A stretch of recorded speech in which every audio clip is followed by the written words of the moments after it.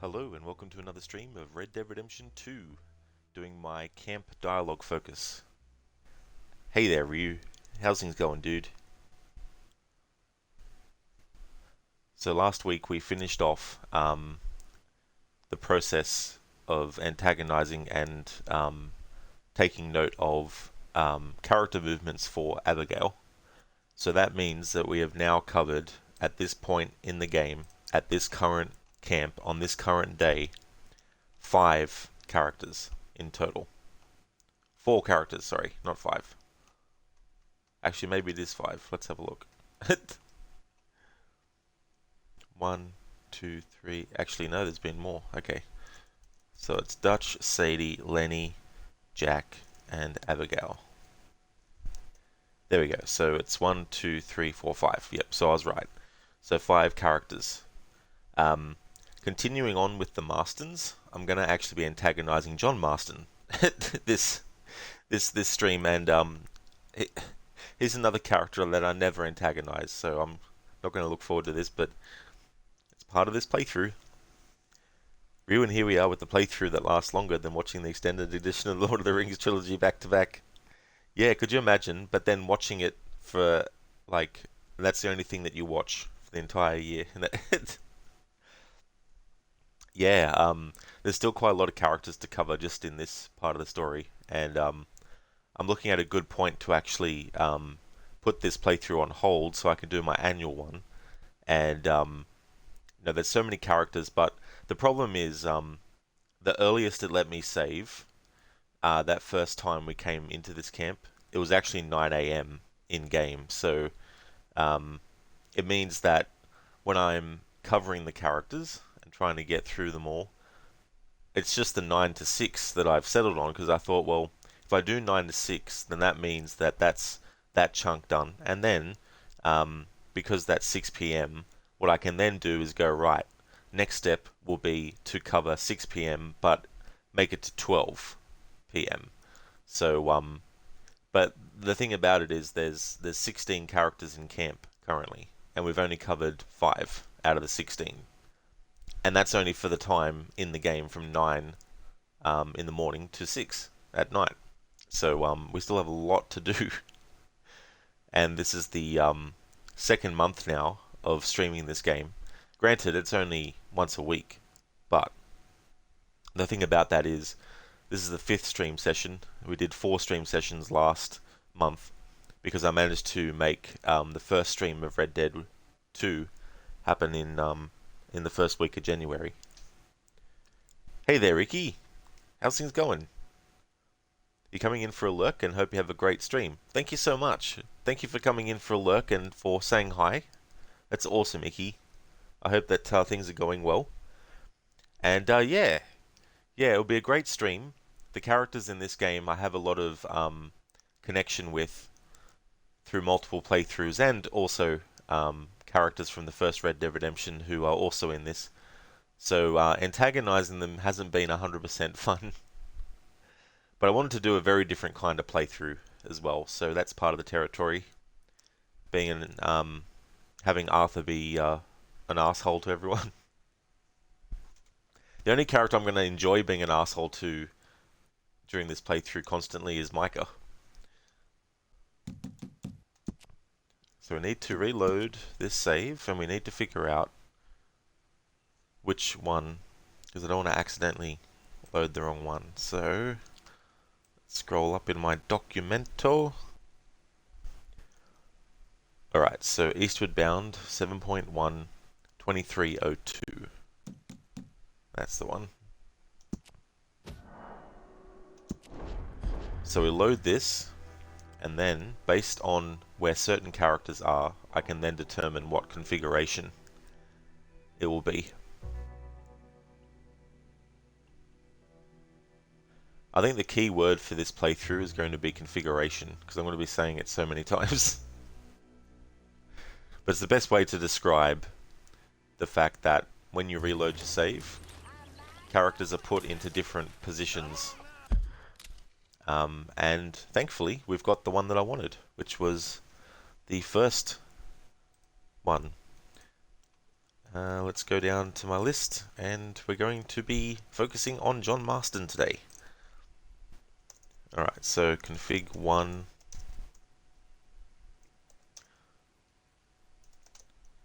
Dutch approaches Arthur. Sadie taunts Kieran. There we go. Alright. So we need to find where John Marston is, and I know exactly where he is. He's sitting by a tree.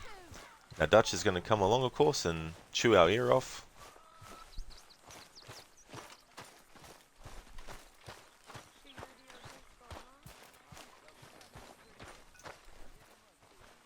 So we'll get as close to John as possible and then let him just walk to us. I don't know how many times I've heard this conversation.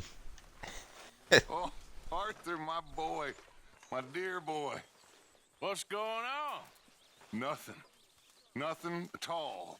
For the first time in weeks. Nothing. We're free. We're free to plan our own futures once more. I hope so, Dutch. You kept the faith, Arthur. You always kept it. And I ain't losing it now. Alright, Dutch, go and smoke your cigar for 24 hours. Your cigar that never runs out. Alright, so I don't think John Marston's going to be walking around camp. But I still need to suss that out, because while I've been focusing on other characters, maybe he's gone off somewhere else, and I just haven't noticed because I've been focusing on other characters. I just noticed Sadie walking off the distance there. I think it was Sadie. Alright, so John Marston is sitting by the tree.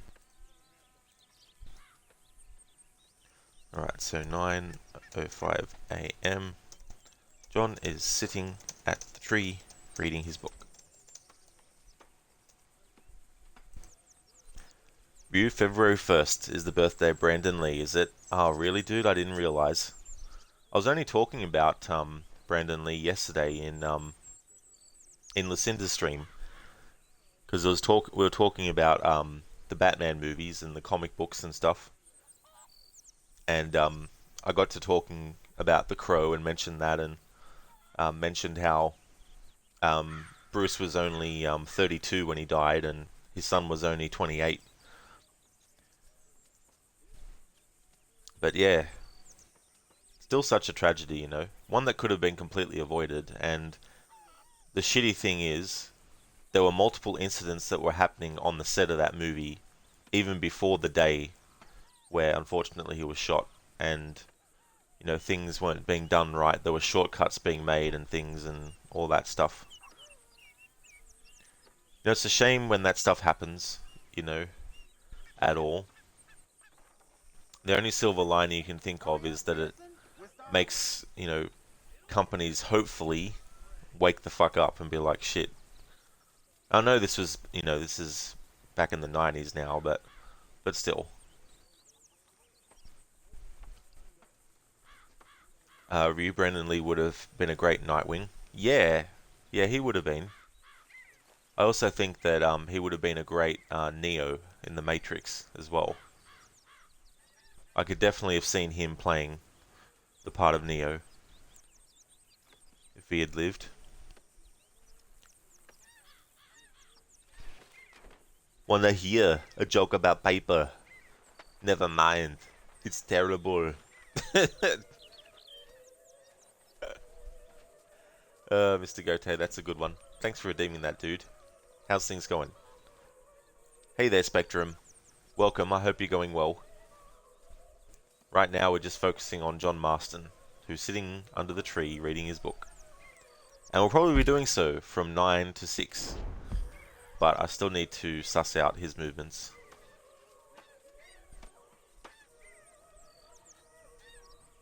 Oh, you got a bad headache, Spectrum? That really sucks. Hopefully you get some relief from it soon. The thing about that is, it's not just the pain, it's also the annoyance because you can't concentrate and do things that you enjoy. Mr. Gote, good, my dude. You've been 100% in games? Excellent, dude. That's great to hear. And that's great that you've been doing that, getting all those achievements as well. Because, you know, obviously games have different amounts of achievements, and sometimes you get, you know, 20, sometimes you get 40, sometimes you get 60 achievements.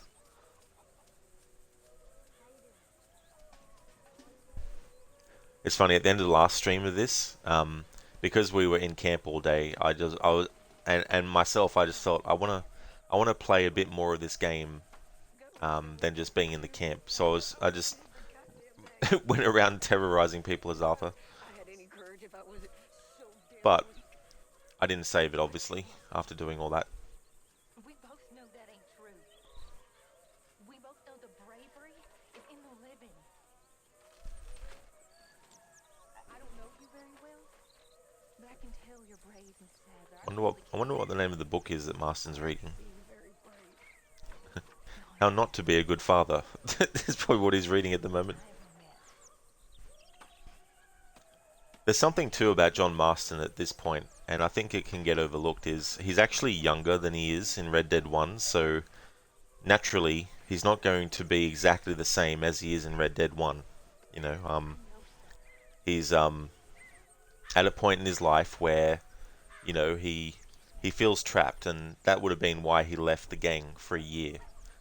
Obviously it wasn't a good move because it basically put Arthur offside against him, and wasn't a good look, you know, and would have really messed with Jack Marston as well. Because that's the thing at this point, we don't really get much insight into how Jack feels about John, you know. But at this point in his life, he's not wanting to commit to being a father. He doesn't want to, you know, commit to what that entails. And, you know, I guess in his mind, it's a trapping of a kind of thing. That's at least what I think is why he actually left the gang. How you feeling? Better. Nearly fine, but not quite, you know? Of course I know. Just give it a few more days. I know it's boring. Been a tough few weeks. Awful. But we've been through this before. Like this. No, not quite like this. Government agents, bounty hunters, traps, massive prices on our heads. You think we're doomed? We're all doomed. Just a question of when.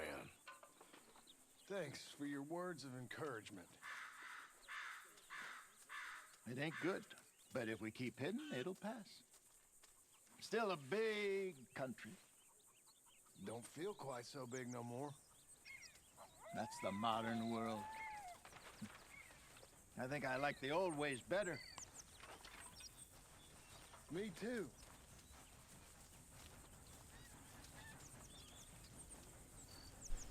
It's great. I love the sarcasm. This is the great thing about Arthur and John as characters. I love the sarcasm that they all have. And it's one of those things, I know sarcasm isn't everyone's style of humor when it's used for humorous purposes, but when ever since I've been a kid, I've always been fascinated with sarcasm, you know. Like, I remember as a kid when someone would tell me something I already knew, I was like, oh, duh. It's like, really? I didn't know that. But that was a great conversation with Hosea and John, and also Arthur. Like, if you're close enough and there's a conversation happening between two characters, they will actually look to Arthur and include him. Holy shit. Marston's getting up. Where is he going? He just got up to get up and then sat back down. Okay. But it was a great little conversation there, and Hosea is right in the sense that if they stay hidden, but that doesn't happen, obviously, but even if they were to, hide, eventually one of them would have made a mistake that would have led to something else happening. You know what I mean? I think one of the things about this duology of games is it has this feeling about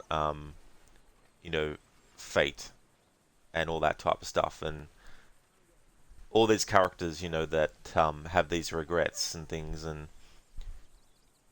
sometimes they feel like everything's falling down around them, but then they feel like everything's going to be fine, and writing that kind of line. But there's a sense of inevitability with Red Dead 2 and Red Dead 1. The way that things are going with the gang, even just the time period too. I mean, right at the start of the game, it sets that up with the text that pops up and talking about how, the way of the outlaw is on the way out. It's not completely gone yet, and that kind of thing, but it's on the way out. And as we've seen in real life, time periods where things seem to be one way don't always last forever. You know what I mean? So it's only inevitable that the world and all that would move on from this time period and that. And so you have that conversation there when Hosea mentions he likes the old ways better. And that's the other thing too about perspective. Like, we look at this year that this game takes place in, we're like 1899. That was a long ass time ago.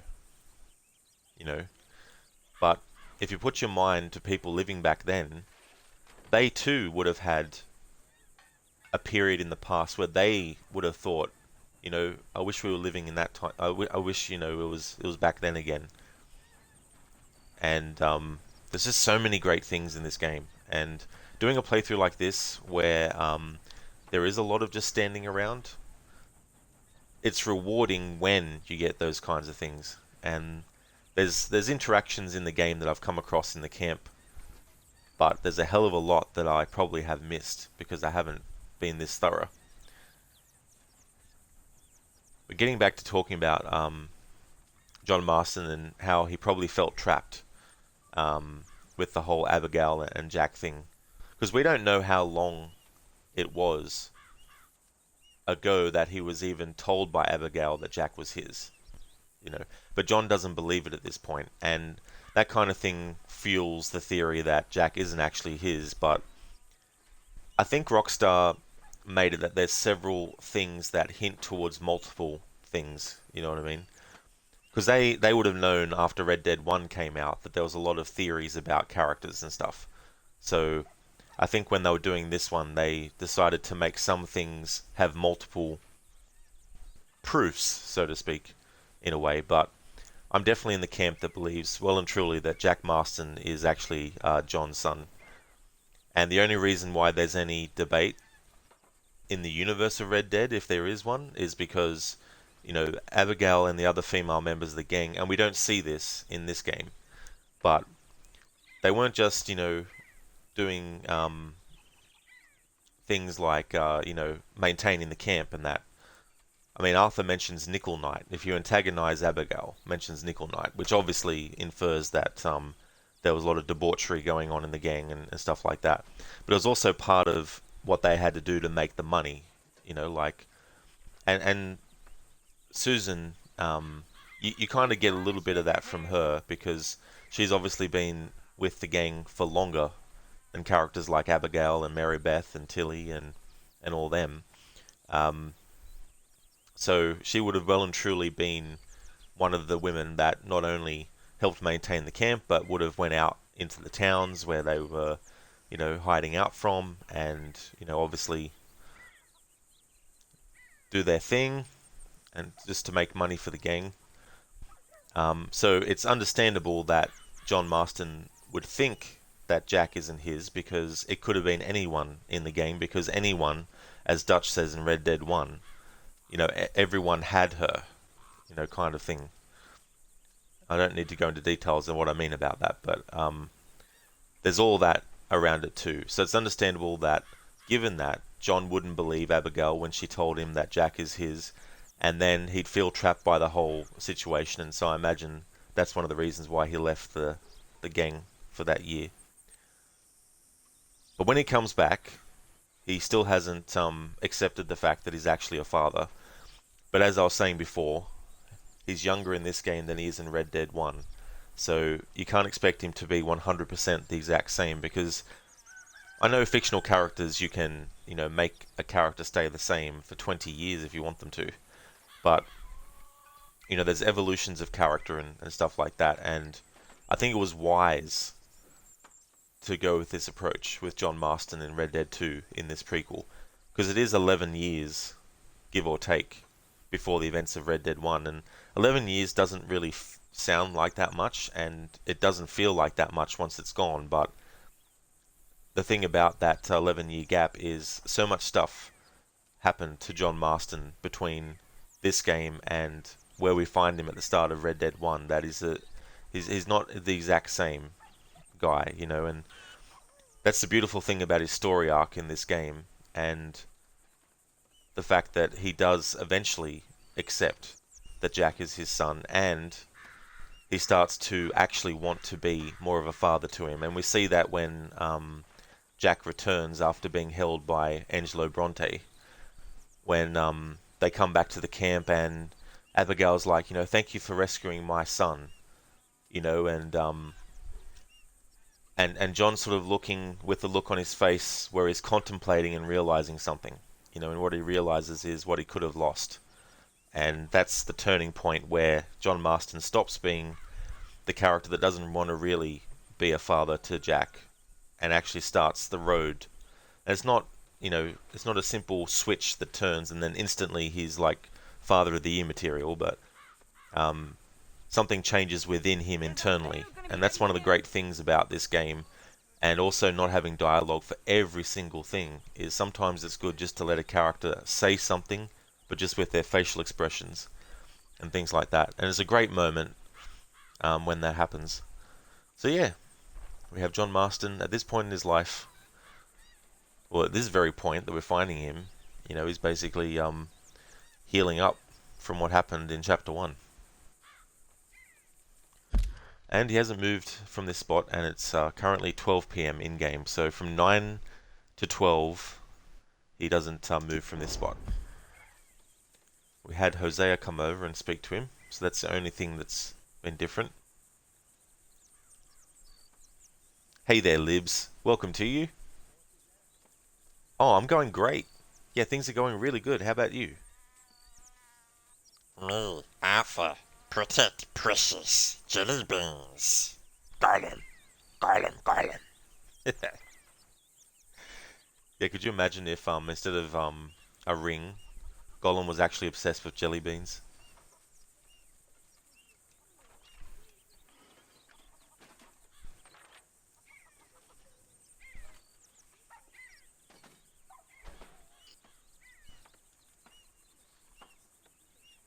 So even though there's not much going on with Marston, at least in this configuration, I still want to track from 9 AM to 6 PM in game with the character, just in case.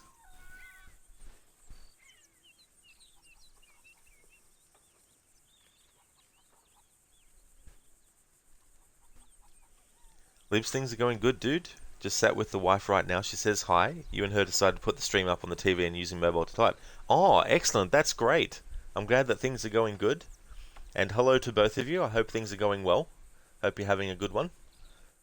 And that's awesome to have the stream up on the TV. It's funny because I have my laptop connected to my television. I often watch people's streams on TV as well.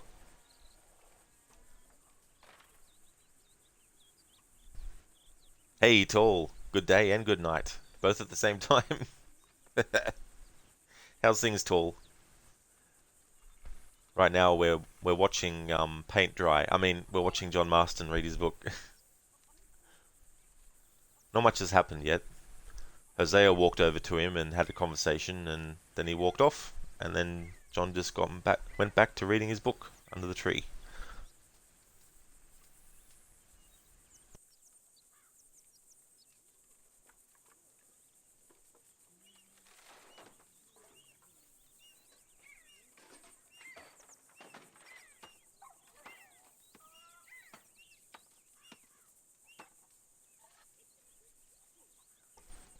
The good thing now is with the antagonizing part, basically instead of reloading the save and then wandering around the camp with the character and then antagonizing them, and then when the option is taken away, wait till the cooldown period finishes and then try again.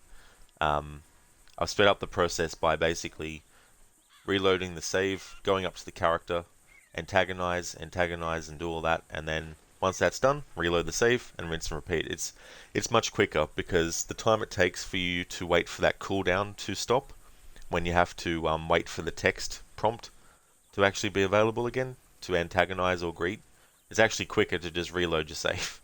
So I do that. So that sped up the process a lot quicker. Although there are more steps now to the antagonizing process. There's actually 4 different sets of antagonizing paths. So basically you have the first one where I just choose antagonize the whole time. And then once I've sussed out as much dialogue doing that, the next one is antagonize, but diffuse, which then gives you different dialogue again.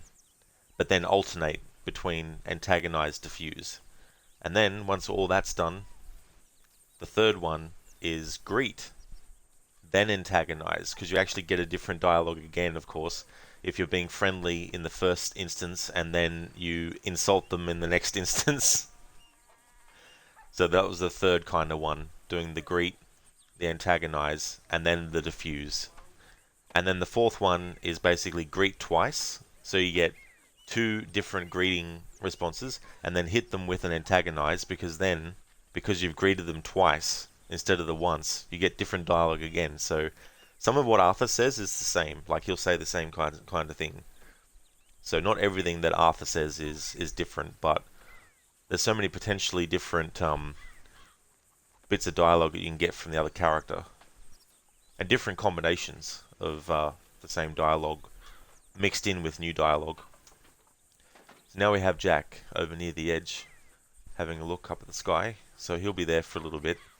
But John Marston is still here, still sitting down. It's funny, he got up not long ago, but then just sat back down again. Just a quick stretch. It's like, gee, I should stand up. Alright, so it's almost 1 PM in-game.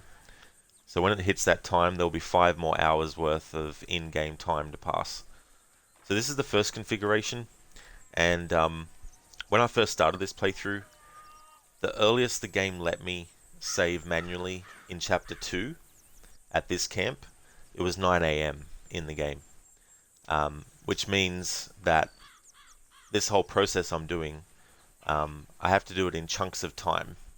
So it's 9 AM to 6 PM. I thought 6 PM is a good cutoff point because then I can classify that as when night starts, even though it might not literally be night. But that's what I can classify for my playthrough as when night starts. And then I can keep track that way. So anyway, when I first got to camp, I saved it. The closest character to me was actually Pearson, but also Sadie. And Dutch came over, so that's one configuration. So after that point, I figured, okay, if this happens more than once, then I know that that's a locked-in thing that actually happens, and it turns out it was. But there were other configurations too. But I sort of like started in the center, so to speak, and now I'm branching out further and further from the thing. So we've antagonized 5 characters so far in the playthrough. At the moment, in this part of the story, there's only 16 members in camp. And when I say only, that makes it sound like, oh, only? Yeah, but that's still a lot of people. So we still have a lot of characters to cover. But it's from 9 to 6 PM. So we haven't covered all the characters for just that time slot. I need to also do the same for all the 16 characters that are currently in camp for the 6 PM to midnight one as well. And then what I've got to do is determine, because I don't know yet for sure, I've got to determine when 24 hours is up in the game. Hello, Arthur. Will the next 24-hour cycle be just a loop repeat of everything the characters have done in that first 24-hour in-game cycle? Or is there yet another set of things? So right now, I've just basically called the day that this is currently happening on in the game as Monday, just to keep things simple. Because the game doesn't give you a day, it only gives you the time.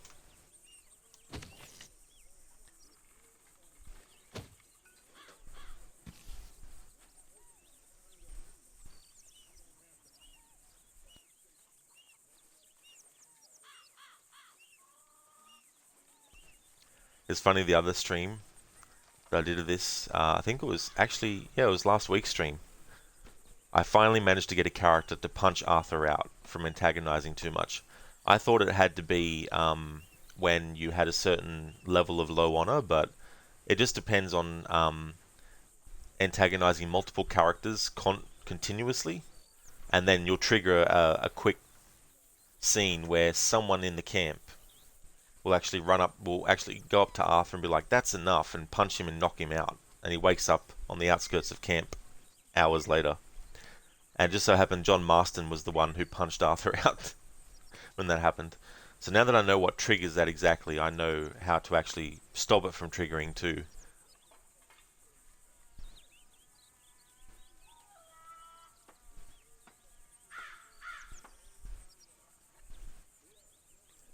So I think what the plan is with this playthrough is once all the characters that are currently in camp, once I've covered their 9 AM to 6 PM on the first day, and once I suss out if the 24-hour in-game events happen again, then I'll know for sure. But then again, that's not 24 hours in game by the time it's 6 PM.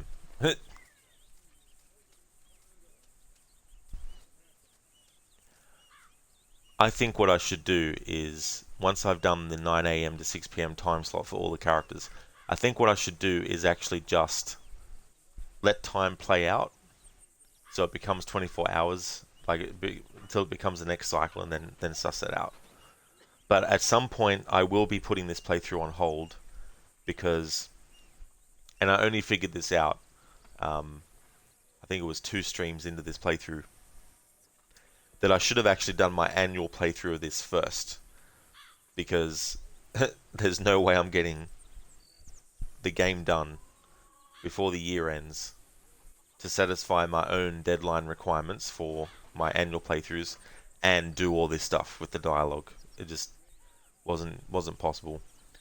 So I decided that what I'll do is at a certain point I'll put this playthrough on hold, and then I'll start a new game, and then make that one the annual playthrough, and then once the annual playthrough is done, come back to this one that I'm currently doing.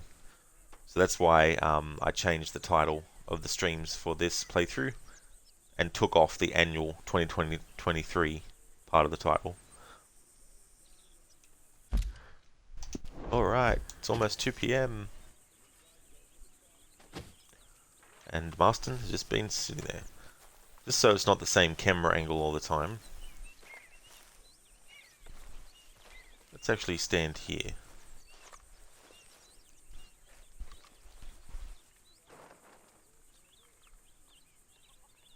It'd be pretty hard, but I was just thinking the other day, it'd be interesting to do a cinematic mode challenge, where every time the game goes into gameplay, you have to put it into cinematic mode.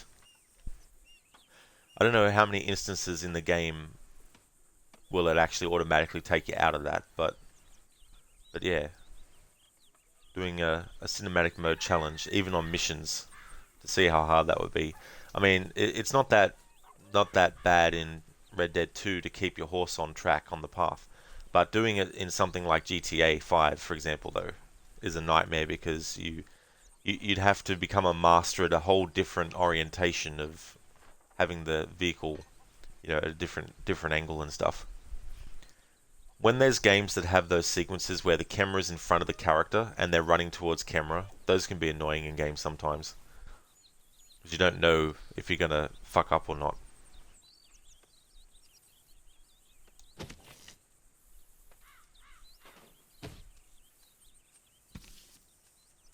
There was a movie that I watched a long time ago, and it's actually a remake of another one, but it's a western, and it's called 3:10 to Yuma, which is basically a train. It's the three. Well, I think it meant from 3 to 10 was the traveling time, or maybe it was the time it left. I think it's the time it departed. Anyway, they did a remake in 2010, which was actually the same year Red Dead Redemption 1 came out in, ironically. It has Christian Bale in it, and it also has Russell Crowe as well. And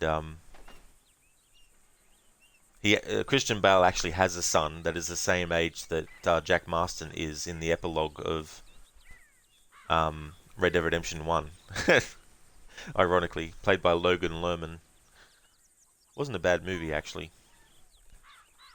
So yeah, if you're a fan of Red Dead Redemption and you want to watch a western that's not, like, even though there are some great ones in Clint Eastwood's early days, but if you want something that isn't a really, really, really old movie, as in like the 60s or something, definitely check out 3:10 to Yuma with Russell Crowe and Christian Bale. If you want something a bit wacky, there's a movie called The Quick and the Dead. It's actually directed by Sam Raimi, who is more known for his horror movies, like the Evil Dead movies, than he is for doing a western. It's got Leonardo DiCaprio in it, so if you're a fan of him and you haven't seen it yet, it's one of his 90s roles.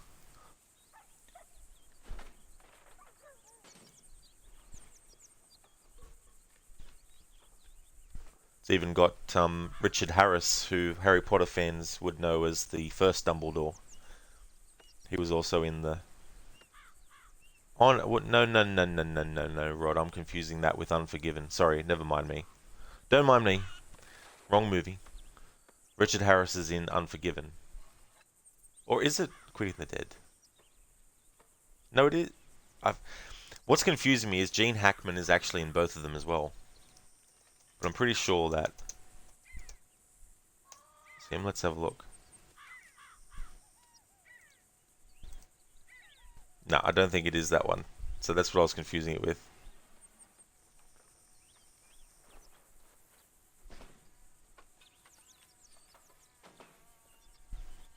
Yeah, that's what I was thinking of. So the movie with Richard Harris in it, that also has Gene Hackman in it, which is also a western, which has Clint Eastwood and Morgan Freeman in it, is Unforgiven. The Quick and the Dead has Gene Hackman in it, but it's a completely different movie.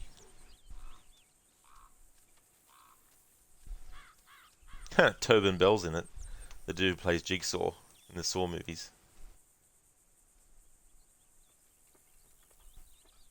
Keith David is in it as well. Mass Effect fans will know him as Captain Anderson. Lance Henriksen's in it too.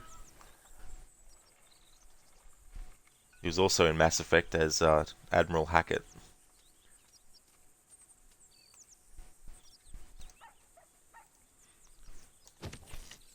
Alright, so it's almost 3 PM in-game. Which means there's 3 in-game hours pretty much left until it hits 6 PM. And then what we would do is we'd load up a different configuration. Because this one is where Dutch approaches you at the start. And Sadie goes over to Kieran with a plate of food and taunts him with it. And Lenny is on the edge of camp. Then there's a configuration where Dutch is at his tent straight away. Sadie's sitting by a rock. And Lenny is at the edge of camp. But then there's also a configuration where Dutch is at his tent, but Lenny's nowhere to be found in camp at all. So they're the 3 configurations that I'm covering, and that I'm using as a way to keep track of stuff for myself.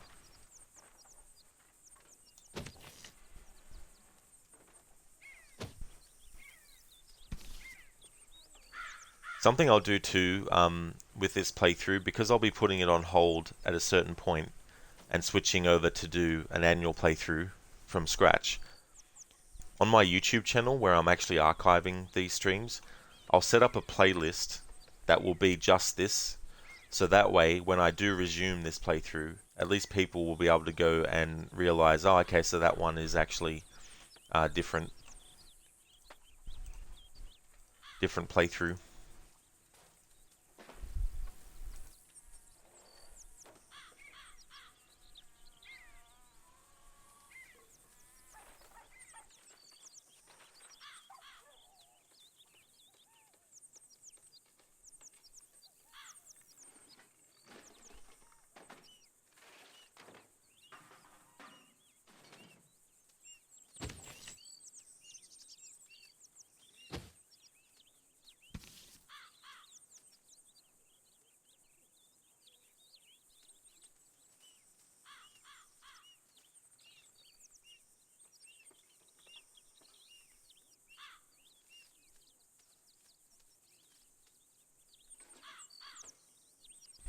There we go, so that's the link to my official YouTube for Rod Legion channel.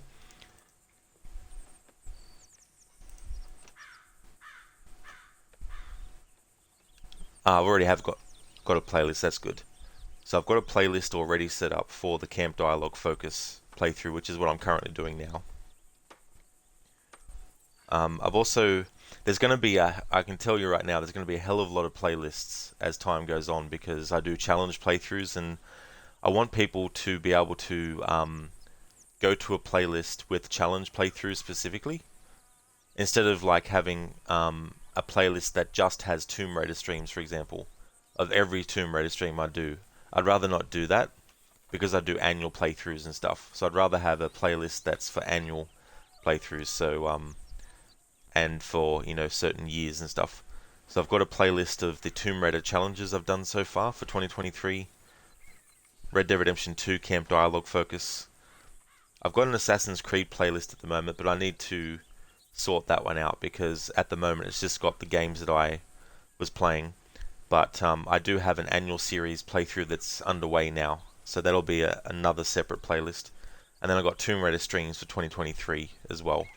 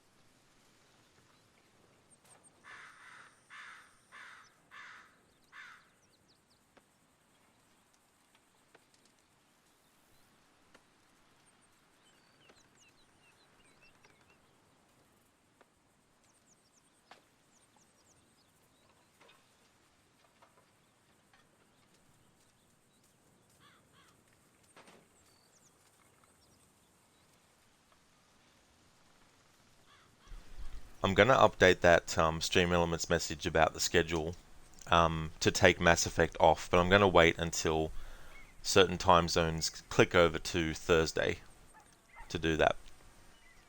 But starting on Monday, I'll be doing Alien Isolation, Monday and Tuesdays.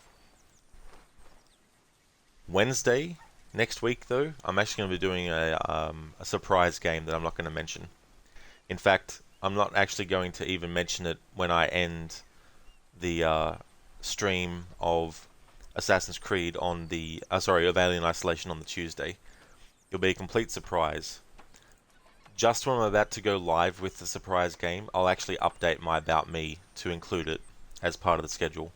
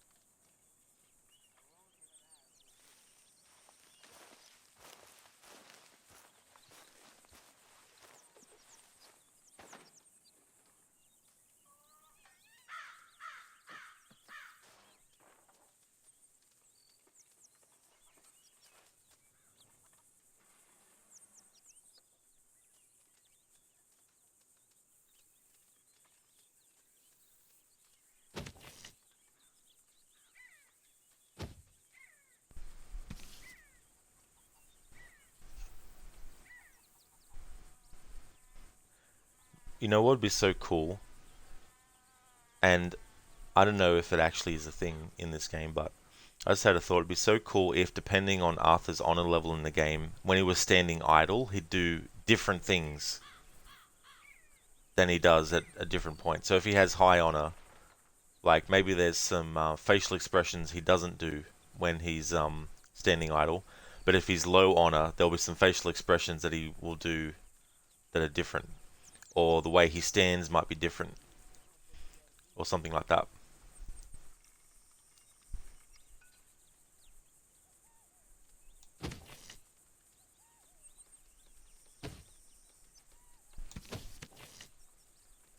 Ryu low honor, he spits.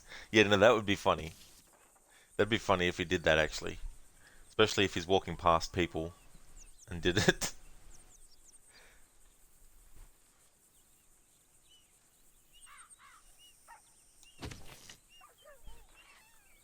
Alright, so in this configuration, John Marston just sits here under the tree. Doesn't wander anywhere. But that might change when Pearson calls for dinner.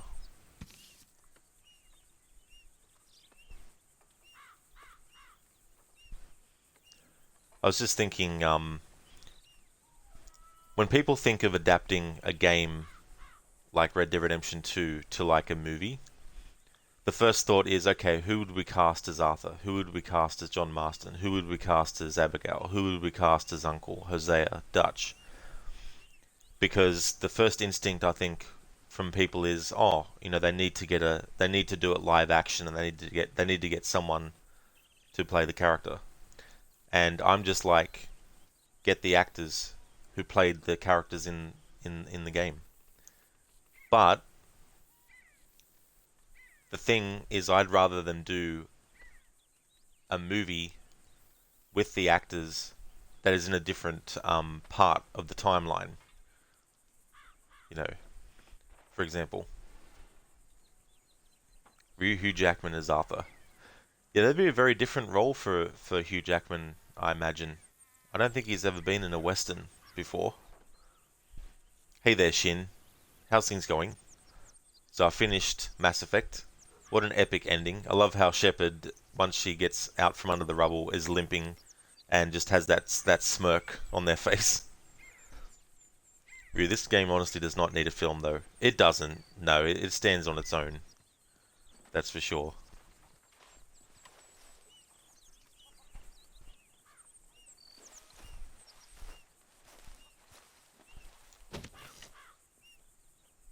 Don't let it go cold. Come along. Marston's actually getting up and going somewhere. It is good to be off that mountain. Alright, so in-game time, I'm just pausing it so Mary Beth's not talking over the top of me. So from 9:05 to 10 past 5, from 9:05 to 10 past 5, he just basically sits at the tree, but then he gets up after Pearson calls out food is ready. Now Mary Beth is going to talk to us, but I've heard this conversation before. I never knew I could be so cold. I'm sorry. Can this wait till later? Okay, sure. No problem. Sorry, Mary Beth. She's such a sweet character. I'm not gonna like antagonizing her in this playthrough either.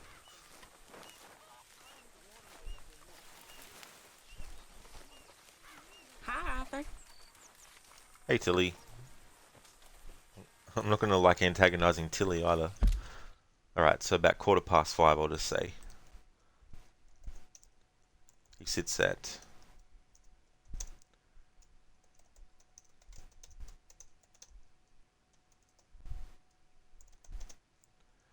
He sits at the campfire.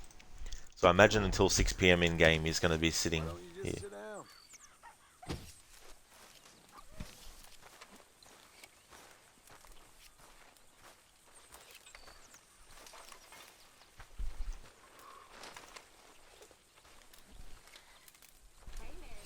Okay, Morgan? I think so.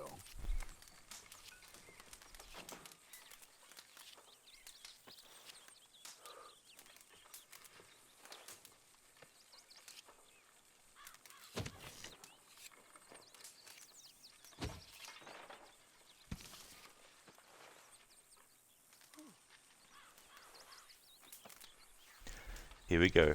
Two of my favorite characters in video games sitting together at the campfire.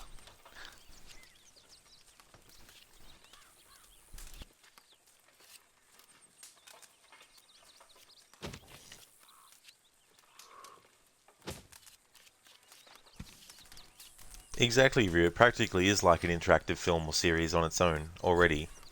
I think the better choices for video game adaptations are the ones that don't really have deep narratives. Morgan! Mr. Morgan, folks is wondering what's happened to you. Nothing, Miss Grimshaw. Nothing is right. That's the point. This is not what I want to deal with right now, okay? Oh, well, excuse me.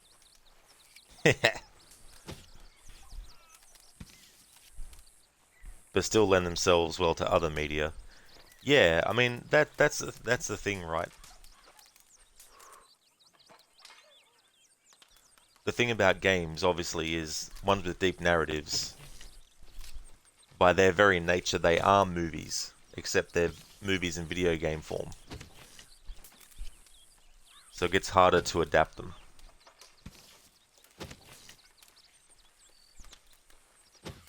Hugh Jackman has been in 2 westerns, Paperback Hero and Australia. Ah, okay, yeah. Yeah, I forgot about that movie, Australia. I still haven't seen it, but I'm not really a fan of Baz Luhrmann stuff.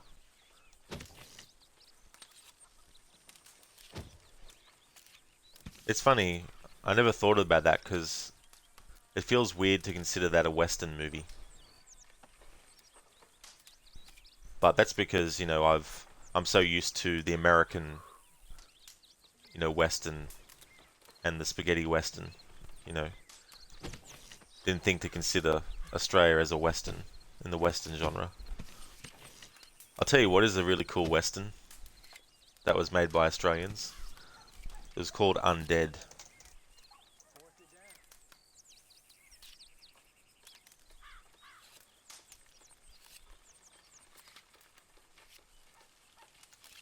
but it was a horror western.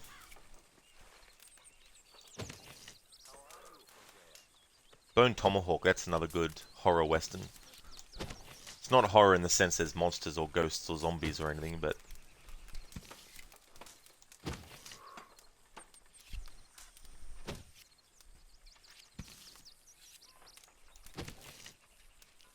Alright, so it's almost 6 PM in game, and we've covered the first configuration, but with John Marston this time. Alright, so basically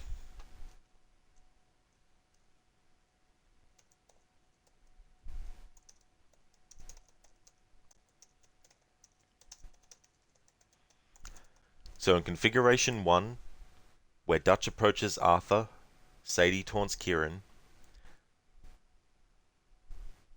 Basically, John is sitting at the tree reading his book from 9:05 AM to 5:10 PM, and he gets up after Pearson calls out the food is ready. Then at 5:15 PM, he sits at the campfire until 6 PM.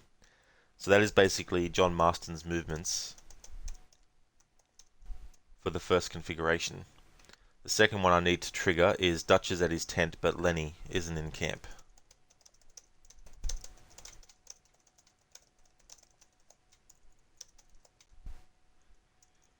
And track what he does in this configuration. View the sad part, most of the choices you have in mind have been adapted already to mixed results at best. Yeah. Definitely mixed results. Some of which you think, how hard is it to do? Shane, you're not a fan of those types either. Your favourite two are Tombstone and Quigley Down Under. Still haven't seen that movie, Quigley Down Under. And haven't seen Tombstone in full either. Hey there, Ronnie. Welcome, dude. I hope things are going well. What's the plan for tonight? Punch Jack in the face till he cries? No. But the plan is still to antagonize characters. I'm currently in the step of the process with John Marston where I just see where he goes and all that. Ryu, Mortal Kombat, the only one you truly loved is the 95 original. The rest are okay at best. Street Fighter had a great animated movie and a solid live action series though. That's true about all those. Yeah, you're definitely right. But yeah, sometimes you think to yourself, it's not that hard, surely, to do a good adaptation.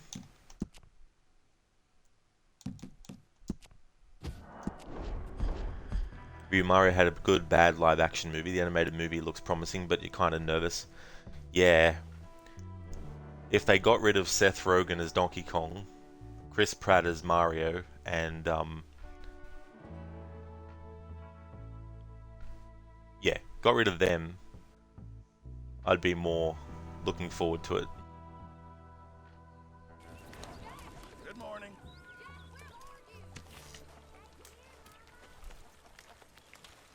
Alright, so this is the configuration where Dutch is at his tent, but where is Lenny? Lenny's at the edge of camp. So this isn't the one that I want.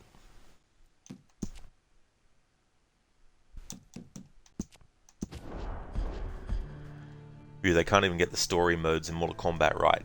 Yeah, that's true. That doesn't help. Ronnie, you just finished the first draft of a pretty cool zombie short story. You're pretty happy with it so far. Oh, hell yeah. That's great, Ronnie, that you finished that first draft. That's awesome, dude.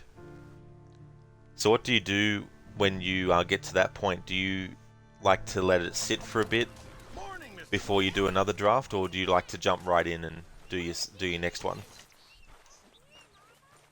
Alright, this is the configuration that we had previously, which I don't want. So now we reload the save again until we get the one I want. Yeah, Ronnie's like, Lenny! Shin, there is a rumor that the entire cast for the Mario live-action movie was 3 sheets to the wind while making the movie. Well, they had a whole completely different version of the movie that they thought they were going to be doing, but then that fell by the wayside, I think. Yep, Bob Hoskins and John Leguizamo were drunk.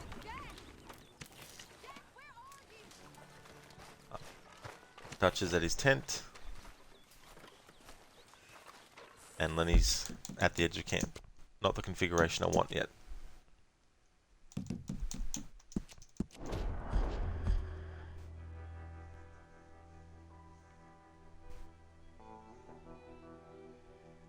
Ronnie, you're going to do a read through and change a couple of obvious things, then it will go in a drawer for a bit and you'll start your main edits. That's a nice way to do it too, as well. Read it through, see if anything pops up out of you that, you know, might have been, whether it's, you know, due to something in the actual text itself, or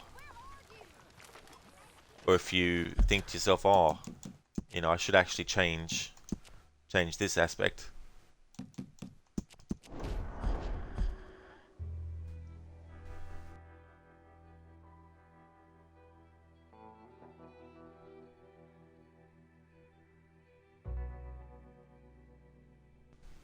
So it practically took about an hour for 9 AM to 6 PM to happen in this game. And right now, I'm only focused on doing the 9 AM to 6 PM with the 16 characters in camp. But I'll also have to do the rest of the time. There we go. Now, oh, Lenny is still there. Okay, Lenny's still in camp. There is a configuration where he's not in camp and Dutch is at his tent, and that's what I'm trying to trigger. The production was insanely difficult because, like Rod said, the cast signed on for a different script that was more rooted in fantasy, but the script kept getting changed even during filming and the directors were pricks. Yeah.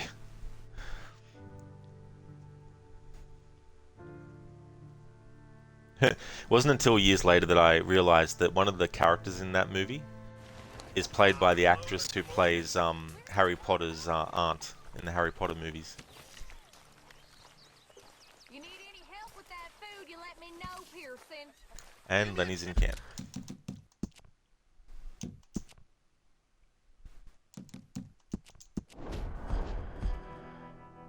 Yep, Cooper's assistant. Yeah. Cooper's assistant. Dennis Hopper. I think he was just chewing the scenery with that.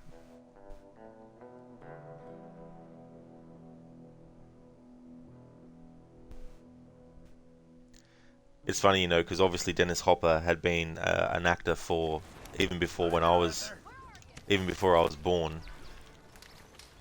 So it's understandable that I wouldn't have necessarily known about him as an actor until way later in his career, but I came to know about Dennis Hopper as an actor through the Super Mario Brothers movie, although I didn't really know it was him at the time because I was only about 9 years old and I wasn't yet knowledgeable about who directed what and who starred in stuff and what other stuff they'd been in, so I didn't recognize him. But it would have been the Mario movie, and then also Speed would have been another big one that he was in that I saw him in.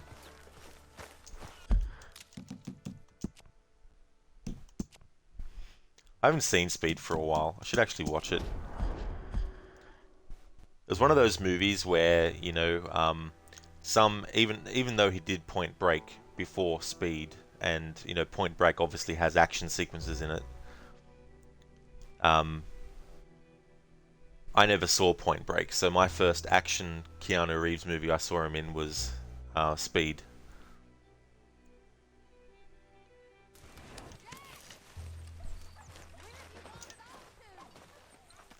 Dutch is in his tent. Is Lenny on the edge of camp? Good morning, Arthur. Nope. Lenny's not here now, which is the configuration I wanted. Now where's Marston? Sitting by his tree.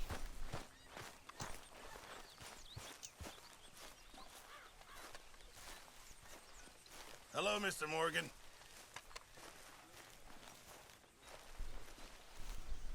Here he is. Alright, so configuration 2. Dutch is at his tent. Lenny isn't in camp. 9:05 AM. He's sitting at the tree.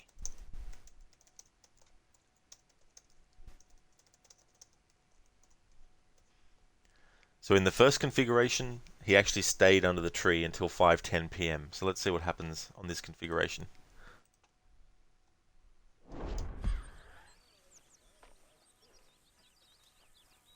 Ronnie, for example, you have a little scene that is narrated, but if you move it later in the story as a dialogue, it works much better. You might fix stuff like that before it goes in the drawer.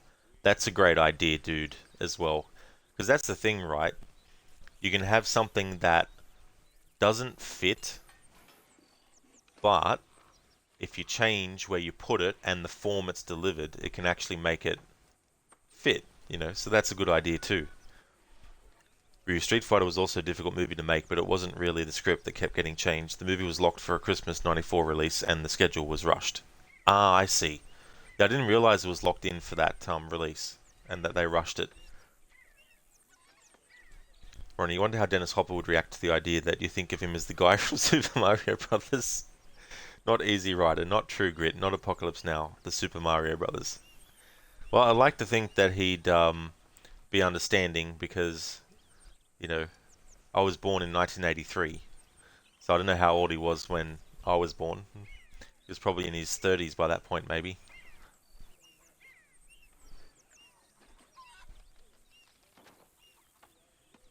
Raul Julia was also dying due to cancer, and they could only film his scenes when he was well enough to shoot. Yeah. What a trooper he was on that movie, though.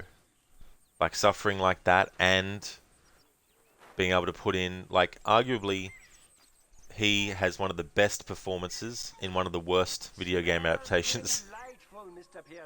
I don't know how many actors who've been in video game-based movies can actually say that. But he gave it his all, and it came through in the role, and, you know, he definitely did a great job.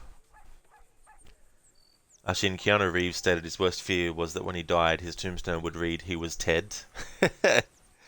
Well, I think he's going to be known as John. It's probably going to be John Wick on his tombstone, because most people just know him as that, which is understandable, you know. Just like I only knew Dennis Hopper as the dude from Super Mario Brothers. But it's like Alan Rickman, you know, like I knew of Alan Rickman before he was in Harry Potter, you know, being the villain in the first Die Hard, Hans Gruber, and that, so... But obviously, there's people who didn't see that movie, so they grew up with him as Snape. Ryu, undeniably, Keanu will just be Keanu. Exactly, Ryu. Roll Julia. Of course!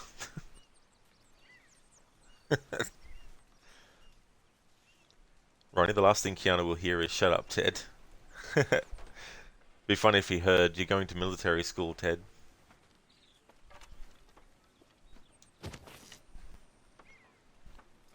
I like how, and it's not an actual canon thing, but I like sometimes how fans take two different franchises an actor has been in, playing two different characters, and then they try to make them exist in the same universe or exist in a what if universe. So I like the idea that some people came up with that John Wick is actually Ted, but if he actually went to military school.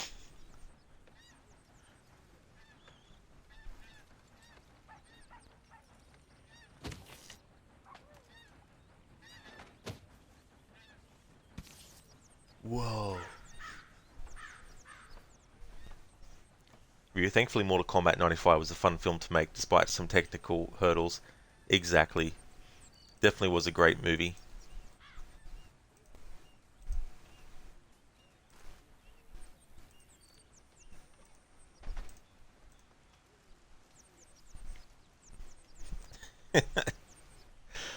I wish there was more BTTV emotes of Scorpion.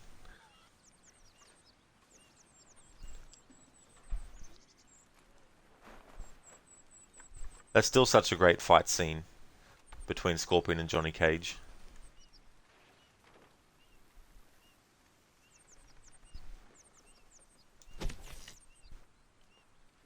Okay, it's 10 AM now, and John Marston is still sitting down reading. Okay, so in the other configuration, Hosea came over to him and started talking to him. Good morning, Arthur. Good morning, Jack. Hope you're going well, dude.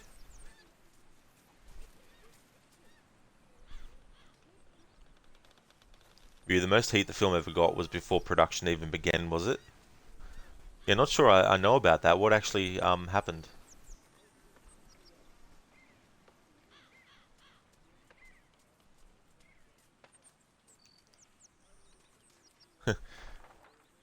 was just thinking about the fight scene with Sub-Zero and Liu Kang. And Katana's like, use the element which brings life.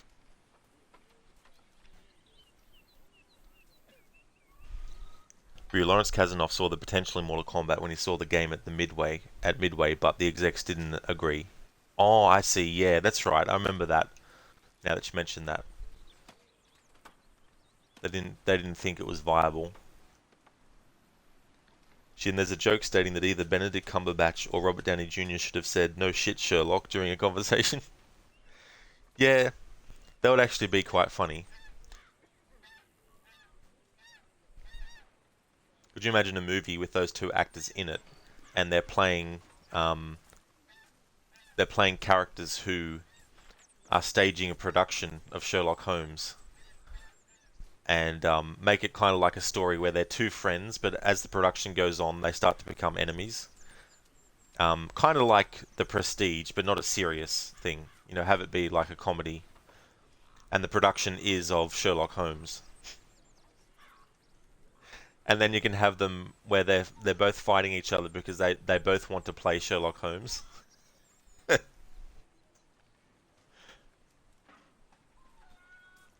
And then someone can be like, you can't both play. Only one person can play Sherlock Holmes, you know. And they're like, no shit, Sherlock, at the same time. It was only until after the launch of Mortal Kombat 1 on consoles and Mortal Kombat 2's success in arcades when Kasanoff got the rights. Yeah, well, that's it. I mean, you know, they probably thought that it's only one game. They need to see if it's got potential. If it can prove that it's got legs, then, you know. So I could definitely see why it would have taken them to see Mortal Kombat 2 at least. See what the successes are.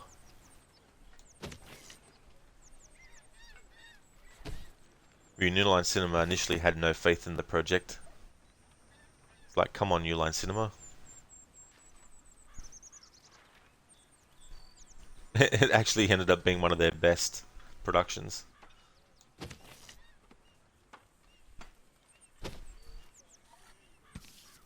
The opening titles for that movie are just so amazing still.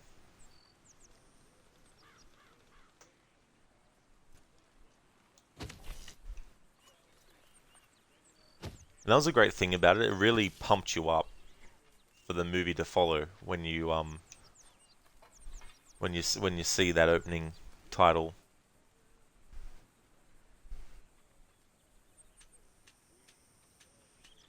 I don't know if they really do that much in movies anymore. Have like the movie's title and logo be stylistically, you know, sort of like shown in different things with some kick-ass music playing. Because most movies nowadays, I think, leave that till the end to actually show the title of the movie. They don't show it at the start.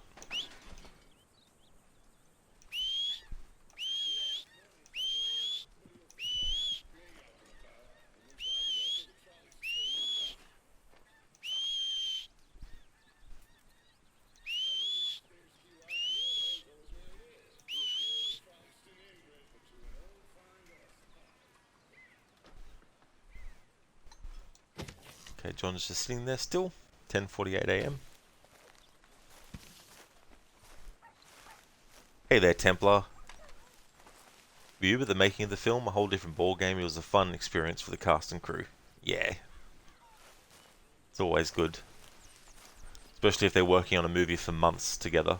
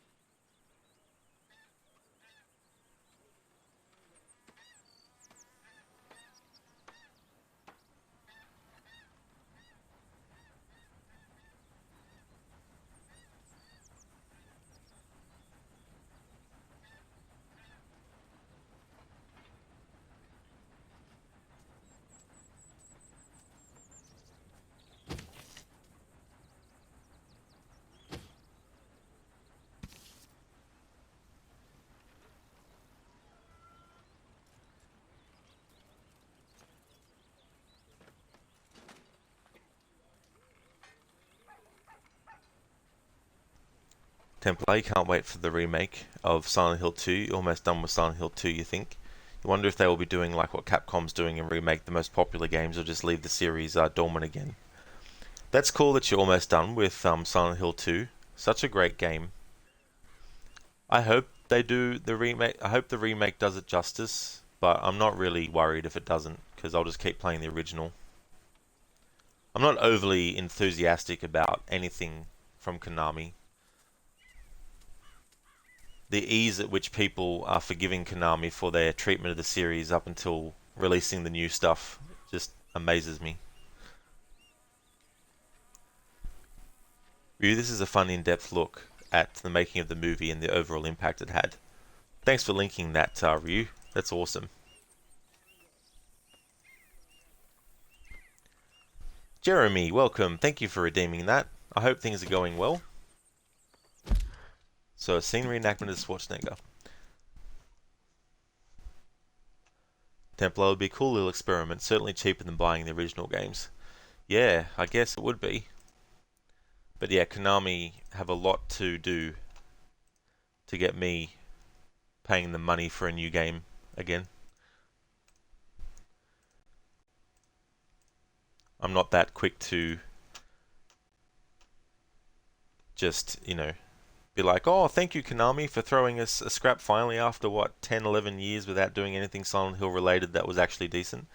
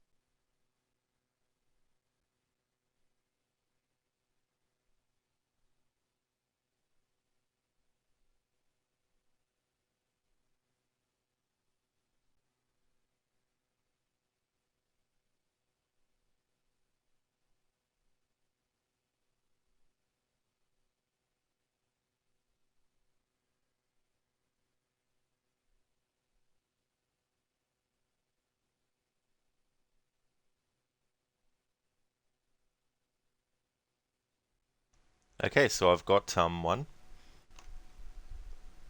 Well, that's great. That's just fucking great, man. Now, what the fuck are we supposed to do? We're in some real pretty shit now, man. Are you finished? I guess we're not gonna be leaving now, right? I'm sorry, Newt. You don't have to be sorry. It wasn't your fault. That's it, man. Game over, man. Game over. What the fuck are we gonna do now? What are we gonna do? Maybe we can build a fire, sing a couple of songs, huh? Why don't we try that? We'd better get back, 'cause it'll be dark soon, and they mostly come out at night. Mostly. So that's from Aliens. I thought because I've played a game recently that had Lance Henriksen in it, who plays Bishop in Aliens, and going to be playing Alien Isolation next week. I figure I'll make it an Alien movie that I get that from. So thanks for redeeming that, Jeremy.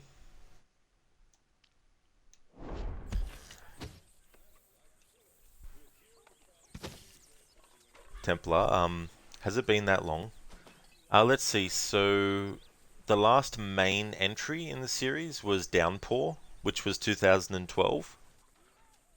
So last year, it was 10 years since they had done a new Silent Hill game. So yes, still quite a while since they did their last one. I mean, is it a good Silent Hill game? No. But was it their last main entry? Yeah.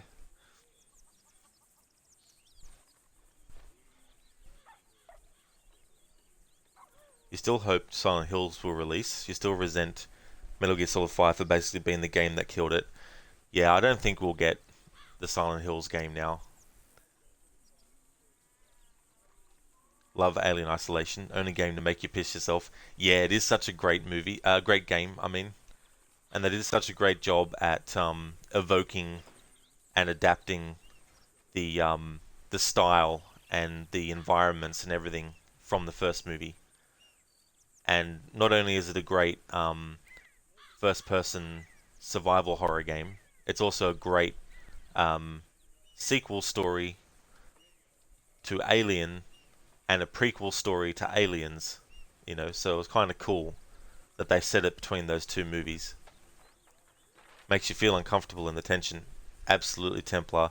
I think that's why I like it. I love that tension. It's one of the reasons why I'm a big fan of horror movies and games as well. I just love it when a game makes you feel that way.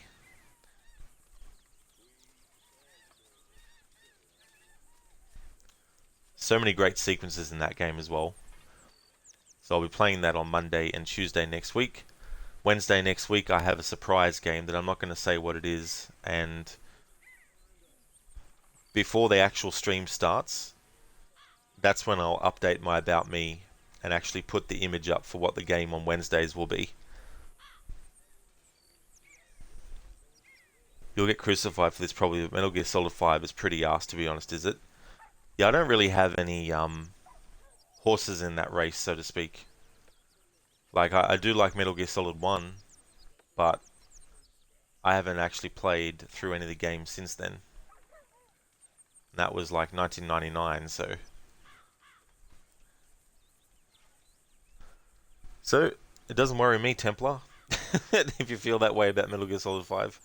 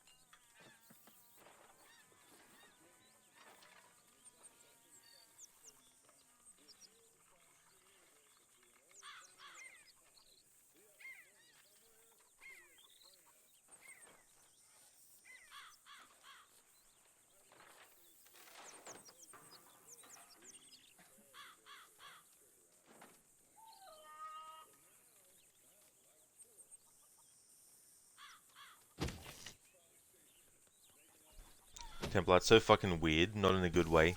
You can tell Kojima said fuck this shit and made whatever the fuck he wanted and said alright, I'm out. Yeah, I can kind of understand that though. Especially if he wanted to do different kinds of games and branch out. And I know that there's obviously people who don't like Death Stranding, and I haven't played it myself yet, but I wasn't sure how I'd feel about that game. But watching it being played, I actually think it's a game that I wouldn't mind playing through in the future. But what I saw in that was, you know, something that he probably would have wanted to, you know, do something fresh, different kind of, you know, story and all that type of stuff. Oh, you loved it, did you, Templar? Cool. Yeah, I think people who don't like it have said it's just a walking simulator, which I guess it is, you know. Which, to be fair, that kind of criticism's understandable, you know. It's like if I say I don't like romantic movies.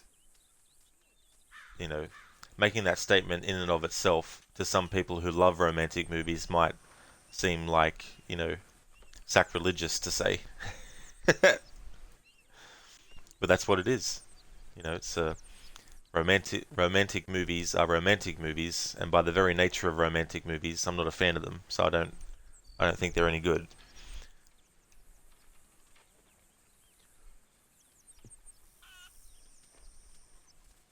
Templar was kind of a little redo with Norman Reedus in the game to make up for Silent Hills. Yeah. It's good that there was a project that him and Guillermo del Toro and Norman Reedus could work on after what happened with Silent Hills.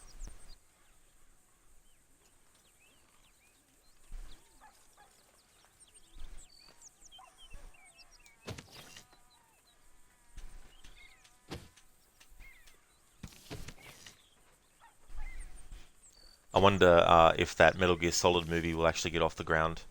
Currently, it has a director, and they're still working on it, and Oscar Isaacs has been cast as Solid Snake.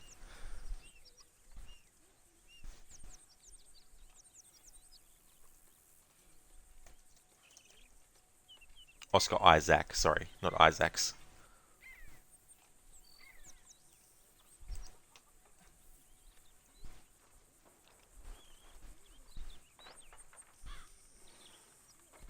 I don't know if, fans of Solid Snake would accept him as the character, but I mean, could be worse. Could be Chris Pratt. He gets cast in everything these days as every character. I'm being half facetious and half serious. Doesn't quite look like Snake to you. Yeah. Yeah, it's a bit hard to get a one-to-one translation of live action stuff. That's why animated is a bit better to go, because then at least you can make sure that the character looks exactly like they are depicted. You kind of want a Splinter Cell game and movie. Yeah, the movie they've been working on a movie since like 2005 with Splinter Cell. In fact, Splinter Cell Chaos Theory has a teaser for a potential Splinter Cell movie. But for the longest time now, Tom Hardy has been cast as Sam Fisher on that project. But he's been cast in that role for like 6-7 years at this point, maybe even more. But nothing else has happened with it. But on the game front, the only new Splinter Cell game we're getting is the remake of Splinter Cell 1, which is being worked on at the moment by Ubisoft Toronto. If a remake is a success, I could probably see them abandoning doing an actual Splinter Cell sequel and just remake at least the first 3 games in the series. Remake those. The last thing Sam Fisher was in was Rainbow Six Siege as an operator. Yeah. Essentially Ubisoft just using the character as, bait to get people to buy the game who might not have bought it yet, who are big fans of Sam Fisher. He's older now and isn't the stealth master he was. Yeah, that's the other thing too. Like, there's only so much you can have a character do. That's why I'll be fine if they never do another Splinter Cell game. I think objectively too, it's probably good to not worry about doing more, because what are you gonna do? Have someone else as the main character, but then by that point you may as well be doing a new IP. That's what Ubisoft should do. They should do a whole different spy espionage stealth franchise after they've done the remake. Actually, Sam Fisher has a large role in the lore of Rainbow Six Siege. He's kind of a main character, I see. But still, I don't know.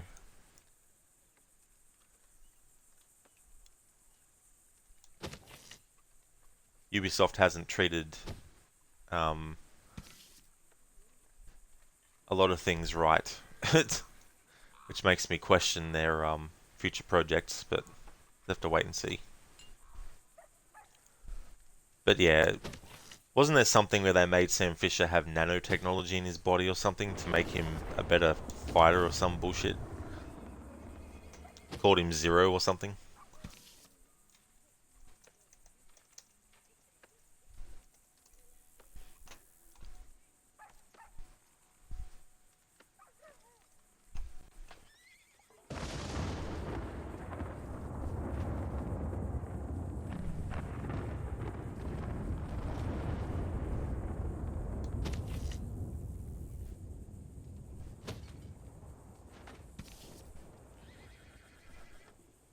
Yeah, here we go. To counteract the arthritis from his growing age, Fisher would self-administer the nanobots used to treat her neuropathy, or whoever she is, Lyra Finka Melnikova.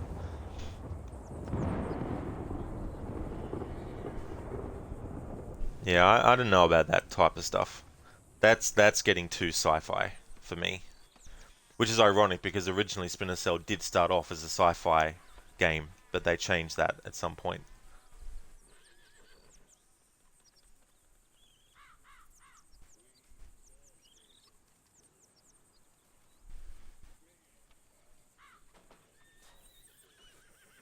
thing about Splinter Cell that was great is that it was using technology that seemed futuristic, yet it wasn't fantasy.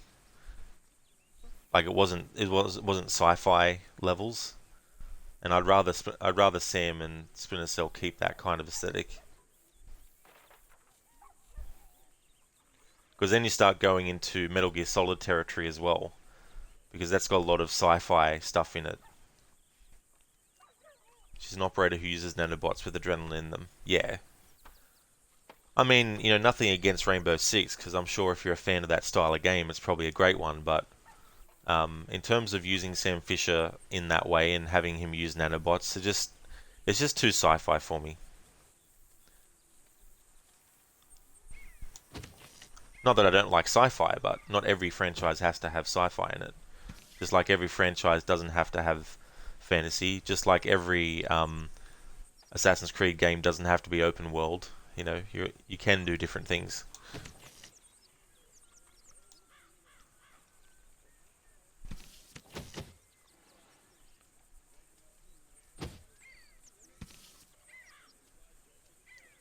Something that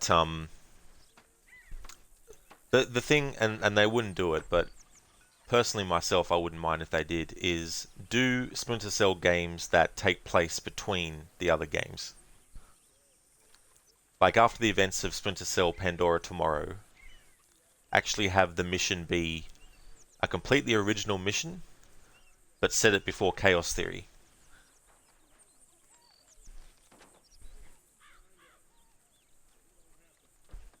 Sam was released before it got super sci-fi in the game. Sam was released before it got super sci-fi in the game. Okay.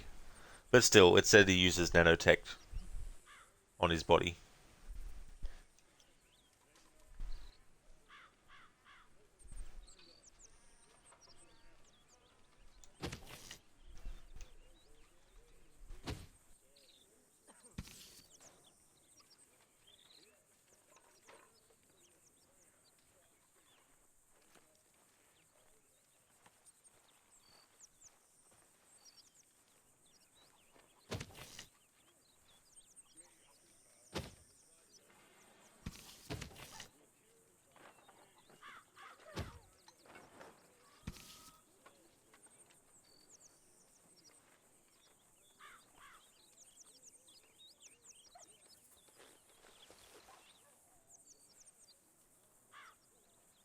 Templar Sam's going to turn into Senator Armstrong.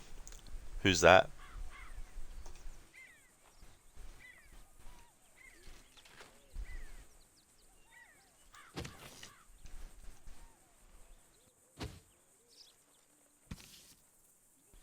Oh, he's from Metal Gear Rising, I see. Yep, got no knowledge of heaps of characters in the Metal Gear Solid series. Because as I said, the only one I've played from start to finish is Metal Gear Solid 1. And that was back in 1999 when it came out. Haven't played it since then, or any of the other games in the series to completion. Played a bit of Metal Gear Solid 2, didn't get into it. Bit of 3, didn't get into it. And then at that point I just left the franchise completely. Haven't even tried haven't even tried a game in the series since. Metal Gear Rising is wacky, but it's super good.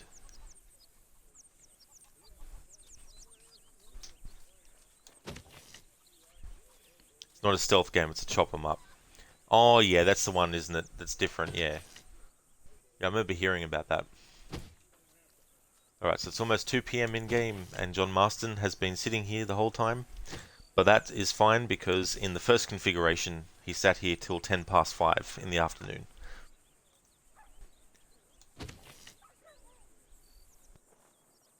You play as Raiden instead. Yeah.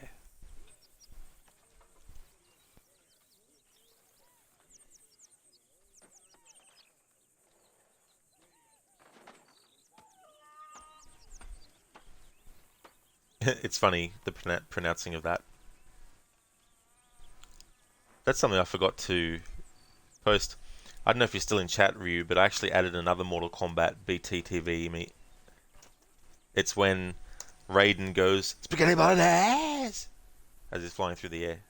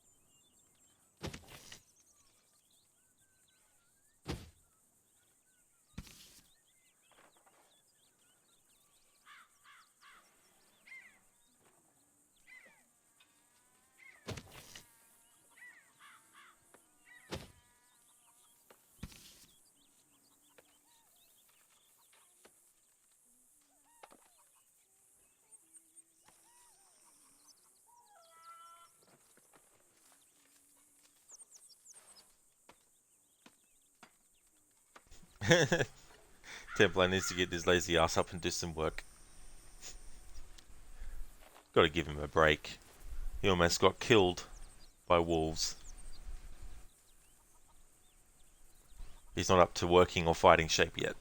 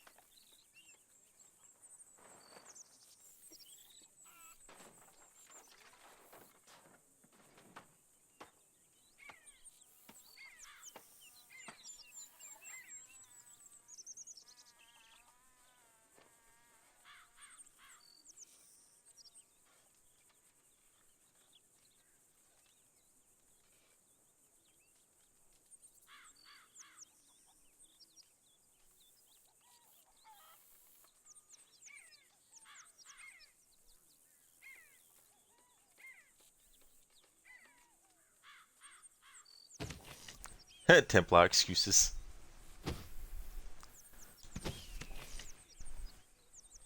So after we suss out this configuration with Marston, there's another configuration to go.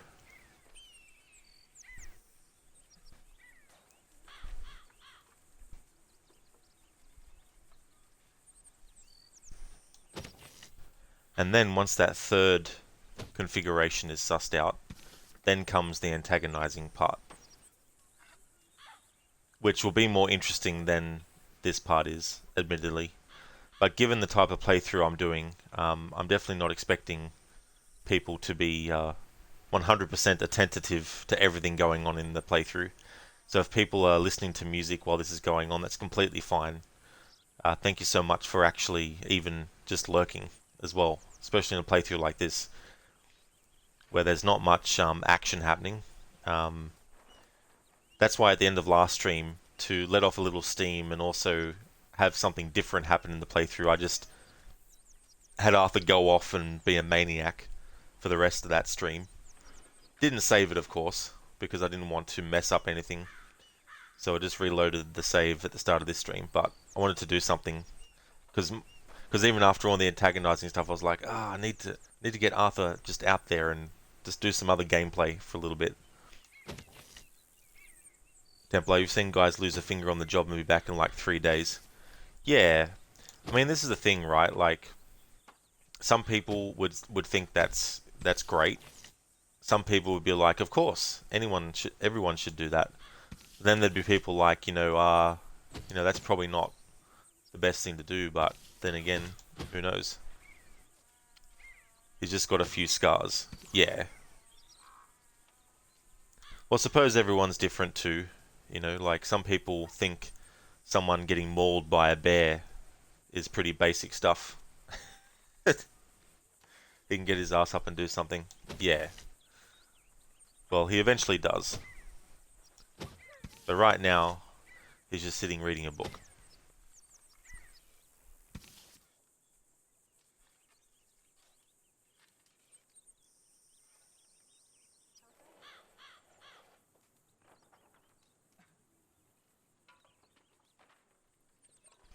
Yeah, he can. It was established in the first game that he can read. Dutch taught him to read. Same with Arthur as well. In Red Dead 1, when Bonnie McFarlane sends a letter to John to ask him for help, Abigail, because she can't read, thinks that it's some kind of secret love letter or something. So he reads out to her what the message says. But yeah, John Marston can read. It's been established in the first game back in 2010.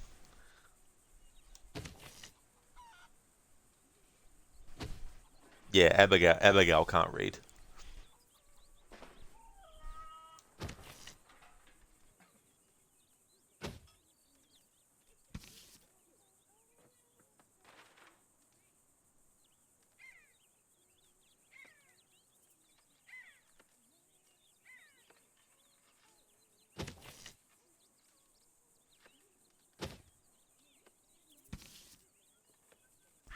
Template, wonder what Jack did after Red Dead 1.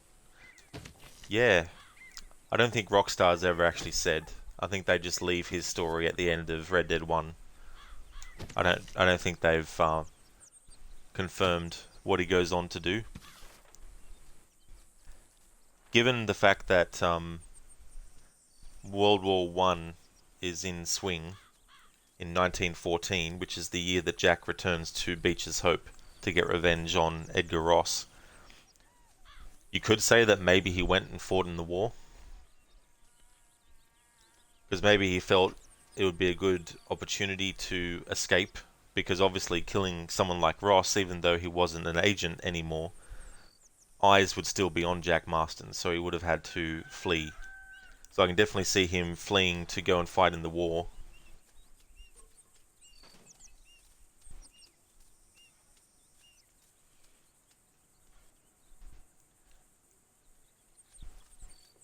Templar, there are Easter eggs in GTA where there's a book called The Red Dead Redemption. It says him as the author does it. Yeah. I kind of view that as just Easter egg. Maybe he became an author. Maybe. But I don't think Red Dead exists in the same universe though as GTA.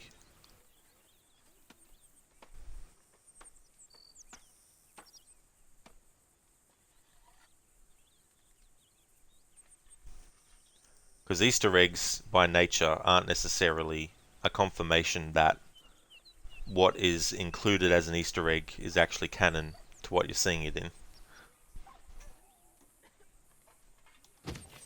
It's like in LA Noire, apparently you can find John Marston's hat in an alleyway in LA Noire. Does that mean they're both set in the same universe? No.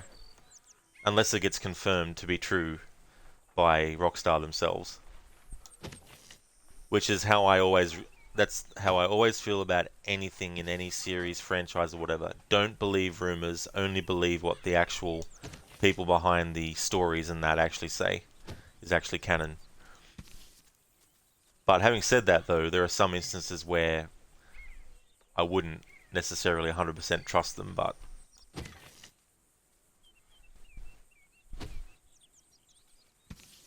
Templar would make sense he became one, but definitely later on in life. Yeah, that's it. But yeah, after killing Ross, there'd be eyes on, what happened, and so he'd have to leave.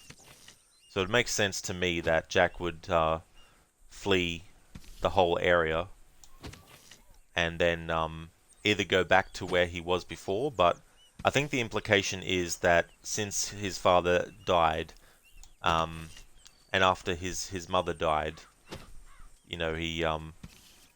well, Abigail dies in 1914, which is 3 years after John Marston does.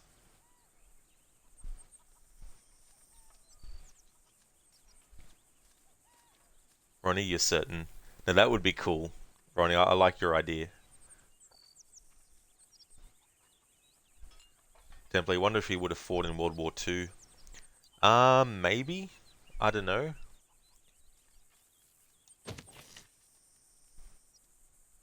But yeah. Like, if I was going to write a story about what happened to Jack, I'd probably go the route of, after he kills Ross, he needs to flee the country. So he enlists in World War One, goes over there to fight, but he's injured and is sent back home. And then when he comes back home, he goes back to Beecher's Hope, which I guess wouldn't make sense if he's been on the run, but, Or maybe Charles and Sadie find out that Jack Marston, got injured and was sent home, and then they go see him.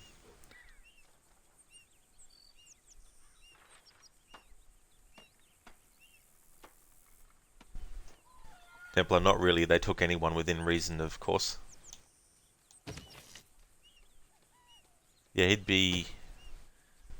Because what, he's like 17 years old in 1911.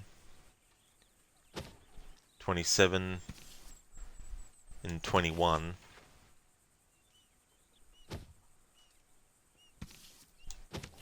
Yeah, he'd be in like his 50s by then, I think. By the time of World War II. Templar, as long as you were physically able, you would expect it to serve. Yeah. In-game time, 4:21 p.m.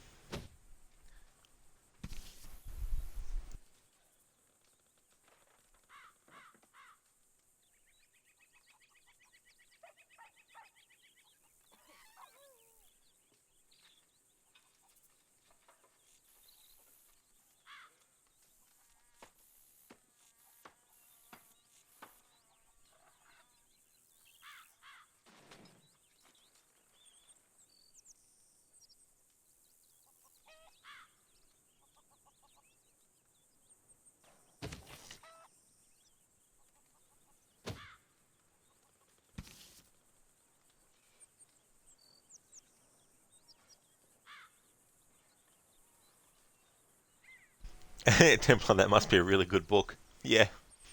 Must be very, very good. Well, I don't know if he actually turns pages. Haven't been paying attention to see. Ronnie, in 1942, Jack Marston would be 57. Oh, wow, 57, yeah. So almost 60 years old by that point. Templar, I mean, look at Hosea. He's old, but still able to run with the young fellas. Well, with Hosea, I mean, 20 years ago, Arthur was in his 20s. He's been with the gang for 20 years. Hosea would have been with the gang for longer. But I think Arthur's only like 30-something in this game. Like, late 30s, like not 30, actually 30. Because that would have made him 10 years old when he became when he became part of Dutch's gang. Which, hey, it could have happened. I mean, John Marston was an orphan.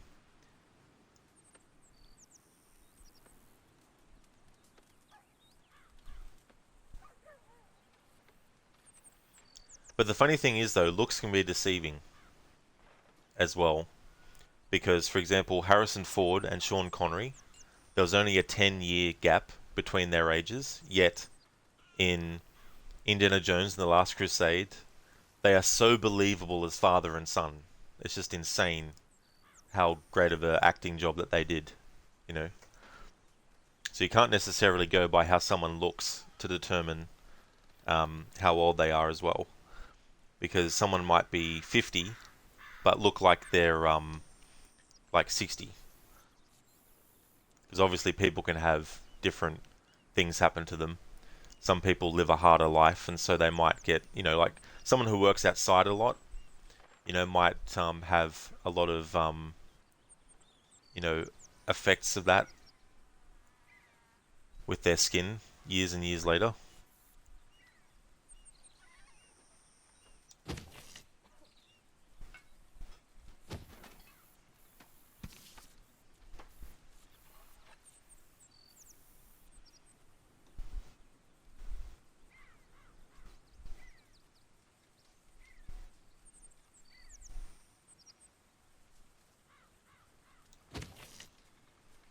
Alright, so it's 5:04 p.m. in game. Pearson should be calling that the food is ready soon. It was at 5. First served here. There we go. Alright, so in this configuration, Oh, Arthur, it is good to be off that mountain. I never knew I could be so cold. I know, Mary Beth. Kind of like it here. I'm real sorry. I can't talk right now. I wish they would have killed me sorry. too. I No wish it problem. every goddamn day. I know. You know, if I had any courage, if I wasn't so damn weak, I'd kill myself too. We both know that ain't true. We both know the bravery You is can in just the sit, living. you know. I don't know you very well, but I can tell you're brave, Miss Sadler. I really can. okay, that conversation with Sadie and Abigail is taking place very late. Nonsense. All right. Yeah. You're the bravest woman I ever met. That tells me you got the courage. Courage to live. I hope so. Really do. I I know so.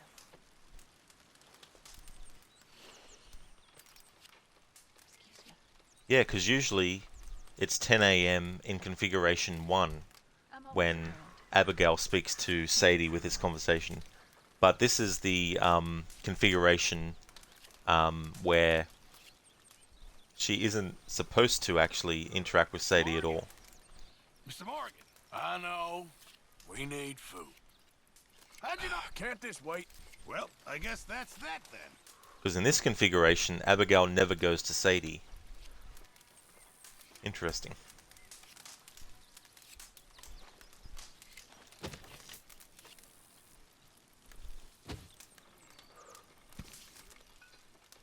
Templar, imagine if Jack contracted polio.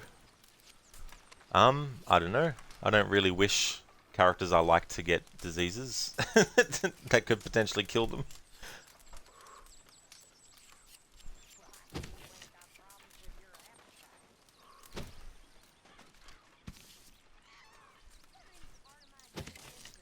I'd like to think that finally there was some kind of peace to a Marston's life where they didn't end up either dead from, you know, being killed or anything like that, but just die of old age peacefully.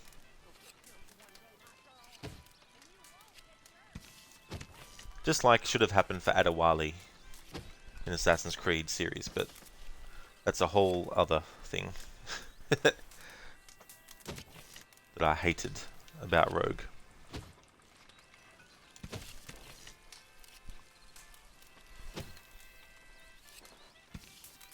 Templar, hard to do when fighting is in the bloodline. That's true, I guess, Templar. But I like to think that everyone's able to, you know, create their own path in life. And that just because you had 10 other family members in your family do the exact same thing doesn't mean that you have to.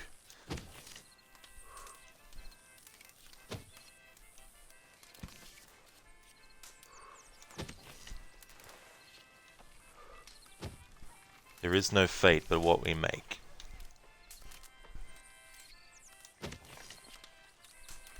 Obviously, there's things that we can't control, like if someone decides to run you over, that's not something you could control, for example.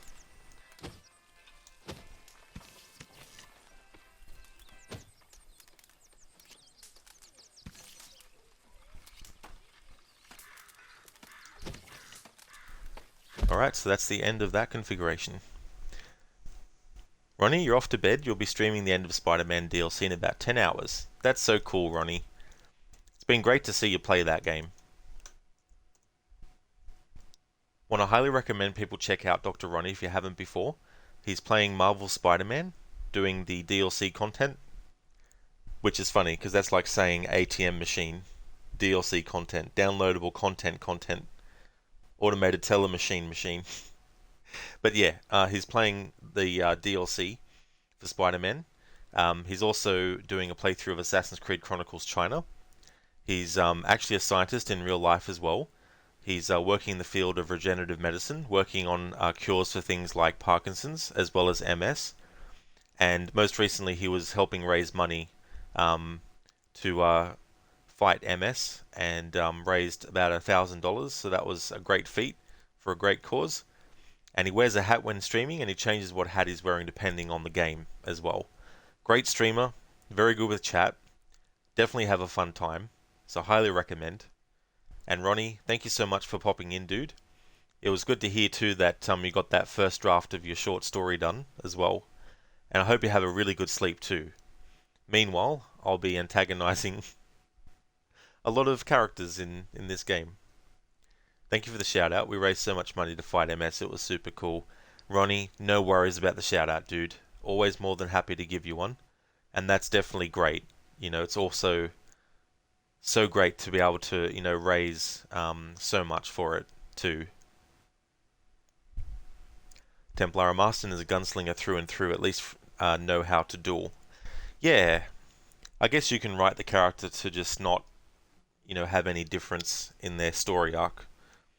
And just basically follow the same footsteps as the other characters have. But sometimes I like to see things go differently for characters, and it's like this game with Red Dead 2. I'm glad that the way that Arthur dies is different to how John Marston dies. You know, I like that they did that. Not everything has to be the same. It's also why in games I don't think every character from the past has to be related to the present day person you're playing as either. Ronnie, although the super gummy spice bears were tough, have a great stream, Rod, and also an even better day. That's true, Ronnie, yeah. Yeah, I'm not really good with really spicy stuff, so I would have been the same, dude, for sure with those. Thank you very much, Ronnie. I definitely will, dude.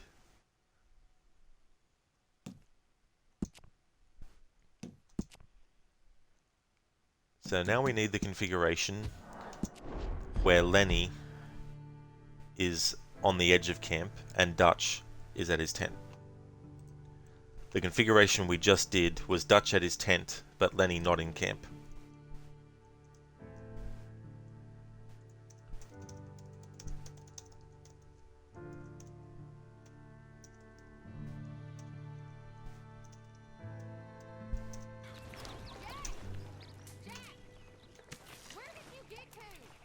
No, this is the configuration where Dutch comes over to talk to us automatically and Sadie goes over to Kieran.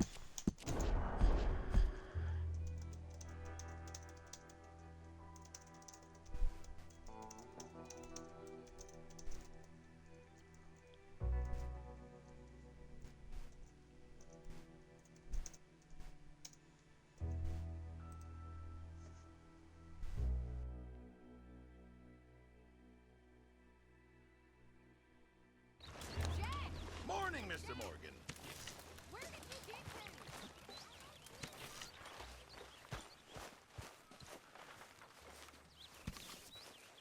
Excellent, this is the configuration where Lenny is over at the edge of camp there and Dutch is at his tent already. Well, how's that food coming along, Mr. Pearson? Yeah, so it's roughly an hour to track the character's movements from 9 AM to 6 PM in game time.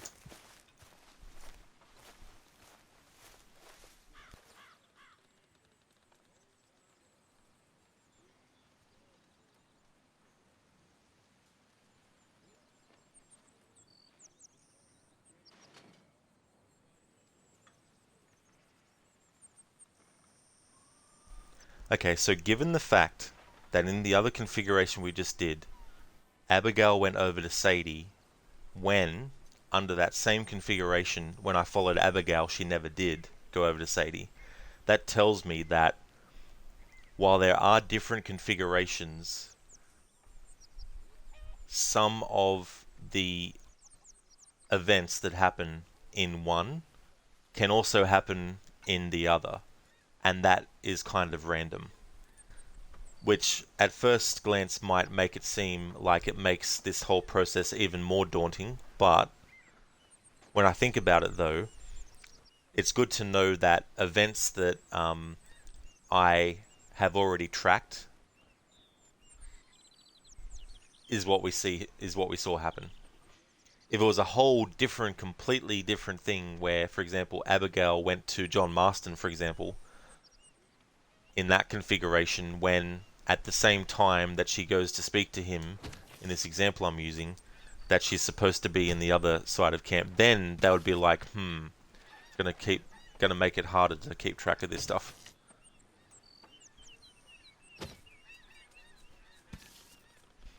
The other thing about doing this process is I'm learning a lot about how the structure of this game is, especially with the camp at the moment. Obviously I knew that characters had their own predetermined paths, but I honestly thought that there were only key things that happen at certain times, but everything else was just randomized. Like where characters walk to and all that type of stuff. Maybe some conversations that repeated. But it's interesting to learn that there's different configurations that they did with the with the characters doing some things the same and some things different. Pardon me, got the hiccups.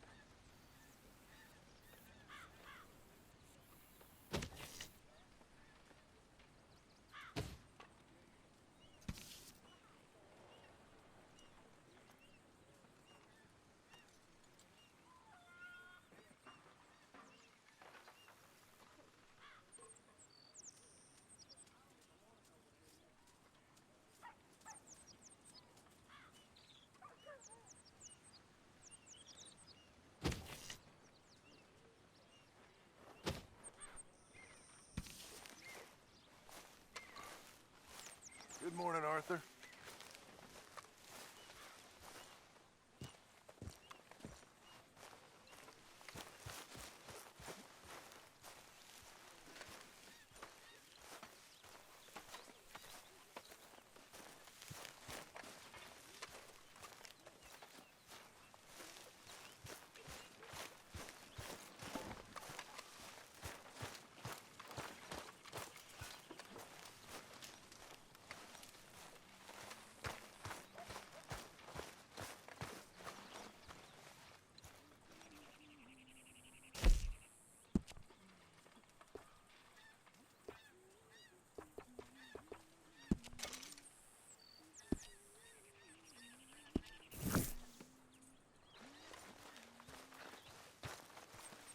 Just for something different to do in the gameplay, while keeping an eye on John Marston and his movements.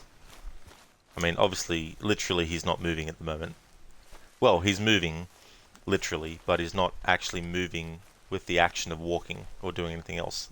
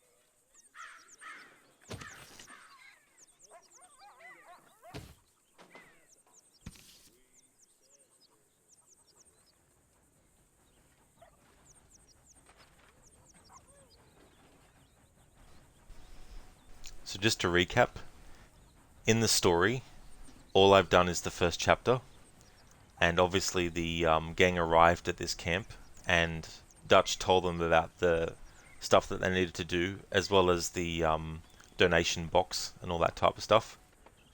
So we're still very early in the story. The goal of this playthrough is to get as much camp dialogue as possible, and to do that I wanted to stay in camp for as much time as it takes to actually get that. And it's going to be a long playthrough, but I'm more than willing to continue with it. I will be taking a break from it though to do my annual playthrough of this game, and once I've finished that annual playthrough, I'll then resume this playthrough of the game where I'm just doing this dialogue stuff.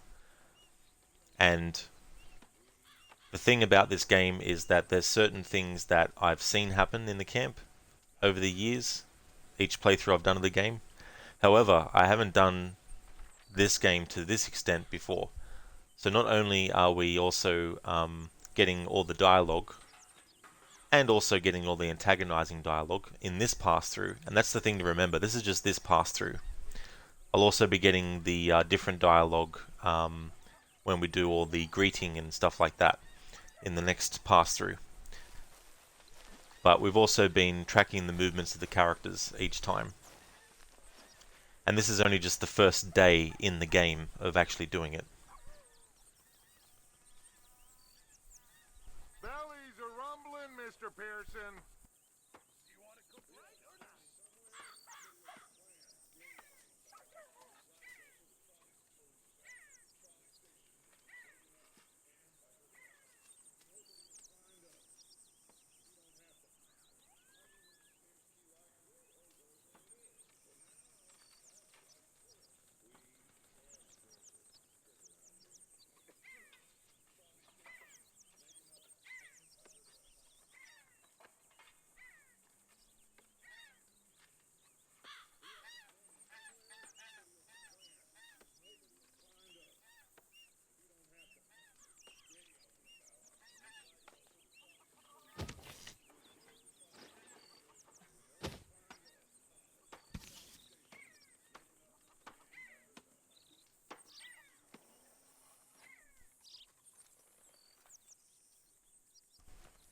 if it turns out that after a 24 in-game cycle is complete, then the characters end up doing the exact same things, then I'll know that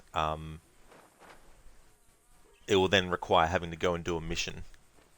And then doing a mission, by the very nature of it, will change what happens in the camp and all that type of stuff. And if that's the case, then it means that this process will be not as drawn out, because if I know that things repeat themselves every 24 hours in the game, then I know that I don't have to worry about making sure that I get every single day of the week, so to speak, covered.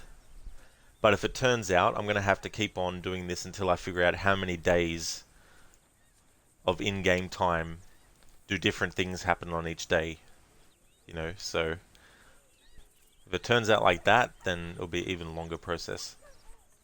But the very nature of tracking the character's movements, it's a very long process by the nature of itself anyway.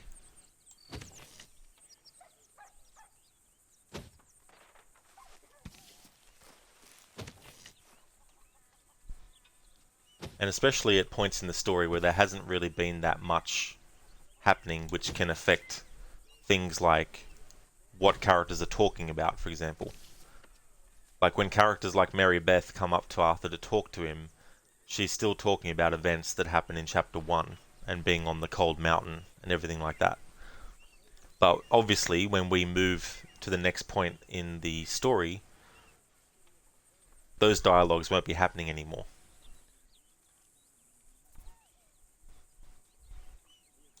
When are we eating, Pearson?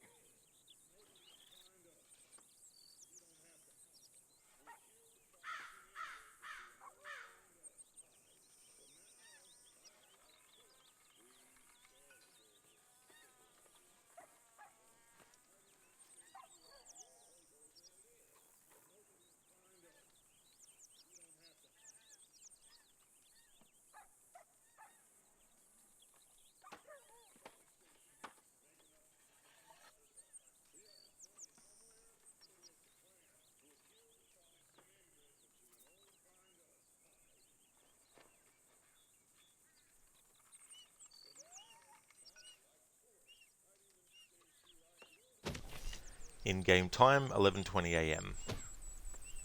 In the other two configurations, John Marston stayed sitting at the tree until about 10 past 5 in the afternoon.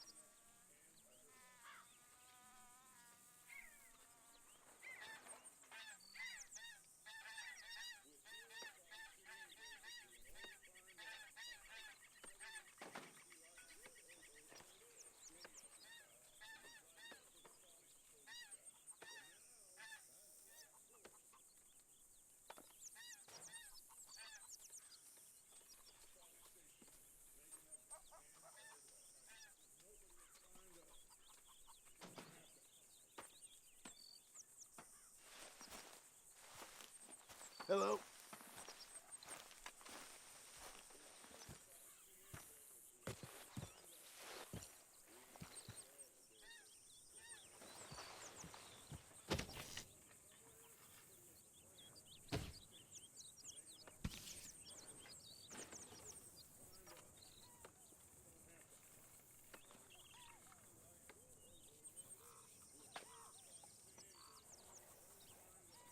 Is that food gonna be ready soon?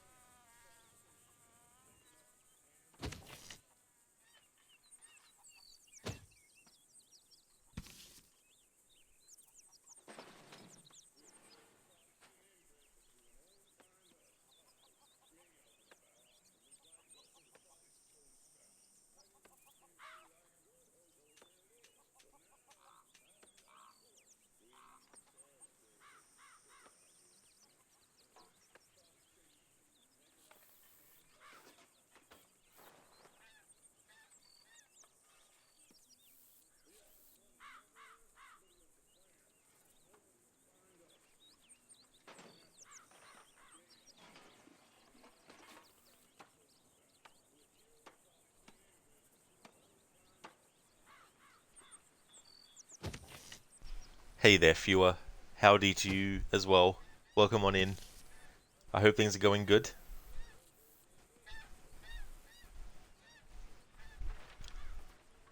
The only thing that waits for you is oblivion, for your name, your order, and the rotting corpses of your Gabagnani. Apep, devour your fetid heart. Why are you so mean? Hey, I am just needling ya. Hey there, Harbinger. Thanks for redeeming that Arnie impression. And from going from Assassin's Creed Origins with Aya to Arthur being asked, why are you so mean? And him saying, hey, I'm just needling you. And Harbinger, thank you so much for contributing points to that community goal. Thank you so much, dude.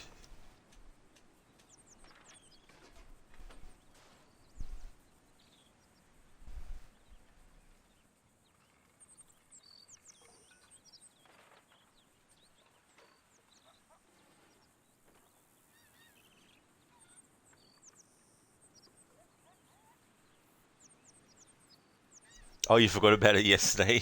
That's okay. That's absolutely no worries at all. Fewer, thank you as well for contributing points to that challenge. Thanks very much for doing that. I appreciate it.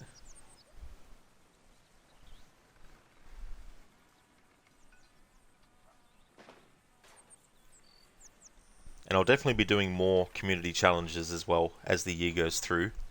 Because this year I wanted to make sure that I actually did some of that. Because I know that a lot of people wanted... Hey, Lenny. Wanted, you know, something that they could use their points for that was more than just, you know, using it on impressions and stuff. I know obviously you can't put past 2,000 points into it, but still. I want to do more community stuff. And there might be some community stuff that will be more difficult to do as well. We'll have to wait and see.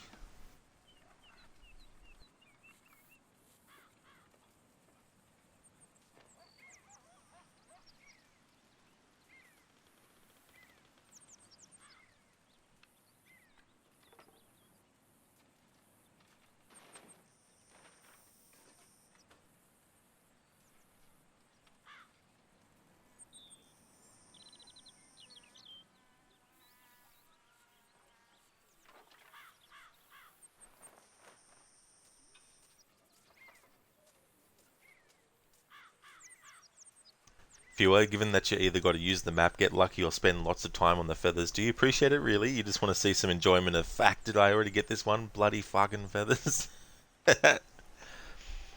Yeah, I'm going to be using a guide. And the thing I need to make sure is that I keep the same guide. Because last time when I did the feather collecting, I confused myself in Venice. Because the numbering of the feathers was not... based on which point in the story in Venice that you're able to access those areas, you know, so there's some areas that I couldn't get to, so I had to abandon that and then remember what number flag, like what number feather I was going for, so that I could get the other ones and then go back to that one later. As like, so if I can find a guide that actually goes through Venice with the feather collecting in the order in which the areas are available to you, then that'll be much better. But I also need to make sure that I start collecting the feathers as early as possible, because otherwise, if I accidentally collect a feather, I'll have to remember where I found it.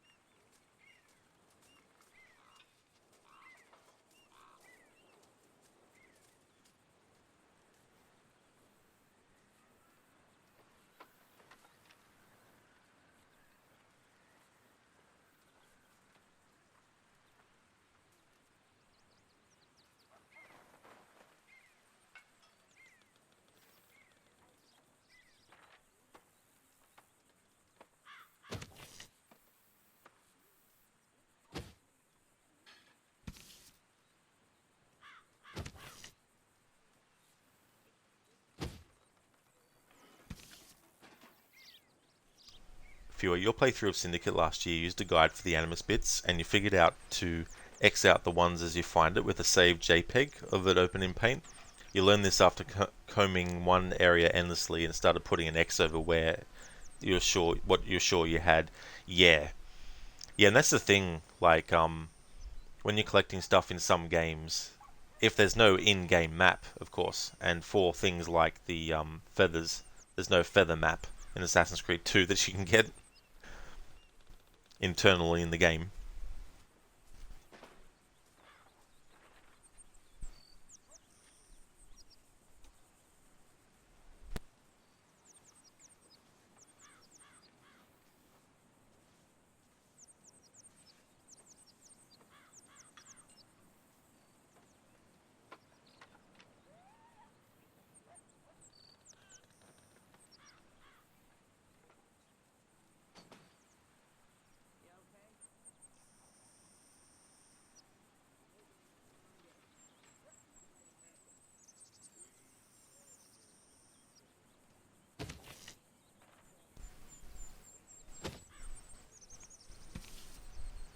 Something that they should do with Assassin's Creed is when they do RPG games,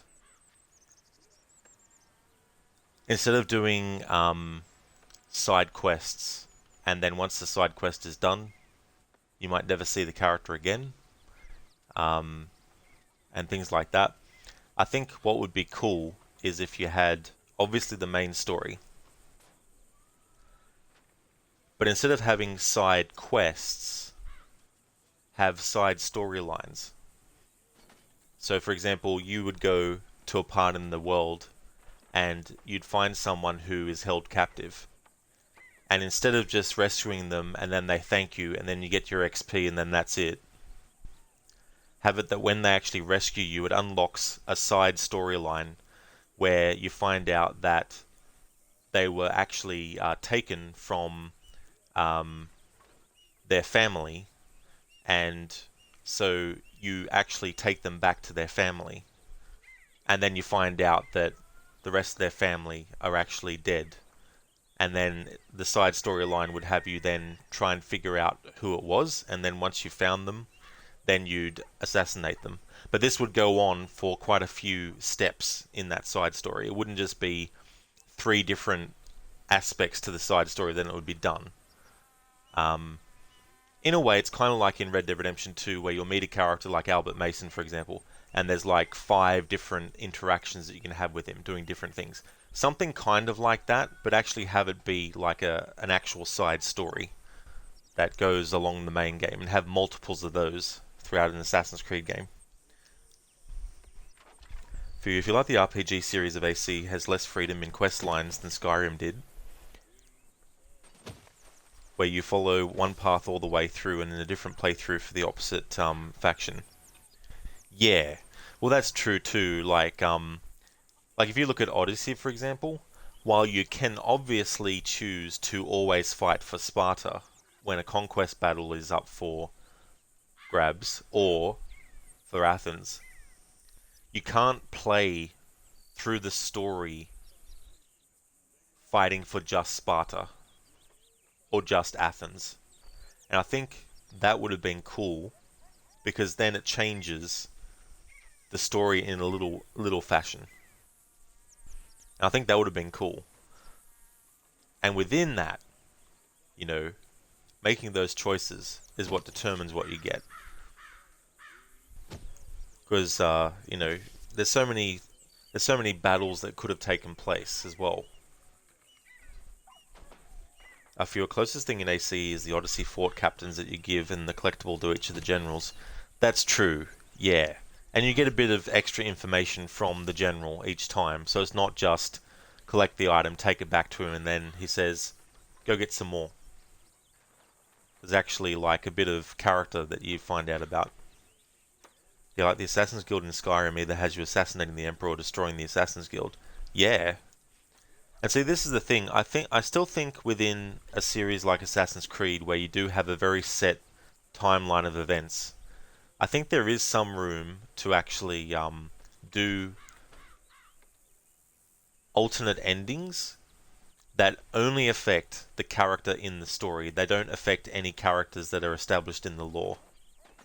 But to do that, you have to make sure that the character that you're playing as isn't someone that's related to anyone, isn't someone that crosses paths with other characters who are actually in the wider story.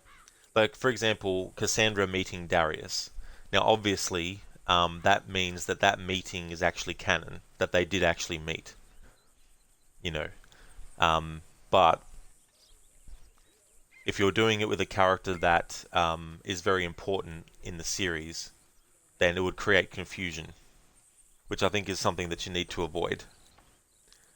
But yeah, I think what they could have done with Odyssey is they could have had you play as a character that doesn't go on to have any special connection with anything that happens after their time period. Once you play their story, whatever ending you get is what you as the player decide you want to have for that character. And because you never see them in any games ever again, you don't have to worry about whether or not your ending is the true ending. I think that's what they should have done with Assassin's Creed Odyssey, but they would have had to obviously change the story and everything. So what they should have done is, you know, you play as a Misthios, and your Misthios character in the story would never be related to anyone that is important. They'd just be an unknown figure in the world. Because how many people in existence, like for example, we know big names, like we know big historical figures, but do we know every single person that actually existed on the planet when those prominent people were alive? Of course we don't. There's probably millions and millions of people that live their lives from start to finish that never get mentioned prominently, you know, in anything. You know what I mean? Like when they talk about the assassination of Abraham Lincoln, they don't say, oh yeah, I also remember that that horse seller, you know, Harold. You know him? Yeah, I remember Harold quite well. You know, so they could. So much stuff happens in history to so many people who are inconsequential to anything else, that in an Assassin's Creed game you could do a character that no one ever knew about before, and after that game we never see them. So you get an experience with the character and you get to decide what ending you want. If you're depending on how they treat historical Japan, perhaps we'll get a truly isolated character. Granted, the complaints of the RPG series is that they're non-AC games, which I suppose fits in Japan, right? Yeah, that's the thing. Like, if you look at Origins, for example, that's a step in the direction that I wish they continued with. And they could have done a trilogy dealing with the hidden ones, which they didn't actually do, because Odyssey doesn't really go into the hidden ones at all. Because they didn't exist yet. You know what I mean? So, but they do have the ability with the Japan set game to actually have the hidden ones now known as assassins well and truly. And see how that plays out. But the only thing that my concern is with that Japan set game is because Ubisoft Quebec, they always like to try and find some fantasy element to bring into the series. For some reason, that's one of their big we must do things. In Assassin's Creed Freedom Cry, though, there's no fantasy aspects, and they actually did that DLC. In Syndicate, there's no fantasy aspects, and they did Syndicate. But in Odyssey, they decided to do a lot of fantasy stuff. And if they're going to do that with a Japan set game, then I'm going to be like, come on. Can't you just, you know, do an Assassin's Creed game without mythological creatures in it? But the problem is people now expect mythological creatures in the series. So it's kind of become an expectation, which means that Ubisoft won't get rid of it. So that's why I'm not that excited about the Japan set game. Now, if we were talking years ago, like around the time of Black Flag, and you told me that the next game was going to be in Japan, I'd be like, fuck yes, because it'd be Assassins, it'd be Templars, it would have been in the same style, you know, of Assassin's Creed game that we were used to at that point, I would have been really excited for it. But now with Ubisoft Quebec and Odyssey existing, and me having like a love-hate kind of thing with Odyssey, because there is some stuff in it that I really like, there's a lot of stuff in it that I really don't like. And so with this Japan set game, it's like, we finally get a game set in one of the most requested settings ever in the series, and it has to be this company, this Ubisoft studio in particular doing it. So we'll just have to wait and see, you know what I mean? But hey, if you want, like, speaking of fantasy, if you want a really cool Japan set game with fantasy in it, Onimusha. The series is old, like 2002 was when the first game came out. It's by Capcom, and they've only done 4 games in that series, but they haven't done another game since 2000 and... What year did they come out, actually? Dawn of Dreams. Dawn of Dreams came out in... It doesn't quickly say the year, which is weird. 2006. They did a remaster of the first game in 2000. I think it was 2020, maybe 2021. Fear you can have Isu in Japan, but maybe no Templars, no Assassins or Hidden Ones, OOT, no major canon characters or mention of them. Yeah, well, this is the thing too, like, you've got the Isu as they actually looked, and as the technology they had actually looked and was, and then you have the Veil where it's like, the people from the past observing them see them differently, For example, the Isu didn't have the ability to just magically deflect bullets.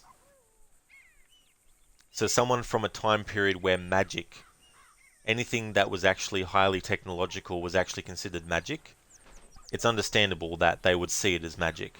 But we, in present day, would know it as technology. And the Isu actually had technology that allowed them to create shields, to actually generate shields, personal shields that they could use when being attacked, to deflect attacks, So it's kind of like, you've got that aspect too, which is where I think the series should go now with the Isu. Stop doing the fantasy stuff with them now and actually only show them the way that they actually looked.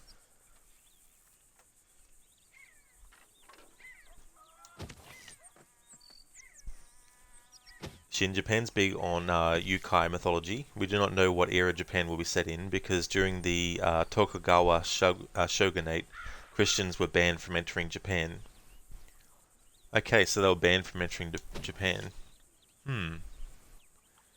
Yeah, who knows what they're doing with that game's story then. But yeah, you're right, because we don't know where it's set yet. They've just said ancient Japan. And it's like, well, what year is that specifically?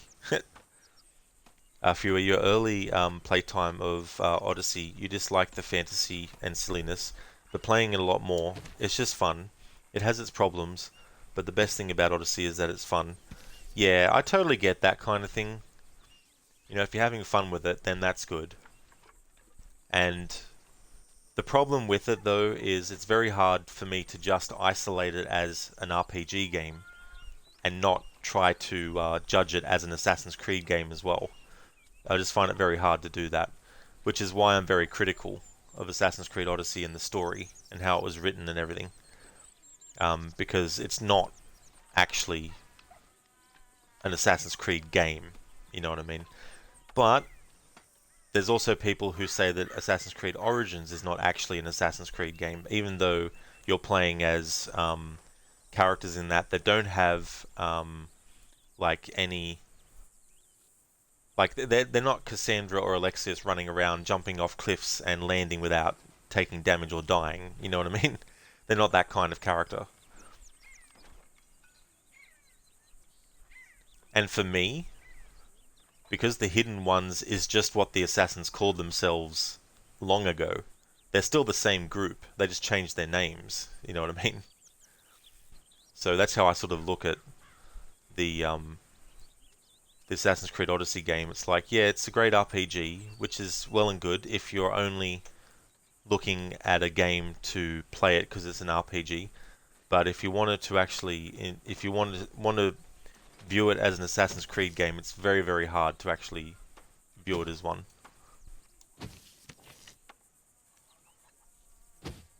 Shin, you're back, so you missed your response to your comments, Rod. Oh, was that the ones that you had posted about Japan? Or was there something much earlier than that?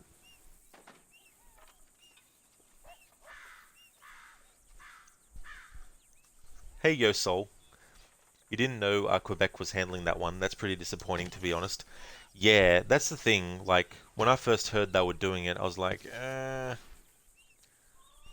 because to me, and even this game has, you know, issues, but for me, Quebec's best Assassin's Creed full game is actually Syndicate.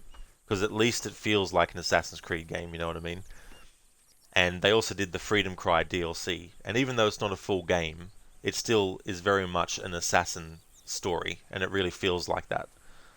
But yeah, when they did the whole fantasy thing with Odyssey, you know, if they're going to do that route again, I'm just not sure about it. Hey there, hippie. Welcome on in. How's it going? Shin, your comments about Japan. So, Japan's big on Yukai mythology, is that what you were meaning? Hippie, just noticed your Twitch name on your Discord profile is still Rod Zombie Gamer. Yeah, I still got to fix that. I need to actually get that sorted. Shin Yukai means demons, does it? Ah, I gotcha. Big on demon mythology.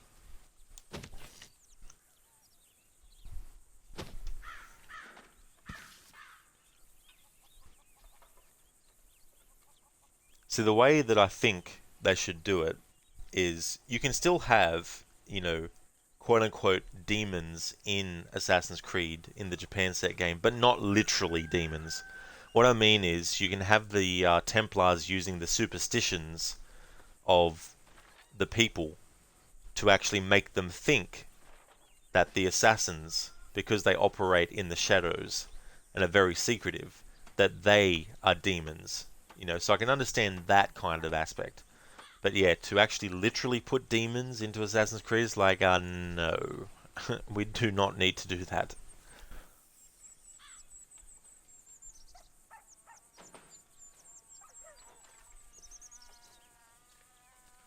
So like Assassin's Creed, you know, for the majority of its life was historical, sci-fi kind of like thing. You know, you had the historical, obviously, which is the past time period, but you had the sci-fi aspect because you had a machine that doesn't exist in real life, where you can actually experience someone's memories who are long dead using DNA, you know, all that kind of stuff. So that's the sci-fi kind of aspect to it. But there was never any fantasy stuff in it until Odyssey came out. Because in Origins, when Bayek is fighting the big giant Apep, he's not literally fighting a big giant snake. It's actually a dream sequence that we get to actually play and don't just sit back and watch. But when they made Odyssey, they were like, that means we can put monsters in our game now too. And the ironic thing is that the people who wrote the main game story, at the very least, they still remembered that the Pieces of Eden do not change someone into something. They make people observing that person think that they're different. So someone can make them think that they're actually a Cyclops or a Medusa, but they actually aren't literally being turned into one. Because once the piece of Eden is actually taken from their body, if you look at the body, it's human again. And that's because it was a human who had possession of that piece of Eden, and it made people who observed it think that it was actually a Cyclops or a Medusa. But the people who did the DLC, which were different, they decided to make it that the Isu were actually literally mutating and experimenting on people to turn them into monsters. So the writers of the DLC contradicted the writers of the main game story And so that's where you get all this confusion about monsters and stuff existing in Assassin's Creed. And then you've got like Valhalla, of course. It tries to bring it back to the idea that, you know, these are just visions, or they're just dreams or nightmares that you're having, or they're just hallucinations. But the problem with that game is the DLC then goes into overdrive with it, especially Dawn of Ragnarok, you know, and then it's like, ugh.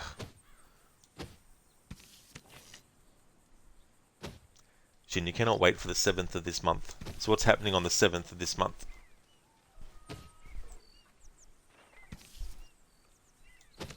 Okay, in-game time, it's almost 5 PM. At around 5 past 5 to 10 past 5, John Marston will get up from his seat and go over to the camp because Pearson will call that dinner is ready.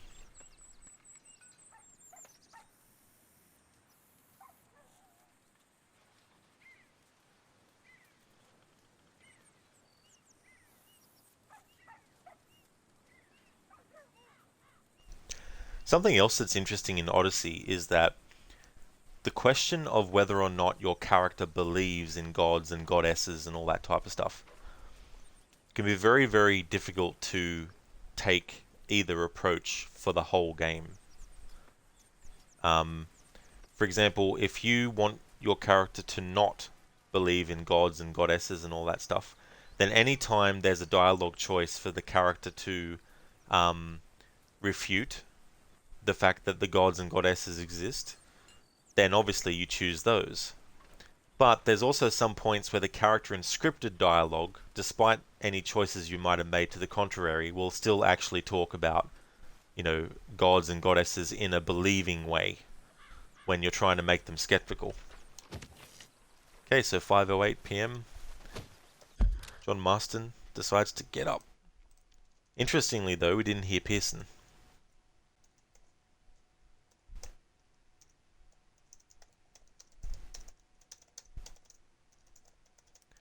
Let's see if he goes to the campfire.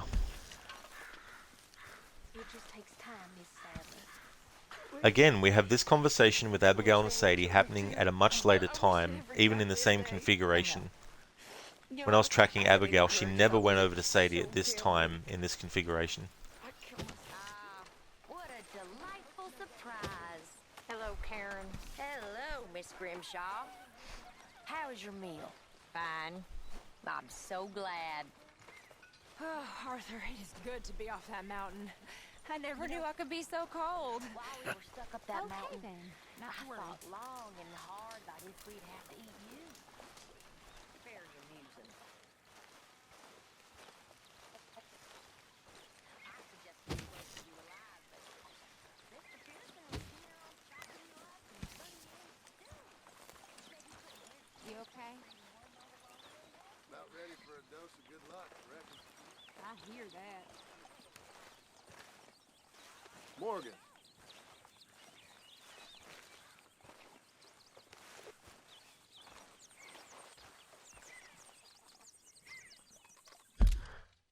Alright, so just want to go to that so it doesn't actually tick down the time. Alright, so in this configuration he doesn't go over to the campfire. He actually walks through camp over to the edge and just stays there.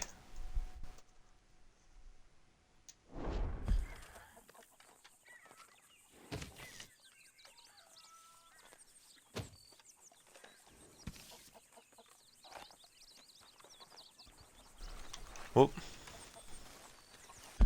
Alright, so let's say 5:25.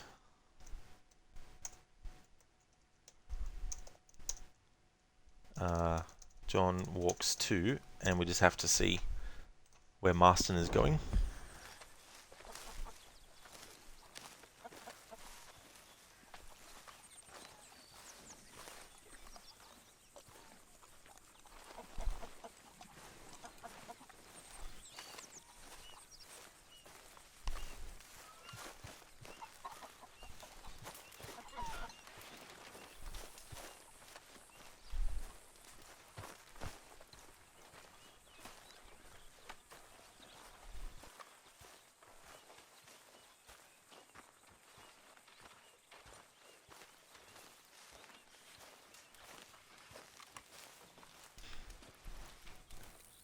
Aw. I was hoping to catch a conversation with John and Jack.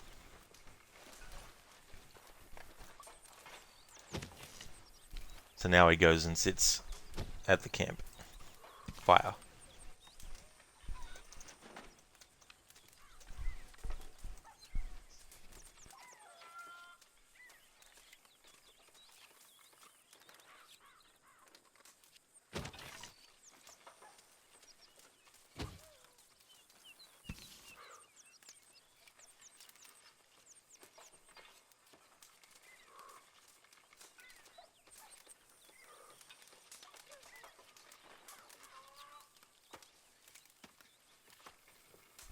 So that conversation between Karen and Susan, I didn't actually stop to listen to it, but I will be focusing on those characters as well, in the same way that I have been up until this point.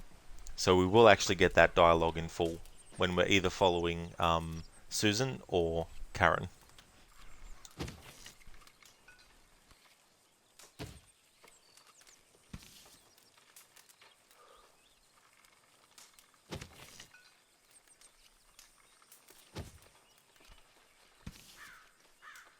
Almost 6 p.m.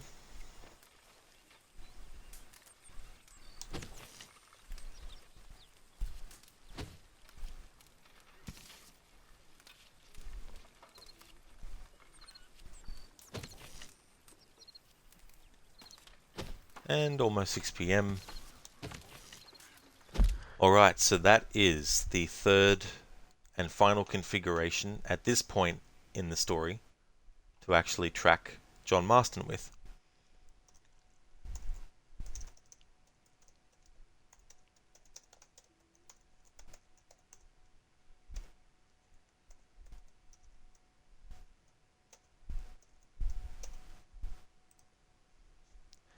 Shin, you pre-ordered the deluxe edition of Hogwarts Legacy, and that grants you access to the game 72 hours before the game goes live, which is on the 10th. Ah, that's great to be able to jump into it much earlier. Yeah, I guess there's a lot riding on that game because it has been hyped a lot.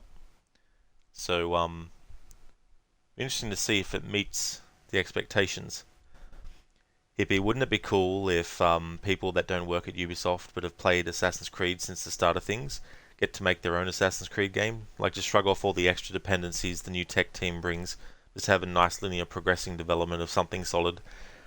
Yeah, I mean, what the series has needed is less focus on making the games the biggest fucking games that you can actually come across with 100, 200 hours worth of gameplay, story, side missions, DLC, collectibles, you know, side activities, all that kind of stuff.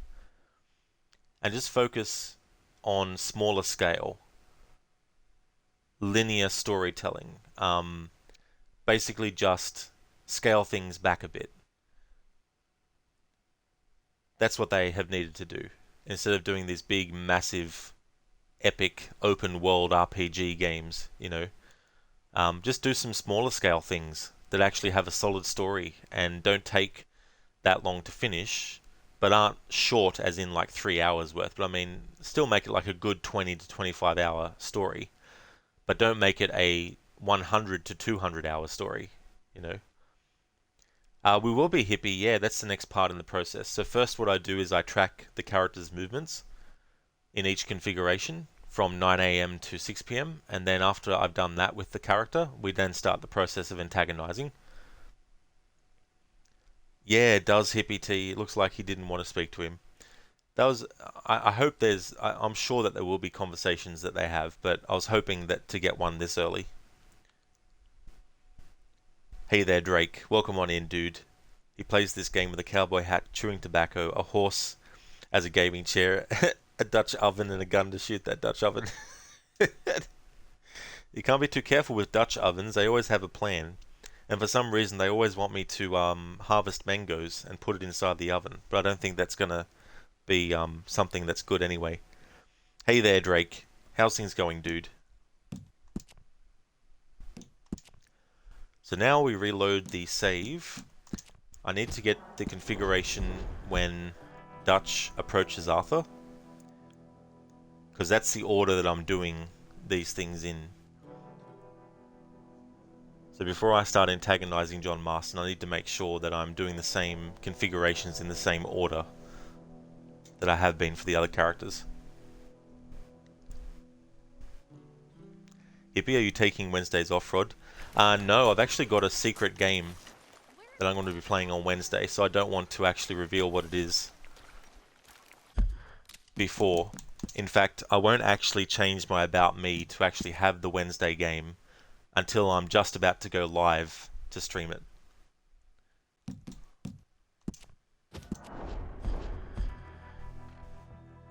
Drake, you're right, man. Just had mood shifts lately, antagonizing Johnny Boy. That's pretty uncomfortable.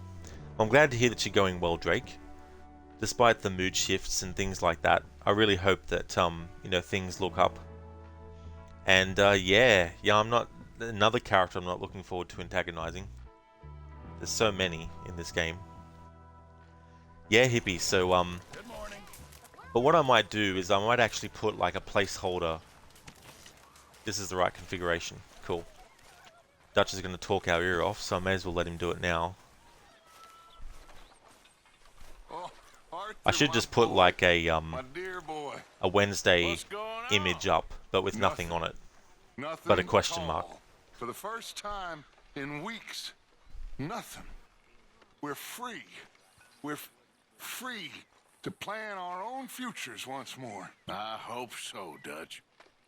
You kept the faith, Arthur. You always kept it. And I ain't losing it now. Alright, now that we've done that. So there's 4 separate paths with the antagonizing that I take. And so the first one that we're going to do is we just choose antagonize at every turn.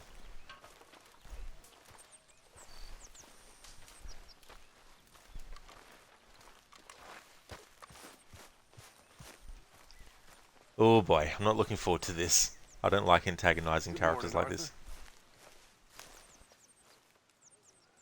How's the vacation, Marston? Your time has passed. Get over it. Sitting around, getting waited on hand and foot. What do you think you're doing? All right for some. I'm pretending you ain't there. The thing about it though, it does actually fit where things lie between the two characters at this point in the story. Because Arthur is still really angry that John Marston actually left the gang for a year before he came back. So there's a lot of resentment and anger towards him at this point in the story. So if you do choose to antagonize John Marston at this point in the story, it kind of is fitting. You know, as much as I don't like to do it, but it is fitting for the character in this case.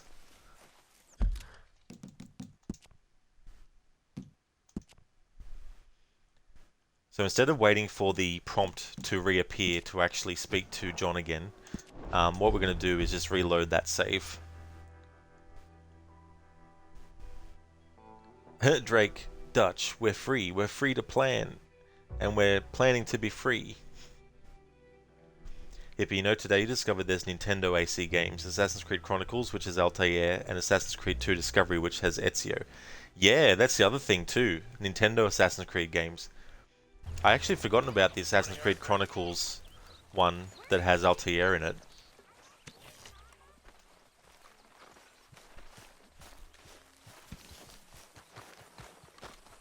Oh, Arthur, my boy. My dear boy. What's going on? Hey, Drake is like, Arthur, no. That was very Nothing at uncomfortable. all. For the first Yeah, it feels time weird. in weeks, nothing.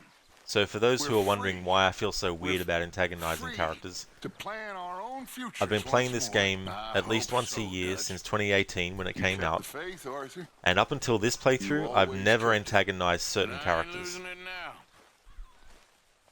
And for this playthrough, I'm foregoing that and actually doing it.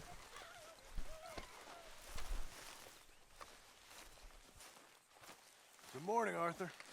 I think someone saw some wolves not far away. You should watch yourself. I could say the same about you. Best place you can hide is in a big hole, I reckon. What the hell is wrong with you? And make sure you run out of bullets first. That's very important. I ain't even listening to you now. Okay, Arthur being very harsh there. It's essentially telling him he should just go in a hole and die.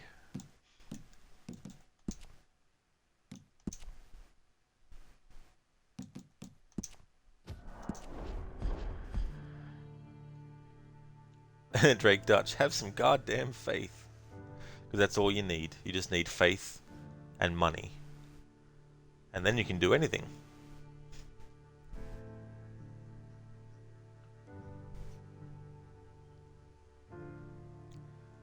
Drake, me, but I don't believe in religion. Dutch is like, it's okay, religion believes in you. No.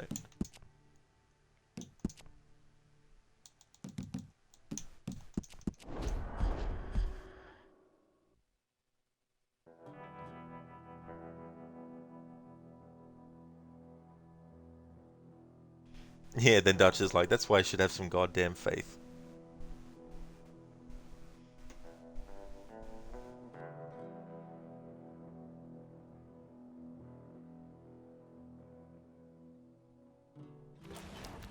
Morning, Arthur.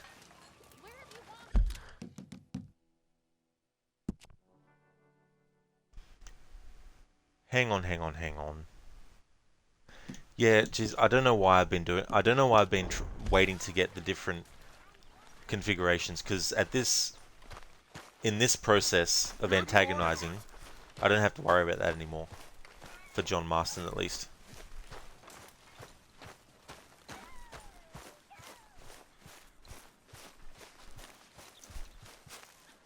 Good morning, Arthur.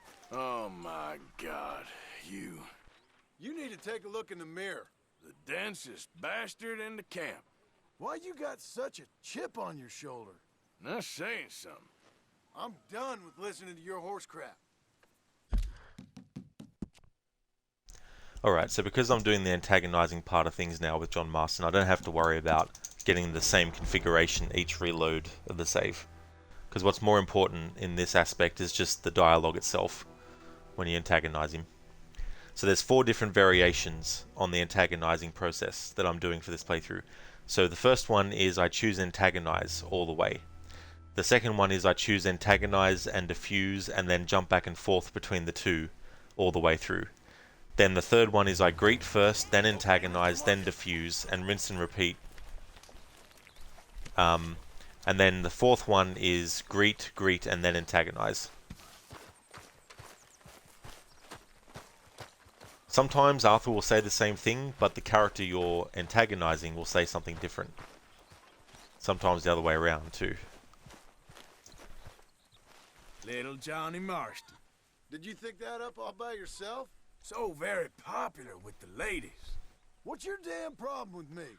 but so very feeble with the fighting. Talk if you want, but I ain't listening. I don't blame you, Marston.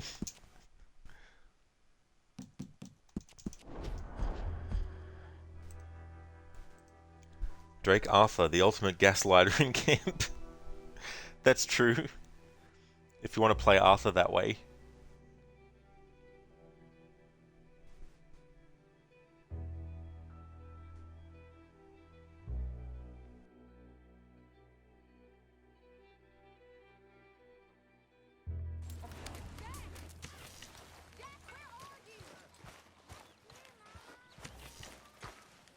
I just want to show people something you haven't seen before.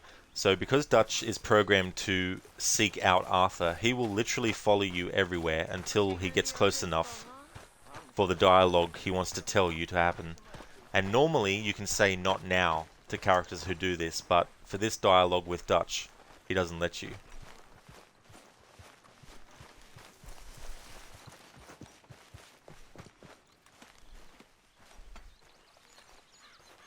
See, he'll just keep on coming after you.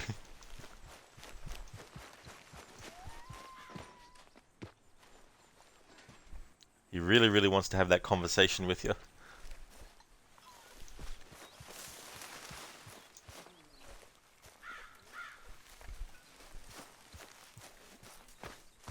Arthur's like, what is it? Why does it always feel like somebody's watching me?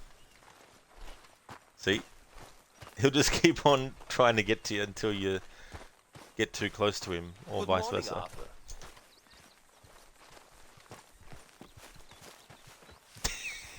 Yes.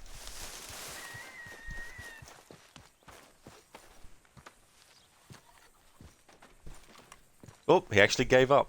Holy shit. I didn't realize that he would. Drake, who to gaslight and can't nobody unless your name is Dutch or Micah. That's true. Yeah, this process is going to be really fun with Micah, antagonizing him. Because I have fun doing that anyway, but it's going to be extra antagonizing in this playthrough because I'll be sticking with him. Like, when I focus on him as a character, I'll be sticking on him at every point in the story too as well. Harbinger, time for you to start Redacted. It's going to be so Redacted.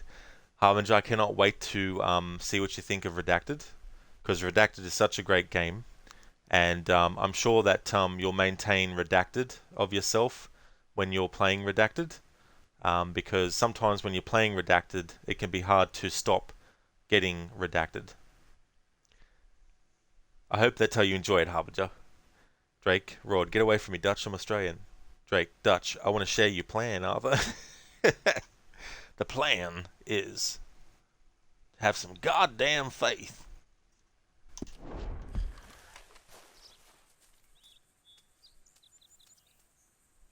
Here he is, Father of the Year. And you wonder why no one likes you. Just go play with the kid. Teach him how to swim. Oh, wait, you can't. Why do you get like this? Tell him a story then. You're good at those. Can't you see I'm ignoring you? Now, the interesting thing about this is, despite Arthur being an asshole to Marston, he's actually right. John Marston can't actually swim. In Red Dead 1, if he goes too deep in the water, he'll just die instantly. In this game, if he goes too deep in the water, your stamina and everything basically drains almost in an instant, to the point where if you're not close by to something to get him up on higher ground, then he's going to die. But something that Arthur says here is very true of John Marston right now, and, you know, he should be doing things with Jack, but he's not, because as I was saying at the start of this stream, at this point, John Marston doesn't even believe that Jack's his son, so he believes, why should I bother if he's not my son? But also, he's not ready yet to face the responsibilities that being a father actually brings. Oh, Arthur, my boy. My dear boy. Here we go, he finally What's going found on? Arthur. Nothing. Nothing. But we can actually skip this dialogue now, because I'm reloading the save.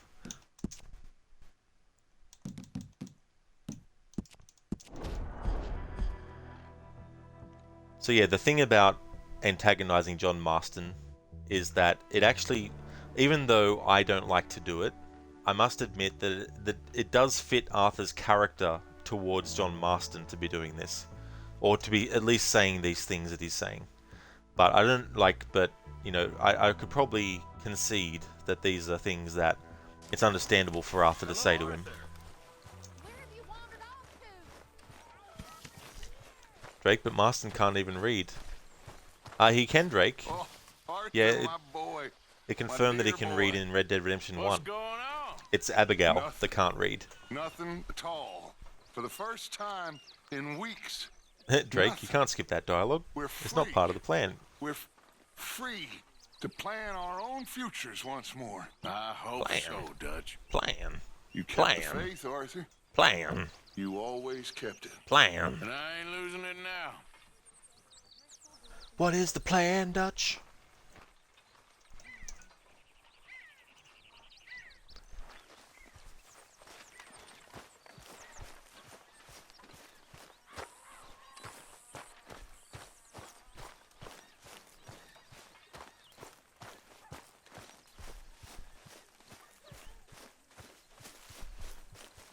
Good morning, Arthur. John Marston, I could say the same about you. the self-appointed hero, When are you gonna grow up? thinks he's above everything. I ain't even listening to you now.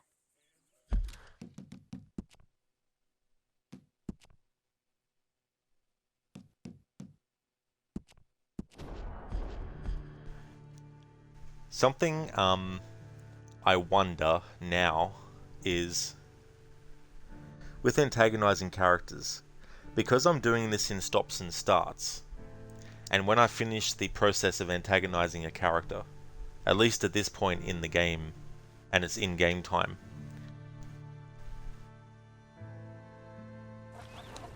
is it different if you keep at it? So like, for example, let's say I kept antagonizing Pearson throughout the whole game. Does that present different things than it would if I was doing this process this way?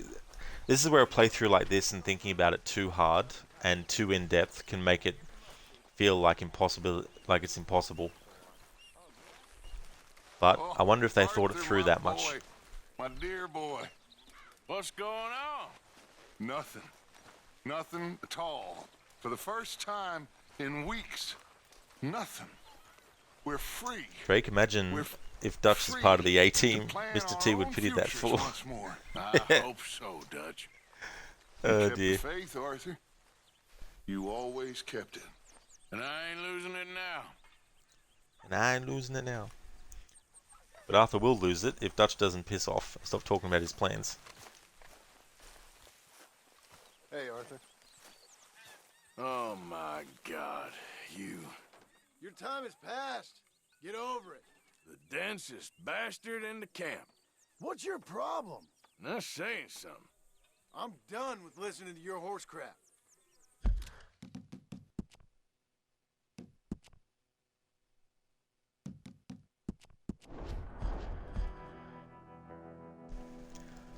But I think what I should do is maybe not worry too much about whether or not antagonizing the characters all the way through the game will give you different things than if you just antagonize them then reload your save where you haven't antagonized them yet. You know what I mean?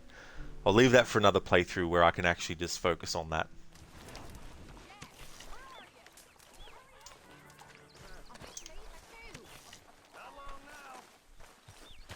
Because I've got to do a cutoff point somewhere. Because there's so many things. Like, I could go out of camp and shoot some animals nearby, and then that might change how everyone is towards Arthur in the camp. So I think I just need to stick with getting the antagonizing dialogue Arthur, with my each boy, character at each my step, dear boy. What's going on? Nothing. and then getting low honor Nothing stuff at in the all. gameplay, of For course. the first time in weeks, nothing. We're free. We're free to plan our own futures once more. I hope so, Dutch. You kept the faith, Arthur. You always kept it. And I ain't losing it now.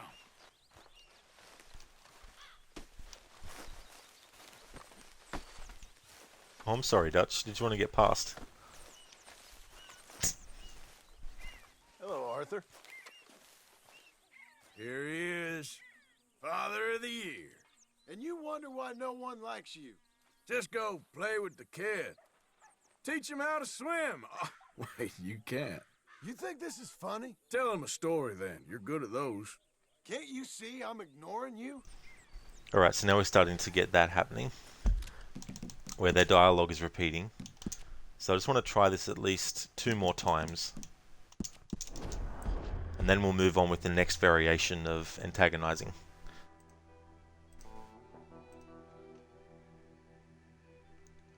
There's also dialogue that the characters will say if you stand too close to them as well.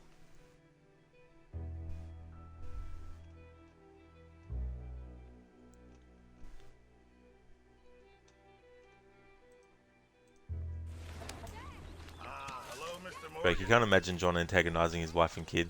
No. If there was an option to do it, I definitely wouldn't be picking that as my first playthrough style.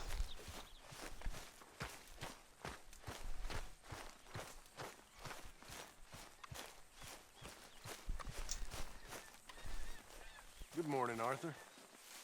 John Marston, You need to take a look in the mirror. the self-appointed hero. Why you got such a chip on your shoulder? Thinks he's above everything. I'm pretending you ain't there. Alright, so that dialogue was the same. Let's reload the save and do one more. And then I'll go to the next variations of antagonizing, which is antagonize, then diffuse, and then jump back and forth.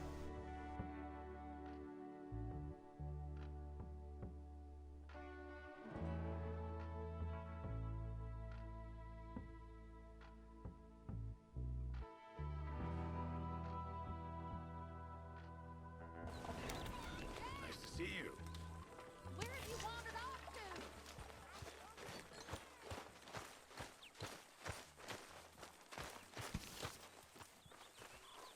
Alright, Dutch isn't at his camp, at his tent, I mean, so we have to wait until he finds us. I've met some of your boys before. Oh, Arthur, my boy. My dear boy. Must be home. What's going on? Nothing. Nothing at all. For the first time in weeks. Nothing. We're free. We're free to plan our own futures once more. I hope so, Dutch. You kept the faith, Arthur. You always kept it. And I ain't losing it now. Good morning, Arthur.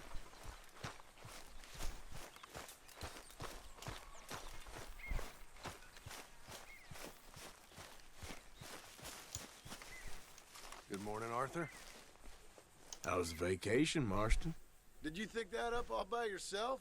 Sitting around, getting waited on hand and foot. Why do you get like this? All right for some. I ain't even listening to you now. Alright. So there we go.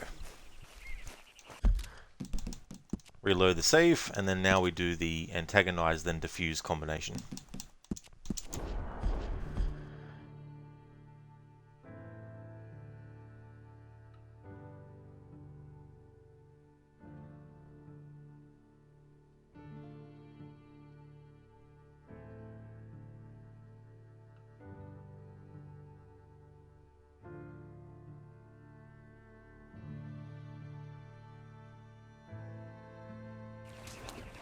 Morning, Arthur.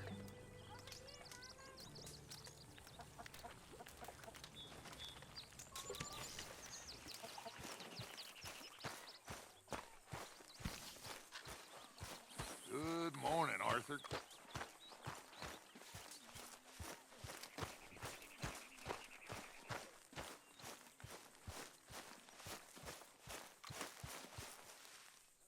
Good morning, Arthur. Little Johnny Marston. Your time has passed. Get over it. Don't worry, I'm just playing with you. Is that your idea of a sense of humor?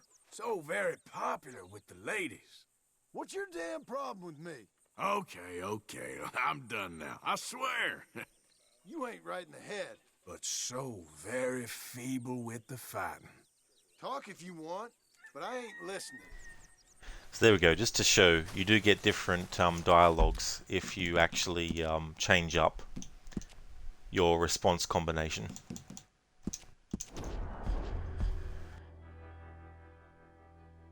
Granted, sometimes one character will say dialogue they've already said, but we heard John Marston actually say some different dialogue that he hasn't said before due to the fact that we actually added diffusing as part of the interaction.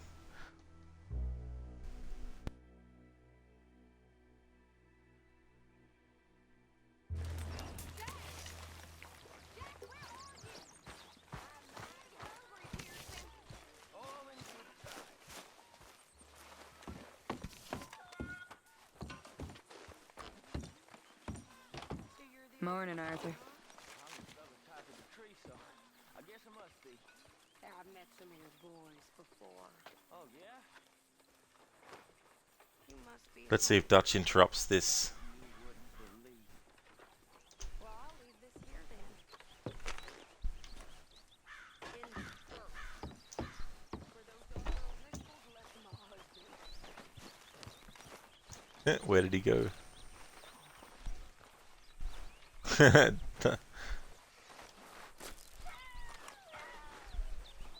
Where is Dutch now? Where could he be now? Drake, you don't even want to antagonize Abigail either, man. Yeah, it felt weird antagonizing her as well.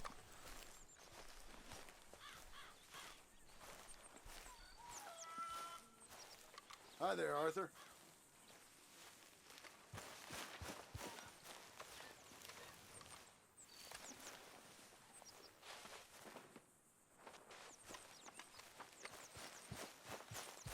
Oh my God, you. And you wonder why no one likes you. I'm only joking with you. Yeah, a regular comedian. The densest bastard in the camp. What's your problem? Okay, I really am done now. Some pack must be shy of Joker. Yes! Nice direct reference to what John Marston actually says in Red Dead Redemption 1. I was not expecting that. I know it may not seem that exciting to people, but that was so cool that he actually said an exact quote that he says later on in his life to different character. Miss McFarlane. That's right, I think he's talking to Bonnie. When he says, I think a pack's shy of Joker, Miss McFarlane.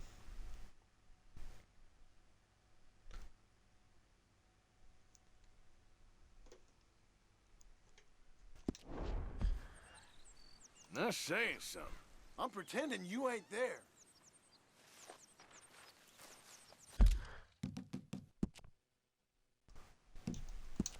It's like that.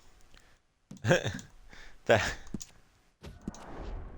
be funny if someone modded this so John Cena was Arthur, and then you take all the instances where characters say, "I'm just gonna pretend you're not even there."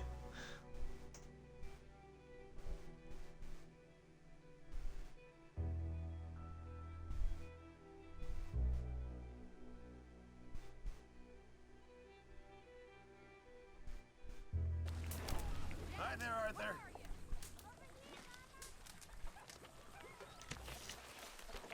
Drake Rod, choose between the two: antagonize Micah or antagonize Micah's voice actor. Micah. Good morning, Arthur. Yeah, definitely Micah. Like people who basically attack the actual person playing a character they don't like, that's just not on. So yeah, definitely would be choosing the option just to antagonize the character.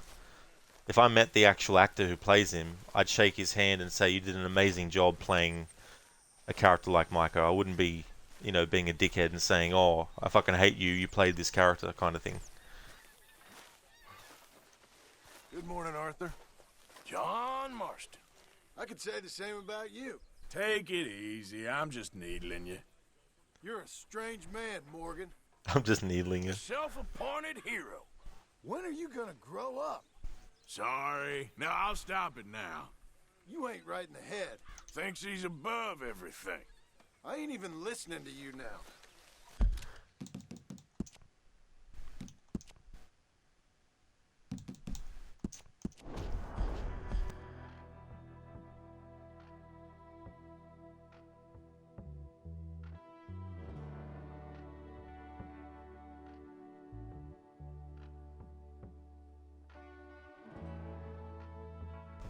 Oh yeah, Drake, absolutely. And that's when you know you have a great villain as well, That's why Alan Rickman was so great as Hans Gruber in the first Die Hard movie.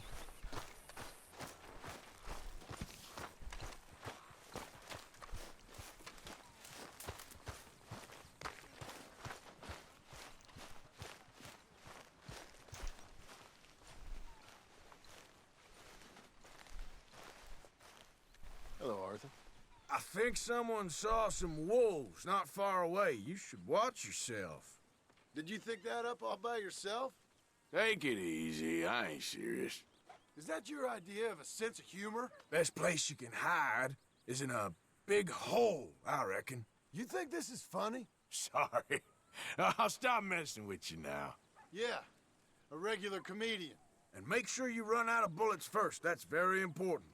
Talk if you want, but I ain't listening. Alright, so I'm going to at least do 2 more with the whole antagonize then diffuse combination before moving on to the third combination.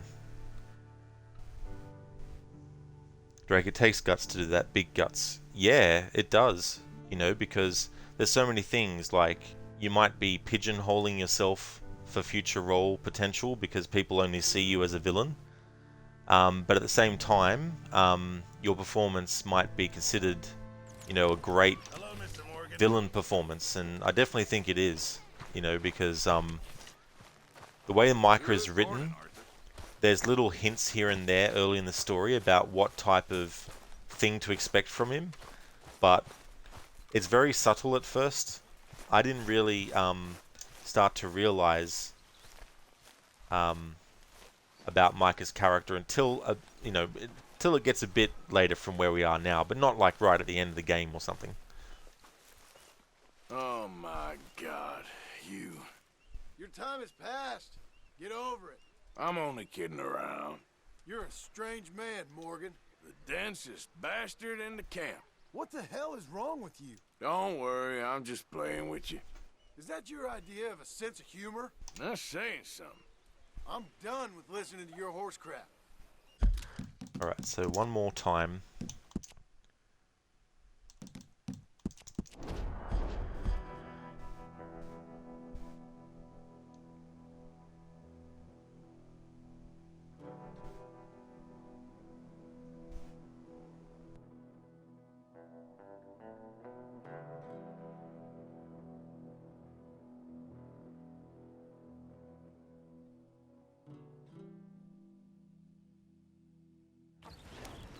Hello, Mr. Morgan.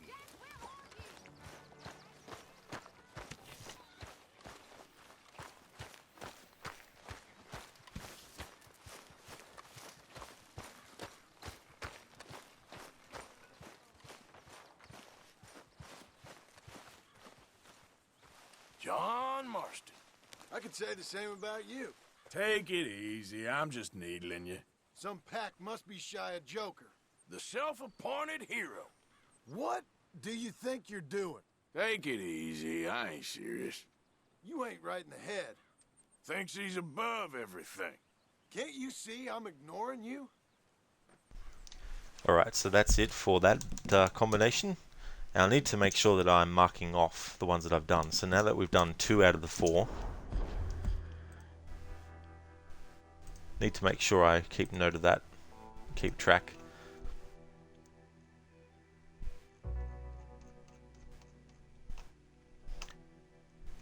Alright, so we've done the antagonize all the way combination. We've done the antagonize diffuse combination. Now it's time for greet, antagonize, then diffuse. Drake, so you're playing GTA 3, and to be honest, you're truly terrified of Claude compared to Trevor. Really, Drake? Oh, Arthur, my boy. Yeah, I mean, My dear boy. have you What's played the going game before? Because I don't want to talk about a Nothing. spoiler in case you Nothing haven't. at all. For the first time in weeks, nothing.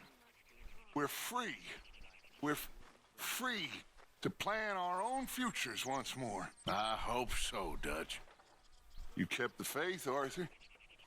You always kept Oh, you did, Drake? Oh, cool. But I ain't losing Yeah. it now. Given the fact that Claude just straight up kills, what's her name? Not Mercedes. That's GTA 4. I can't remember the character's name, but since he straight up just kills the very woman that he spent all that time trying to save, that's a very Trevor thing to do.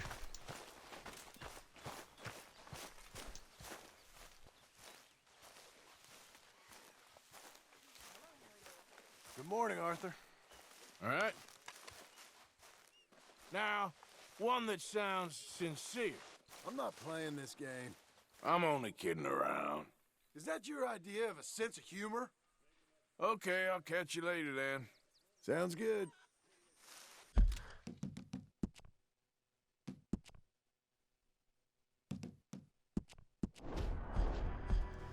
Drake, Claude is willing to betray and kill remorselessly. Unlike Trevor, he is loyal. Yeah, that's true. I mean, he does have a strong sense of loyalty. I mean, if you decide to kill Trevor, if you decide to kill Michael as, of course, if you're killing Michael but not Trevor, obviously you're playing as Franklin, but let me just reword that differently. If you choose to kill Micah, when Trevor actually finds out from Franklin that he was killed and that he did it, Trevor isn't very happy with Franklin, even though he wasn't liking Michael at that point, because of the fact that he wasn't loyal. Drake, even CJ is scared of him. Oh, Yeah, that's Arthur, true a little my bit. boy, my dear I don't know boy. though. I think What's CJ could going probably on? handle him in a fight. Nothing. Nothing at all. For the first time in weeks, nothing. We're free. We're free to plan our own futures once more. I hope so, Dutch. You kept the faith, Arthur. You always kept it. And I ain't losing it now. Hey, Arthur. John? Come on. You can do better than that. Hello? Is that better? Take it easy. I'm just needling you. You're a strange man, Morgan.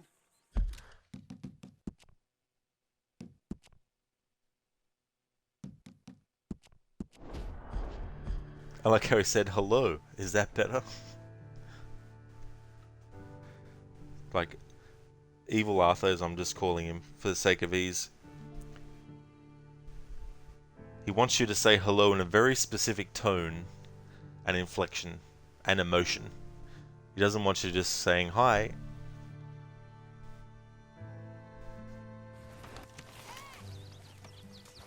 Jack, where have you wandered off to? He's not too far away from you, Abigail. He's fine. Oh, Arthur, my boy. You mind, Dutch? My dear Arthur was just going boy. to have a shave. What's going on?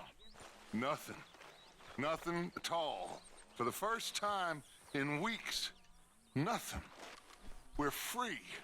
We're free to plan our own futures once more. I hope so, Dutch. You kept the faith, Arthur. You always kept it. And I ain't losing it now.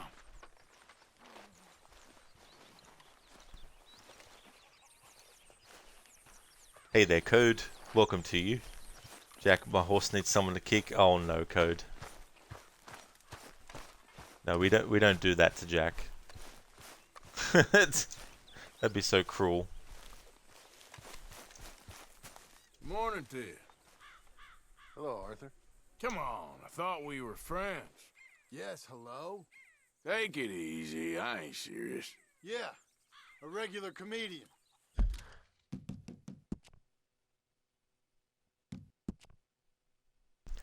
That's right. Arthur's real name is Arthur Rickles.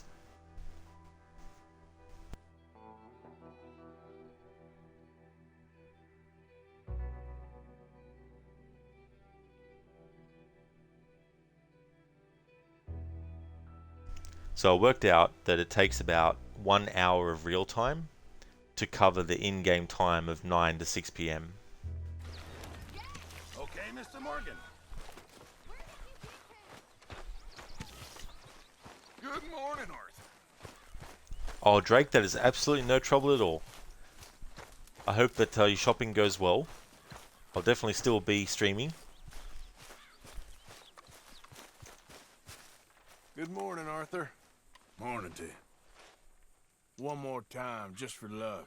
A comedian like you should be on the stage. I'm only joking with you. Some pack must be shy of Joker. I still think it's so cool that that line he just said about a pack being shy of Joker is what he says to Bonnie McFarlane in Red Dead Redemption 1.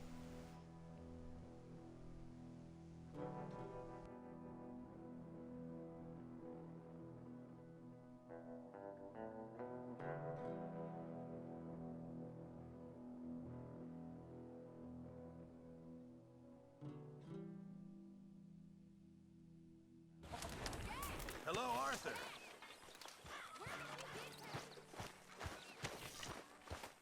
Good morning, Arthur.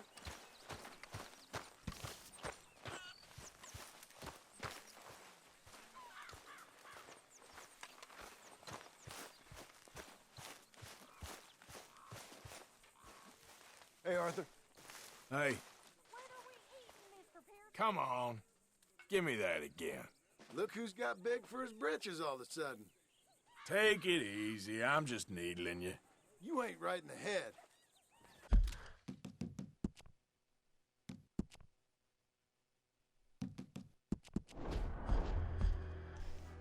Alright, so let's try this 2 more times with that combination. And then move on to the 4th combination, which is greet and then greet again, and then antagonize. Because that gives you different outcomes again. Because you're basically being nice to the character twice in a row, and then you're being an asshole to them.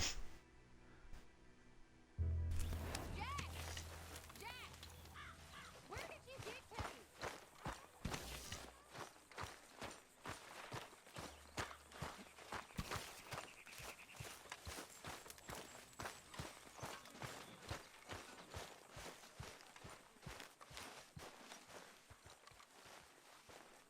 There he is. Hello, Arthur. Come on. I thought we were friends. At least I can shoot more than my mouth. I'm only kidding around. You're a strange man, Morgan. Cool, we actually got a different one again. Alright, I'll just do one more. Just in case we get another bit of dialogue that we haven't heard yet.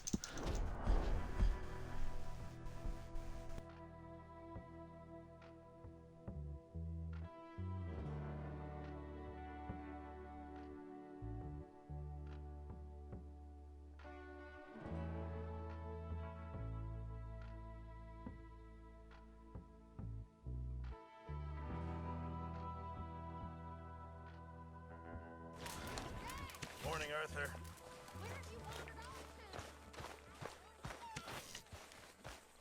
Good morning, Arthur.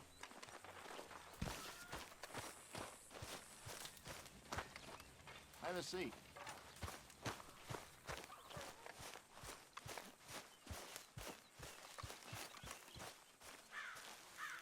Hey, Arthur. You okay?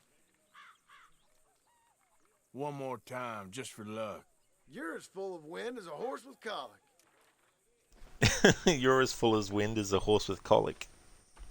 I'm only joking with you. Yeah, a regular comedian. That's 2 different times we've had some extra dialogue they didn't say before. So I know I said I'd be moving on to the next combination, but until it starts actually having nothing new again, I'll keep on doing this one.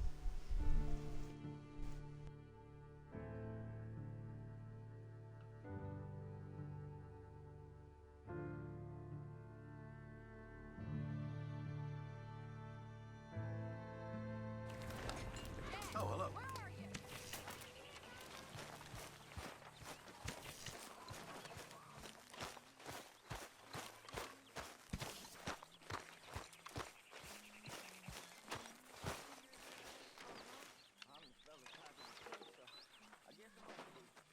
I've met some of his boys before. Oh, yeah? He must be hungry. Well, he was here then.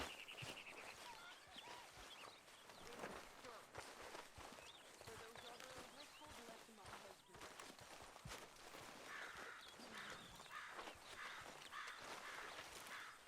Oh, Arthur, my boy.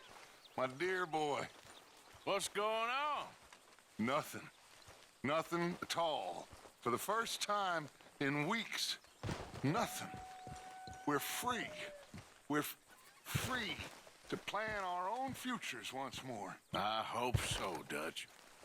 You kept the faith, Arthur. You always kept it. And I ain't losing it now.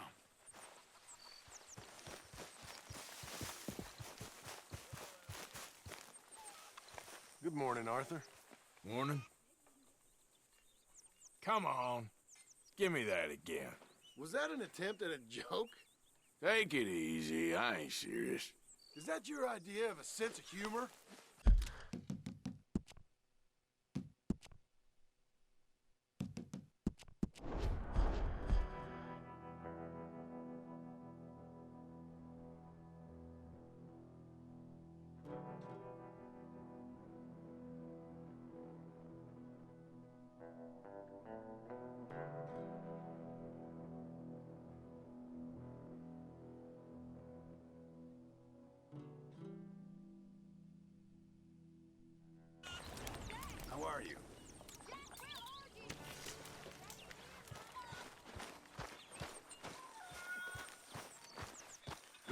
morning, Arthur.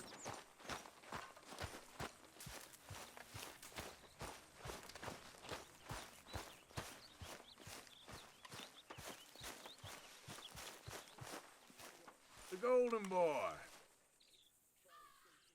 Now, one that sounds sincere. Oh. Don't worry, I'm just playing with you. You ain't right in the head.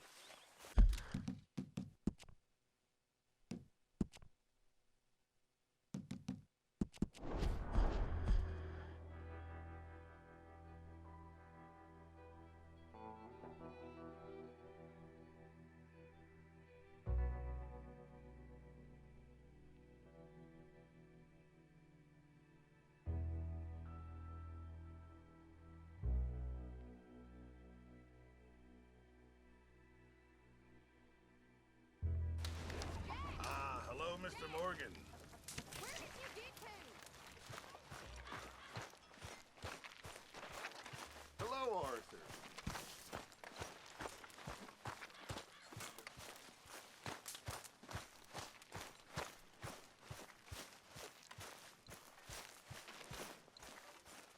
Good morning, Arthur. John? Come on, you can do better than that. What the hell? Take it easy, I'm just needling you. Yeah, a regular comedian.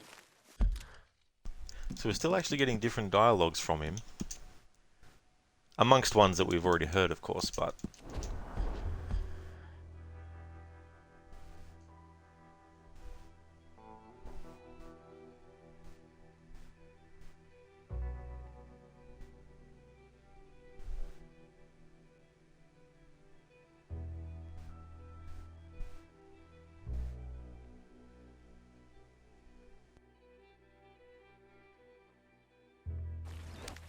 Hi there, Arthur. Where have you wandered off to? Good morning, Arthur.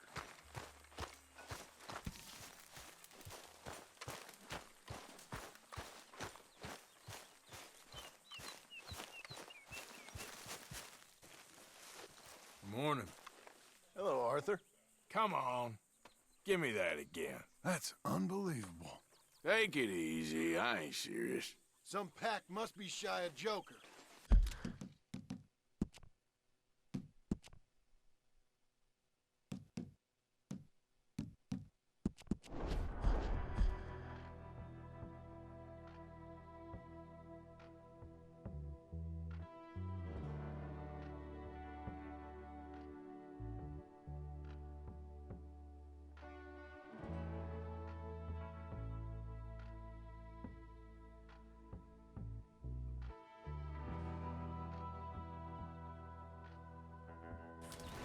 How you doing? Where have you wandered off to? You need any help with that food, you let me know, Pearson.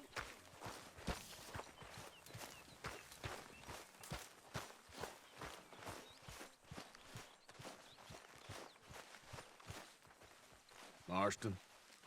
Hey, Arthur. Come on, I thought we were friends.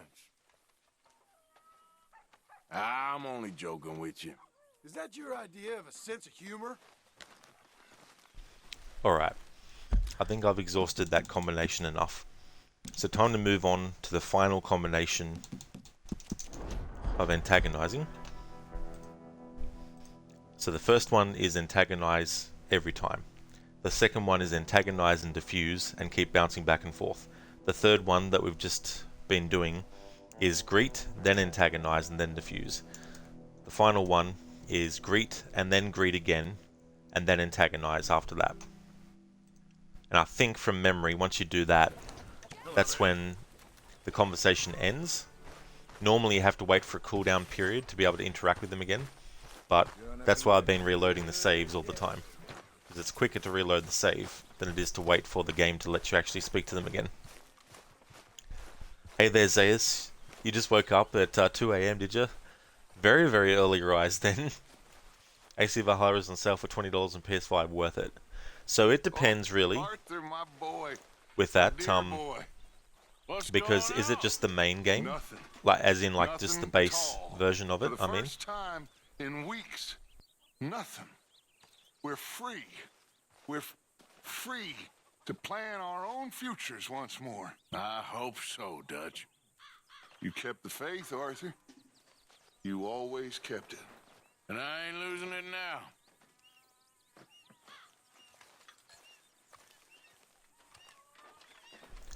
So it's just the base game. For just the base game, I think that's a good price. But it also depends too if you want to actually do a completionist playthrough. Because if you want to do that, then without all the DLC content included, does it say like the season pass is included as well? Or is it just that without the season pass at all? Because there is a version that has every bit of content released, including the Dawn of Ragnarok stuff. But I don't think it'll have like the Eivor's final story, because that's basically something that any version can actually get. At least I think any version can get it.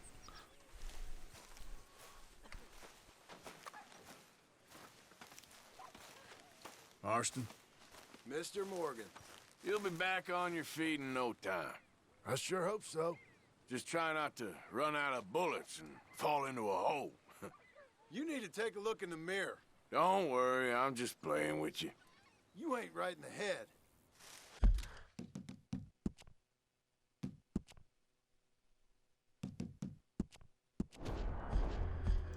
Zayas, it's only base. You bought the Hidden Ones DLC after you finished Origins, and it felt pretty non-essential to the experience.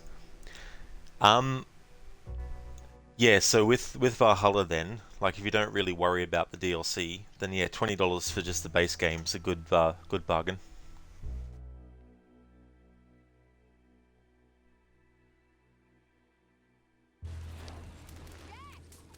Jack! Where did you get to? I'm right here, Mama.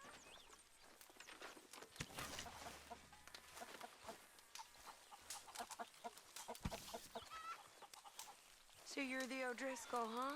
I'm the feller tied to the tree, so I guess I must be. Yeah, I've met some of your boys before.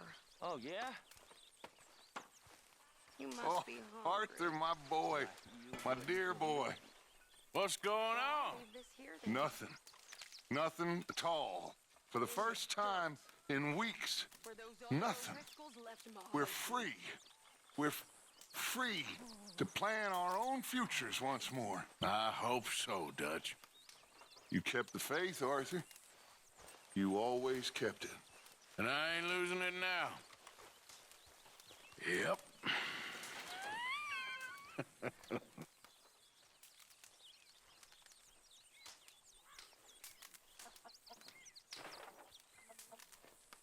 And I just noticed that Kieran was trying to get his foot to reach the plate, even though the food's all over the ground and everything. Obviously, he's so Morning, Mr. desperate to Morgan. eat something that he wouldn't mind. But it's just out of Can I reach. lick your plate when you're done? That's an early Savage Sadie moment, which gives you a bit of a clue of that streak within her that beautifully opens up as the story goes on.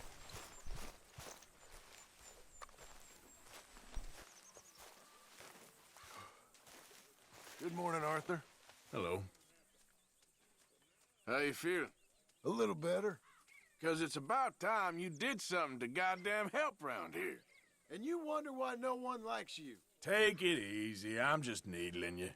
You're a strange man, Morgan.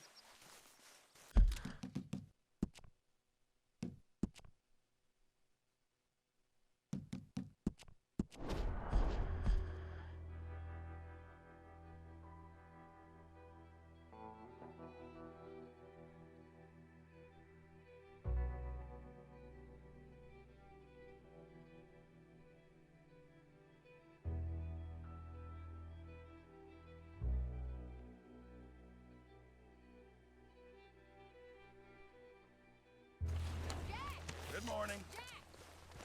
Where did you get to?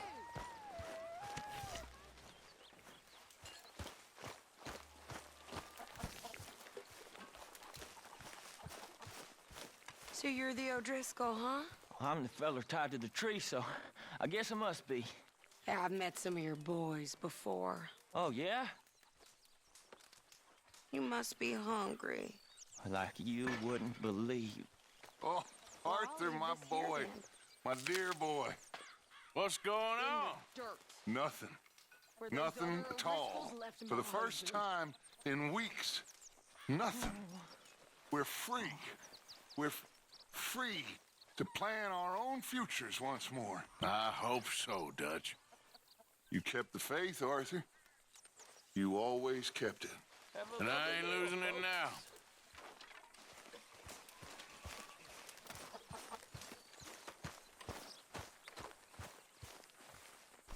So this is the longest amount of time since you had an active Red Dead Redemption 2 playthrough you've ever gone. You think, lol, really, Zayas?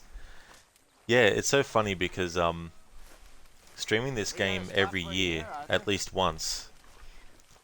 You know, like there's some years where I did like 2 in 1 year. But it's funny when you do take a long break. Like the longest break I've taken from playing GTA 5, for example, was before my playthrough of it last year. I think it was almost a year and a half. Or maybe not a year and a half, but it had been over a year since I had played it before my last playthrough. And so I was sort of like itching to play it. Hello. Hey, Arthur. What are you up to? Thinking of heading out in a bit. Just make sure you don't stay gone for a year this time. Did you think that up all by yourself? I'm only kidding around. Yeah, a regular comedian. So basically, this is the first playthrough, for those who don't know, that I've ever done where there's certain characters that I actually am antagonizing for the first time.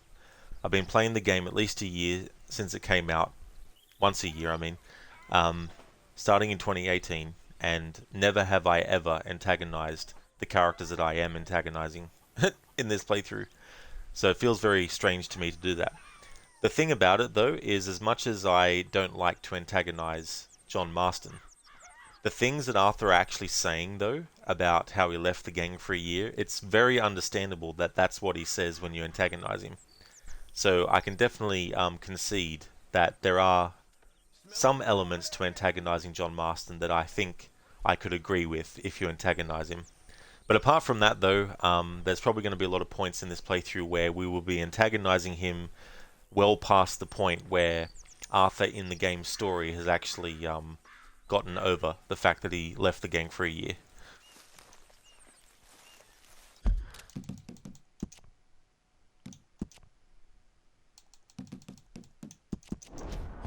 Zayas, you beat the PS5 version last year. You think the last time you played through GTA 5 was 2019, 2016 before that. Okay, so the PS5 version was last year. Yeah. Yeah, sometimes you just think, oh shit, haven't played that game for a while. Should actually replay it again.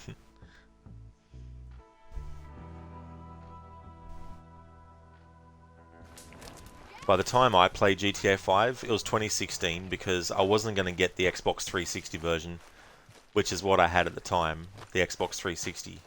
So I wanted to wait until I got an Xbox One, and that didn't happen until 2016, so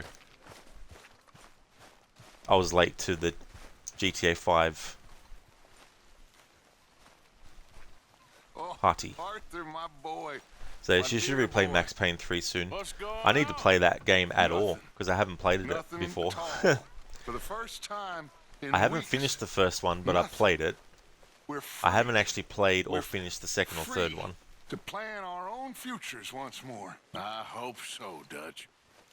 You kept the faith, Arthur. You always kept it. And I ain't losing it now. Good morning, Arthur. Hey there. Any leads? I'm working on something. Well, that would be a first. Your time has passed. Get over it. Take it easy. I ain't serious. Some pack must be shy of Joker.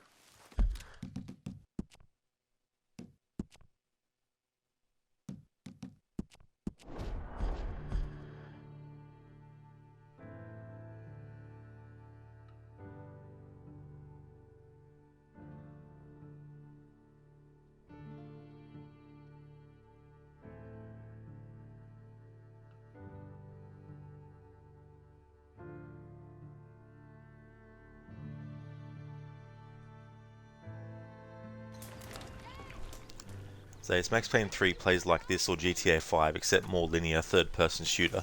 Yeah. It was kind of interesting that Rockstar ended up getting the rights to Max Payne after Remedy Entertainment had them for the first two games.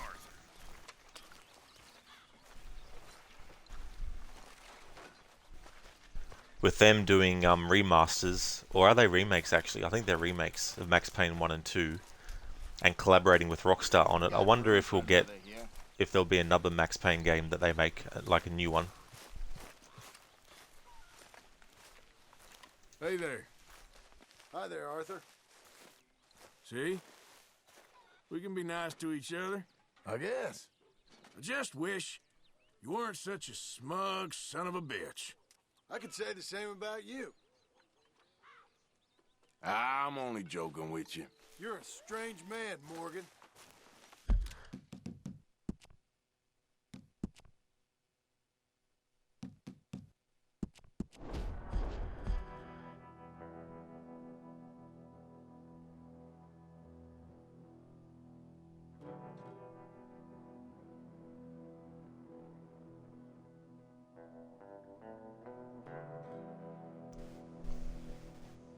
Hey there, Zereth.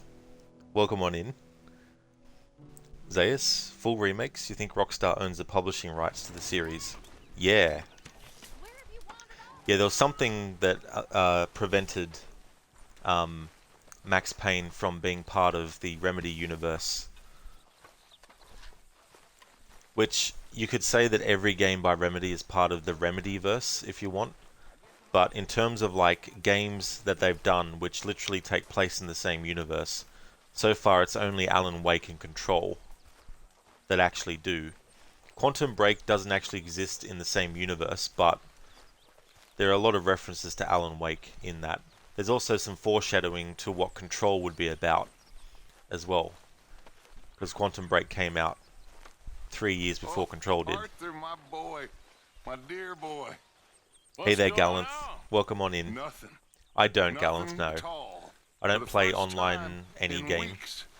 Nothing. We're free.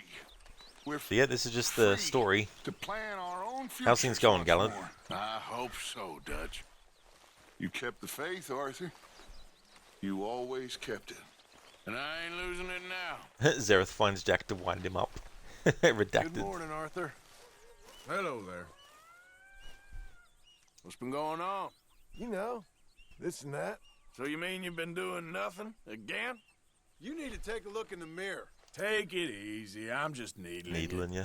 You ain't right in the head. Take it easy, I'm just needling you. But Arthur, you shot them dead. I know. But I was just needling them. Gallanth, you never played the story, just the online, and you're good. How you been? Oh, that's great to hear, Gallanth. I'm glad that you're going well. And I've been going good. I finished Mass Effect, my first ever playthrough, and absolutely loved it. Really liked the ending, and playing Renegade Shepard, the final choices in dialogue I made to reflect that were just so very fitting.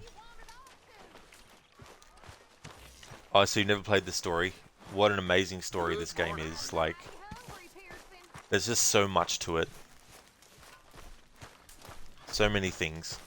And new things that I'm discovering in this playthrough as well. Doing a very deep dive into the dialogue. Good morning, Arthur. Hey.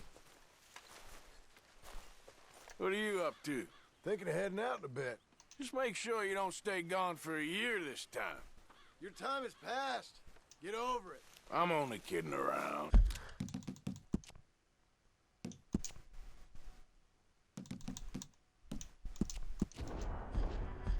Zayas, you think you're aiming to pick up an Xbox X or whatever the new model is? Hopefully play Quantum Break finally. Quantum Break is a good game. In some ways it's Max Payne but with time manipulation powers. But I found the story to be quite intriguing, and the villain is an interesting villain as well. And I thought it was quite good. Morning, Arthur. That's right, Gallanth. Mass Effect 1. Never played or even finished any of them at all, not even the original versions. Good morning, But yeah, finished Mass Effect 1, the definitive, the legendary version, I mean. That's right, Zaius, yep, got it finished. Is Rex alive? Is Ashley alive? Is Caden alive? Is the Council alive? So, Rex is alive. Ashley is dead. Caden is alive, and the Council is dead. That's what I went with. Gallant, you're going to go into 2 and then 3. I will eventually. I've got like 20 plus games to get through before I get back to Mass Effect 2 again. Or not again, but I wanted to at least play the first one, see what it was like, and then once I knew it was awesome, I decided that I would do 2 and 3, but not straight away though. Good morning, Arthur. Hey there. See? We can be nice to each other. I guess. I just wish you weren't such a smug son of a bitch. Did you think that up all by yourself? Alright, so now we're getting to the point where these, from both Arthur and John Marston's side, are repeating. Yeah, Zaius. So they're all gone. I loved choosing the renegade responses. I know technically not every renegade I know technically the renegade responses are the red ones, but I was making sure as often as possible to choose the most negative responses that I could to situations.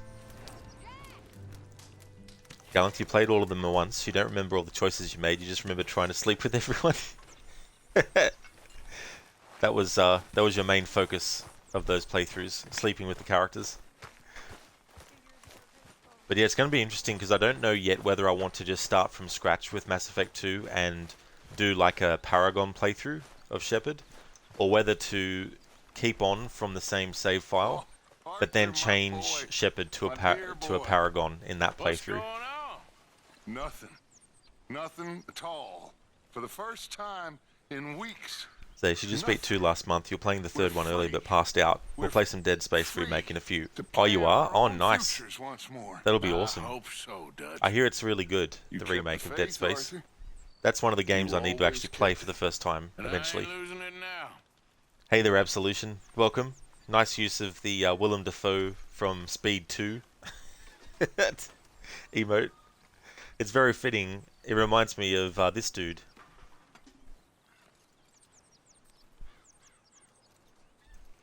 Not that exact expression of Gollum there, but Gollum does make a wide-eyed expression that always reminds me of. Gallant, yep, main focus. Zaius, well at least Rex is alive, so Mass Effect 3 isn't a bloodbath yet, lol. Definitely import your file. Yeah, you made it to the bridge, but if you never played the OG Dead Space, that means nothing to you, lol. Yeah, that's true. But eventually. Hey, Arthur. All right? You'll be back on your feet in no time. I sure hope so. Just try not to run out of bullets and fall into a hole. I could say the same about you. I'm only joking with you. Is that your idea of a sense of humor? Alright, so that is the final combination of interactions with John Marston. But that's only for this 9 AM to 6 PM time slot in the game. There's still the 6 PM to 6 AM time slot to do. Well, I won't be doing it that way. I'll actually be doing the 9 to 6, and then I'll be doing the 6 to midnight, and then the midnight to 6 in the morning, and then the 6 in the morning to 12 midday. So I'll be changing up the cycle a little bit to break it up, but that's later. Alright, so that is a wrap on doing this process with John Marston. I'm going to go and take a break, but before I take that break, I want to actually set up a camera mode, photo mode shot.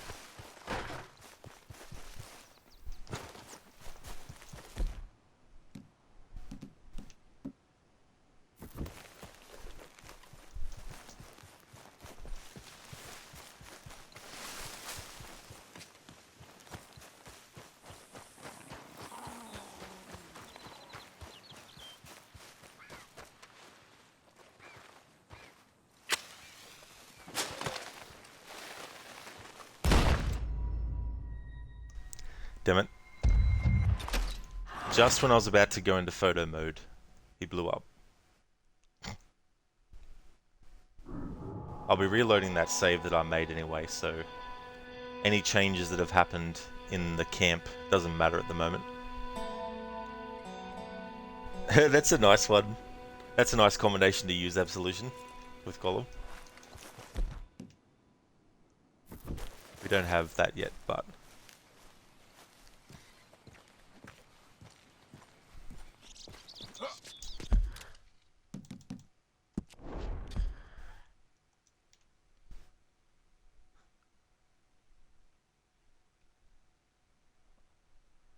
Gee, Arthur's so talented.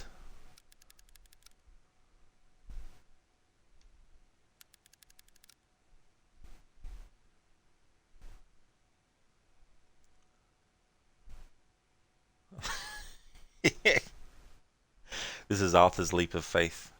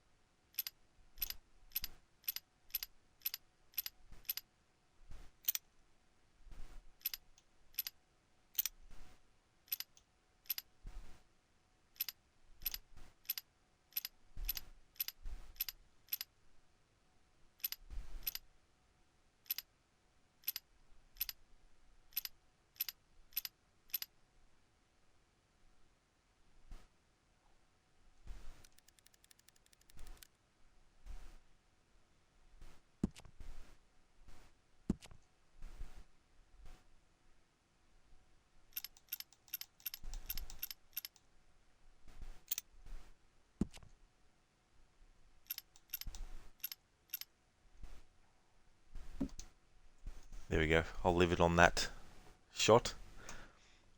But before I actually do take the break as well, there's something I want to set up first. Zaius, what if Reapers descended from the atmosphere of the Red Dead 2 camp? Well, I think they'd all be in trouble then. Because the weaponry that they have at this point in history is not going to help them very much. Absolution, one last score, Arthur. Exactly one last time. Arthur's story ended with a dynamite blast. Absolution, Assassin's Creed Eagle Cry. That's a good one. That's a good one. So what I'm going to set up is, we still have heaps of characters left in the camp to focus on. So far, I've done this process from 9 AM to 6 PM in game time with Dutch, Sadie, Lenny, Jack, Abigail, and now John. So that's been done with those characters. There's still heaps of characters in camp. There's actually 16 characters in camp at this point in the story.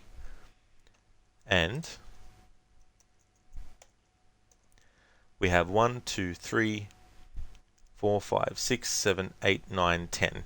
We have 10 more characters to actually do this process with. So what I'm going to do is set up a vote. Now, not every single character that's left will be in the vote, but I still want to do something like that anyway, to actually find out who to antagonize next. Keeping in mind though, the actual antagonizing part will take a long time to get to, because I need to actually track the character's movements first. So I'll just change the question of the poll to which character to focus on next.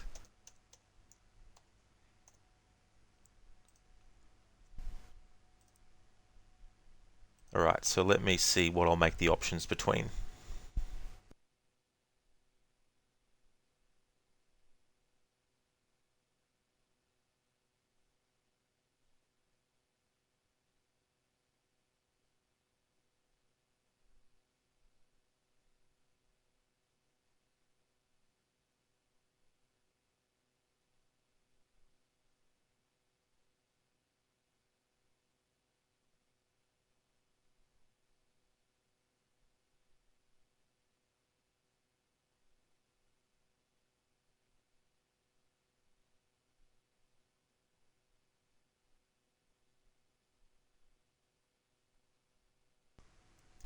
Okay, so there's certain characters that I'm holding off on. So these characters that I'm putting in the poll aren't reflecting some characters that I could put in there because I actually want to do them in a certain point. So I'll make the voting, because I'm going to take a long break, I'm going to make the voting quite long. So about 10 minutes maximum, but the break will probably be longer than 10 minutes, but I'll leave it running for 10 minutes anyway.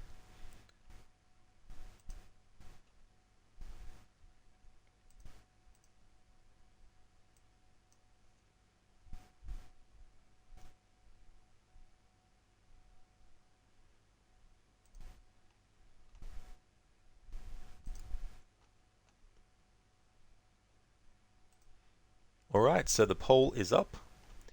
So the options are Hosea, Susan, Pearson, or Strauss. Hey there, Afro. Welcome on in. We are a democracy, you will vote yep. Just thought I'd add that because I did a poll to figure out who to antagonize between John Marston, Abigail, and Jack, and then I just followed through on the other options. But now I wanted to put it up again. So I'll just have that vote open while I go and take my break. I'll just better move something on the controller so it doesn't turn off. Harbinger, you have no idea who these characters are. Well, that's fair enough. It's definitely fair enough. So the vote will go for 10 minutes. My break will go for longer. But I'll take a break and I'll be back soon.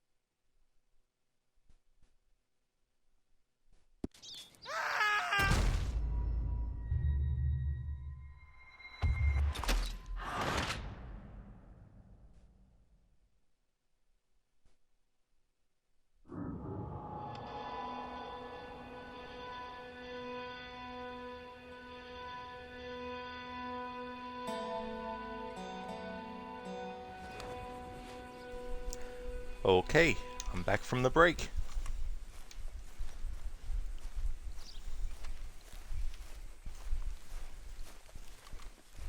Alright, so the poll ended, and all the character options were voted for at least once.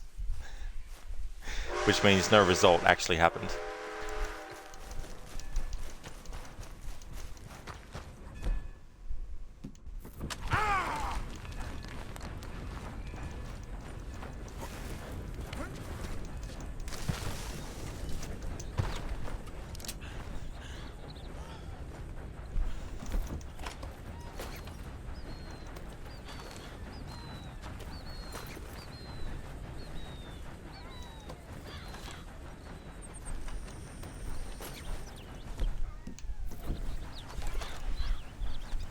Afro, the poll doesn't show up for you, but you'll say Strauss. Ah, I got you, Afro.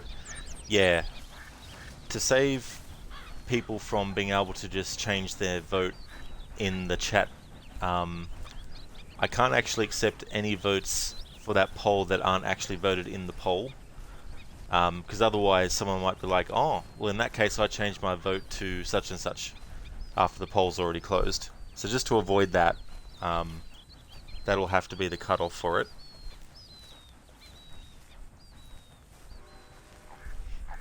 Hey there, Walker Man. Welcome to you. I hope it's going well. No, I didn't see that about Star Wars Jedi Survivor, so it comes out in April this time now. Okay. Well, that's not too bad, though.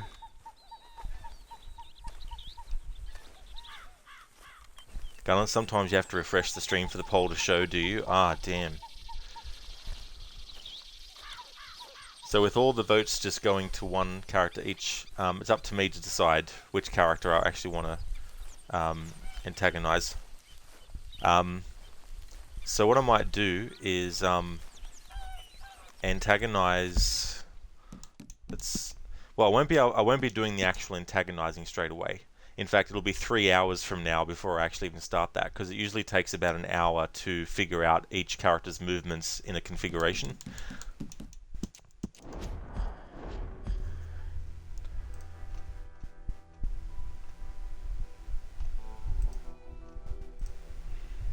No worries, Walker Man. Thanks for that.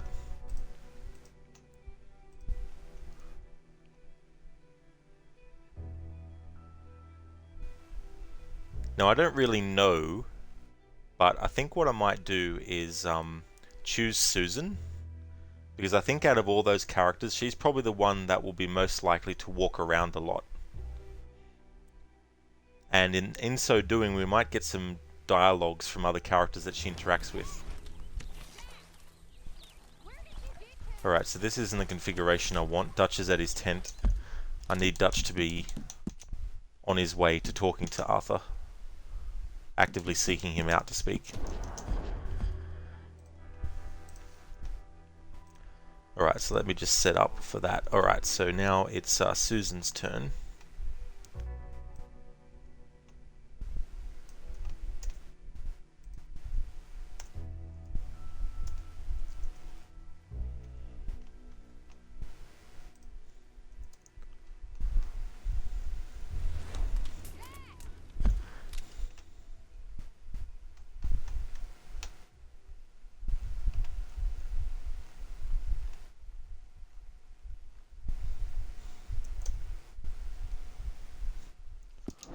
Which configuration is this first? Oh, it's the one where Dutch talks to him.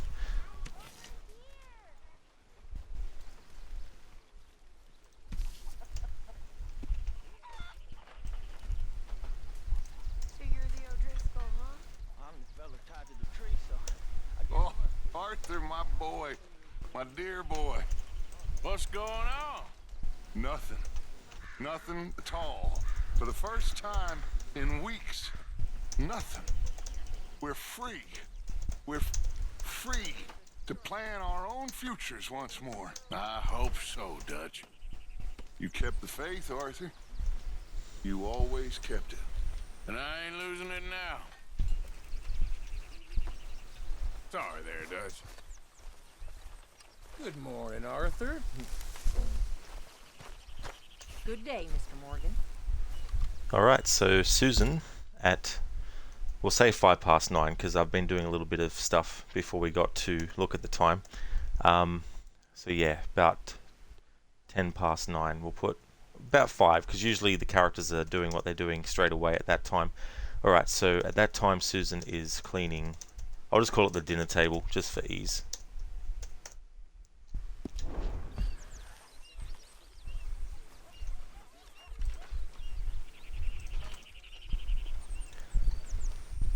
No worries, Gallanth. Thank you so much for leaving the lurk. I hope you have a really good sleep as well. Thanks for the good luck. Really appreciate it. Catch you next time, Gallanth.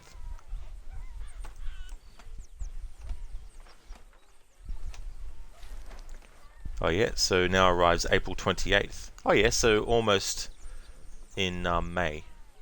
Well, that's cool, because then that way they can basically... I think I know why they moved it now. Probably to be as close as possible to May the 4th as it can be.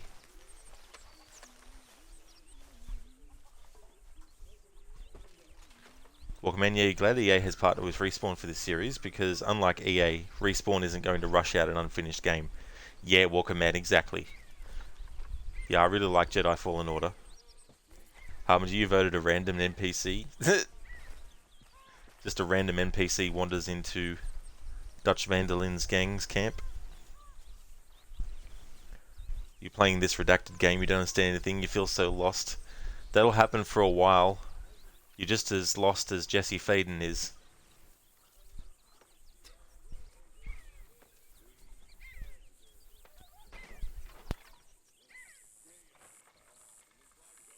How is that food coming along, Mr. Pearson?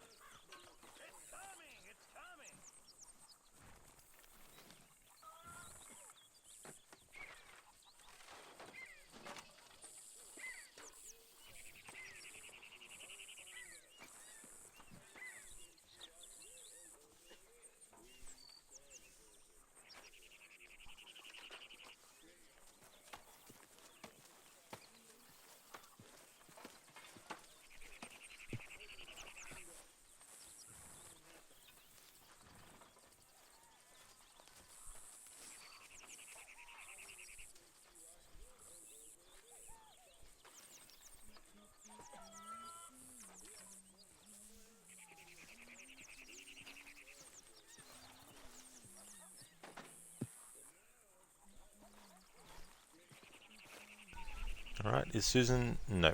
She's just changing which part of the table she's cleaning. But soon, Lenny is going to be coming over to eat and sitting down at the table there.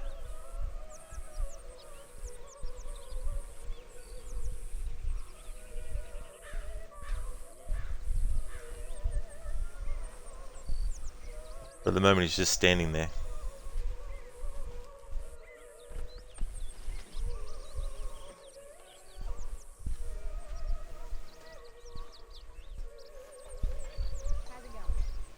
Interesting, him and Jose are just standing there near the food.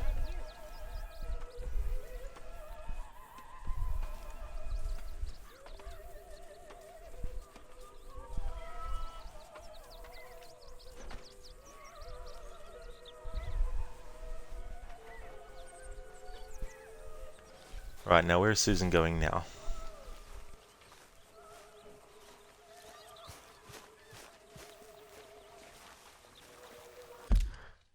Alright, so the in-game time... Alright. Let's just say 10:55 AM. Susan goes to, and we need to see where she's actually going. I'll just go into that screen so the time doesn't keep ticking.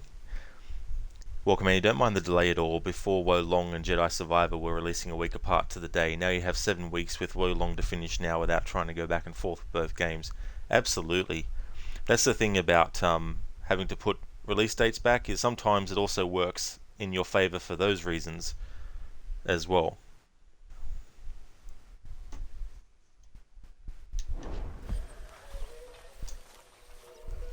Alright, so where is Susan going to go?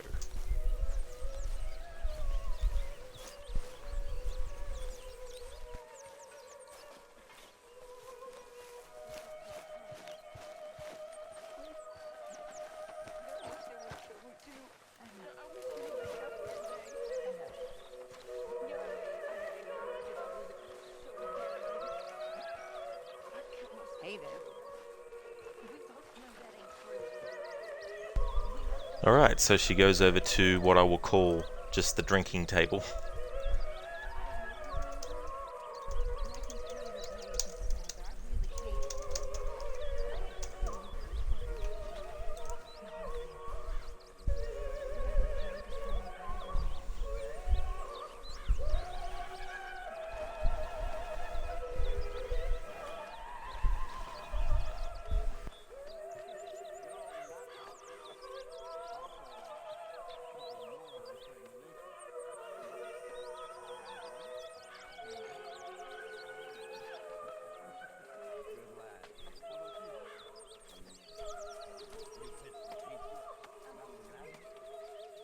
If you need someone. Alright, Susan, what are we doing? Still cleaning that table? Nope. Alright, different time, 10 past 10.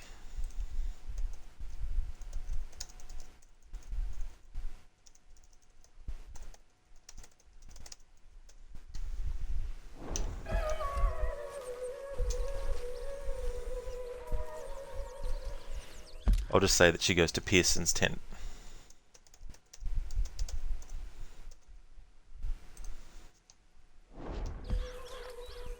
Good morning.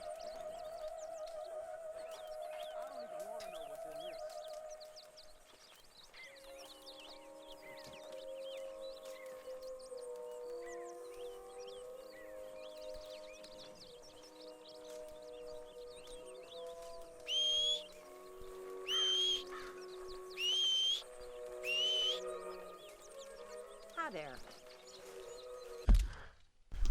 Alright, 10:15 in the morning.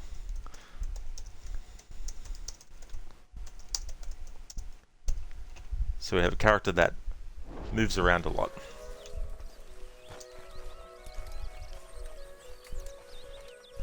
Oh, she still stays in the tent there, so there's no point marking that.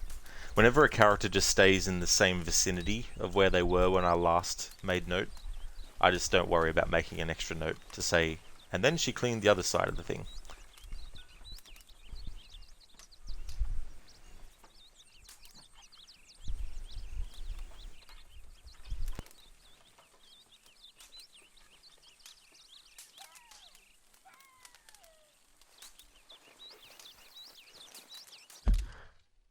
Okay, so 25 past 10.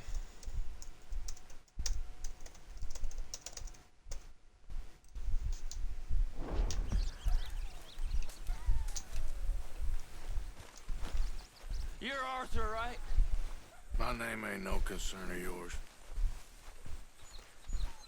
My name's Pitt, and there ain't no way you're digging yourself out of this shit. It's not the exact quote from Pulp Fiction, but I like that quote. Alright, let's just make it, we'll round it up to 10:30. Oh no, she goes to edge of camp, past Abigail's tent.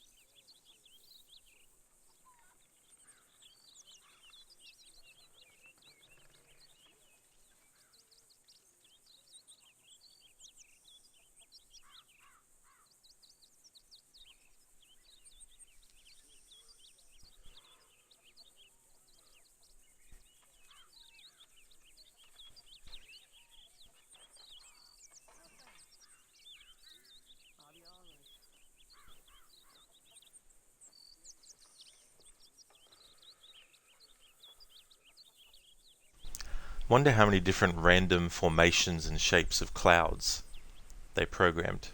And because there's different kinds of clouds that have actual names, I wonder how many variations within that did they actually do of those type of clouds, and how randomized it is. Or did they just do a thing too where no matter what randomization, it'll also include different kinds of clouds, as well as just, so randomizing not only the kinds of clouds, but also within that randomizing the formations of those kinds of clouds from one to the next.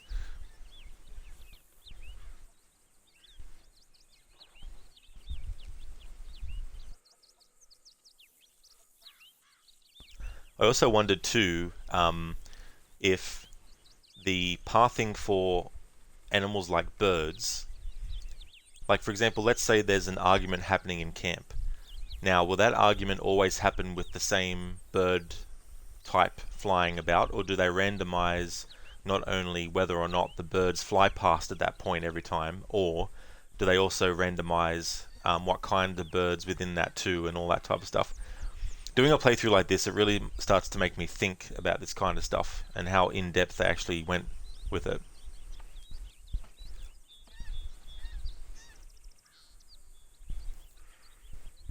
But I doubt that's the case. I assume that the birds, whether they appear or not, is just random, as is what kind of bird they will be when they appear. Based on area, of course, because there's certain birds that are more likely to spawn in a different area of the game world than in another.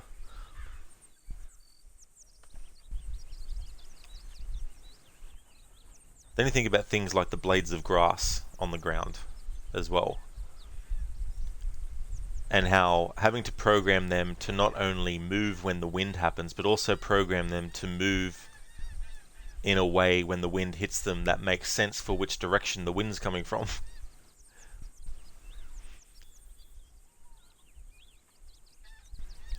Look at the texturing on Arthur's clothing, like the wrinkling and everything around.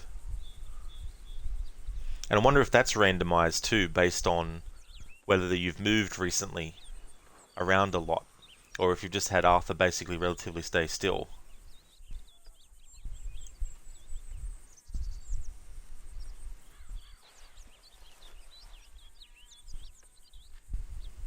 There's two mods I'd love to see for this game. An Indiana Jones mod, where they've taken the character model of Arthur and changed it to Indiana Jones, and changed the lasso so it's actually a whip. But the only thing is you wouldn't be able to make it happen in gameplay. The only thing that you could do is simulate when Arthur actually has the lasso wrap around someone.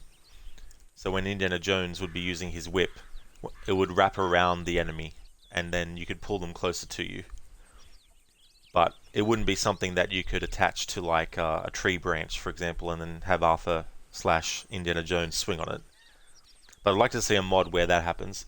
Or at the very least, just have a mod where you can make his clothing look exactly like Indiana Jones, which you probably can to a certain degree on the console versions with just the base outfits that they give you. But to actually literally have a mod that specifies the exact same outfit in the exact same way that Indiana Jones has, I'd love to see that. What I also love to see is a Red Dead 2 mod where it's a Looney Tunes mod. So take Jack when he's this age in this story and change him to Yosemite Sam, and then have him running around doing all the missions as Yosemite Sam, and then have all the animals change. So you'd have all the rabbits in the game would just be Bugs Bunny running around, for example.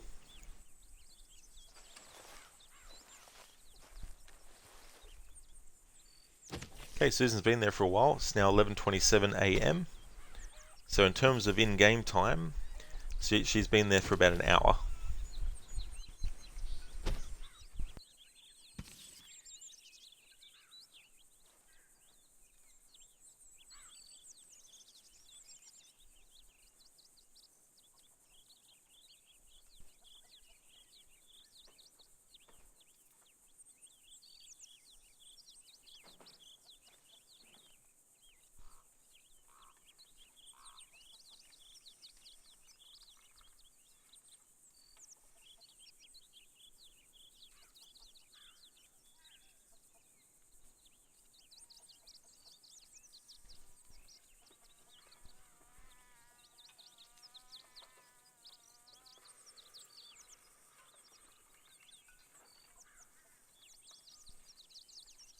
Actually, that makes me think it'd be cool to have, just like The Simpsons did a parody version of GTA, it'd be cool to have the Looney Tunes do a parody of Red Dead Redemption.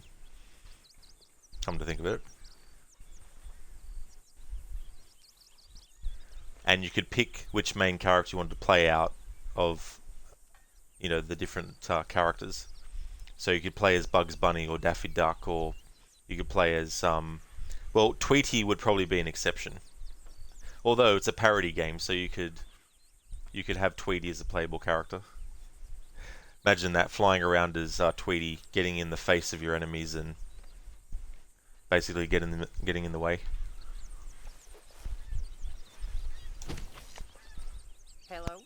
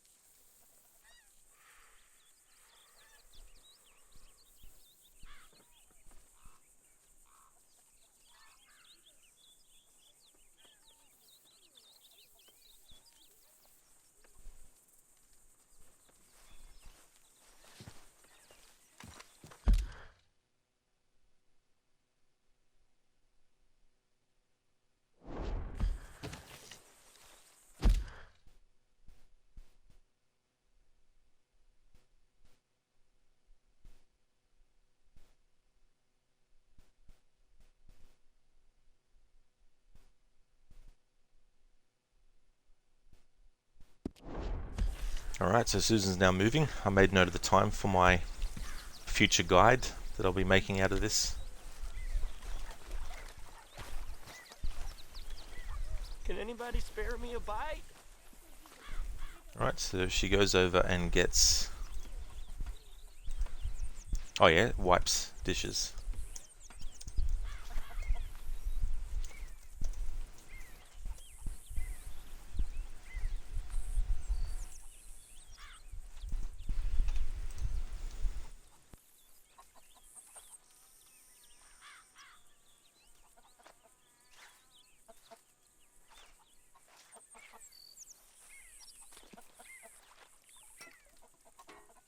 Come on, I'm so hungry.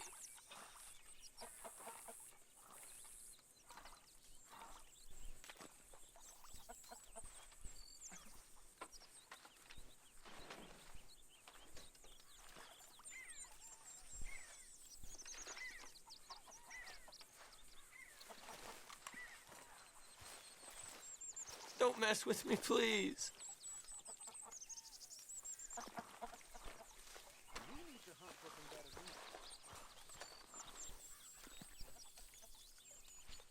That sounds so good.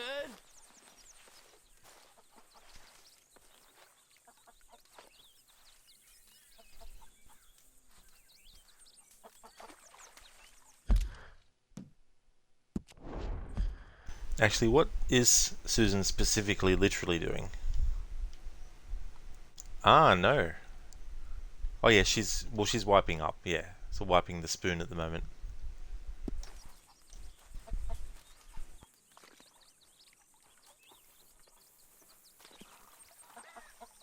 Molly.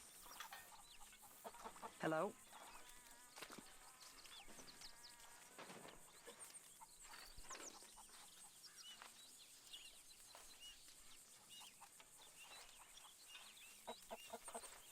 Is anybody getting me some? Nope, sorry, Kieran. You have to get some yourself.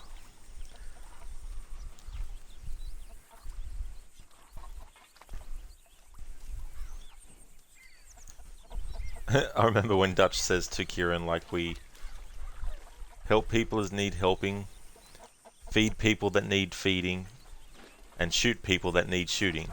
We're going to find out which one of those three. I'm not quoting it exactly because I don't remember it exactly, but he basically said that. So I guess at the moment, Kieran hasn't been considered to be someone who they need to be feeding just yet. Although Mary Beth will actually come over to Kieran and give him some food.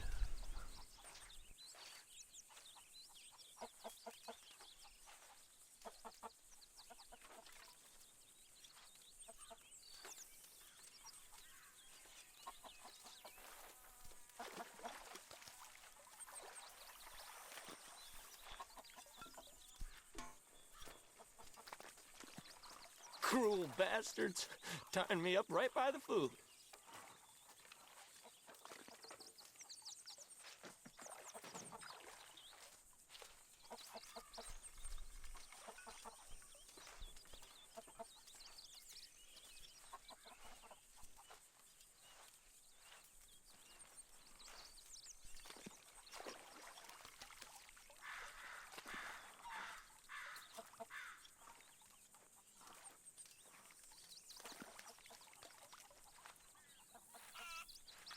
I mean, there must be enough for me to have a couple of bites. It's so funny when he says that line because he's like, gotta have a couple of bites. The first few words he says are kind of mumbled.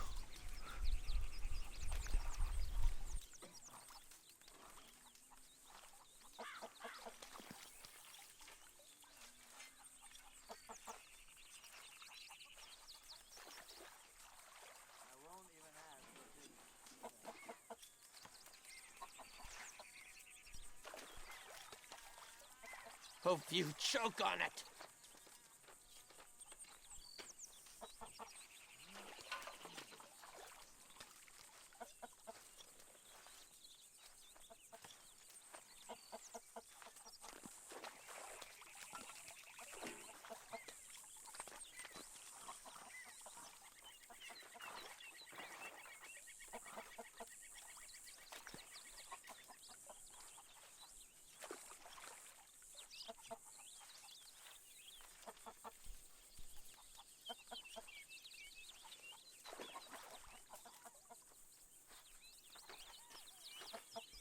I'm actually having a closer look at the link War Command that you provided for Star Wars Jedi Survivor having its release date changed to April 28th. And the part where it says Jedi Survivor is a direct response to the feedback from our community, delivering expansive destinations to explore, evolved combat and traversal. One of the things that I was hoping for the sequel, that they would give us more planets to actually explore, instead of just the main planets that the story follows, and then you can backtrack to collect stuff and do things that you missed. I was hoping they'd expand it more, so hopefully them saying that in this press release means that that's the kind of thing that they've done, given us some more planets to explore.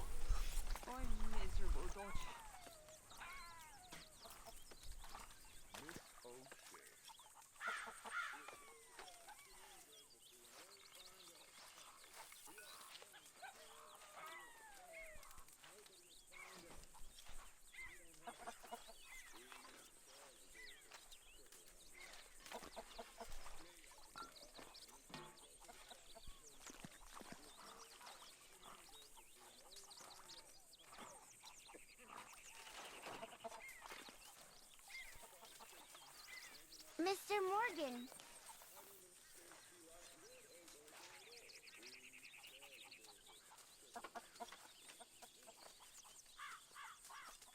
Can I lick your plate when you're done?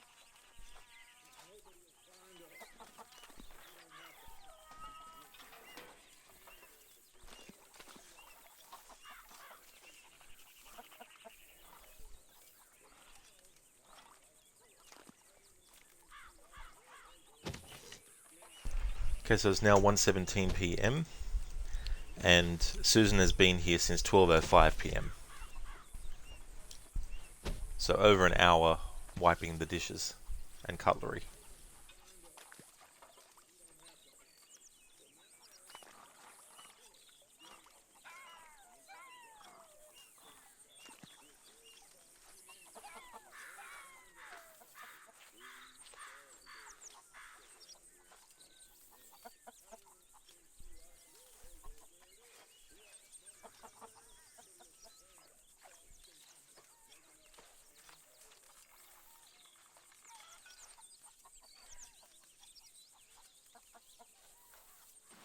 Have a lovely meal, folks.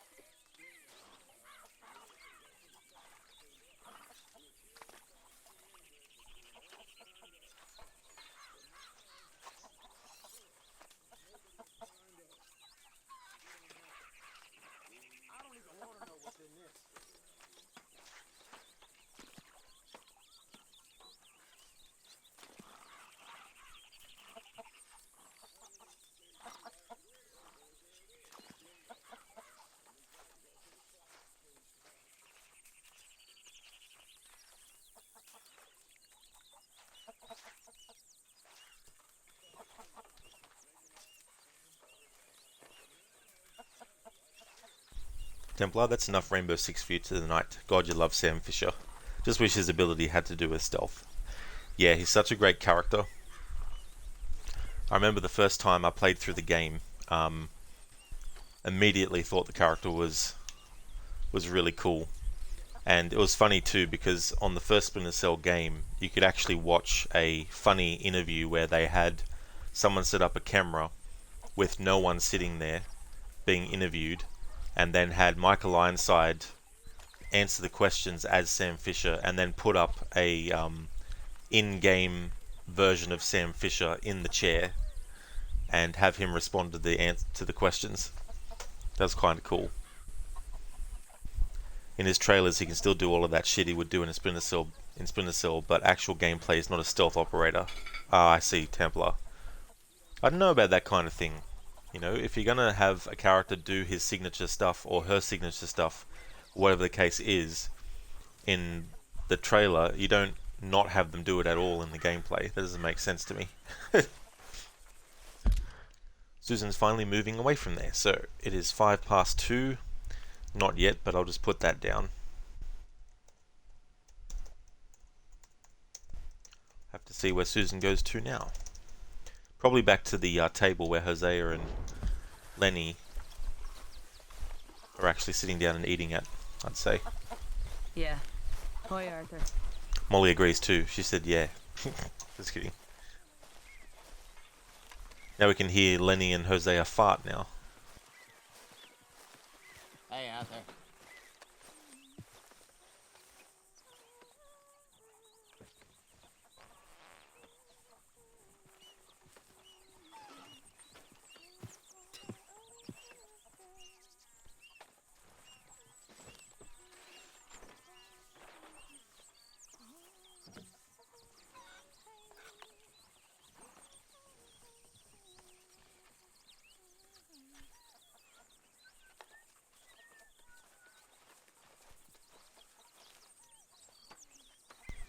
Temple has a little gun that shoots cameras with a taser attached that counts as a two-way camera.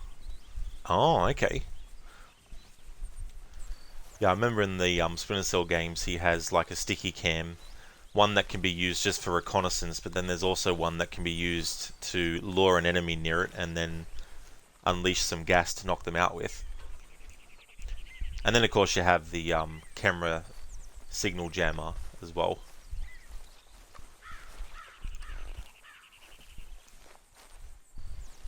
It was cool that in Chaos Theory they introduced the attachment on Sam's pistol that you could actually use it to temporarily disable any light source.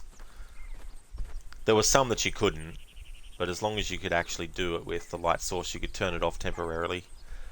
And I like how that actually worked on cameras as well.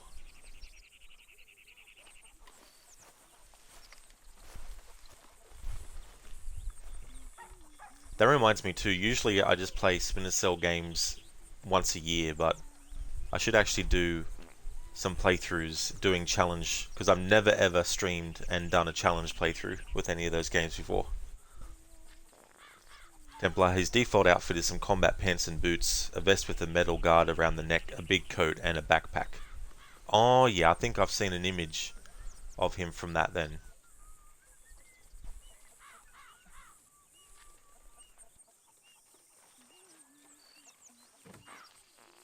Mr. Summers.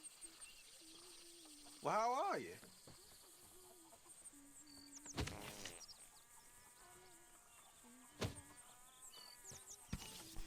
Templar, his goggles are attached to his backpack.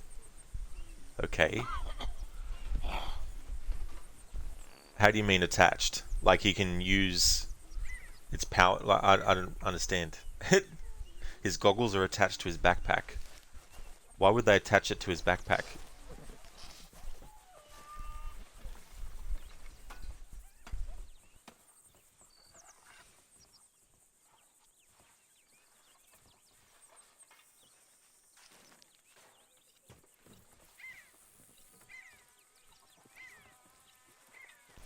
Oh, I see what you mean. Okay, so they're attached to it as in they're hanging off of it. Okay.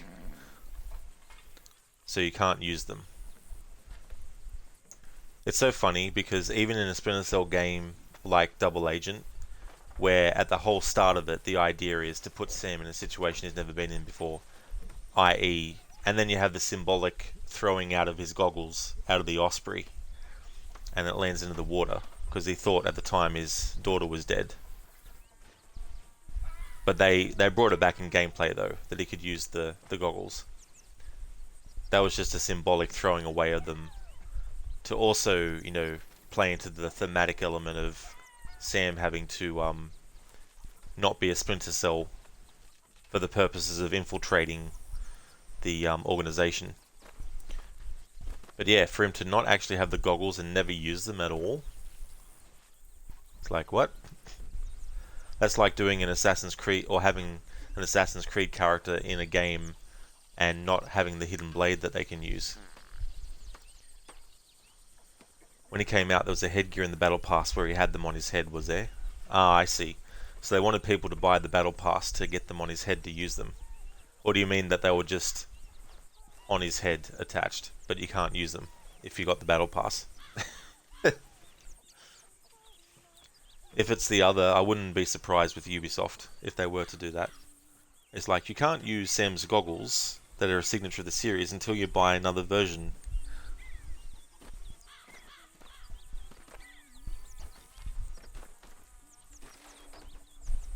It's no longer available, but his elite skin has the goggles on him, but it's a younger version of him instead of his older self. Ah, I gotcha. Yeah. That's something I'm not sure about in the remake, what they're going to do. You well? Hi there, Lenny. Alright, so it's, is it 3? Gilly? Yep, 3:05 PM in-game.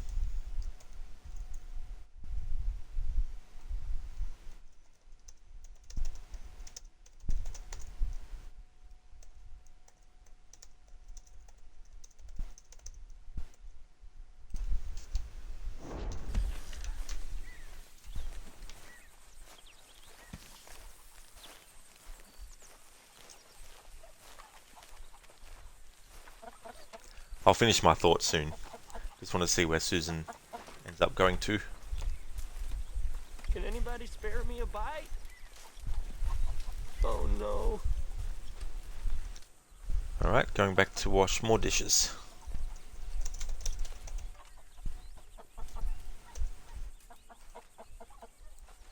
But yeah, I don't know yet in the remake if they're taking the route of he's been a Splinter Cell agent since he was, you know, younger. It's just that You're making me nervous.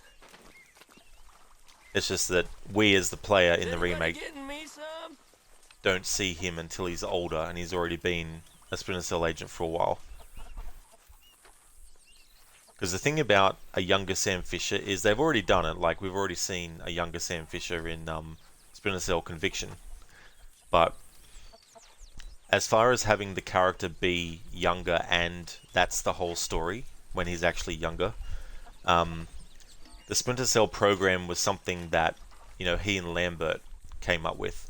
Originally, I think it was that Lambert and that came up with it, and then as time went on, they decided to change it that they both had built Third Echelon. But in any case, there's definitely a lot of story you could do with Sam Fisher when he was younger. And the other thing about it is even though the Splinter Cells use night vision goggles, obviously they wouldn't be the only type of soldier or agent in the world of Splinter Cell that would use them. So I think that'd be fine to do that.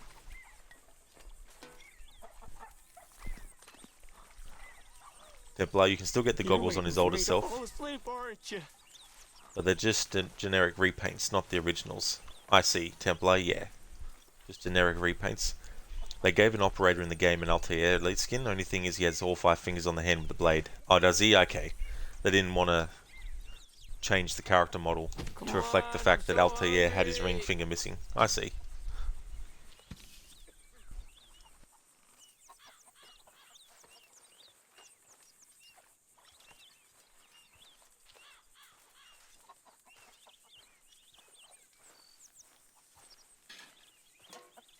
Mr. Morgan.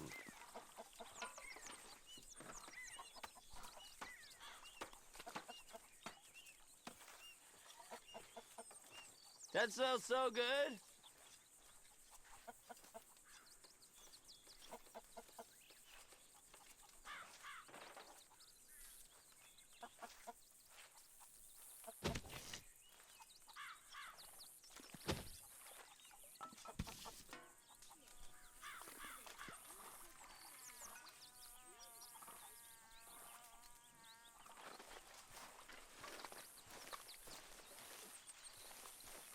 I mean, there must be enough for me to have a couple of bites.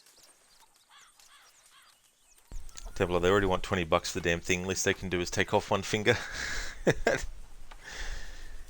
I wonder if that was just an oversight or if they just were like, nah, we don't want to bother.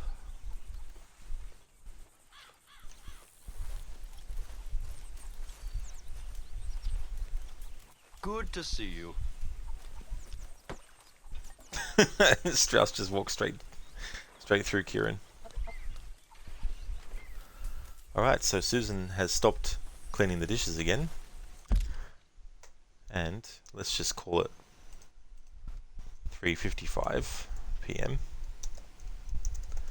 Susan goes to where? Let's see. Probably to the edge of the camp again.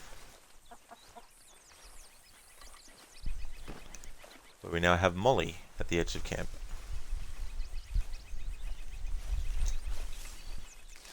Yep.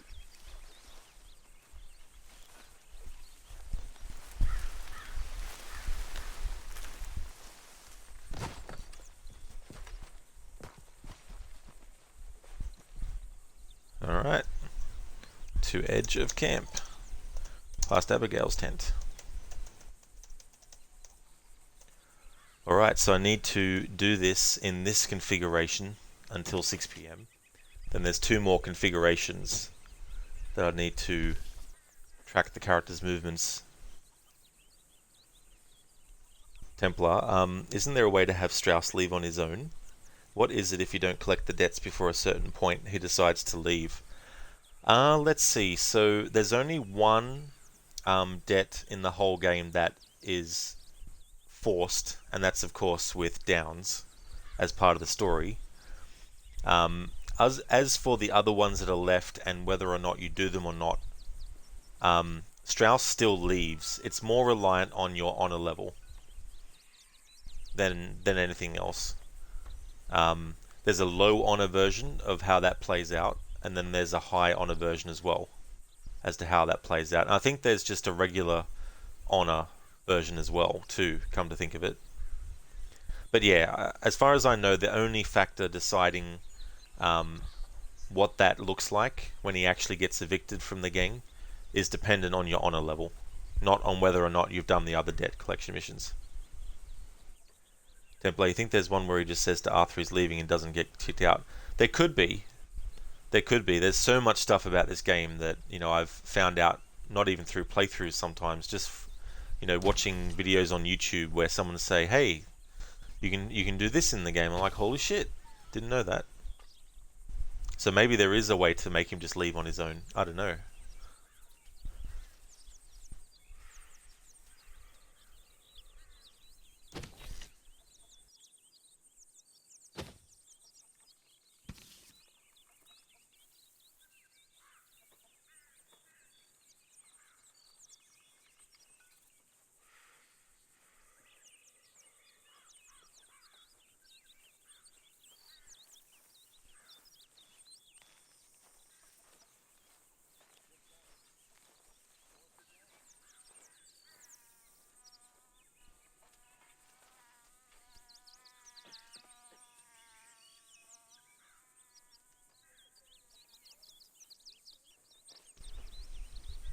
That's come through on my end as just an asterisk. But yeah, definitely whisper that to me, dude, and then I'll be able to post it in chat as well.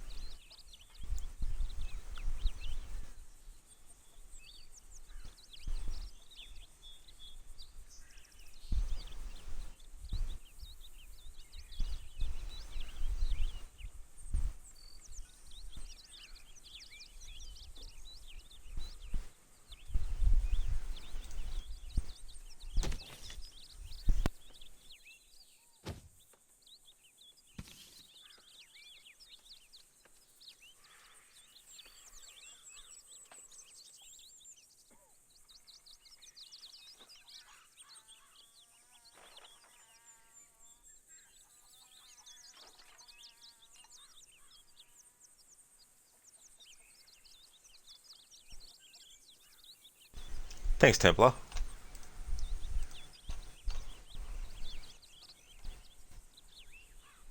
So that's if Arthur doesn't collect the debts. Ah.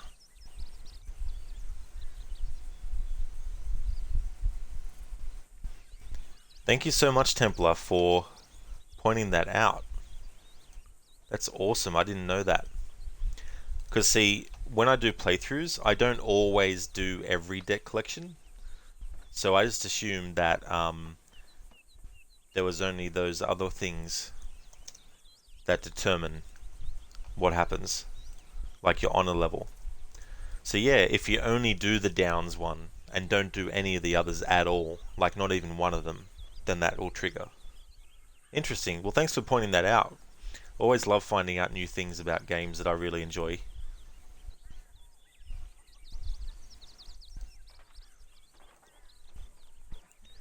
So this is the thing too, there's so many variables as well, that if you're the type of player that doesn't do certain things, you won't get certain results. And if you're some player that does like to get different results, you might not know all the different variables that can happen.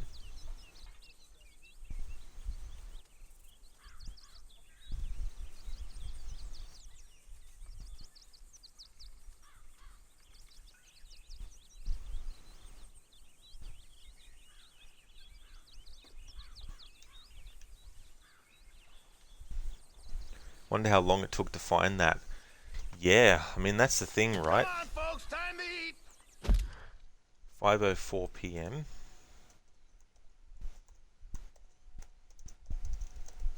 Susan goes to...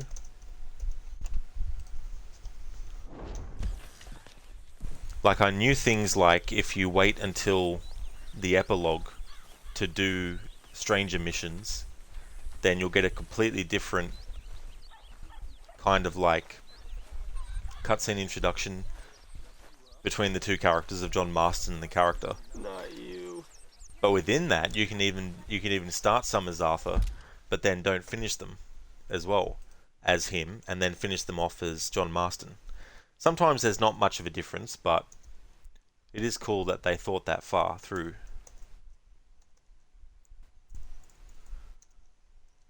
Goes to the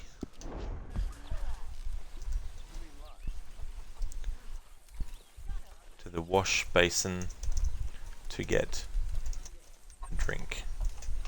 Alright, now where is Susan going?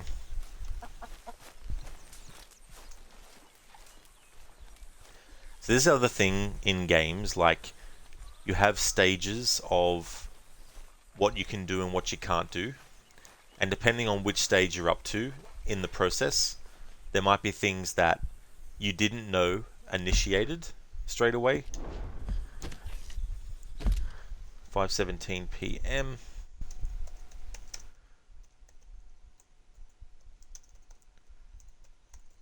Susan goes to the drinking table and sits down. Alright, so this is probably where Susan will stay. Although there was a configuration when I was focusing on John Marston where we walked past Susan and Karen was sitting with her. Arthur, it is good to be off that mountain. I'm real sorry, but I can't talk right now. Okay, sorry. Sorry, Mary Beth. Mary Beth is a character that I haven't focused on in this playthrough yet, but we will.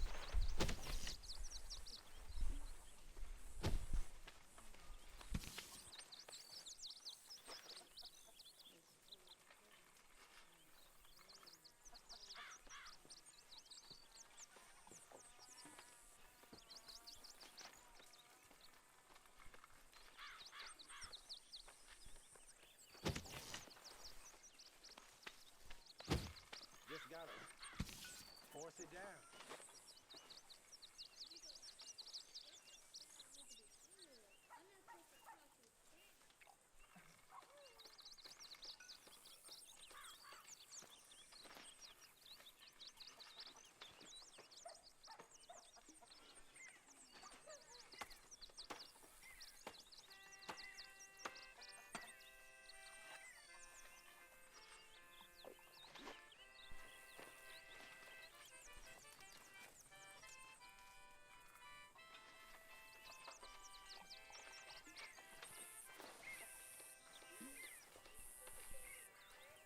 What's wrong with you, Mr. Morgan? How'd you mean? You're stuck in camp all the time. You used to be such a man of action. Well, I'm sorry. There we go. So that's something that Susan will tell you if you've just stayed in camp too long. I'm not going to make note of that interaction, although I should actually. 5:40 p.m. Susan speaks to Arthur about staying in camp too long. Well, sorry Susan, but that is the purpose of this playthrough when we're actually going through the game story. I wish I could easily describe how in-depth this playthrough is, but trust me, this is the 5th stream out of probably 200, I'd say, maybe, potentially. Because I just don't know how deep the rabbit hole's going to go.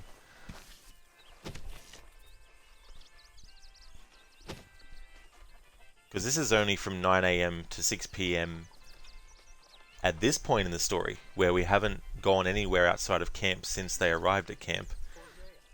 And there's still characters I need to do the 9 AM to 6 PM slot with first, and then I need to do all 16 characters that are currently in camp all over again, but from 6 PM to, I'm going to do it till midnight, you know, so there's all that for all the characters, and then some characters are away somewhere else because they're mission givers or they're involved in a mission, that's far away. For example, if I look at the map, the missions we have available is this one with Uncle. So he's actually in the camp, but he's asleep. And the only way to wake him up is to kick off that mission. And then we have over this way, we've got Reverend Swanson, so he's out of camp at the moment. And then this mission here, we've got Javier and Charles in the saloon here for this mission. And Bill as well. So those characters are all out of there. So we've only got 16 characters in camp that can actually be interacted with at this point without triggering a mission.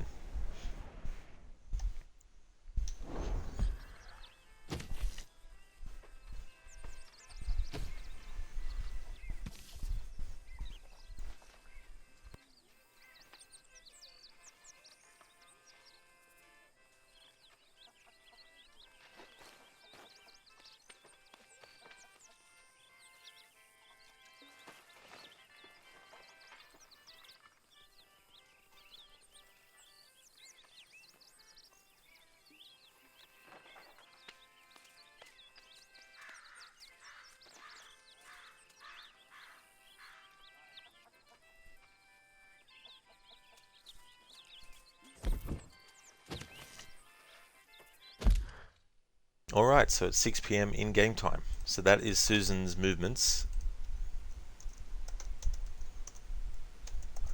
in the first configuration, which is at 9 AM on this first day in camp.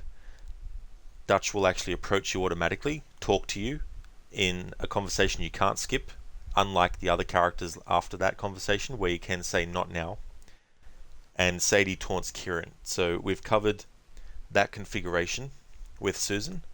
The second configuration we need to cover with Susan is Dutch is at his tent,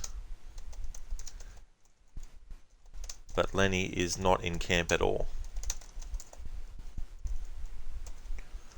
So reload save time.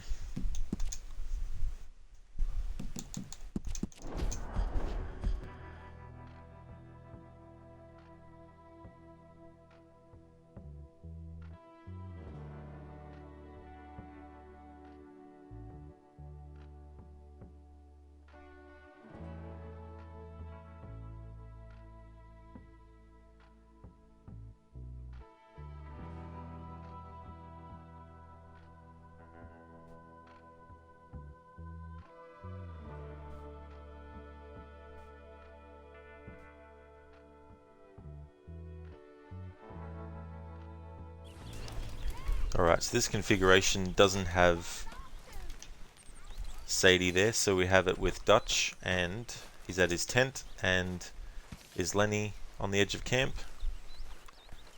Nope, so that means we're in the second configuration, so let's go to where Susan is.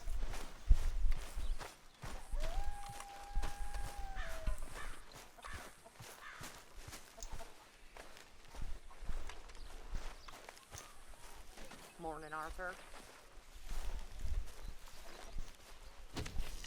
Alright.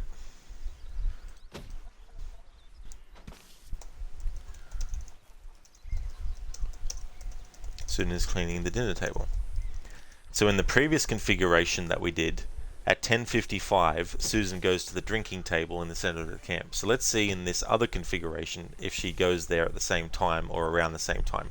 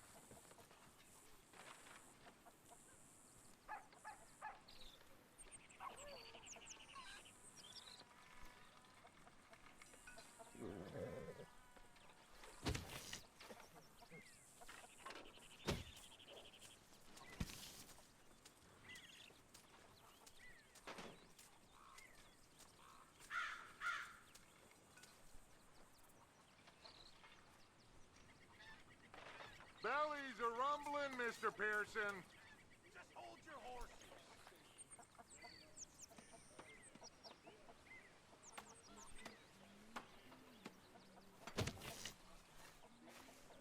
Arthur.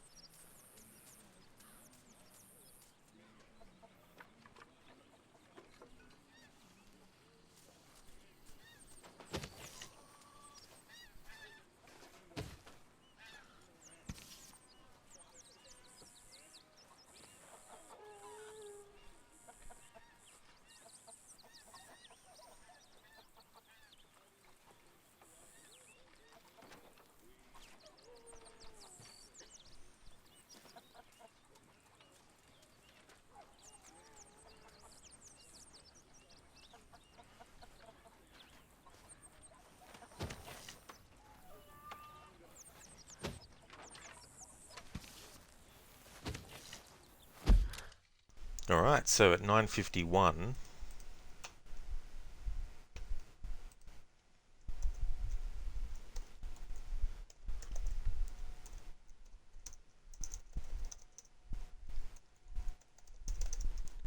let's see if Susan ends up getting to the drinking table in the center of camp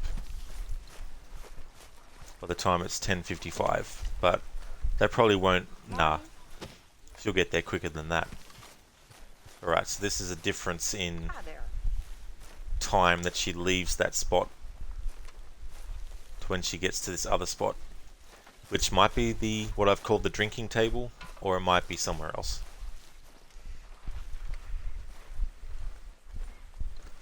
Good morning, Arthur.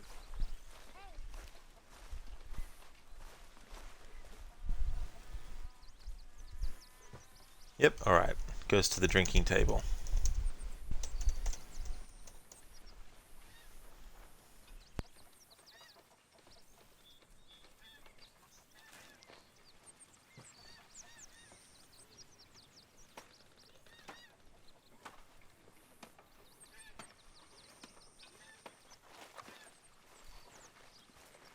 Keep it coming.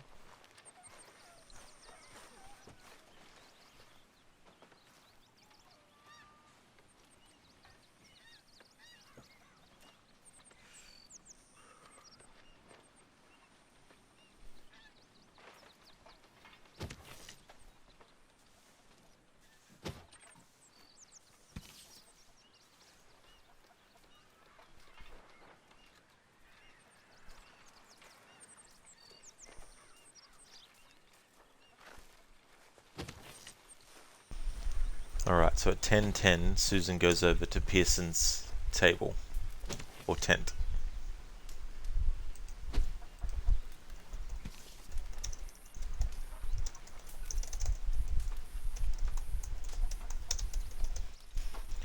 Alright, so far Susan is going to the same spots, except it's different in-game times that she starts to leave one spot to go to another one.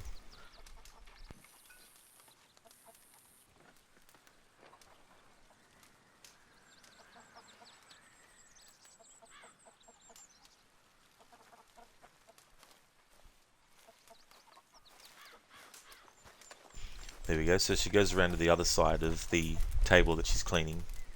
But I don't make note of that because there's no point, because she's still at the actual spot, just on the other side of it.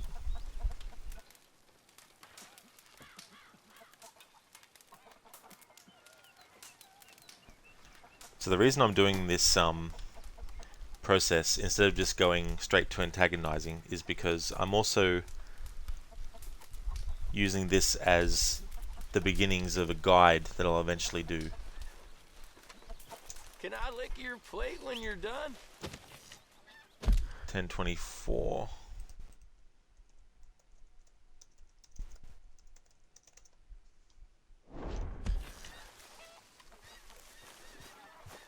Goes to the edge of camp.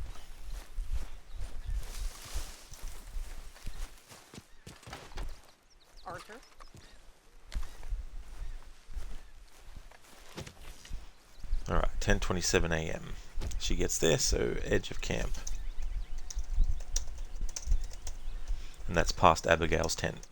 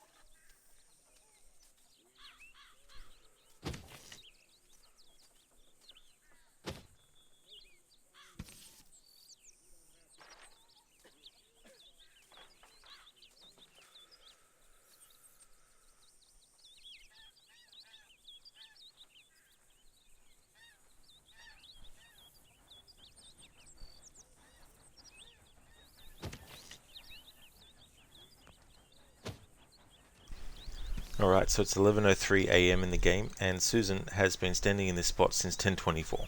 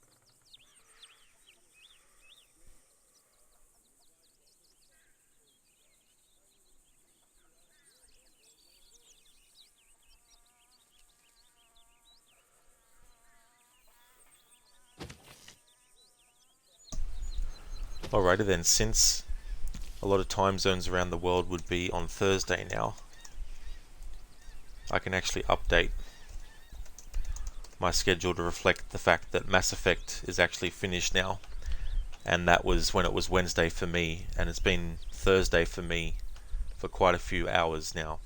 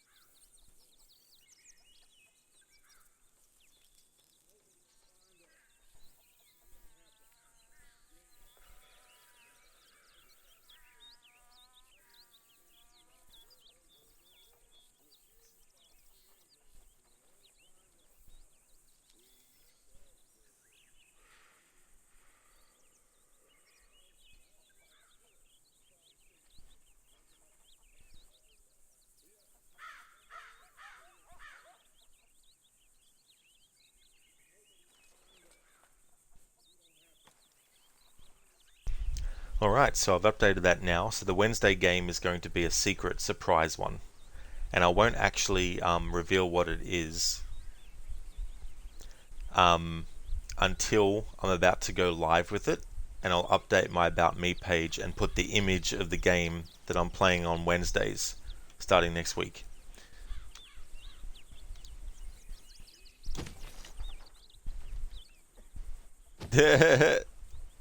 Welcome back, Drake. No, it's definitely not going to be AC Rogue. That would be a surprise even to me if that was the next game on Wednesday that I was going to start.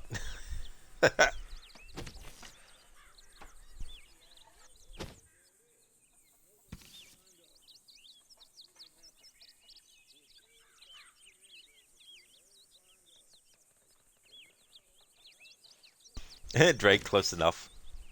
The closest I've come to doing another replay of Assassin's Creed Rogue was one April Fool's. I actually went and started a stream on my laptop and had a video of the opening sequence,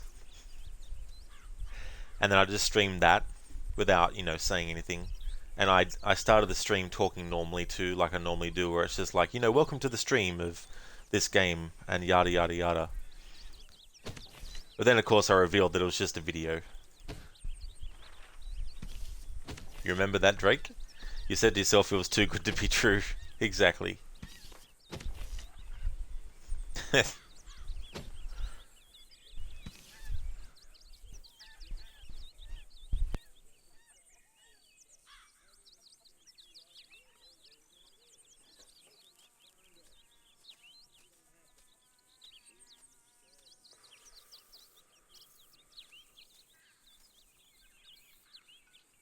So as you can see, Drake, we've now moved on from antagonizing John Marston, and now we're going to be antagonizing Susan. But I'm still making note of Susan's movements for the configuration I'm in now, which is the second one out of 3.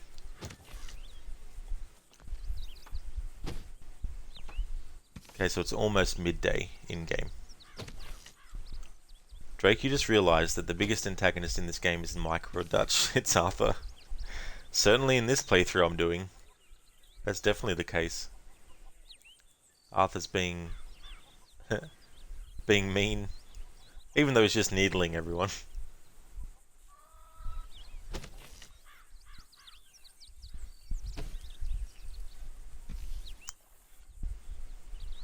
Bully Arthur, that's what it is.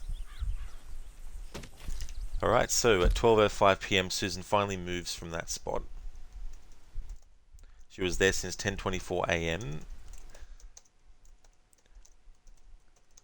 Now where is Susan going to now? Let us see.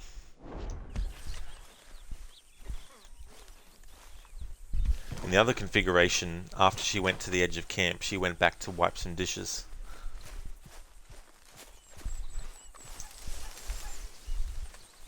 Cruel bastards. tying me up right by the food. Exactly, Kieran.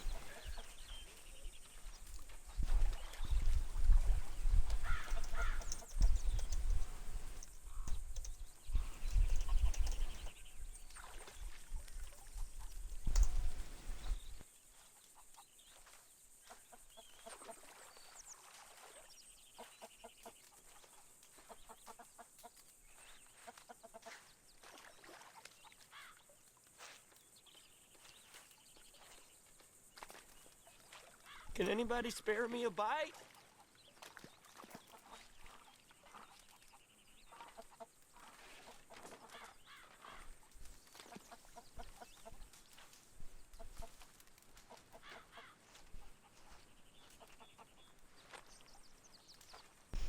Kieran, next time one of those chickens goes past, grab it.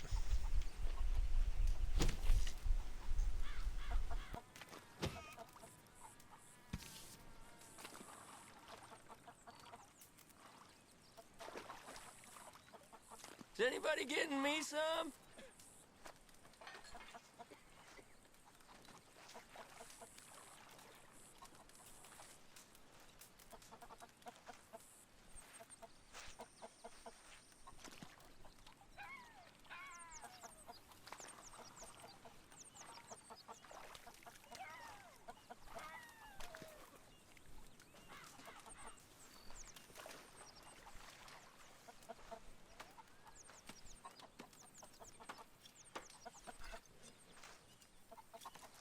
Come on, I'm so hungry.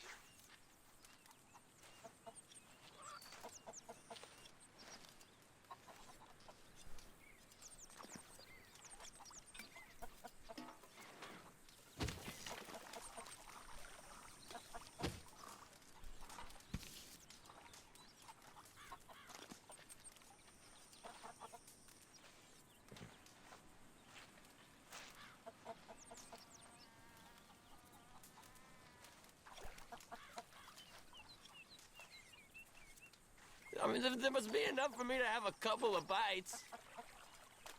Exactly, Drake. How to make Arthur a bigger jerk. Eat in front of Kieran.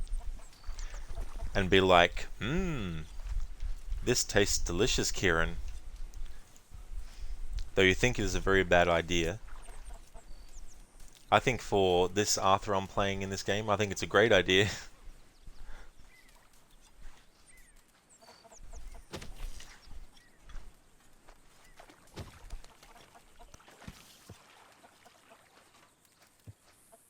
Hope you choke on it.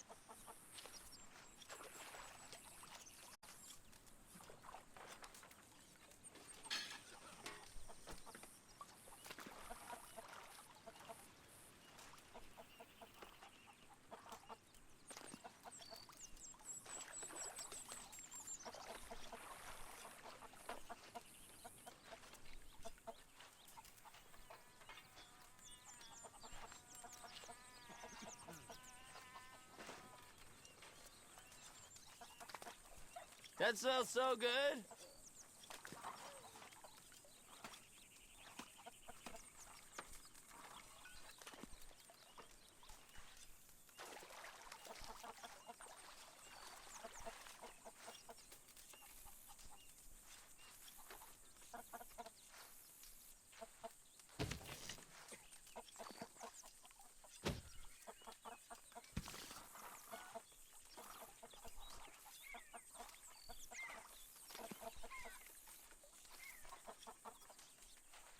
Don't forget about me. I'm starving.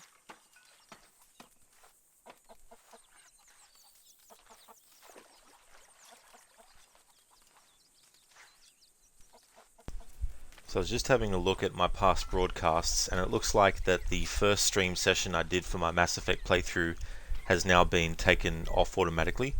For those who don't know, when you do a stream, if you keep a past broadcast of that stream, if you're an affiliate level like myself, there's a certain amount of days / weeks that they let your videos stay in the past broadcast section. If you're a partnered streamer, they give you even more time. But I do have a YouTube channel where I'm actually archiving all the streams that I do. So if you want to see that playthrough from the beginning, I will actually add the final video as public. There was 8 stream sessions in total of it, and I'll add it to my Mass Effect playlist and then provide a link to that. Let's see.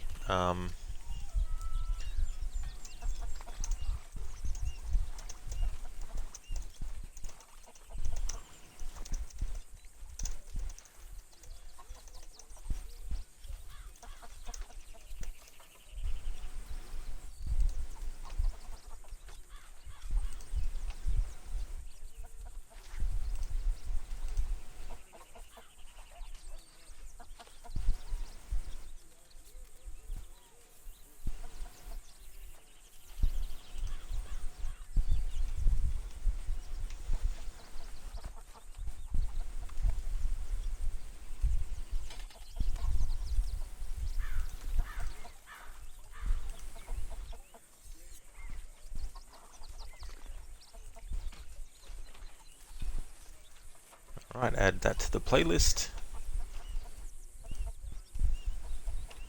Mama. Okay, sweetheart?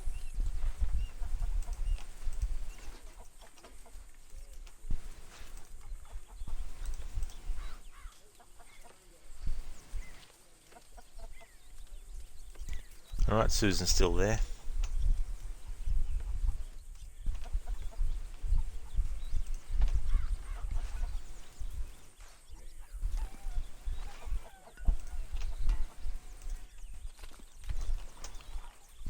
Alright, so here's a link to my official Rod Legion YouTube. So that's where you'll find all my past broadcasts in general, but more specifically the Mass Effect Legendary playthrough that I did. I'll provide a link for that. I just need to actually rearrange the order that they are in the playlist.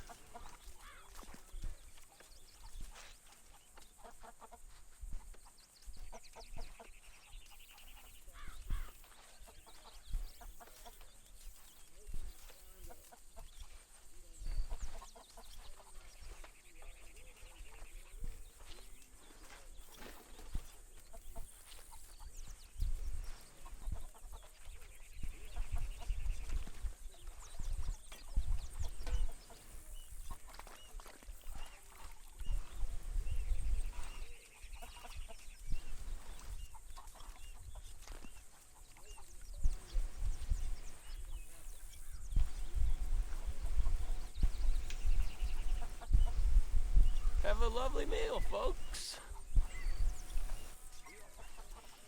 Alright, 1, 2, 3, 4, 5, 6, 7, 8. Excellent.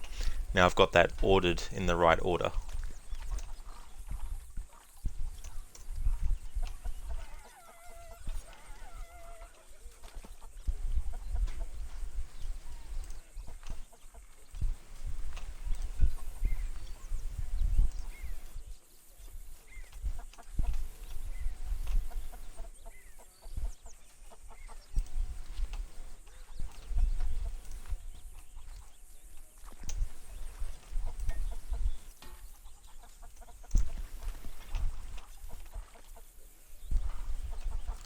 Awesome, there we go. Okay, so that's sorted.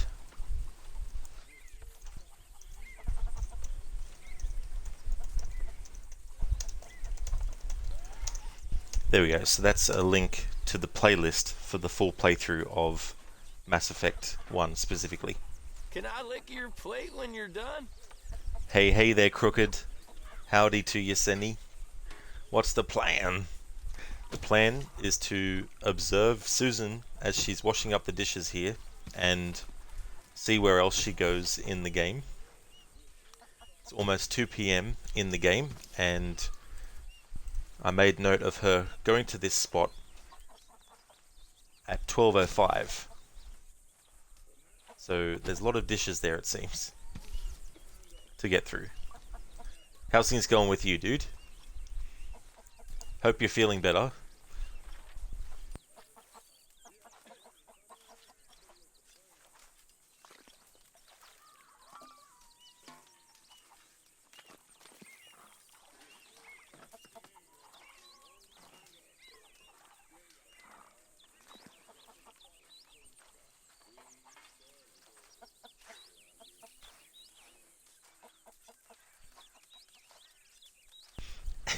Is she poor and sick and hungry?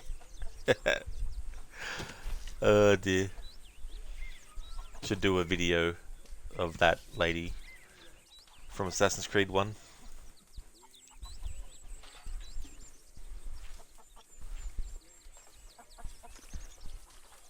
Just have her randomly, like, I can imagine a meme video where someone takes her character model and has her appear in one of the memory corridor sequences. Hey there.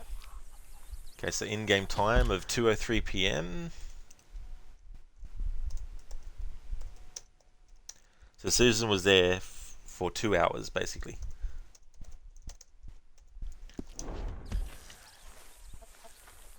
Please don't hurt me.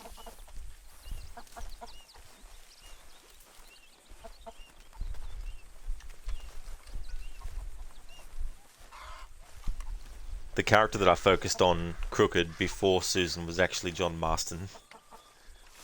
Now the thing about antagonizing John Marston at this time. Hello, Arthur. Okay, so Susan goes to clean the dinner table again.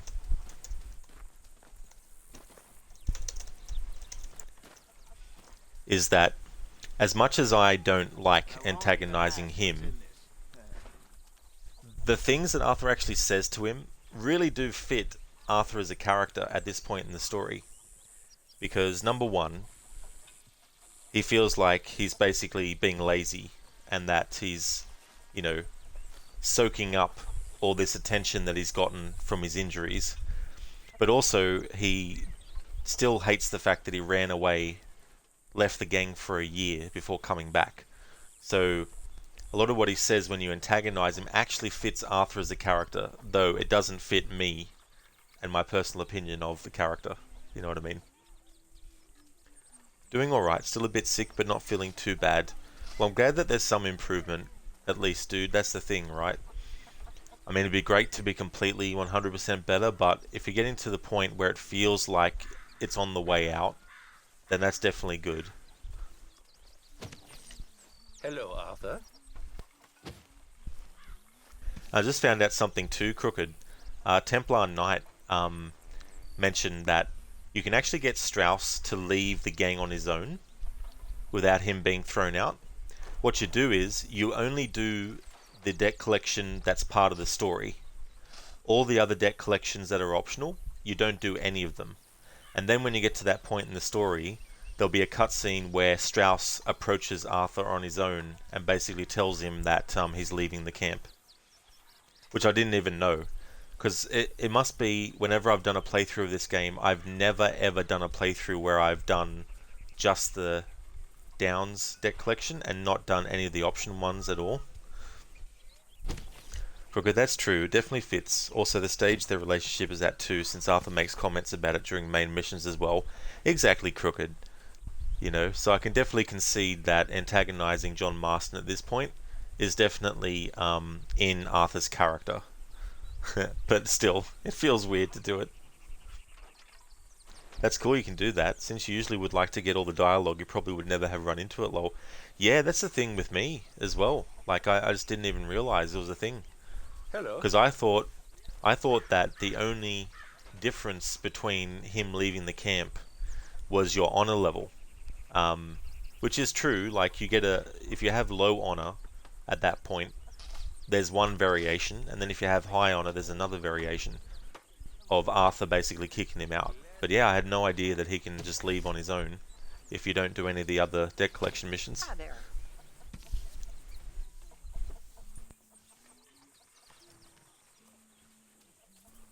I'll actually post the link to it again.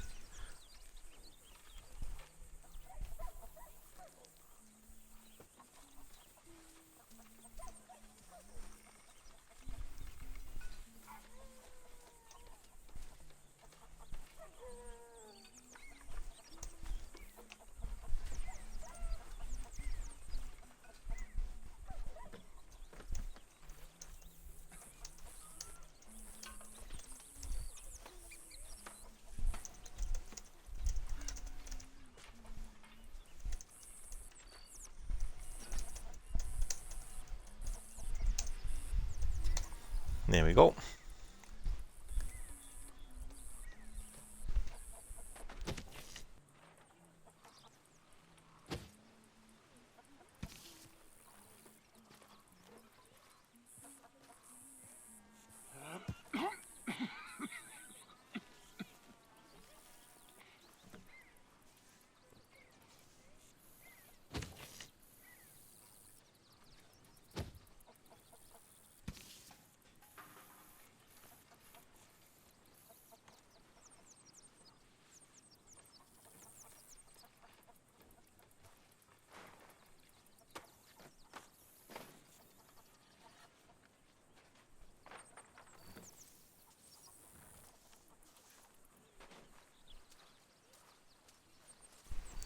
Alright, so Susan, at 3:02 p.m.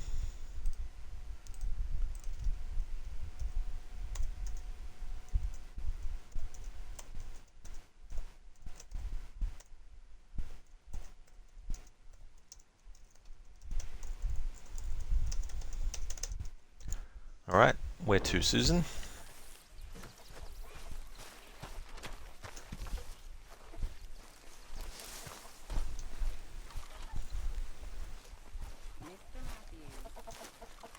Is she going to get a drink like last time? Is anybody getting me some? No, just back to do the dishes.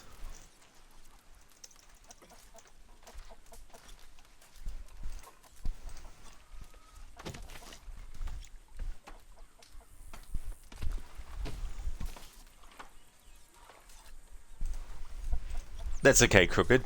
No worries at all, dude. Just so many things this game offers. It's like, holy shit. What do you want from me? Wouldn't be surprised if it's one of those games that in, like, 10 years from now, people are still finding new stuff.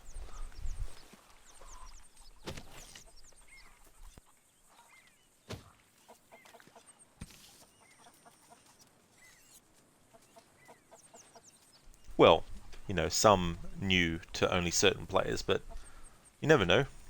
Might also find some new stuff in the future with this game that no one has ever found out before Bastards. as well. Tying me up right by the food. I think there was this. I think it was Super Mario 64. I think there was something that had not been discovered in all the decades since that game came out.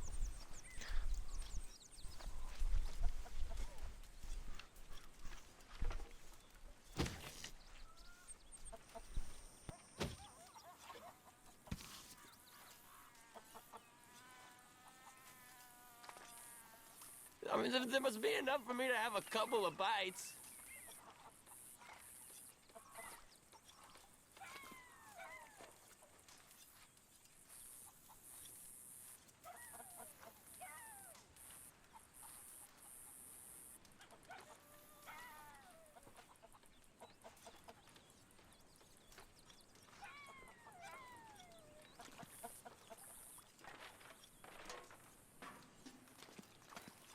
Come on, I'm so hungry.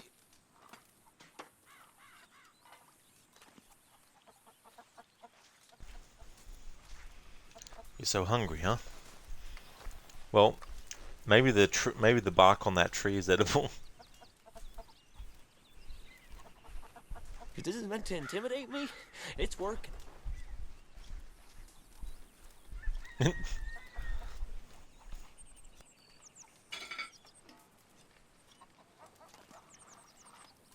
How long are you gonna keep this up?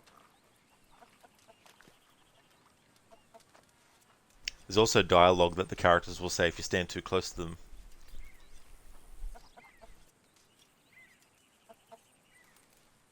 Please stop.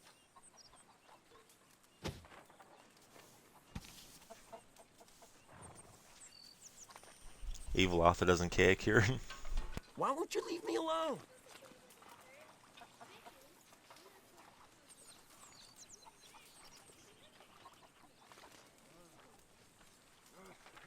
For the love of God, that's enough!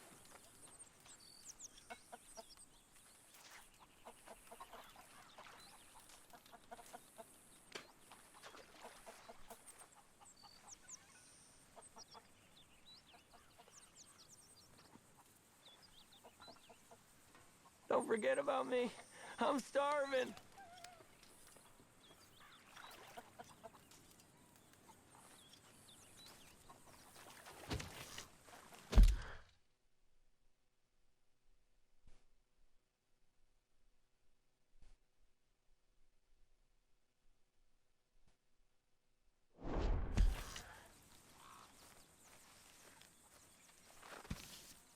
Molly. Alright, so at 3:50 p.m. in this configuration, Susan goes over to the edge of camp here. In the first configuration, she went there at 3:55 in game time, which is about the same as here.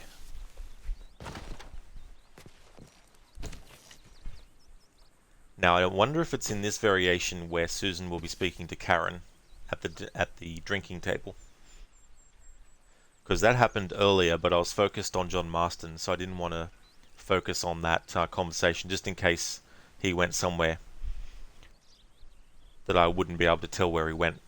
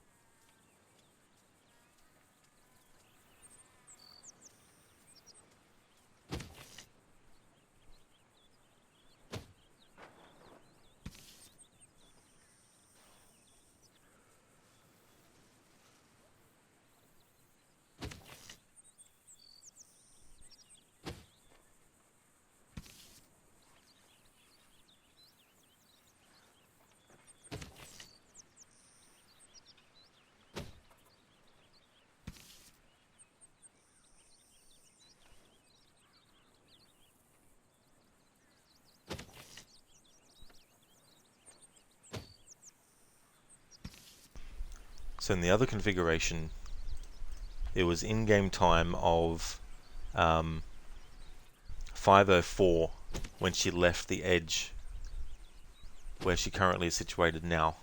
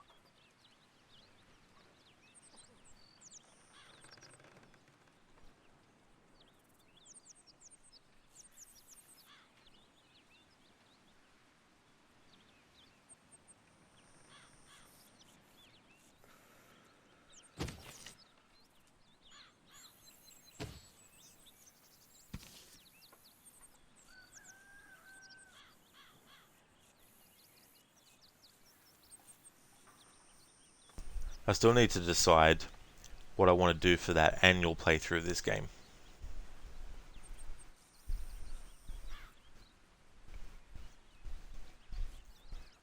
In terms of like what I'm doing in it, as far as the content goes, I'm just going to be doing the main stuff.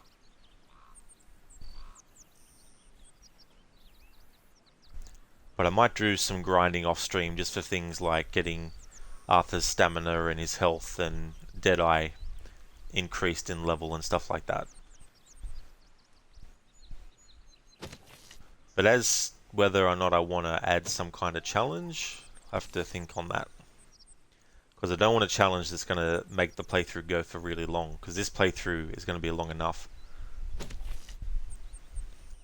And I'd rather get back to this as soon as possible.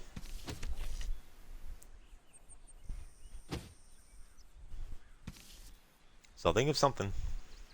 Even if it's just some kind of quirk to the playthrough. It doesn't have to be like a challenge thing. So it'll either be a challenge, or it'll just be a quirk that I'm doing with the playthrough.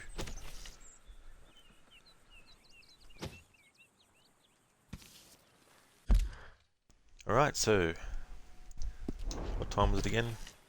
5:05.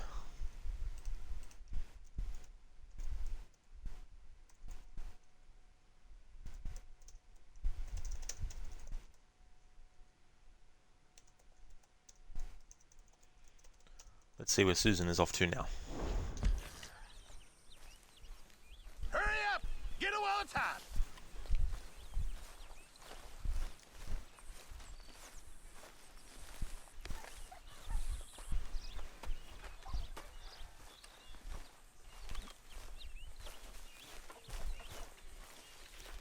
Goes to grab a drink. Hey there.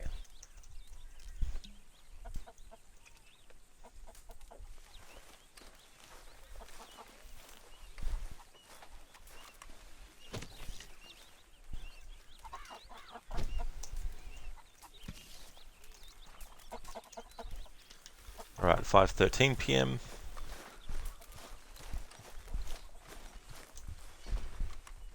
Ah, hello, Mr. Morgan.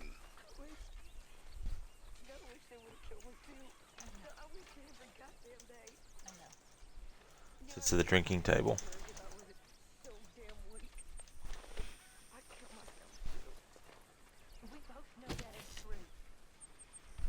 I found out earlier that some things, even if it's not the same configuration, Mr. Morgan! Mr. Morgan! Let's just talk about this later. Well, I'm very sorry. like Abigail goes over to speak to Sadie, right? But when I was focusing on Sadie and Abigail, it was never at 5:24 PM that the conversation would happen. Since I've been following John Marston and Susan now, there's been quite a few occasions where the conversation with Sadie and Abigail has happened.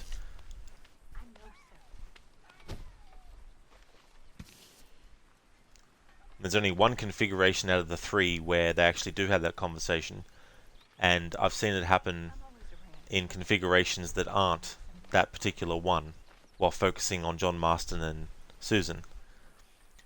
But the good thing is though, because it's a conversation that we've already covered, it doesn't matter if it's happening at a different time, because that's not the focus for every character, you know what I mean?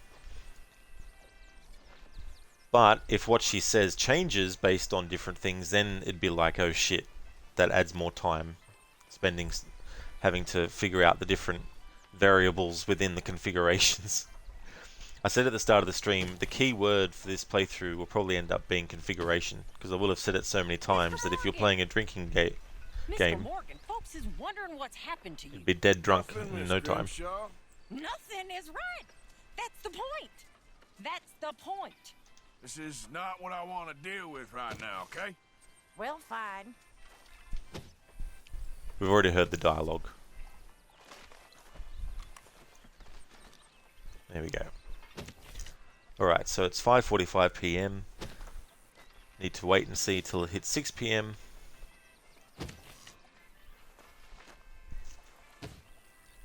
So Karen was sitting with her, so it must be in the different configuration. Because we've done the configuration where Dutch goes up to Arthur and talks to him automatically, and Sadie taunts Kieran. And we've now covered when Dutch is at his tent, but Lenny is out of camp. I wouldn't say I'm merry as a marriage bell. Oh, I'm sorry. So I guess Karen sitting down here is probably going to happen in the third configuration, which is when Dutch is at his tent, but Lenny is in camp, and he's over on the edge of the camp near where Jack is walking right now.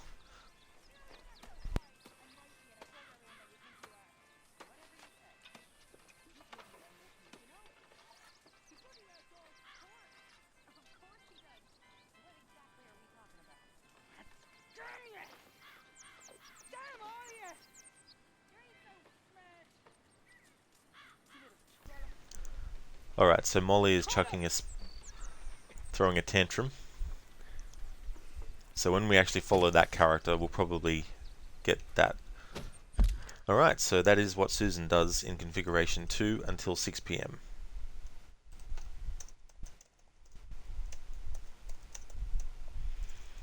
Alright, now to keep reloading the save until we get the third configuration, which is Dutch is at his tent. Lenny is in camp at the edge.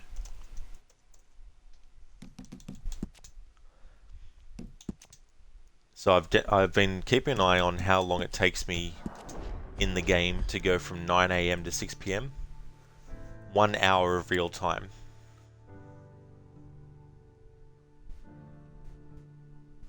So when I was focusing on John Marston, it took me 3 hours of stream time to get to the point where I started antagonizing him.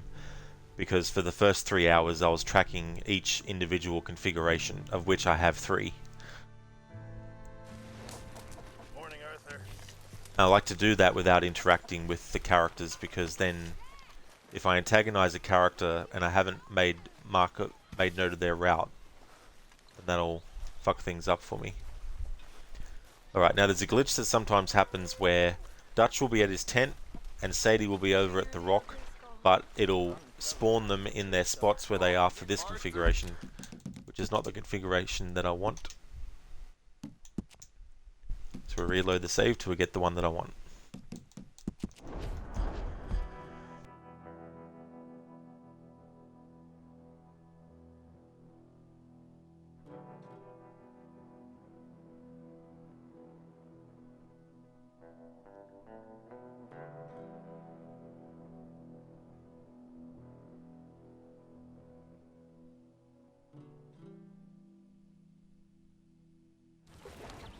Morning, Mr. Morgan. Where have you wandered off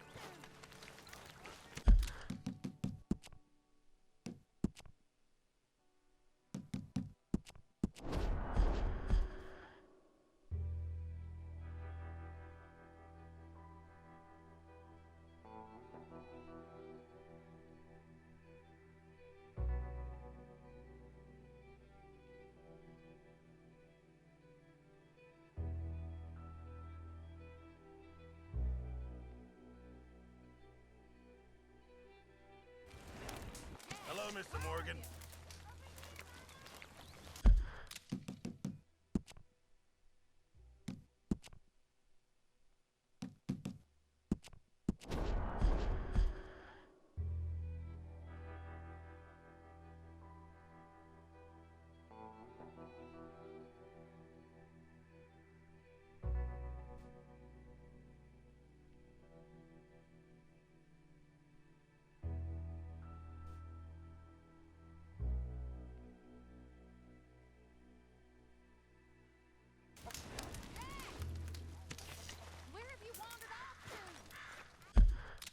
See, Sadie's just teleporting to that one. So the game still wants to load up the configuration where Sadie goes over to Kieran to taunt him with food before throwing it on the ground and then walking away. And Dutch will approach Arthur with a conversation you can't skip.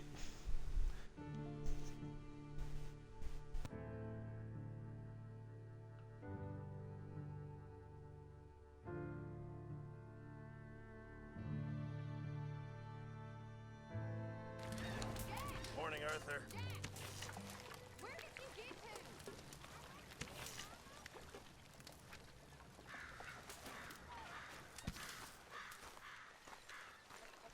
Alright, Dutch is at his tent. And is Lenny in camp? He is. Awesome. So this is the configuration where Dutch is at his tent and Lenny is in camp. This is the one that I wanted.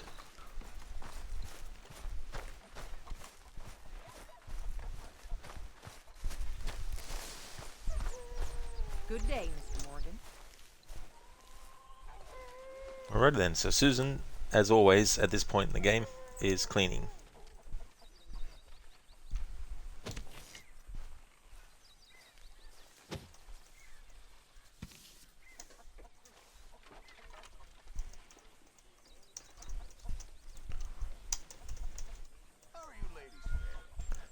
So in the other two configurations, Susan would stay here until 10:55, and in the second configuration she'd stay here till about 9:51.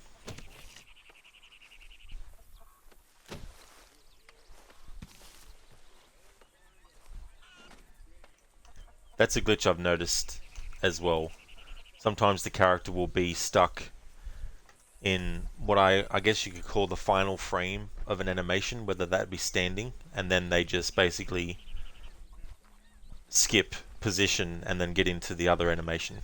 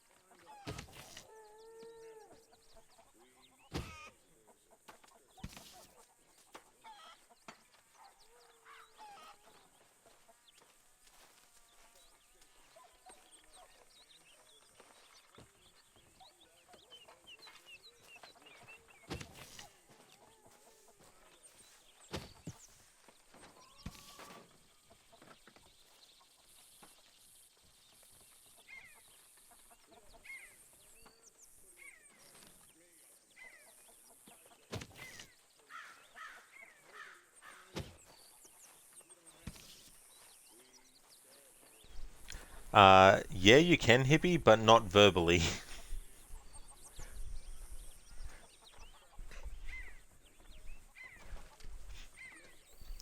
Thank you so much for contributing some points to that community challenge. Thank you, Hippie, I appreciate that. And now that brings the total to 69% raised. There's still heaps of days left as well. 27 days left. You think that's your favorite number? How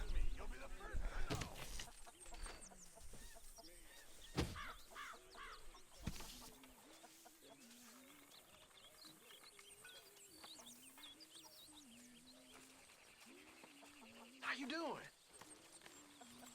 Very well. Good. Gonna be a good day. We're back, Miss Grimshaw.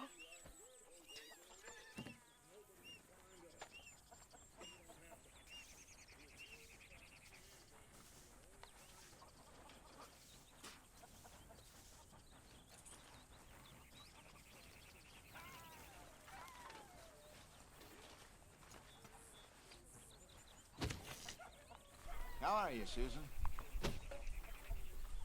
How are you today, Arthur? Hello, Hosea. Susan and Lenny said something to Hosea at the same time. Hippie, thank you so much for the 26 days and 2 hours of followage. That's awesome. Thank you so very much. Senny, thank you so much for adding some more to that challenge. Thank you so much, Crooked. Cheers, dude.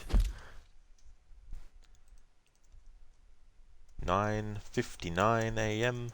Susan goes to, and my guess is that she will go to what I've called the drinking table. Crooked, you ruined it. Now it's 70%. Morning, Arthur. What's good about the morning?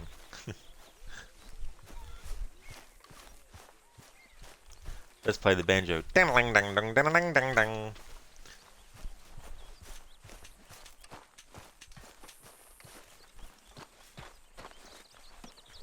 Hello. Hello there. Mr. Morgan. Don't seem to ever remember owning a Dutch. That's Alright, so Susan goes to clean the drinking table.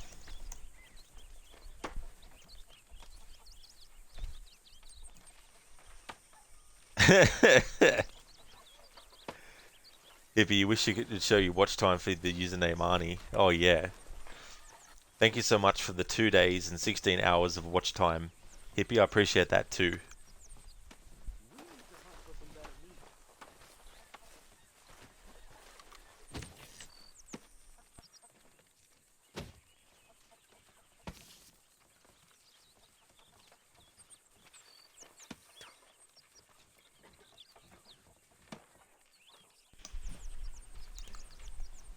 This is what Arthur would say to Susan for cleaning so much. Everything okay, Arthur? No Dutch, it's not okay. Arthur, are you okay? Are you okay, Arthur? Doesn't really have the same ring. Alright, 9:20 a.m. we'll just say. 10:20 I mean. 10:20 a.m. Susan goes to Pearson's tent.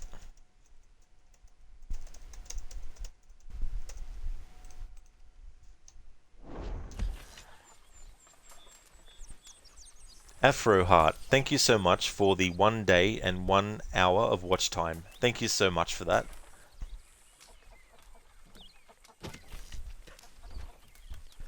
And soon Susan will go around the other side of this table, which I don't actually note in my notes, but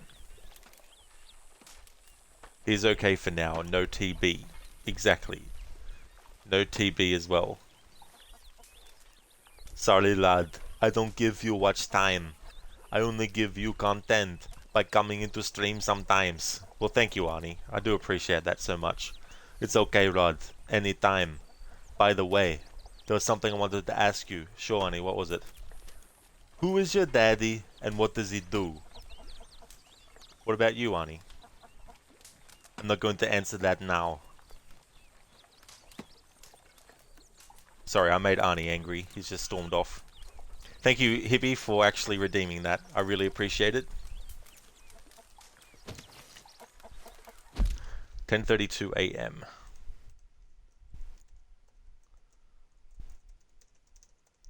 Susan goes to, and my guess is she's going to go to the edge of the camp past Abigail's tent. Plate when you're done. Oh, it's you. Smells delightful, Mr. Pearson. All in good time.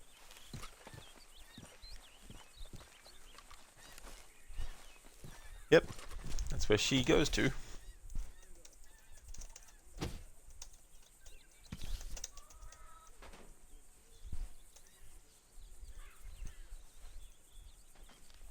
After the second holster ruins this standing pose of Arthur, does it? Like he doesn't do it once you get the second holster, you think.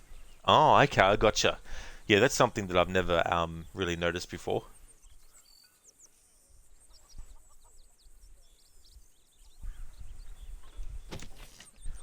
Alright, so in the other two configurations, Susan actually stayed here until 12:05 p.m. in game time, and in another configuration 12:05. So both configurations she stays here until 12:05. So far this third configuration is following the same pattern.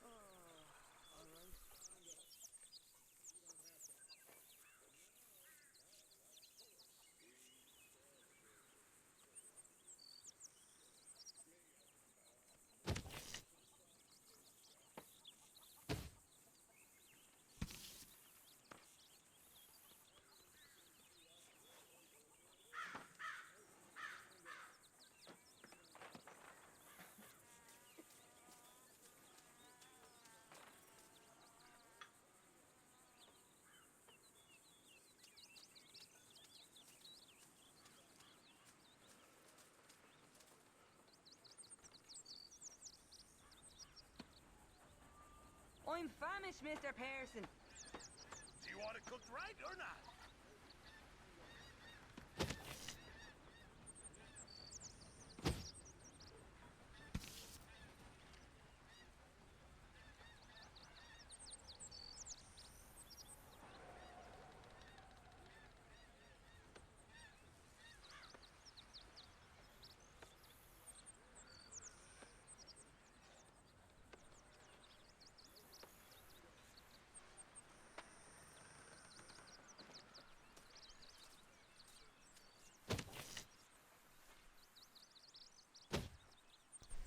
Afro, you and Crook were watching the Lineage movie, and it's behind the scenes stuff.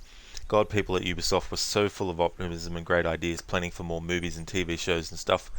Yeah. I was saying to Crooked after I rated his stream yesterday that that could have been the springboard for a live-action Assassin's Creed series back then. Because I felt that for Lineage, considering the budget that they would have had, they actually did quite an impressive job. And while it was obviously, you know, a lot of green screen work and all that type of stuff, they still had what could have been the basis of a live action series with Giovanni. And they could do episodes where we see when him and Maria first meet and stuff like that. But also we could see him actually becoming an assassin, you know. And then that could have, this could have done so much stuff from that point on, but as it stands, we still haven't gotten an actual Assassin's Creed series, even though one's been in development for a long ass time. But yeah, it is interesting looking back and you see early in a franchise's life how there's a lot of, you know, optimism for the future of it and what they can achieve and everything, and then you get to, like, you know, arguably, I'd probably say personally, you get to 2018 and then you get like Odyssey coming out and all that, and it's just begins the downhill ascent of Assassin's Creed. Although I do say that Valhalla does actually help a bit, but that's because I really appreciate all the respect that is given to the actual Creed in that game, with the leap of faith and Hytham teaching Abel how to do it, and the reverence that Hytham has for it and all that kind of stuff. But is it an actual proper Assassin's Creed game in the traditional sense? No. But there's enough Assassin's Creed elements that are strong enough for me to think it's actually better than Odyssey.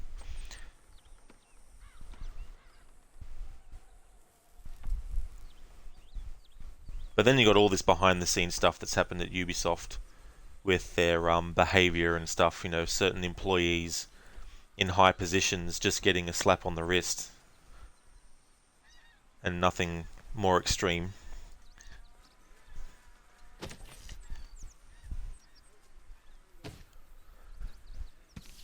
But that's the thing with long-running franchises, and every franchise runs into it. There's not one franchise in existence where at least one person around the world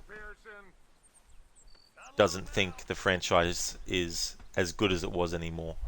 Or maybe they should have ended it, you know. Some would argue that Resident Evil should have ended once they stopped doing fixed camera angle games in the series.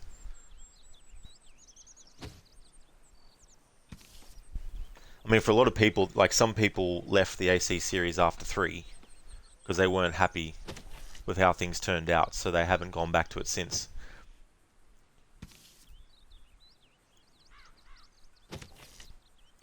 There's also so many missed opportunities that Ubisoft has had with that series over the decades now. Well, not decades. But by the time we get to 2027, the series will be 20 years old. And 2027 may seem like a long way away from now, but once it hits, it'll be like, holy shit, 20 years ago the first Assassin's Creed came out. So that's a lot of time for a franchise to exist.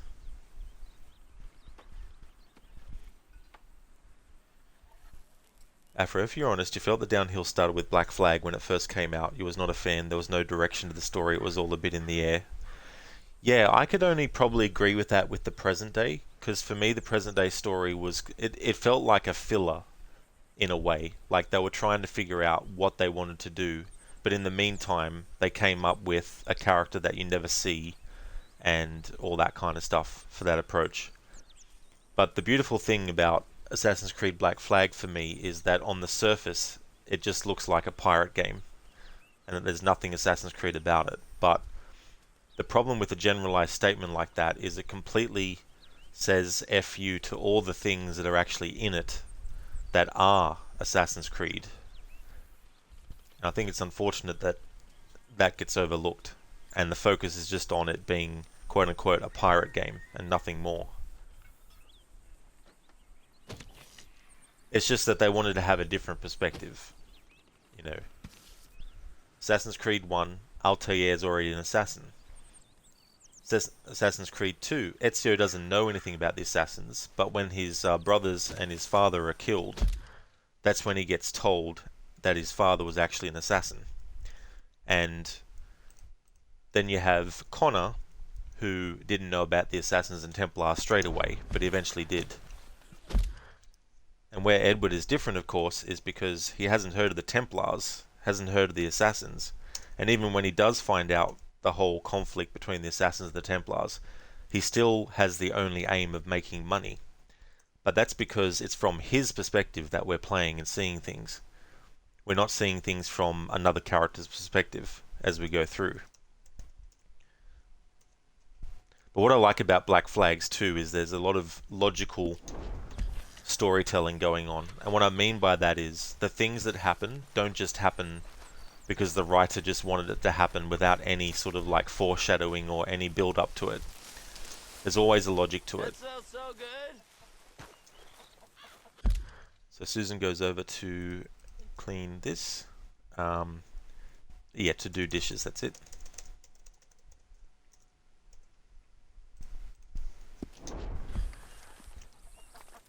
Like a good example is when he lands, well, when he swims ashore on the island after the ship he was on was wrecked.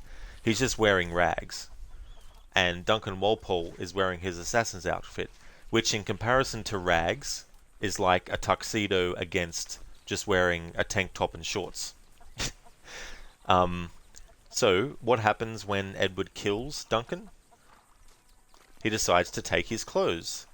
He could have just left them there and just went on, Choke on it. but he didn't.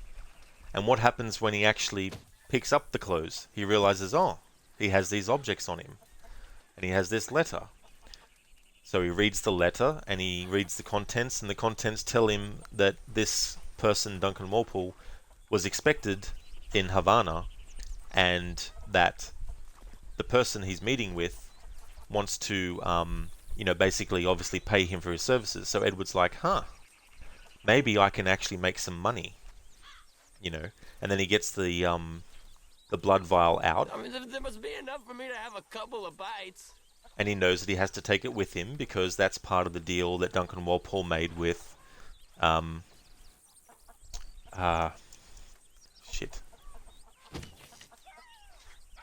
Torres, that's right. So all these things are logically happening. How does Edward get off the island? Well, there's a character named Stede Bonnet who has a ship, and it was impounded by the Redcoats. And then what happens? Edward saves Stede. Does he save Stede because out of the kindness of his own heart? No. He saves Stede because he realizes that Stede owns the ship. But instead of just taking it off him, he has this whole idea of being a different character, i.e. Duncan Walpole, and all that kind of stuff. So there's all these logical things combining to make it make sense as to why Edward does certain things.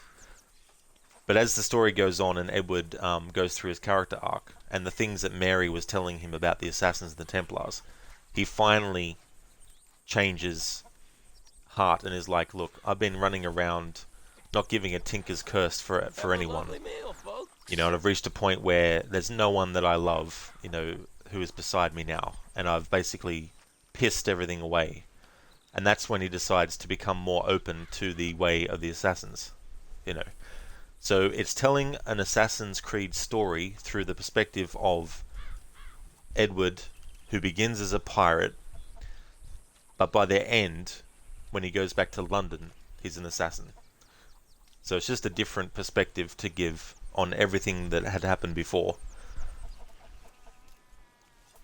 Afro, what's refreshing about Black Flag was it wasn't a revenge story like its predecessors. Yeah, and it's good to change things up, you know, and make some differences and things like that, which actually help create a very different kind of story to go through. But yeah, there's definitely a lot of stuff in Black Flag that is very Creed focused and Assassins focused. But I do feel that we well and truly are at a point where we need to stop having characters who aren't hidden ones or assassins, and obviously we're getting that with Mirage as the next game, but hopefully in the Japan set game we actually play a main character that actually joins the assassins, not someone that isn't an assassin at all. So I think that's already been done a few times.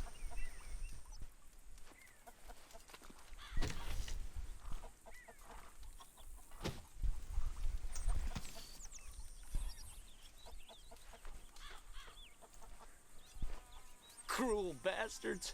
Tying me up right by the food. Kroger, that would be revolutionary at this point. It sure would be, actually. You know, to do something like that. Well, that's the thing too, like when series go in one direction for so long, going back to how they were before can actually be really refreshing as well. But the thing that I'm sort of like got at the back of my mind with Ubisoft is my concerns about not seeing gameplay footage yet, and the interviews saying all this gameplay stuff and hyping it up, and we don't have proof yet visually. Taking that aside, I really hope Mirage is actually using and having the things in the way that they're hyping it up to be. And I hope it's successful, because if it's not successful, what Ubisoft will do is they will say, it's not successful because it's not a massive open world game like the other ones are that made more money than Mirage. Come on, I'm so you know, hungry. I hope that's not what happens. So I'm hoping that they meet all the expectations and all the hype, but I also hope it's a financial success. So that way Ubisoft will be like, right, there still is a room for these smaller scale Assassin's Creed games that don't take 200 hours to finish and collect everything in. If you're going to be honest, you have a story in your head for your own style of AC, and let you make it clear it is a revenge story called Revenge Creed. Can I lick your plate when you're done?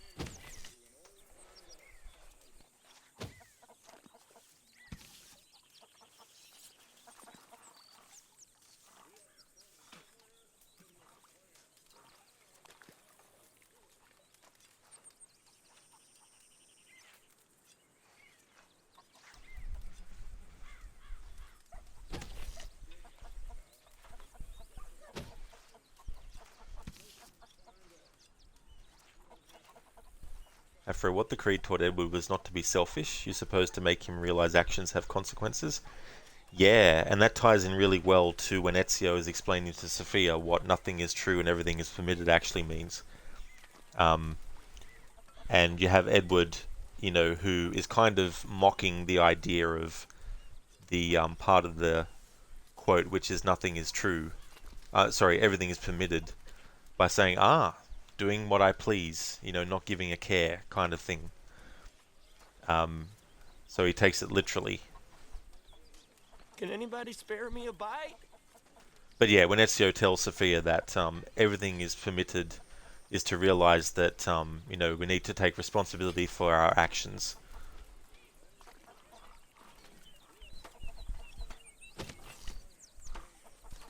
And that there's consequences for that.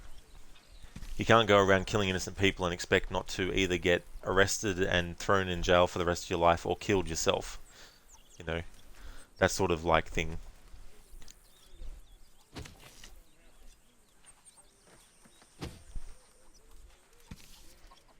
I truly feel if they did an Assassin's Creed game back around when Black Flag came out, even if it was a smaller scale game, having a game where you play as Edward once he arrives, in London, where he officially becomes an assassin. That would have been cool. Hippie, why do we have him tied to the tree? So Kieran, he was a member of the rival gang, and Dutch hates the leader of that gang, Colm O'Driscoll, because the leader of that gang actually shot and killed a woman that Dutch actually loved. So it kickstarted off a massive feud that happened between the two. And so Kieran was riding away after the gang had been, experienced a shootout and that. And they basically brought him to camp and they've tied him up until they figure out what they want to do with him. Me. I'm starving. Afro, you also have an AC story in your mind, to be honest. Has been since 2014. Oh, that's cool, Afro. Yeah, that's something that I like to do, is think about, where things could go. I never do anything with it, as in I don't, I don't sort of try to create a movement around it or anything, but it's just fun. It's fun to take what's happened in a previous game in a series and then try to figure out, okay, where could they take it next? What things could they do?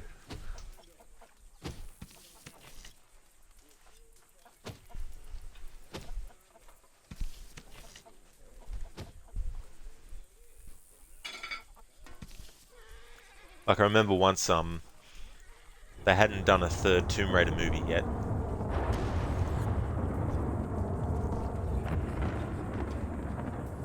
And the first two Tomb Raider movies with Angelina Jolie, there's nothing in them that is really majorly different for the character, really, ultimately.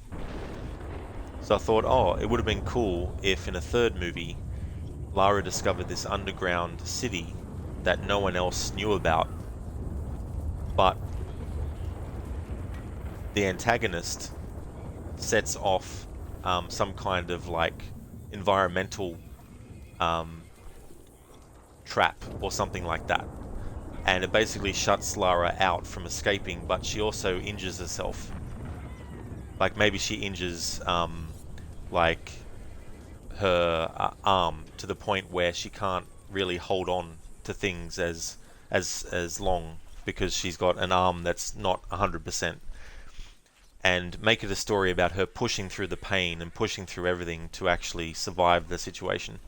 But also have it be that she finds, the source of what's giving the antagonist their power, and, explores all these different areas and stuff, while still dealing with, statues that come to life and stuff like that. But I thought it'd be cool to have something where the character is being tested. So I think that's important to do in games and movies, is sometimes you need to have the character be tested and not have them, just basically go through the game story or the movie story without some kind of uphill challenge that they have to solve.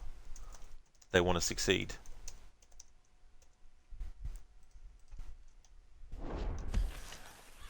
It's like The Dark Knight Rises. As much as I know not everyone likes that movie, the fact that Bruce Wayne has his back injured like that. Now obviously in the comics, Bane literally breaks his back, whereas in the movie, his spine isn't broken, or his back's not actually broken, but it is damaged enough so that he can't actually get up properly and can't do anything. Facing a villain that is, physically way, way too powerful for him, because he's not in his prime anymore, And so that puts the character in a situation where they really, really have to push themselves to actually succeed.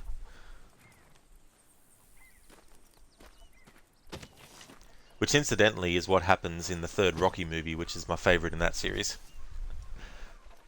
Bruce kind of goes through a similar thing that Rocky does.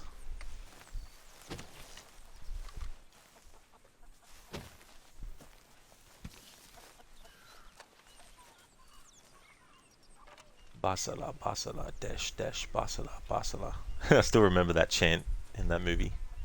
That was such a cool soundtrack by Hans Zimmer.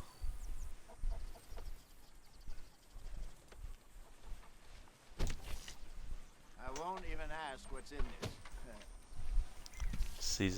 Susan goes to clean the dinner table at 2:04 p.m. All right.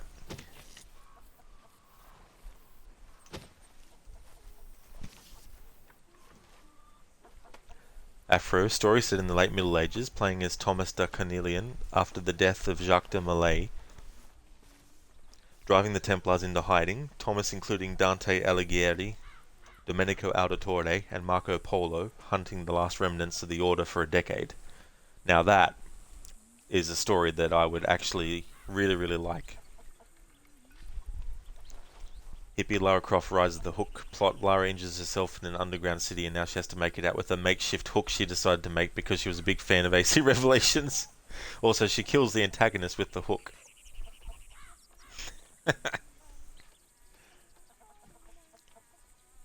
That too is a great story, Hippie. Afro and Thomas de Carnelian reflecting all the way through the game if it was the right thing to do, driving the Templars into hiding. Yeah, that can be something that's compelling as well with the character when they have self-doubts. And they sort of like question whether what they're doing or what they have done or what they want to do is actually going to be the right thing.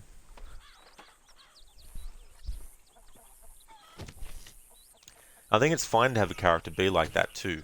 You know, some have it in their mind that if a character is one way in one movie or game, then that's how they have to be forever. You can't make any changes. That you can't have the character doubt themselves. You can't have the character get emotional. You can't have the character fail. That they have to be, you know, succeeding every story. But it's okay to make a character have to, you know, doubt themselves or feel like they're not going to actually succeed. I mean, that's what happens in Rocky 3. Like, after he gets defeated by Clubber Lang, he tries to get his head back in the game, training with Apollo Creed, but he basically doesn't believe in himself anymore. And it's okay to see a character like that, you know, and there's this great scene where on the beach with his wife, they have this... It's a bit of an argument in a way, but it's a good argument. And basically she gets him to admit that he's afraid of losing everything that he's gained. You know, he's afraid of losing her, he's afraid of losing his son, and afraid of losing, you know, what he's achieved. And, you know, his wife, Adrian, you know, really drives home to him a few truths and facts and stuff. And that's when he turns around and actually starts to focus and believe in himself again.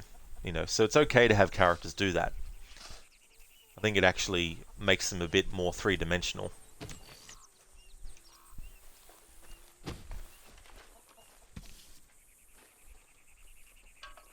Hippie, you won't reveal the AC story in your head, but it has yourself as the protagonist.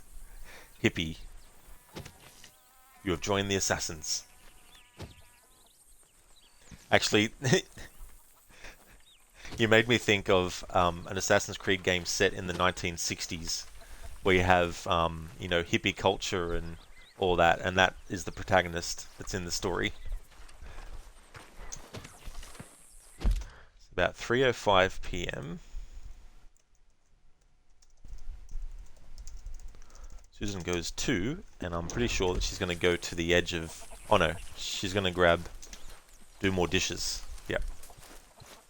Arthur.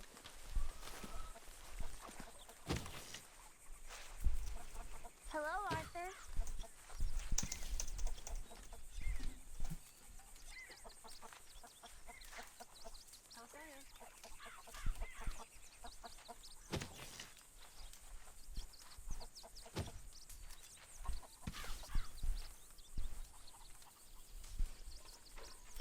You're making me nervous.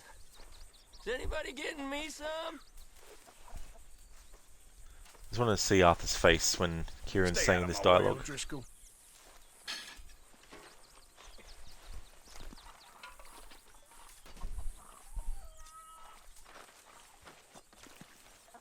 while still keeping Susan in shot so I can tell when she's moved away somewhere. No. Probably be better to do it with the sun facing Arthur's face, but then I lose where Susan is. Never mind. So good. I want to get a close-up of Arthur's face when Kieran's like, "Get away from me!" Just to see what his reaction looks like. Because I imagine he is just staring off.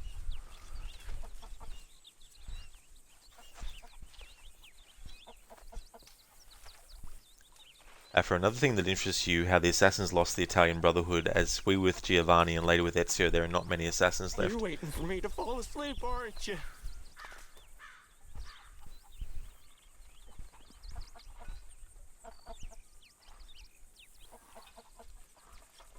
Why Montelegione lies in ruins, essentially.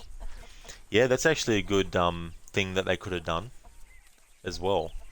So that's the thing, there's so many things that can be covered, but Ubisoft tends to only think that you can cover that in comic books.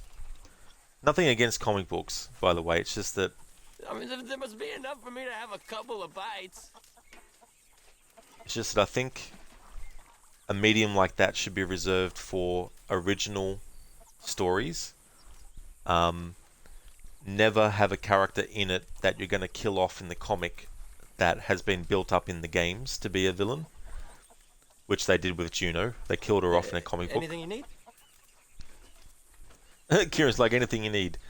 Yeah, Kieran, I'll have a pizza, thanks. I'll also have 10 beers, and make sure that you actually get that discount with the coupon that I don't have. But yeah, Kieran, like he's in any position to get anything for anyone.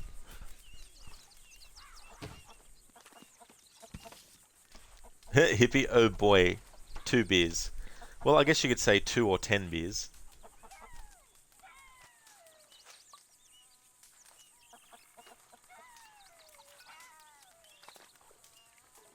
When we get to the point in the story where Kieran actually gets on the side, the liberation of Kieran has begun. But not yet, though. He's still going to be treated as an O'Driscoll. What do you want from me? I need your clothes, your boots, and your motorcycle.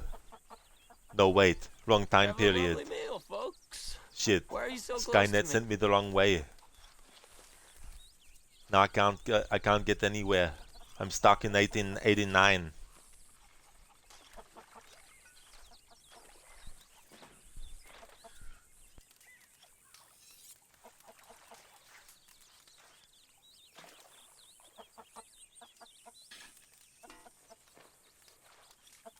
Hippie Arnie Morgan.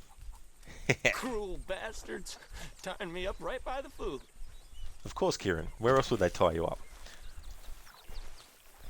3:54 p.m.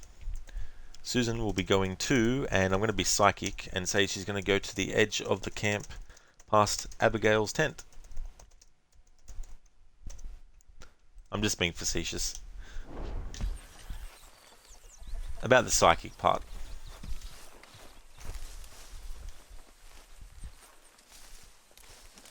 Yeah. Hoi, Arthur.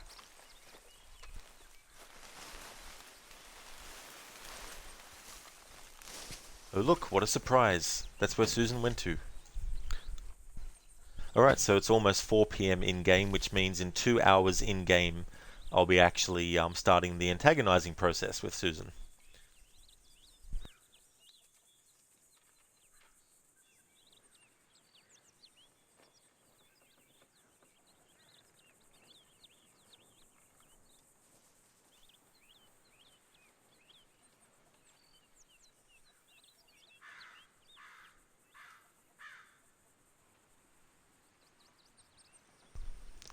At some point this year I want to actually stream some Schwarzenegger games based on his movies. But only movies that he has actually been in himself. Like there's a Terminator game called Dawn of Fate, and he's not in it, so I wouldn't play that game.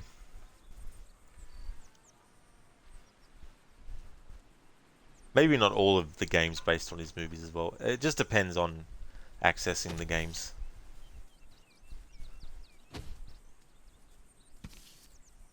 I still remember playing the Total Recall game on the NES for the first time and always dying at the start because Sharon Stone's character is shooting at you.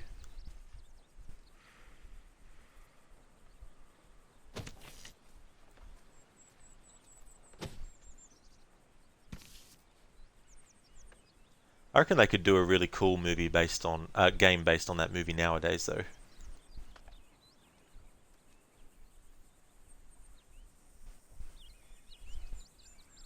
Be very short though. That's something I used to do too when I was younger. Is I'd plot out levels in a game based on a movie. I'd look at the I'd think about the scenes from a movie and try and translate that into a video game level.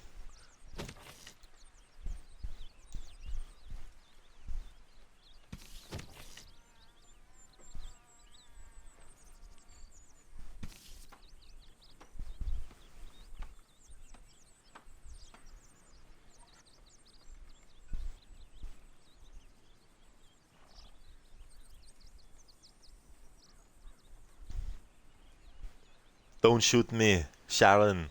It's me, Rod. I'm stuck in Arnie's body. I'd like to be stuck in his bank account. Thanks for redeeming that, hippie. Yeah, that movie. Still have fond memories of seeing that when I was younger. I.e., probably like, I don't know, 9 or 10 years old.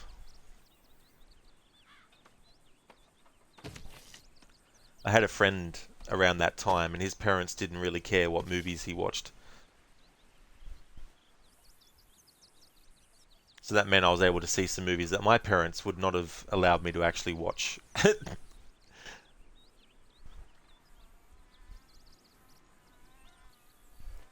Like seeing the uncut version of RoboCop, the original. Seeing all the scenes where, you know, Murphy at the start gets his, you know, his legs blown off and all that type of stuff.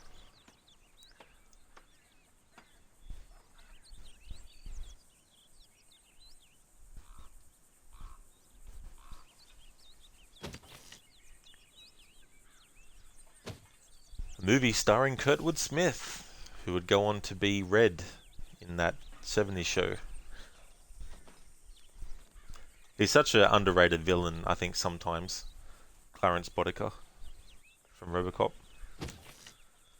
Can you fly, Bobby?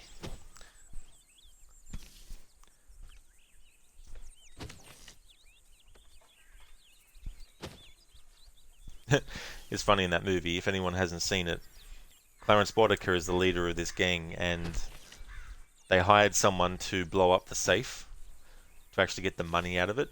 But when they actually open it up, they find out that the money's been burnt. And Clarence Boddicker's like, "You burn the fucking money!" And then, because it's in the middle of a shootout, right, and a chase, they're being chased by Murphy and his partner Lewis in the cop car. But the dude who was supposed to blow up the safe and make sure the money was safe inside gets thrown out the back of the vehicle, and that's what he says. He goes, "Can you fly, Bobby?" And then throws him out.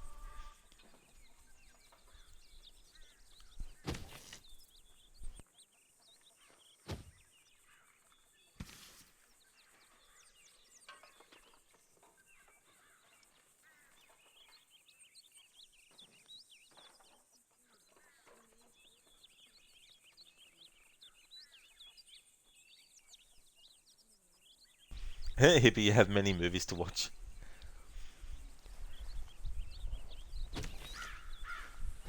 There's still a lot of movies I need to watch that I haven't even seen, some that are even older than I am, but they have quite a reputation as films.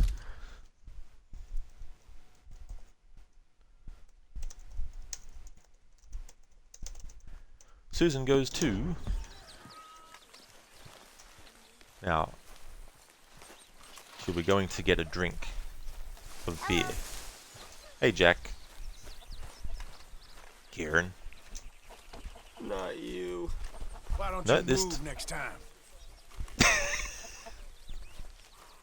says Arthur to someone who is tied to a pole. I gotta love it. Move next time. Where's Kieran gonna move, Arthur? It's a bit hard for him to move out of the way when you're directly walking towards him and past him. Hippie, what's your favorite Tarantino movie? It might seem a cliche to say, but I'd still have to say Pulp Fiction is my favorite one of his. It's the first movie of his where I felt like you could watch it multiple times and get so many different. Oh, Arthur, it is good to be off that mountain. I never knew I could be so cold. I know, Mary. Shit, where the fuck did Susan go off to?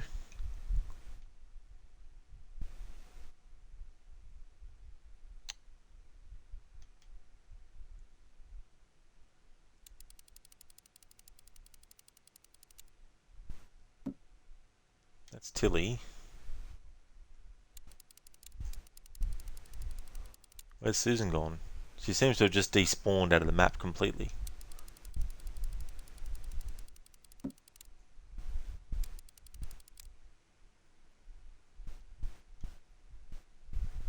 Great. That's Molly out in the distance.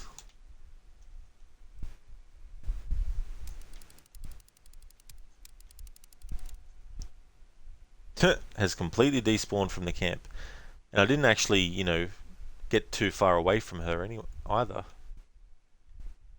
Damn it. Kinda like it here. But where on earth are we?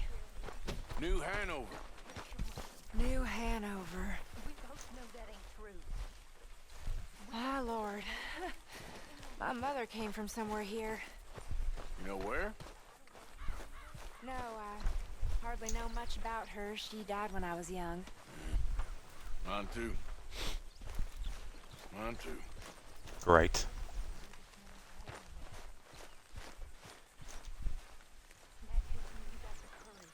Wonderful. So I don't know where she's gone and what dialogue I'm missing, but... Hello, Mr. Morgan. Mr. Morgan. I know so. Okay, that's still Tilly. There we go. So Susan just completely despawned. Oh no, she's over this way. Fuck. I'm always around. Oh no, that's not her.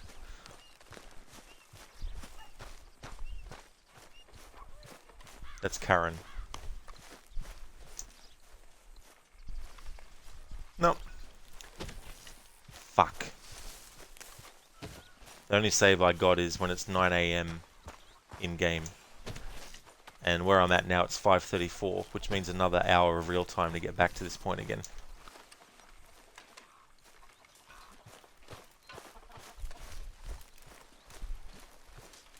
Sometimes this will happen. Characters will just despawn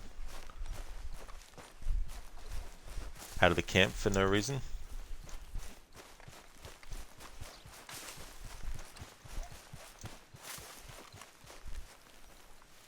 Mary Beth.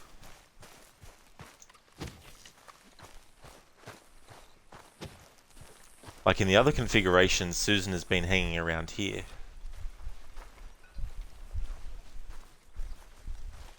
By this time in game.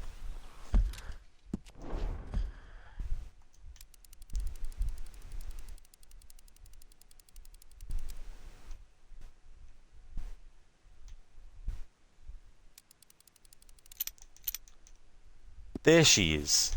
All the fucking other side of the camp. Who is? The people you haven't fed. Me? When did that become my job?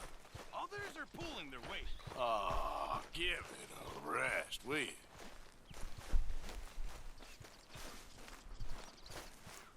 Alright, when was the last autosave?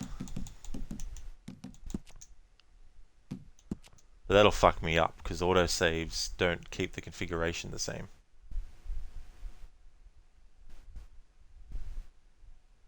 No.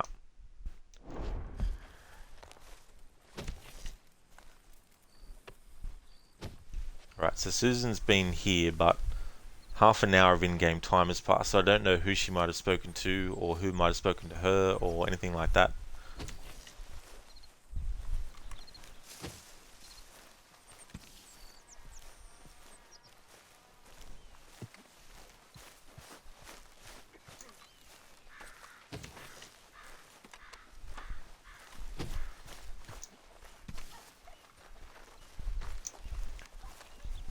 Well, have to reload the save, get this configuration again, and wait until we actually get to this point again. So that was a waste of an hour of real time.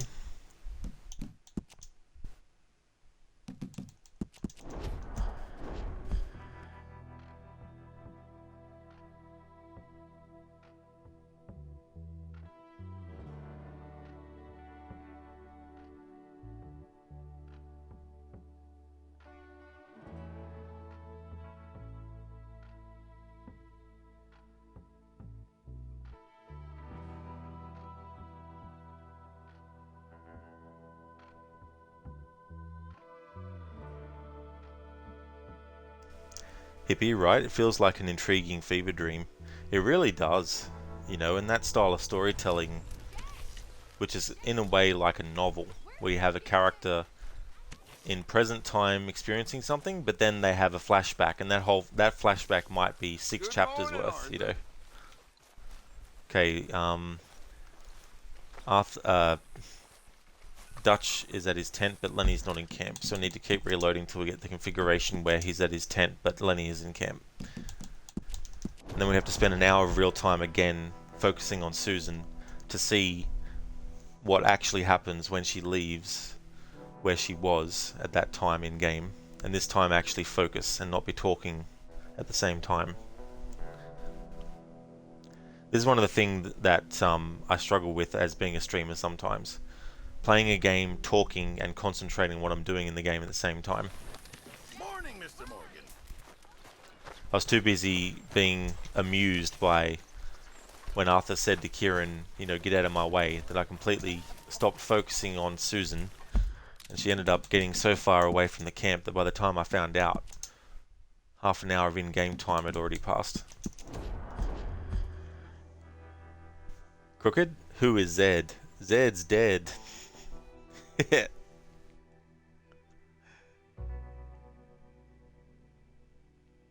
Butch, did you get the blueberry muffin? Blueberry pie, I mean. That you wanted. Same here, Senny. Multitasking can be difficult. It really can. You know, that's why I'll never be one of these streamers that can basically go on autopilot and do everything right in a game and talk at the same time.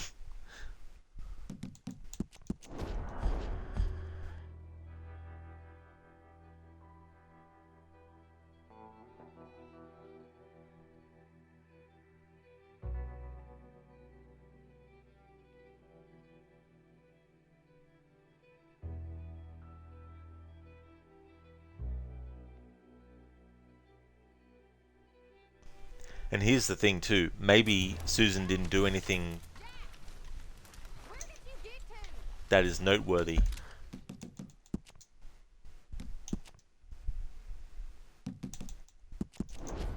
But there's only one way to find out for sure.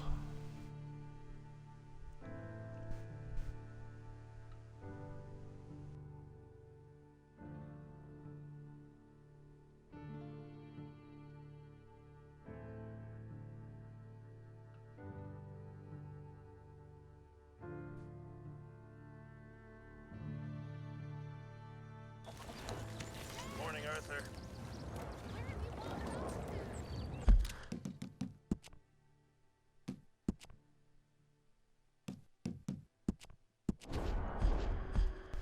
Not the right configuration yet. We need Dutch at his tent, and if he is, then I can figure out if the other part of this variation configuration I'm looking for is active by seeing if Lenny is actually in camp.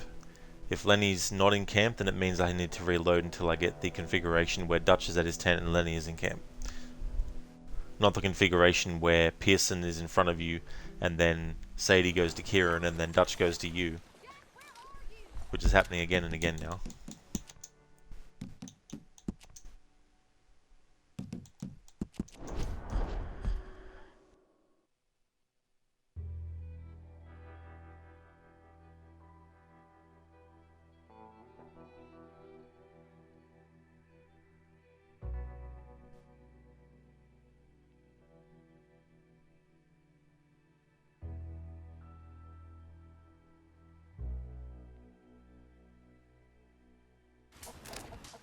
there, Arthur.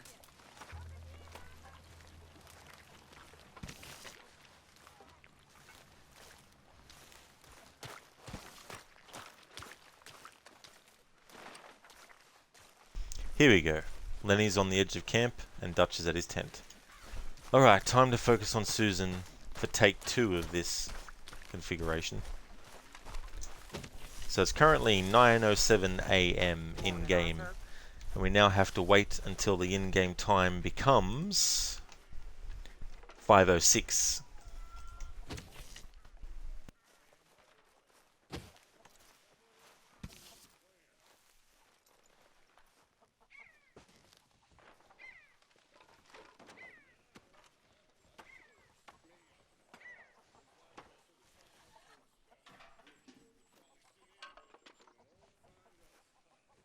How's things?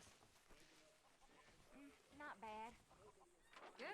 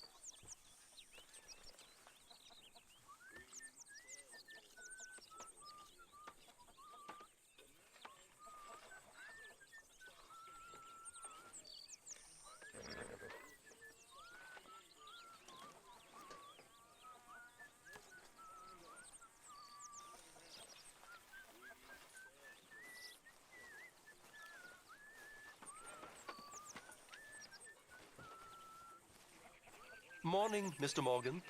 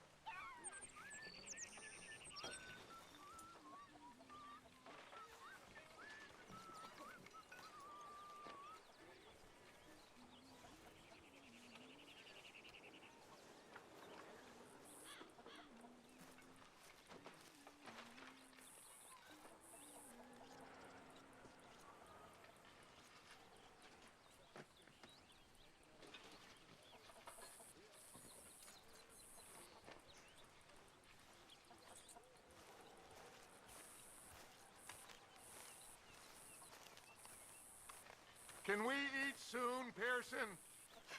Hi, Miss Grimshaw. How are you?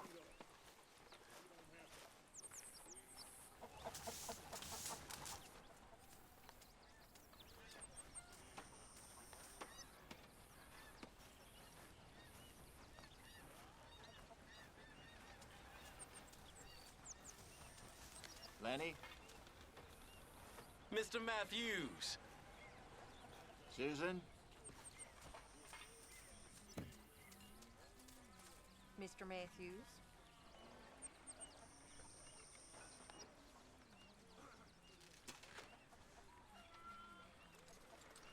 I won't even ask what's in this.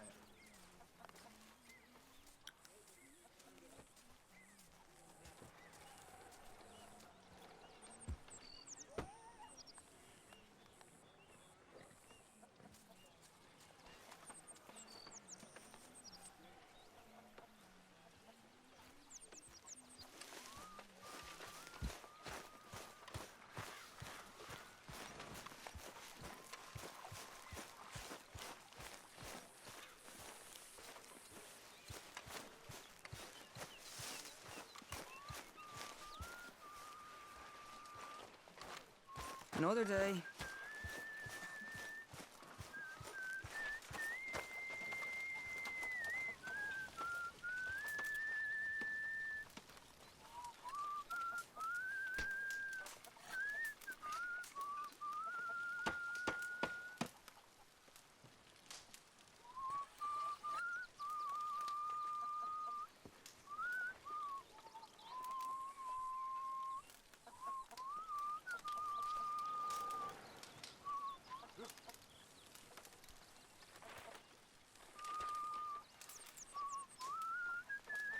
Hi there.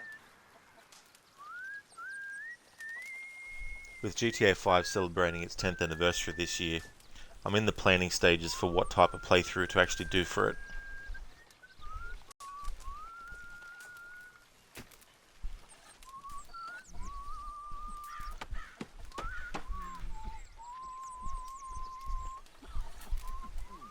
It's not fully planned yet, but I've got a bit of an idea what I'll be doing.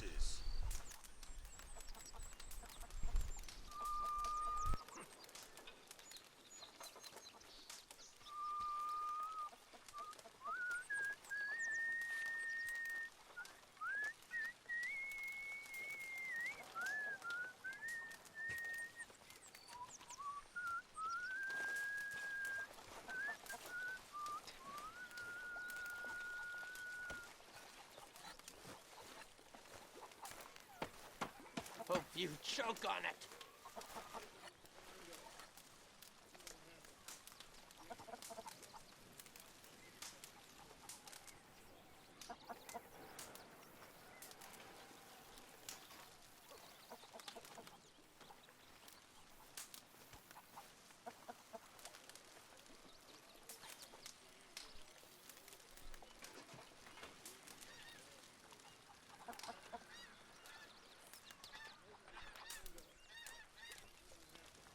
Is anybody getting me some?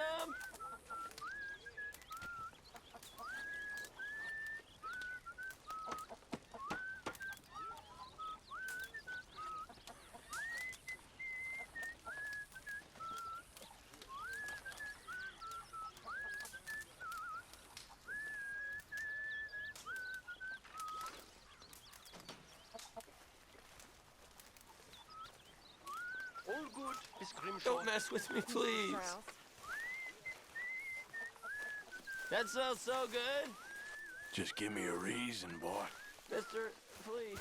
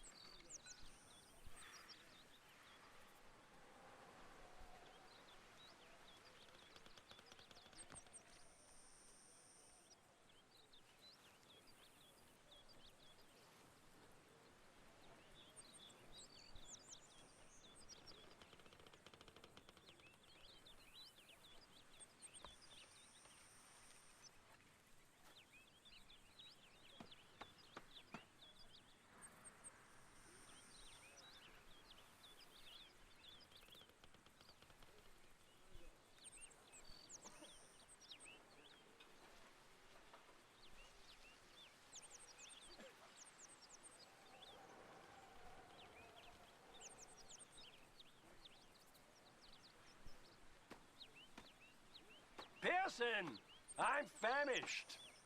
Give me a chance, will you?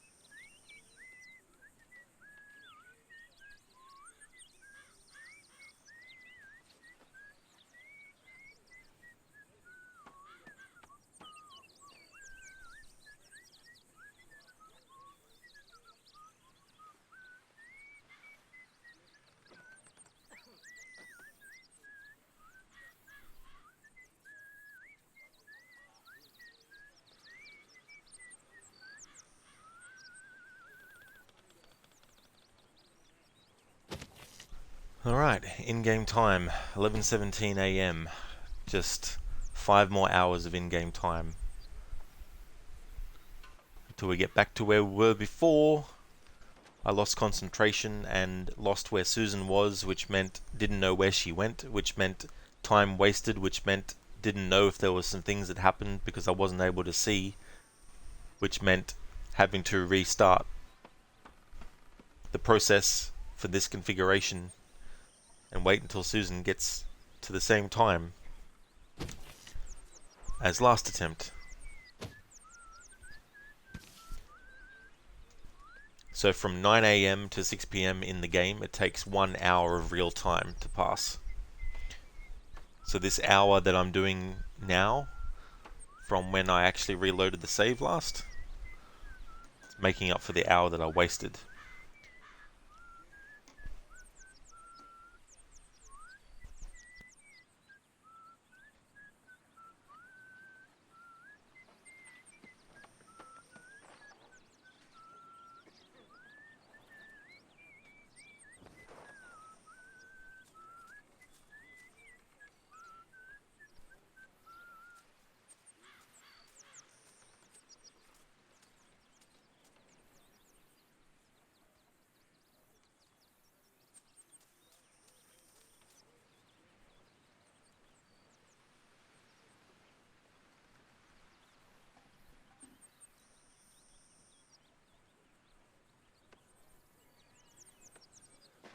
Is that food gonna be ready soon?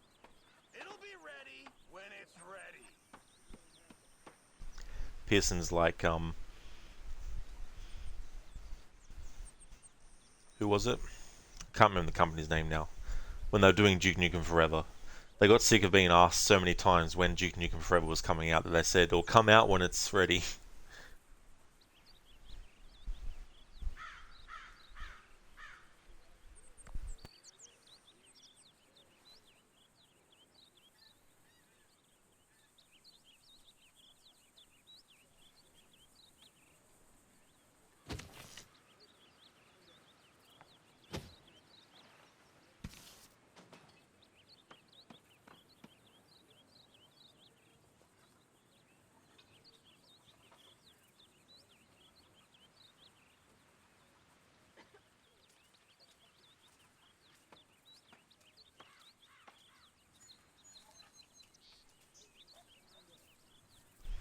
So when it's Friday for me, which will be in 2 hours, but I won't be doing the stream in 2 hours time from now.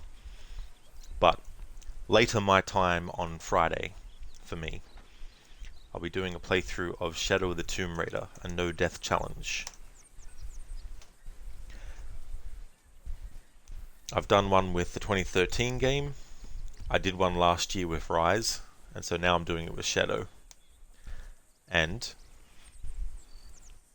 there's a few places where I know I'm gonna die and have to restart the whole game. So it's going to be interesting to see how many deaths it takes for me to get through the game without dying. Rise of the Tomb Raider, it was 3 deaths in the whole playthrough, which meant 3 restarts from the very beginning. There's not as many QTE moments as in full sequences where you require the pressing of buttons at a certain time. QTE still exist within the game, but they're not as constantly happening.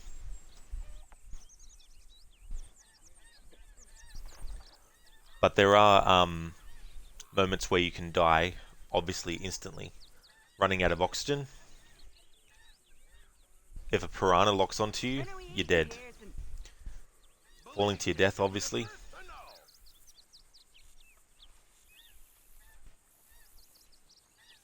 There's no restrictions, as in I can have Lara wear outfits with benefits that help. I'm allowed to heal manually. I'm allowed to go and get skills and even do challenge tombs that will give me benefits as well. But the thing with that is it increases the chances of me dying, because if I die when I'm off trying to get a skill by doing a challenge tomb, well, it also counts as a death. Hungry. Not you. Zereth28 joking. Yeah, I wouldn't be surprised if it ends up being like that.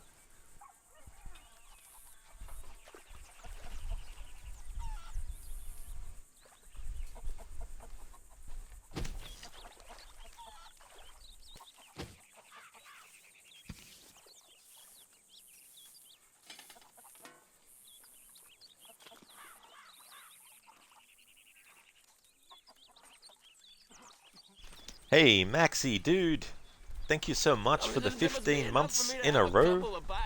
Holy shit, man. Where does that time go? So quick. Maxi, new subscription. Twitch be like, give me that money, boy. We need money and faith. It's part of the plan. Thank you so much, Maxi, for that. I really do appreciate that. Thank you so much. How's things going for you? I hope you're feeling much better today. Hopefully work has been going well also. I am, thanks, dude. Things are going well. Been having a good week. Bastards, tying me up right by the food. Finished Mass Effect, so that was cool. It was very satisfying to choose the final dialogue options as the very negative ones to fit my Renegade playthrough. So I was very happy with it. You've been getting headaches but feeling okay though. Ah, damn, man. I'm glad you've been feeling okay, but if you get rid of those headaches, that would be even better. So hopefully you can get rid of those soon. No, Maxi, I'll actually be taking a break from Mass Effect. There's still a lot of games that I need to get to that I've planned for this year that have like my usual deadlines on them. Plus there's some games that I'd like to play that I haven't streamed before, and others that I have. But I need to time it right too, so that when the Resident Evil 4 remake comes out, I will have at least, you know, started on doing the remakes leading up to it. Zereth Max would be like, shut up and take my money. Hope the headaches die down soon. Yeah, that whole meme. Which here in Australia, there's been some ads for KFC where someone's going through something that's annoying or frustrating, and then they look over and they see this special deal and they're like, shut up and take my money. And then the next shot they're actually eating in front of the other people, or something similar. There's another variation on that type of ad here in Australia where the character is going through something embarrassing or very serious, and to break the tension they're like, did somebody say KFC? And the next minute they're all enjoying the food and eating it. Even the people that were embarrassed, or even the people that were being a bit like, what the fuck were you doing, kind of thing. It's all forgotten. KFC is magic in that way.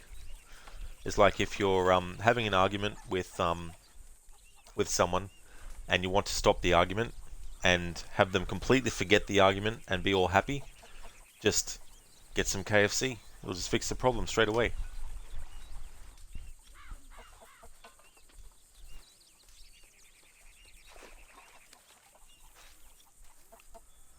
It's like, you broke into my place and you stole everything and now you're coming back to gloat about it. And the crook's like, did somebody say KFC? And they're like, well shit. Why didn't you say that in the first place? Next shot, you have the robber and the person that they robbed laughing and carrying on while eating KFC.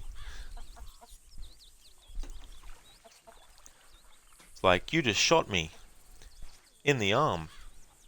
Did somebody say KFC? Oh shit, yeah, I'll have some KFC. Completely forgetting they got shot in the arm by the person. Anyway, that's that's kind of the gist. Although nothing like that actually happened in any of the ads, but you never know. You never know these days. These days. These D's. I don't know why I said these D's. There's 7 D's of the week. Maxi, now you fancy KFC. I should get KFC to send me some money. Nah, just kidding. But it is delicious though. I actually prefer that over McDonald's. Like, if you offered me some McDonald's, I wouldn't turn it away, but when it comes to me deciding what takeout to get, I definitely don't really get Macca's, McDonald's, Mickey D's. Usually go for KFC instead. Zareth, KFC, the Waffle House has found a new host. Hope you choke on it. Midweekday. Yeah. Makes me think of the Solomon Grundy thing in the Batman Arkham games. Solomon Grundy, born on a Monday. Max, you just realised you have 522,000 channel points. You're definitely working your way to 1 million. Damn, you're definitely over halfway there. I need to come up with a channel point reward that's like, 500,000 K or something.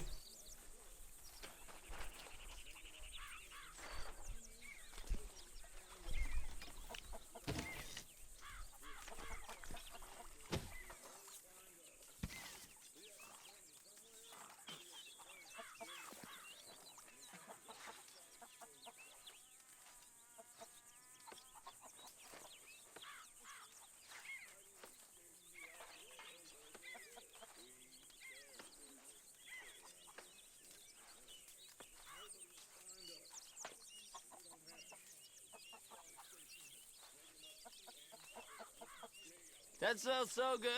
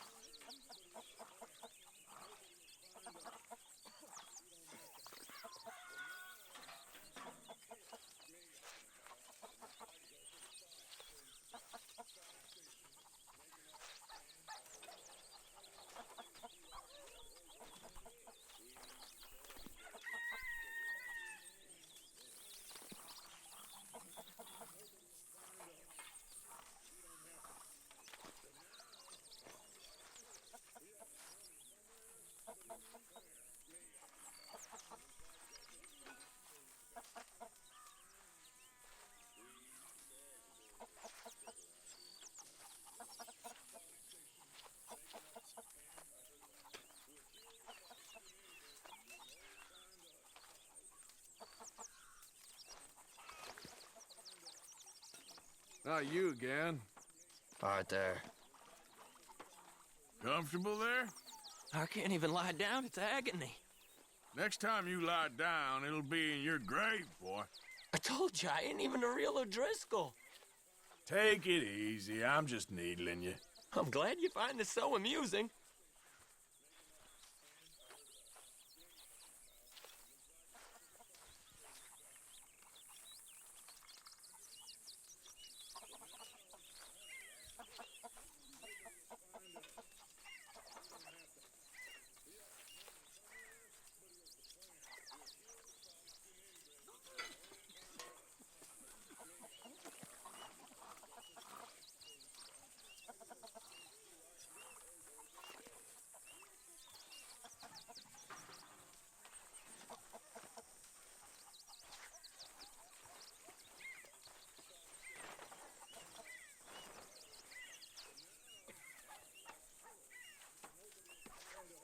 Is anybody getting me some?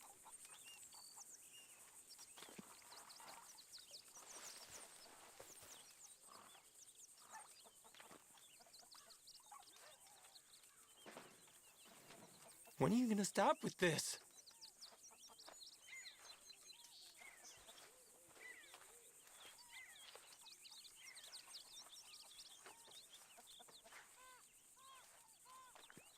What do you want from me? Have a lovely meal, folks. Thanks, Kieran, we will. Please leave me alone. Sorry, I just realised I had my mic on while I was chewing. Sorry about that. I think there's something wrong with the switch on my headset because sometimes I could swear I turn it off so the mic's off. Me alone. And then when I go to fiddle with it again to actually turn the mic back on, I realise, oh shit, the mic has already been on. Just kill me if you're gonna.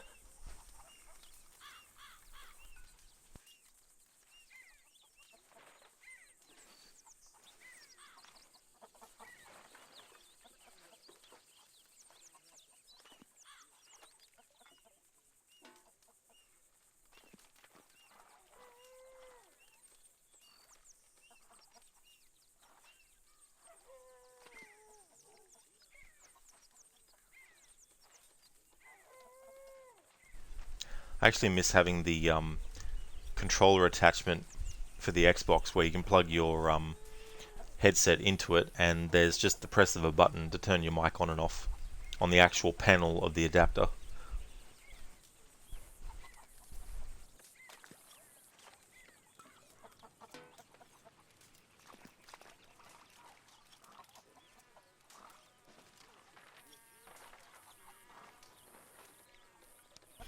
Oh yeah, Max, it's a great idea, you know. I don't know why when they first introduced it they didn't make that possible. That just doesn't make sense to me not to have it straight away. Susan. Because it's like, if you really like someone's emotes and their free ones, then wouldn't you want to use them in more than just the channel's chat? You know what I mean? Like, that would have been like restricting it so that only the emotes that were from a channel could be used in that channel, whether you have subscribed or not. You know what I mean? So for them not to make it accessible and, you know, make it actually possible to post in other people's chats with it. Because it's like, what do people do when they raid a channel? Most likely they use the emotes of the channel that they're raiding from, right? You know?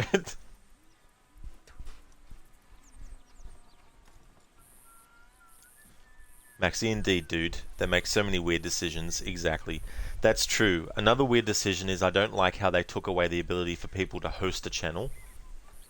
Because the thing about it is, when you hosted someone's channel, if someone came across your channel and they saw that you were hosting someone, they could possibly go to that channel and see what that stream is like.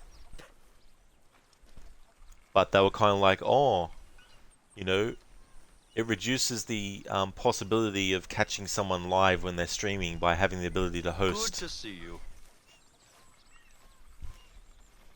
And the beautiful thing about it was people who, you know, weren't streamers themselves but had a Twitch account could host your channel. You know? So basically it's a different form of word of mouth, you know, but they took that away. It's just ridiculous. And it's not hurting anyone. Like, I mean, maybe some streamers complained about it, but I mean, it doesn't seem like something you would complain about being a streamer. Oh no, someone hosted my channel, which means that my channel on their page gets put up so that when they visit that person's channel, they see my channel. Oh no, how bad. We don't want that to happen.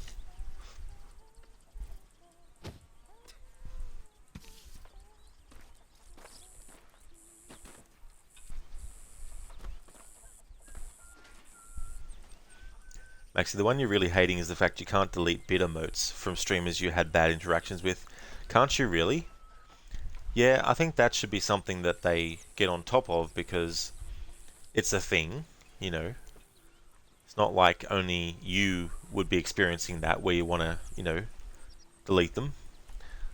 I'm sure that there's other streamers who would as well.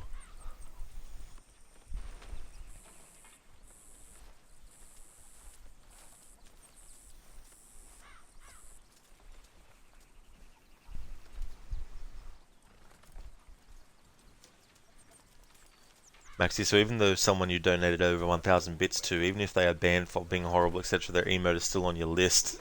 That's ridiculous that they haven't sorted that.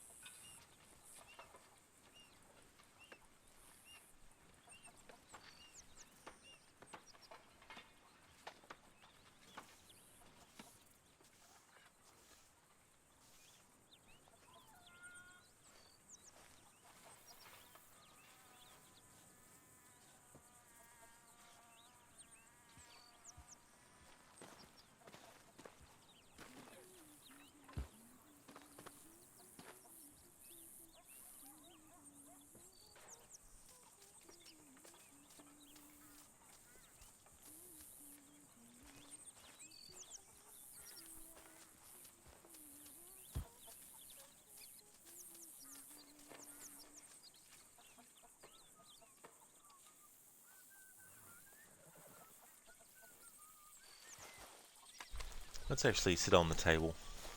Or stand on the table.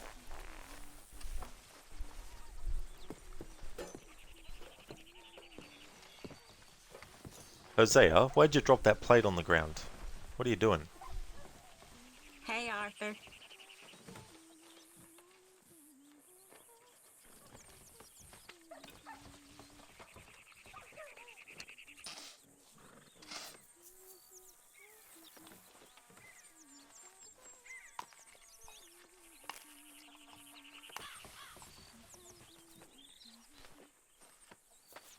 Susan's like, Arthur, I just cleaned that spot on the table. Everything all right, Arthur? You miserable old grump. I better not do that too much, because if I antagonize people too much, Arthur will get punched and knocked out, and time will go by, and then I will have wasted Cruel more time. bastards. Tying me up right by the food. Oh, great.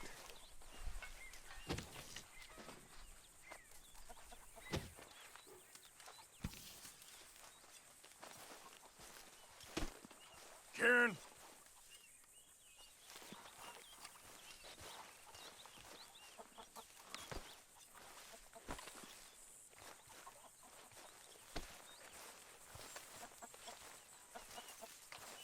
I mean, there must be enough for me to have a couple of bites.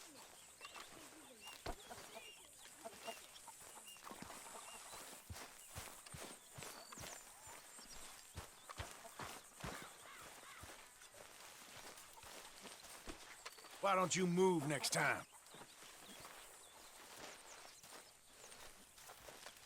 Mr. Morgan. Why don't you move next time?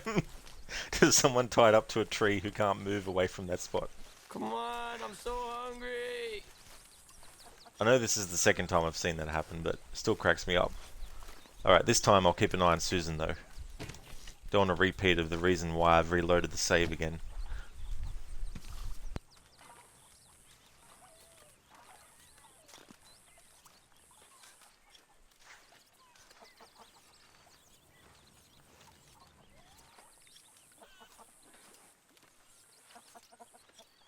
Can I lick your plate when you're done?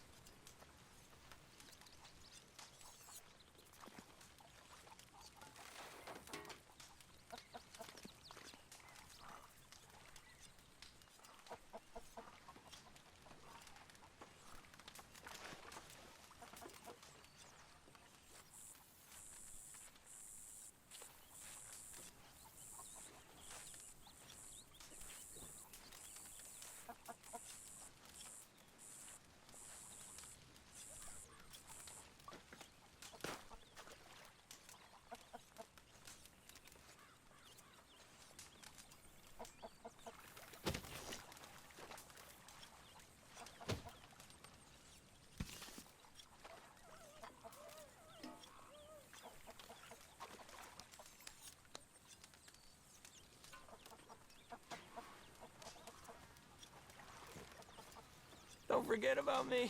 I'm starving.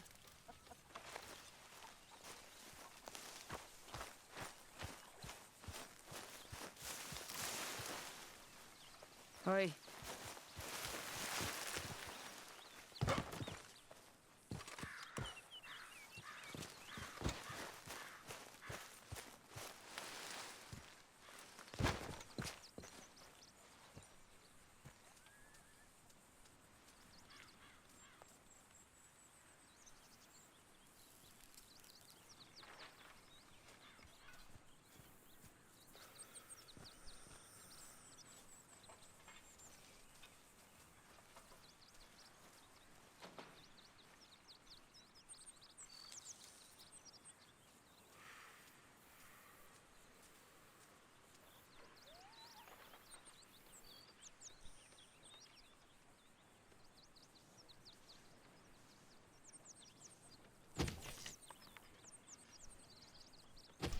Alright now.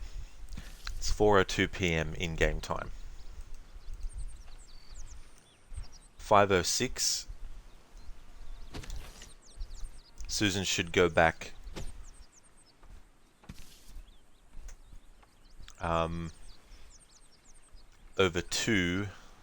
over this way somewhere. I think she's near Kieran.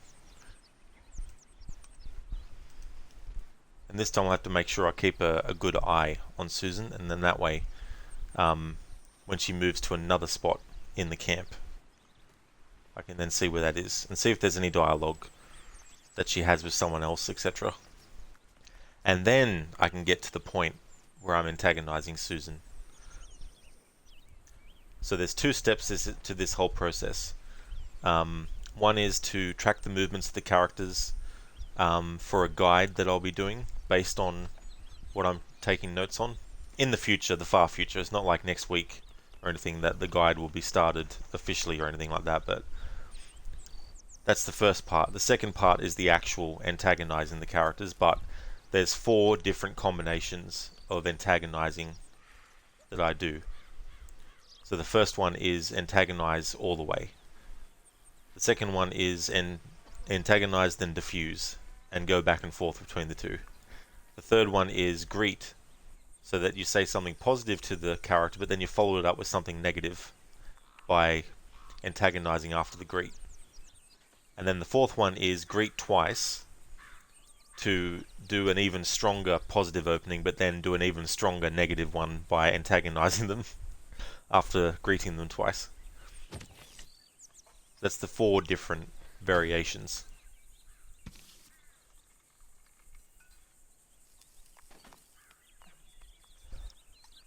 And then once this process is complete with Susan, that will be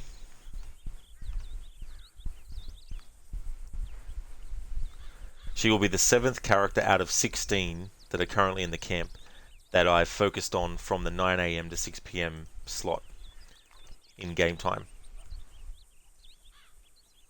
And that's only for that amount of in-game time. I still need to do the rest of the in-game time for this first day in camp. So basically I need to do a 24-hour cycle. So I know for sure if anything repeats after 24 hours of in-game actually goes by.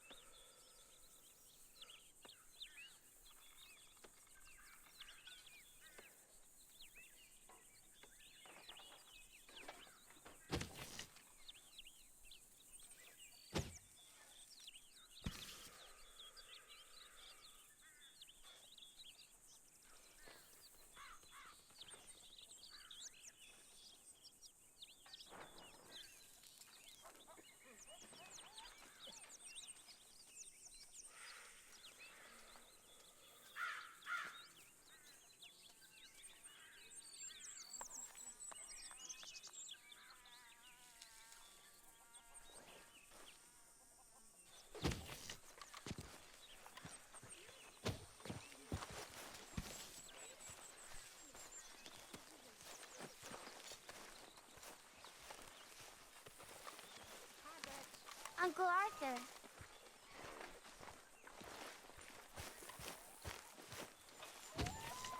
Night.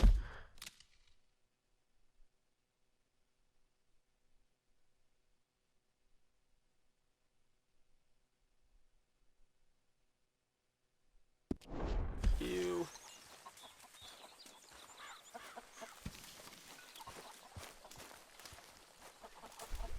Alright, time to keep track of where Susan goes. Alright, so Susan grabs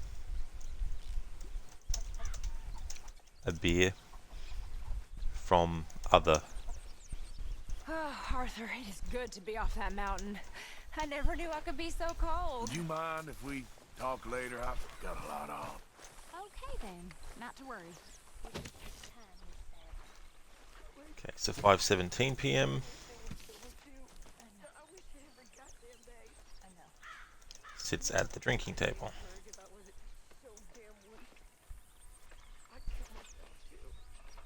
We both know that ain't true. We both know the bravery is in the living. I don't know you very well, but I can tell you're brave, Miss Sadler. I really can.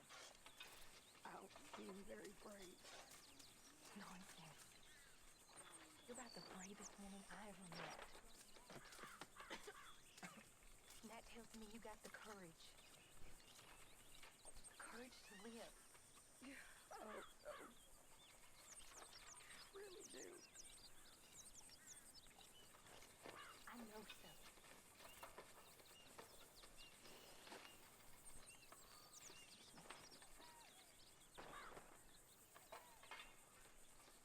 I'm always around. If you need someone. What's wrong with you, Mr. Morgan?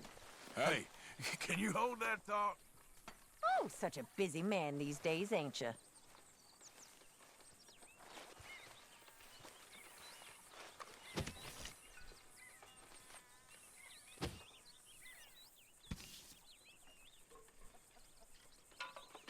Now I wonder if Susan will soon move from that spot to where we found her eventually, but had missed in-game time trying to find where she went.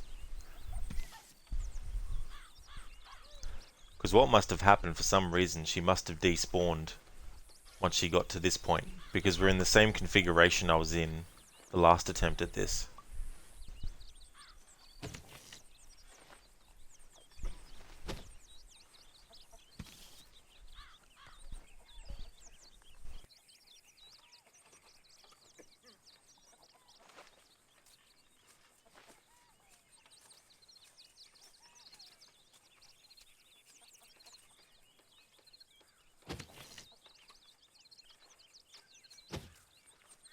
Doesn't look like it actually.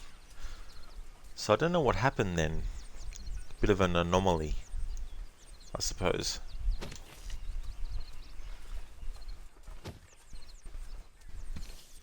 Because she was sitting down on a log over that way when I finally found her eating something.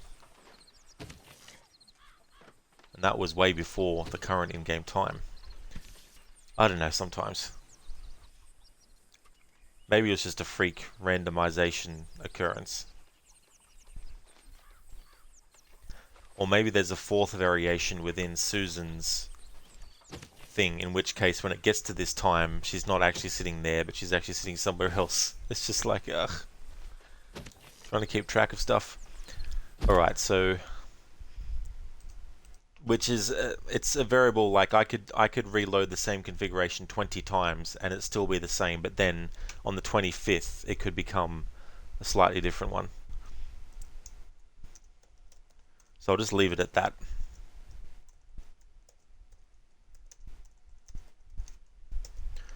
Alright, now we need to reload to get the configuration where Arthur is approached by Dutch automatically and Sadie is going over to Kieran, so we can actually start the process of antagonizing Susan. Hey Harbinger. So it's Susan is the next character. Hey there Feeble. Welcome on in. just working on this long-ass playthrough of Red Dead 2 that I'm working on.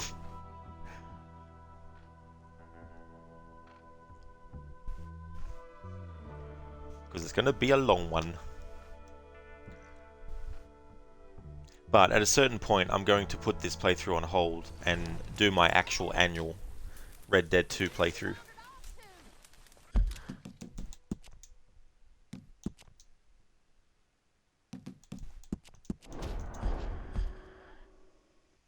Oh, thanks, Feebler. Yeah, there's so much this game has to offer.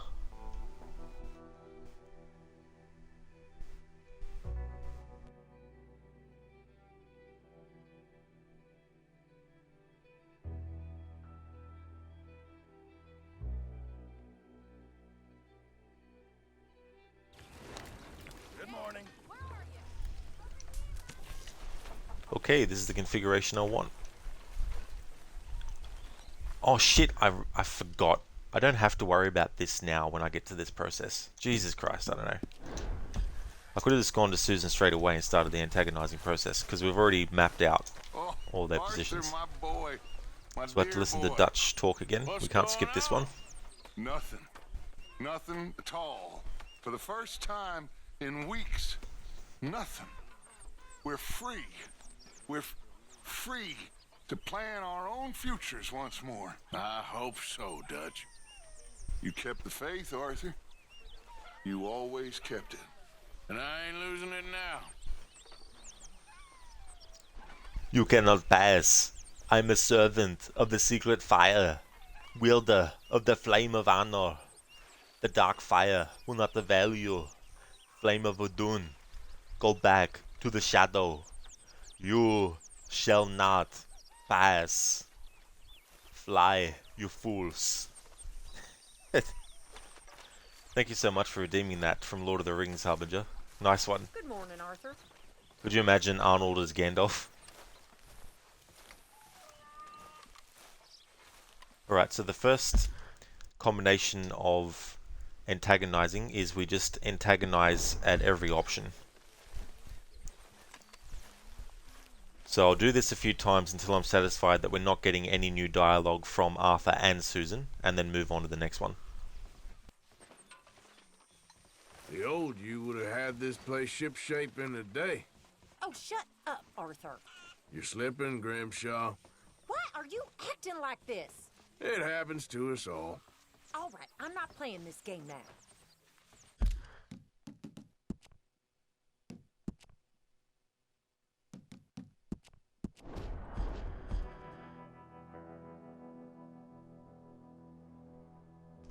Harbinger, we're free, we're free, we're free, we're free.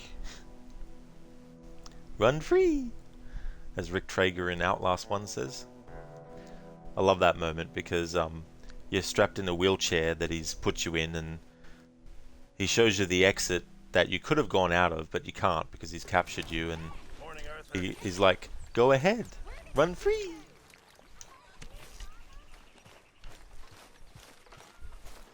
Home movies. Oh, Arthur, my boy. My dear boy. What's going on? Nothing. Nothing at all.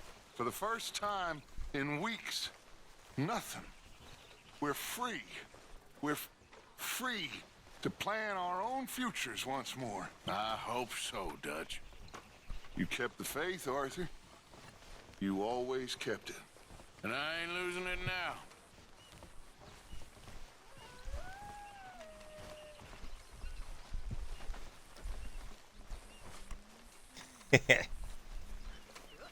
My lord, you're old. I don't like that tone, Arthur. And time has done you few favors. Oh, when are you going to act your age? It's kind of depressing, if I'm honest. Oh, I'm too busy for this nonsense. Harbinger, Arnold, yes, that was what they used to call me, Arnold the Grey, that was my name.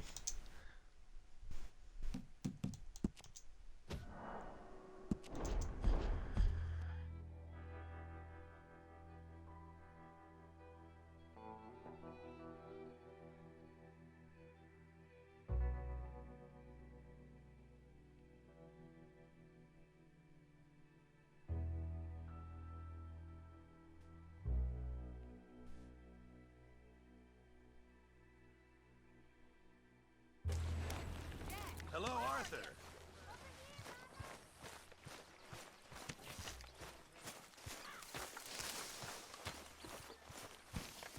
Oh, Arthur, my boy. My dear boy. What's going on? Nothing. Nothing at all. For the first time in weeks. Nothing. We're free. We're free to plan our own futures once more. I hope so, Dutch. You kept the faith, Arthur. You always kept it. And I ain't losing it now. You are one tough old boot, ain't you? Oh, don't start this nonsense. I mean, you make Father Time seem like a nasty man. Just what is your problem? And Mother Nature ain't done you many favors neither. It's best to ignore you when you're like this. Jesus Christ, Arthur.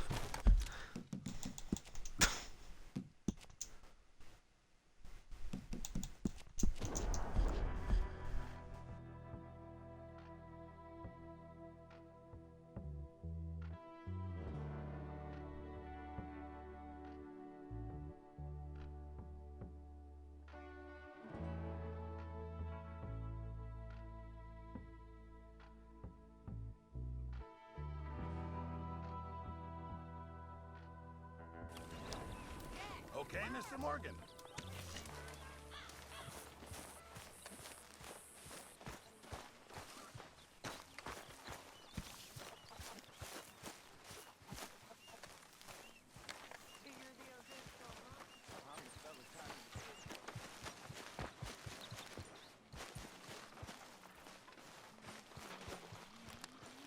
Could use a slug of whiskey in this. Maybe after lunch, hey?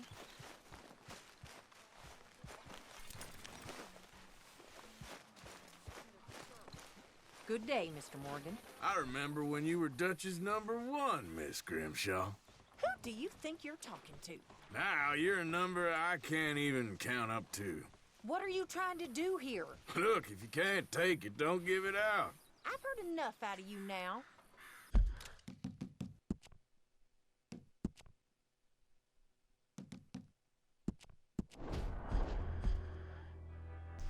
The reason I'm reloading the save is because it's actually quicker than waiting for the prompts to become available again for you to interact further.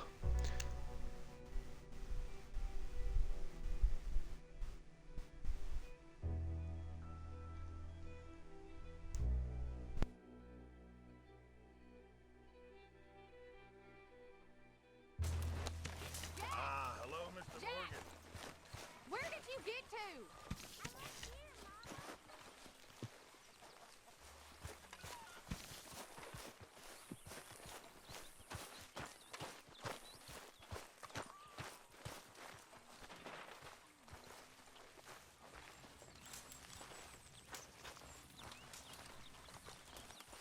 Oh, Arthur, my boy. My dear boy. What's going on? Nothing. Nothing at all. For the first time in weeks. Nothing. We're free. We're free to plan our own futures once more. I hope so, Dutch. You kept the faith, Arthur. You always kept it. And I ain't losing it now.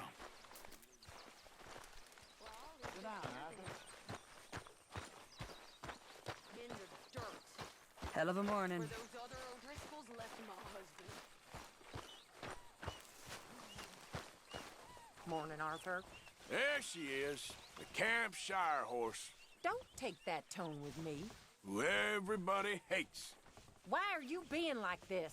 and dreams of killing. I'm not wasting any energy on this.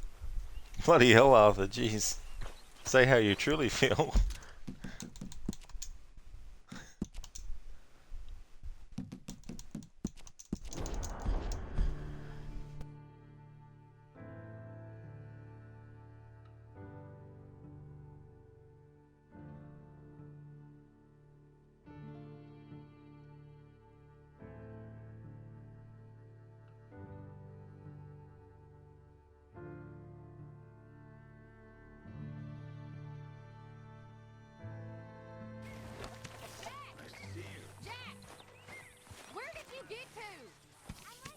it's loaded this configuration so many times in a row now where Dutch comes to us and raves on about the same shit I've heard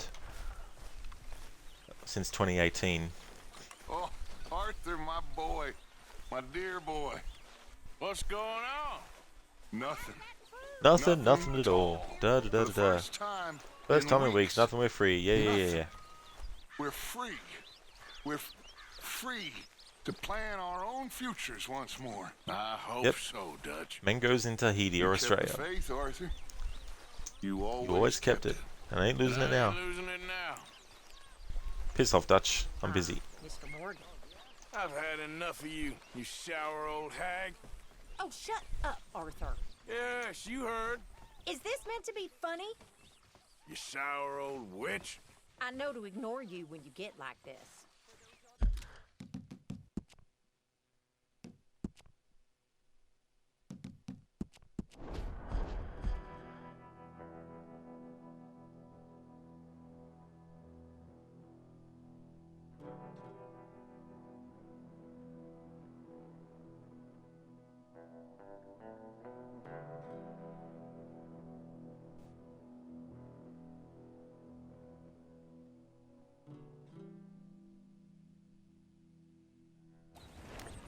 Good morning.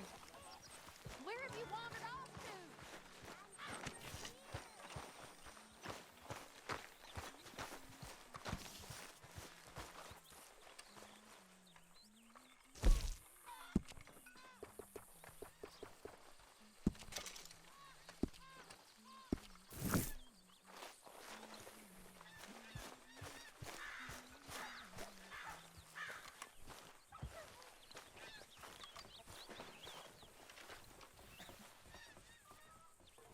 Hi, Mr. Morgan. I remember when you were Dutch's #1, Miss Grimshaw. Oh, don't start this nonsense. Now you're a number I can't even count up to. Why are you doing this? Look, if you can't take it, don't give it out. It's best to ignore you when you're like this. Alright, let's give this combination a couple more tries. Just to see if there's any dialogue that we get that we haven't gotten yet from Arthur or Susan. And then I'll move on to the second one out of 4 combinations that I'm doing, which is antagonize, then diffuse, and bounce back and forth between that.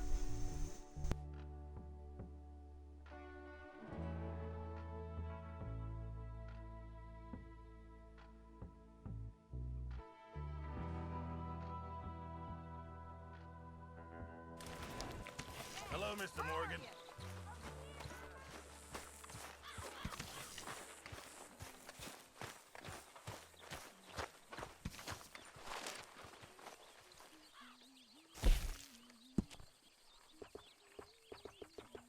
Bellies are rumbling, Mr. Pearson. Just hold your horses.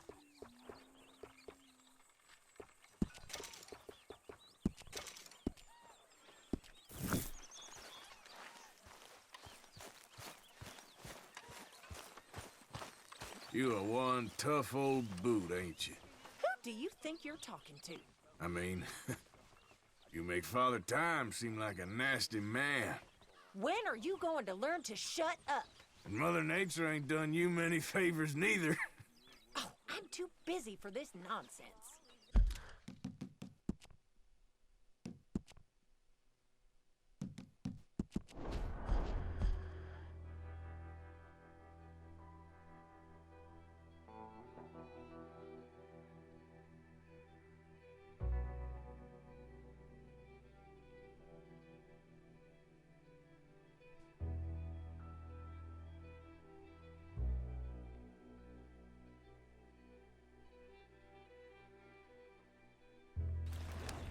Oh, hello. Where have you wandered off to?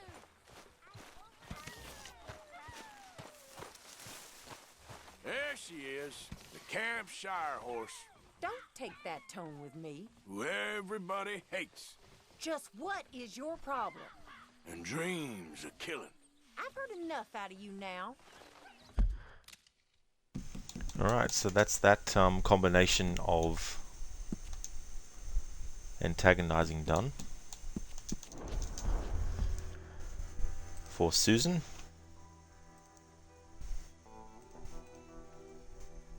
Next is the combination of antagonize, diffuse, antagonize.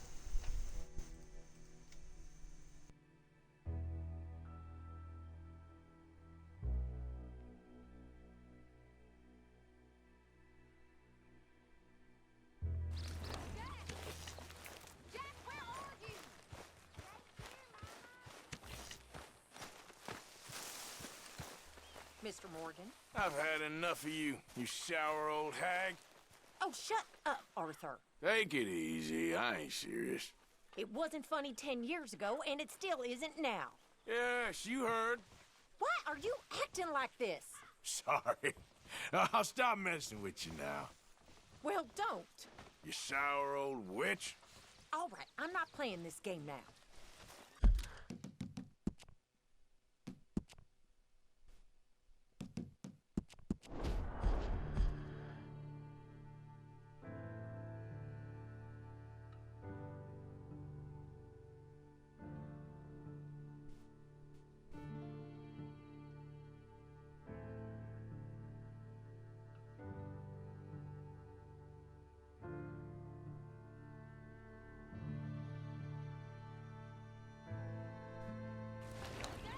Morning, Mr. Morgan.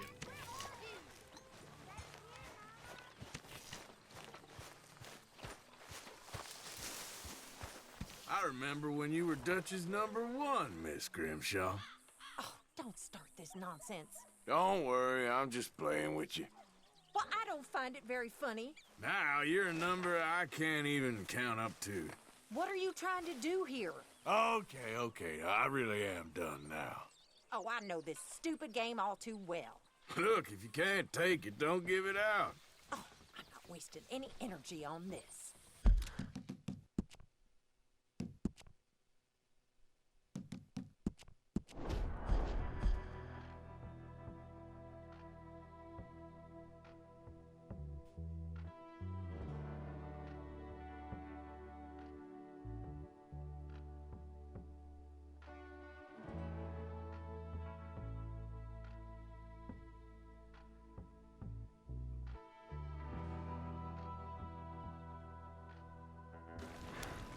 Hello, Arthur. Where did you get to?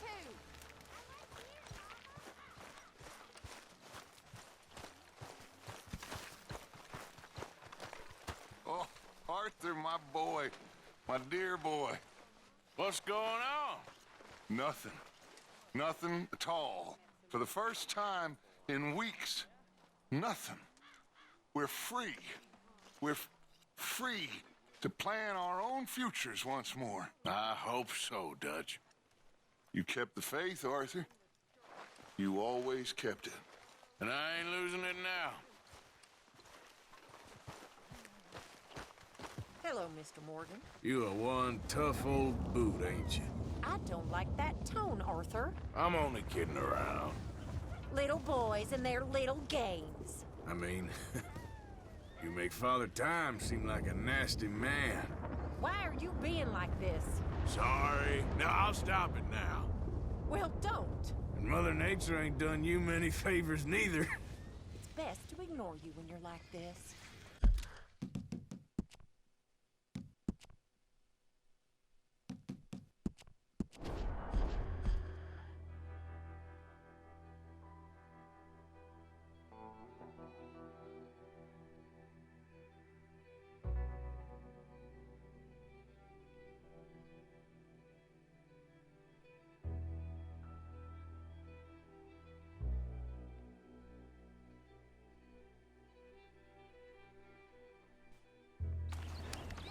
Hello there.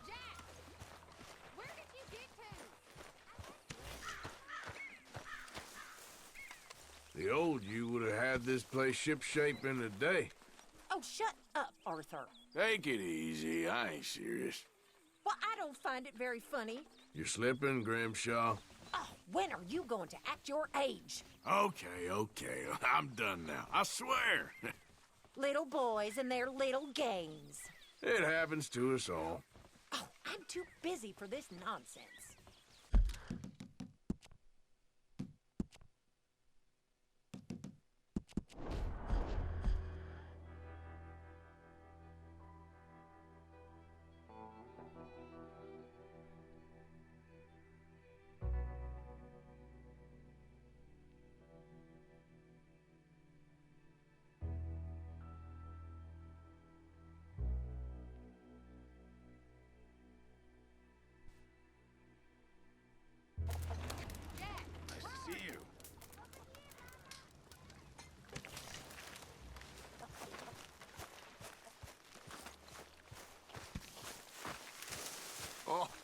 Arthur, my boy. My dear boy. What's going on? Nothing. Nothing at all. For the first time in weeks. Nothing. We're free. We're free to plan our own futures once more. I hope so, Dutch. You kept the faith, Arthur. You always kept it. And I ain't losing it now.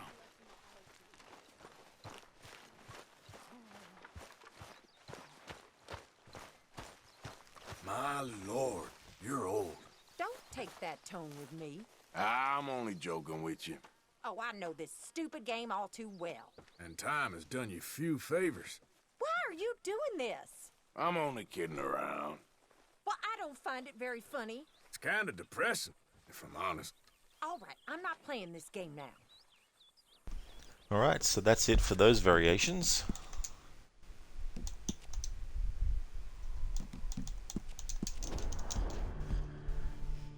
So the next set of combination with antagonizing is greet first, then follow up with the antagonize, and then diffuse, and keep doing that pattern as much as you can.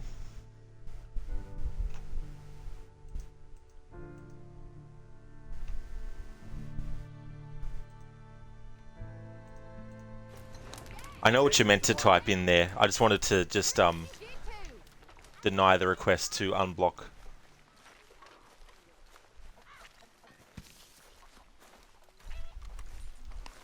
Oh, Arthur, my boy. My dear boy. What's going on? Nothing. Nothing at all. For the first time in weeks. Nothing. We're free. Would you please kill Dutch and get that out of here? To plan our own Yeah, you can't futures skip once this more. either. I hope so, Dutch. You kept the faith, Arthur. You Oh no, always it was kept actually a typo And to I say ain't losing different it now. with a different letter, and it confused it with another word. But I wanted to get rid of that word as well, just in case someone tries to actually use it. Good morning, Arthur. Morning to you. Okay, one more time.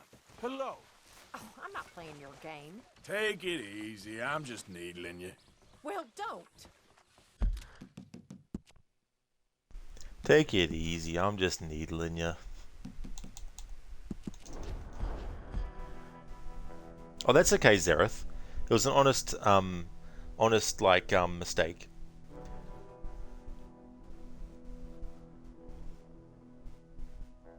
Because I knew exactly what word you were saying. It's just that you had a typo with the first letter, so I understood that was the case.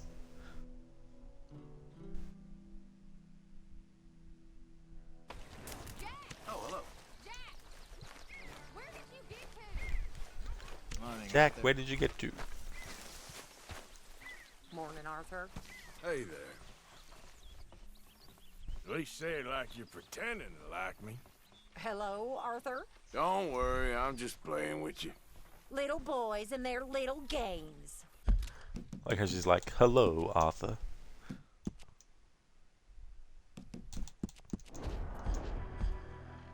So this combination's quicker because once you do a greet and then an antagonize, and then you do the diffuse, there's no other options until you let the cooldown period go, and then you'll be able to interact with the person again.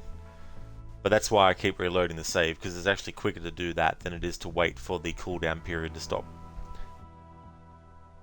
Yeah, well, don't. Morning, Arthur. Where did you get to? If we can get to the shaving equipment, it'll actually put Dutch off his programming.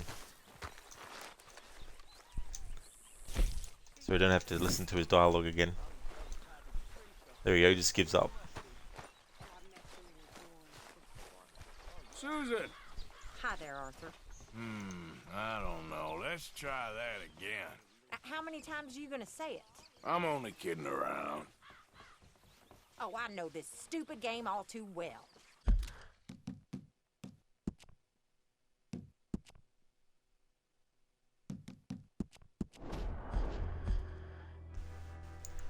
Zereth, also, Jack ran off after being antagonized by Arthur.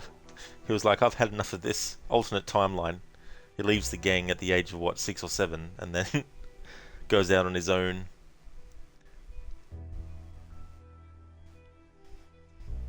Hey Lucinda, good morning to you. Welcome on in. How's the rest of your stream of Fallout 4? And it's going great. I had to make up for an hour that I wasted though, because when I was focusing on the character's movements, I got sidetracked because Arthur walked past a character tied to a pole and bumped into him and said to him, "Next time move." And I was so distracted by that I lost track of where the character went that I was focusing on, and then they despawned from the area and I was like, where are they? Then I finally found them, but about a half an hour of in-game time had passed and I needed to redo it again so I could actually find out. And it takes about an hour of real time to go from 9 AM to 5 PM. So I had to do that whole hour's worth again. So now we're actually finally up to the point of antagonizing this character named Susan.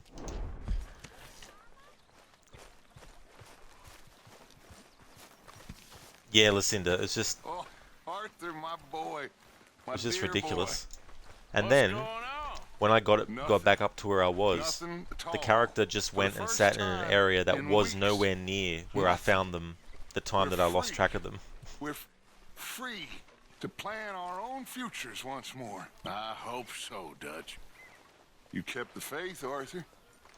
You always kept it. And I ain't losing it now. Yes. Hey there. That's all you got from me? Typical. I'm only joking with you. Well, I don't find it very funny.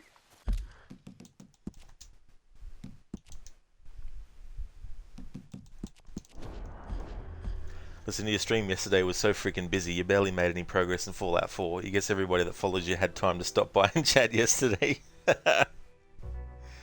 Yeah, especially when there's a game like that that has so many things that you can do, and if what you're focusing on takes a while alone, to add that on top. But that's good though. It's good that you had a busy chat going on.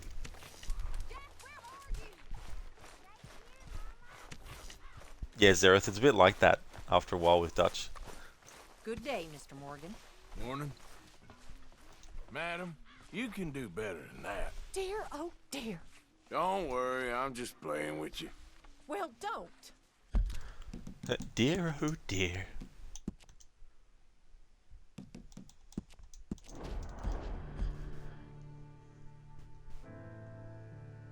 Dutch, shut up.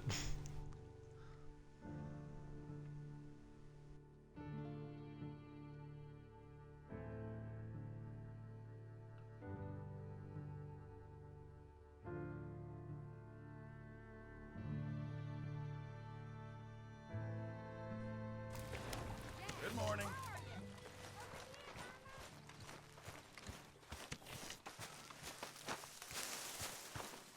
Hello there. Hello. Okay, one more time. Hello. Unbelievable. I'm only kidding around. Little boys and their little games. That's right, Arthur is unbelievable.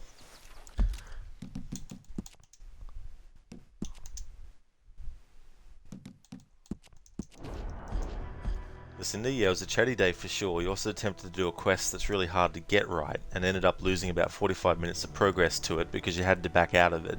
But the only option to back out was to load a 45-minute hold save. Oh dear, those moments as a streamer that you dread. That's for sure. Because that is, you know, quite a bit of time. Listen, you have to come back to it when you're more leveled. That's understandable too, you know. But yeah, hopefully that doesn't happen again. Oh, Arthur, my boy. My dear boy. What's Hey there, going Lidus. on? How's it going, dude? Nothing. Thank you so much Nothing for at contributing all. the points For to the that first community time challenge. in weeks. And it's just gone Nothing. past 75%. We're free to plan 77% our own with futures 27 once days more. left. I hope so, Dutch. You kept the faith, Arthur. You always kept it. And I ain't losing it now.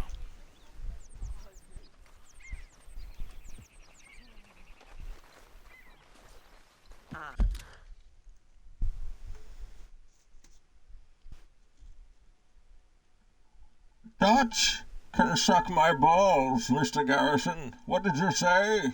That line was funny. Immature, but funny.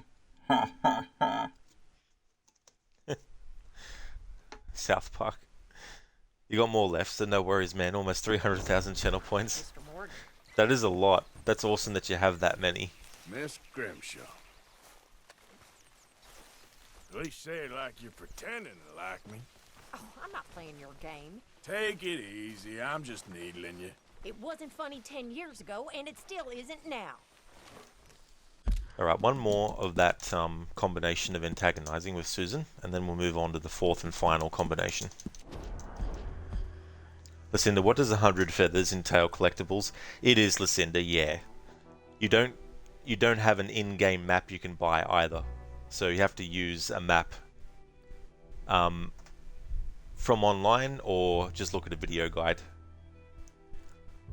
But 100 is nothing compared to the 420 flags there are in Assassin's Creed 1.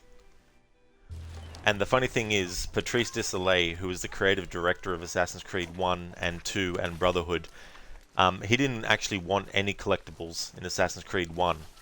But Ubisoft forced his hand, so that's why he decided to put so many in AC1 as kind of like a fuck you Ubisoft for making me do this kind of thing. Nothing. And he continued that sentiment with Assassin's Creed 2 where he put 100 flags in, and the reward you get for doing the 100 flags is a cape that makes every enemy in every city instantly detect you. Once more. I hope so, Dutch. You kept the faith, Arthur. You always kept it. And I ain't losing it now. Harbinger control graphics settings are really weird. GeForce Experience suggests medium settings and full RTX. Why prioritize RTX over all the other settings when it's so demanding? Yeah, I'm not too sure with that Harbinger, with control. But I mean, I do know that the game has a lot of really, you know, like a lot of lighting effects. So I don't know how that sort of like affects that kind of thing. Zereth, thank you so much for contributing points to the community challenge. Thank you so much, I appreciate it. Lucinda, I see, yeah, 420 is a bit excessive. Exactly, you know, and you don't get anything for actually getting all the flags. The only thing you get What are you looking at? is an achievement or a trophy if you're on PlayStation. Mr. Newt, thank you so much for contributing points to the community challenge. Thank you so much for doing that, I appreciate it. Morning. Arthur? That's all you got from me? I'm only joking with you. Oh, I know this stupid game all too well. Alright, so time to do the fourth combination, which is greet twice, then antagonize. Yeah, it was definitely a troll move, Lucinda. The only thing that you do get that isn't a downside, depending on whether you like characters and story, is the fact that you find out, you get an extra cutscene that's quite, sort of like sweet, I guess, or wholesome or something. Probably not the right word, but you get an extra cutscene that you wouldn't get if you don't get the 100 feathers. Lucinda, thank you so much for contributing points also to the community challenge. That's awesome of you. You fight like a dairy farmer, precious. Garland, Garland, Garland. My lady, Hi there. managing to keep everyone in line? I'm doing my best. You just love the power, don't you? Who do you think you're talking to? I'm only kidding around. Well, don't.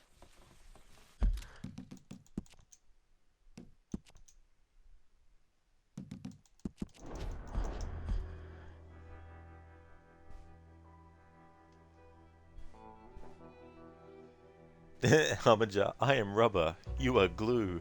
Oh no. What a major insult that is in insult sword fighting. Hippie Rod, how do you study something you can't understand? That is a good question, actually. Because where do you even begin the process of actually understanding? Because to study something, the purpose of studying is to actually understand what it is, so it's quite a conundrum. Okay, getting to the shaving kit in time means Dutch will just give up on chewing our ear off. How appropriate. You fight like a cow. There she is. You seem to have everything well in order here. Oh, I wouldn't go that far. You really don't have much of a life, do you? I don't like that tone, Arthur. Take it easy. I'm just needling you. Well, I don't find it very funny. Take it easy, I'm just needling ya. I don't know how many times we've heard that in this playthrough.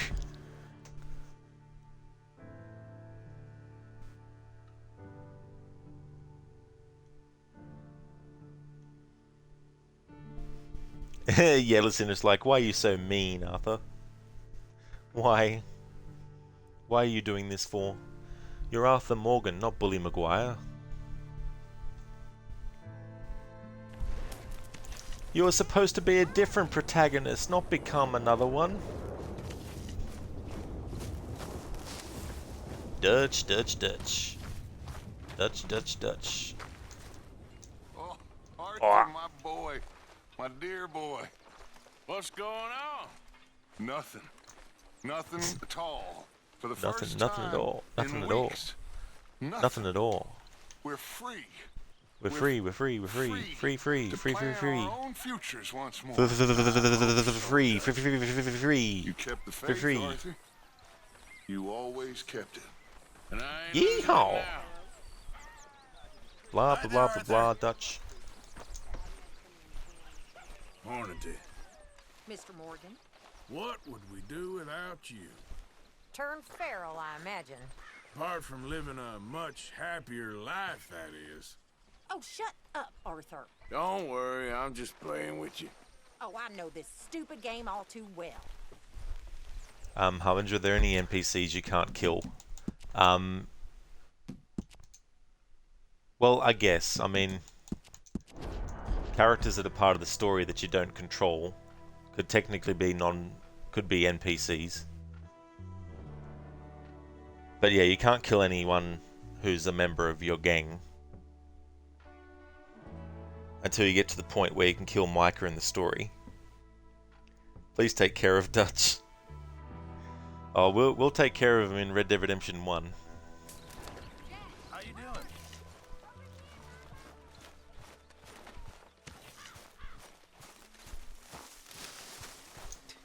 Hello, Mr. Morgan. Hey.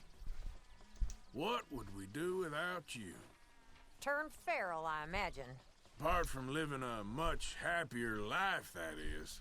Oh, don't start this nonsense. I'm only kidding around. Well, don't. I like that. That doesn't make sense, because if she says, well, don't, she's basically saying keep antagonizing. Please take care of Dutch. Wouldn't it be ironic if Dutch actually died from a mango falling on top of his head?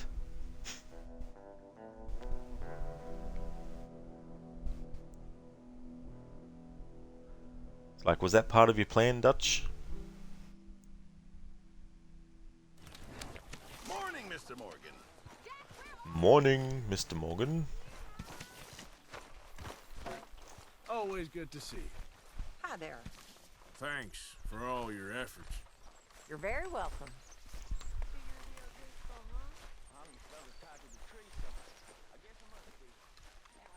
Did I greet twice already? I know we don't say much, but we appreciate it. Okay. Ah, I must have. Whoops. I got distracted by Dutch. I thought he was going to start talking.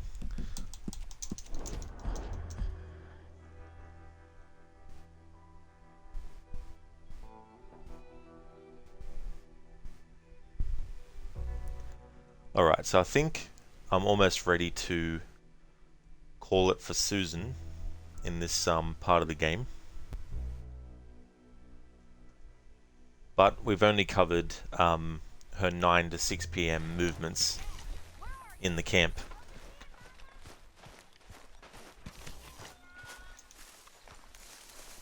Hey there. Hello. Thanks for all your efforts. You're very welcome. If only you weren't such a miserable crone. Who do you think you're talking to? I'm only joking with you. It wasn't funny 10 years ago, and it still isn't now.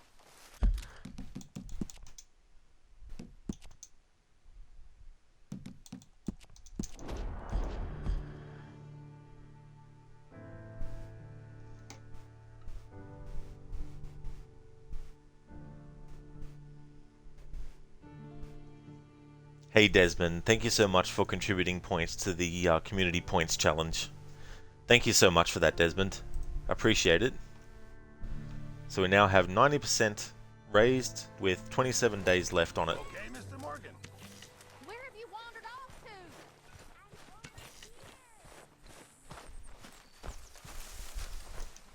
to? Hello. Hey there. Thanks for all your efforts. You're very welcome. If only you weren't such a miserable crone. Don't take that tone with me. Alright, there we go. So that is all the different combinations of antagonizing with Susan. Antagonize, antagonize all the way. Antagonize, diffuse, antagonize, and go back and forth between those two. Greet, antagonize, diffuse, and then greet, and then antagonize. So that is a wrap for Susan. And that is the 7th character that we focused on with the 9 AM to 6 PM in-game time slot. Oh, Arthur, my boy. My dear boy. But we don't have to listen to Dutch say that. Alright, so with Susan now done, that means I need to cover from 9 AM to 6 PM in-game for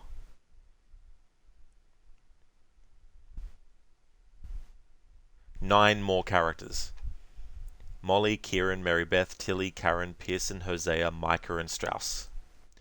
So there's some that I'm going to leave till last in this process. I'm going to leave Micah until last, and then I'm going to have Kieran as second last, because Kieran's won't really take that long to actually go through, because he's just tied to a pole. And there's no need to worry about his movements because he can't move because he's tied to the pole. So that one will be a lot shorter process. Only from the that'll be a much shorter process until we get to the point in the story where he gets taken off the tree. So that means that potentially we got 2 characters done in this stream. It takes an hour to do 3 passes where we get 3 different configurations and work out their movements of the character. Takes an hour of real time for 9 AM to 6 PM to go by in the game. So at this rate, it would take me 1, 2, 3, 4 more streams, which would be the end of February, to actually get all of these characters done. From 9 AM to 6 PM, that is. So with that in mind, I'm thinking what I'll need to do is to speed up the process and get to the point where I put this playthrough on hold so I can start a new game and start my annual 2023 playthrough of this game. I'm going to have to add more days to it, but I can't do that yet because I already have other games that I want to do on those days. So that's where we stand now with this playthrough, is we have those characters left to do this with. And if it takes me 3 hours to do 3 passes through, that means that's 6 hours for 2 characters, but then another hour on top by the time I do the antagonizing.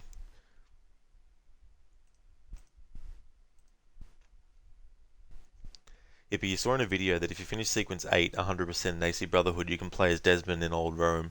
Yeah, I think that's actually really cool that you can do that in that game. Hey there, Desmond. How's it going? Zereth 24-hour stream? Oh no, dude. No way. Yeah, I definitely don't want to do 24-hour streams. The closest I've gotten is 18 hours. But not because I was trying for a 24-hour one. It's just that the longest stream I ended up doing, because I just wanted to get the game finished, was 18 hours with Assassin's Creed 3 Remastered. So this is where I'm going to actually end the stream for today. We're going to go and raid Crocodiles, who's playing through Pokemon Black and White. But I just want to thank everyone so much for watching this stream. The next stream will be next Thursday of this game. The next stream you'll see from me is my Shadow of the Tomb Raider No Death Challenge. So that's my Friday game. If you see me playing that, then you know it's become Friday here in Australia. Just want to thank everyone so much for watching the stream, and before we raid out, I'm going to give some shout outs as well. For those who can't join with the raid, that's completely fine. Thank you so much for watching this stream. I know it's not really an exciting stream or playthrough because we're just basically marking time and marking characters' movements and stuff. But I'm also doing that aspect for a future guide that I'll do. We'll get to this again next week, and Shadow of the Tomb Raider next up.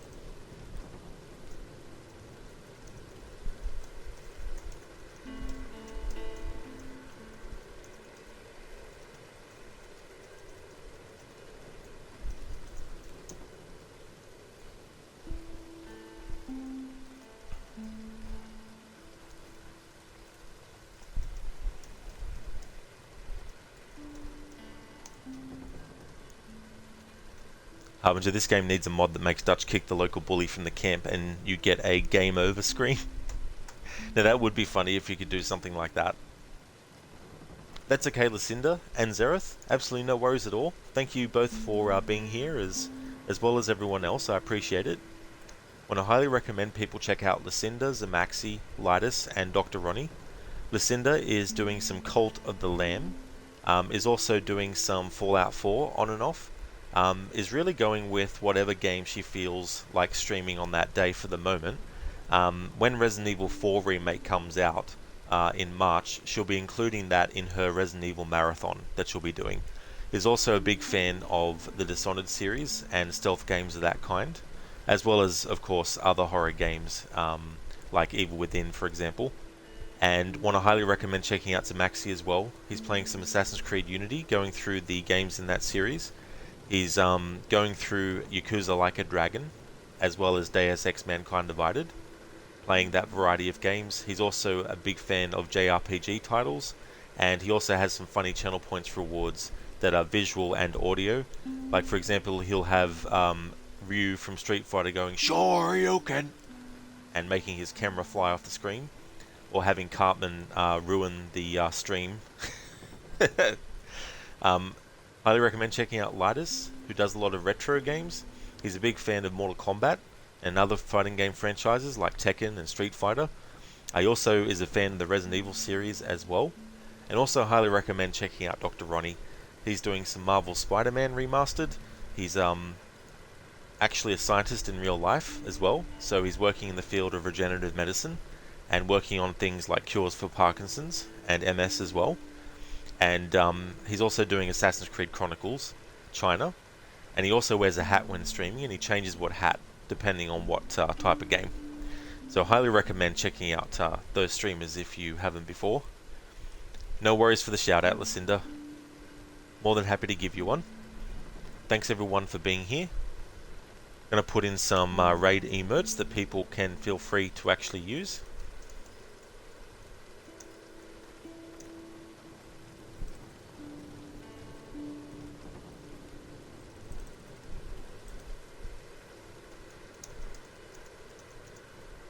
And there's one that has some of my free follower emotes on it.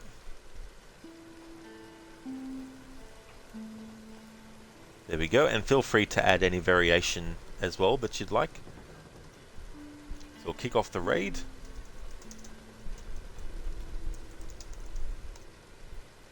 There we go. Catch everyone next time. I hope you have a good day or night, whichever the case may be. And next stream is Shadow of the Tomb Raider No Death Challenge. Could be a long stream, because depending on how many times I die in the one stream and how many times I have to restart. But we'll see how we go. You never know. Thanks for watching, and until next time.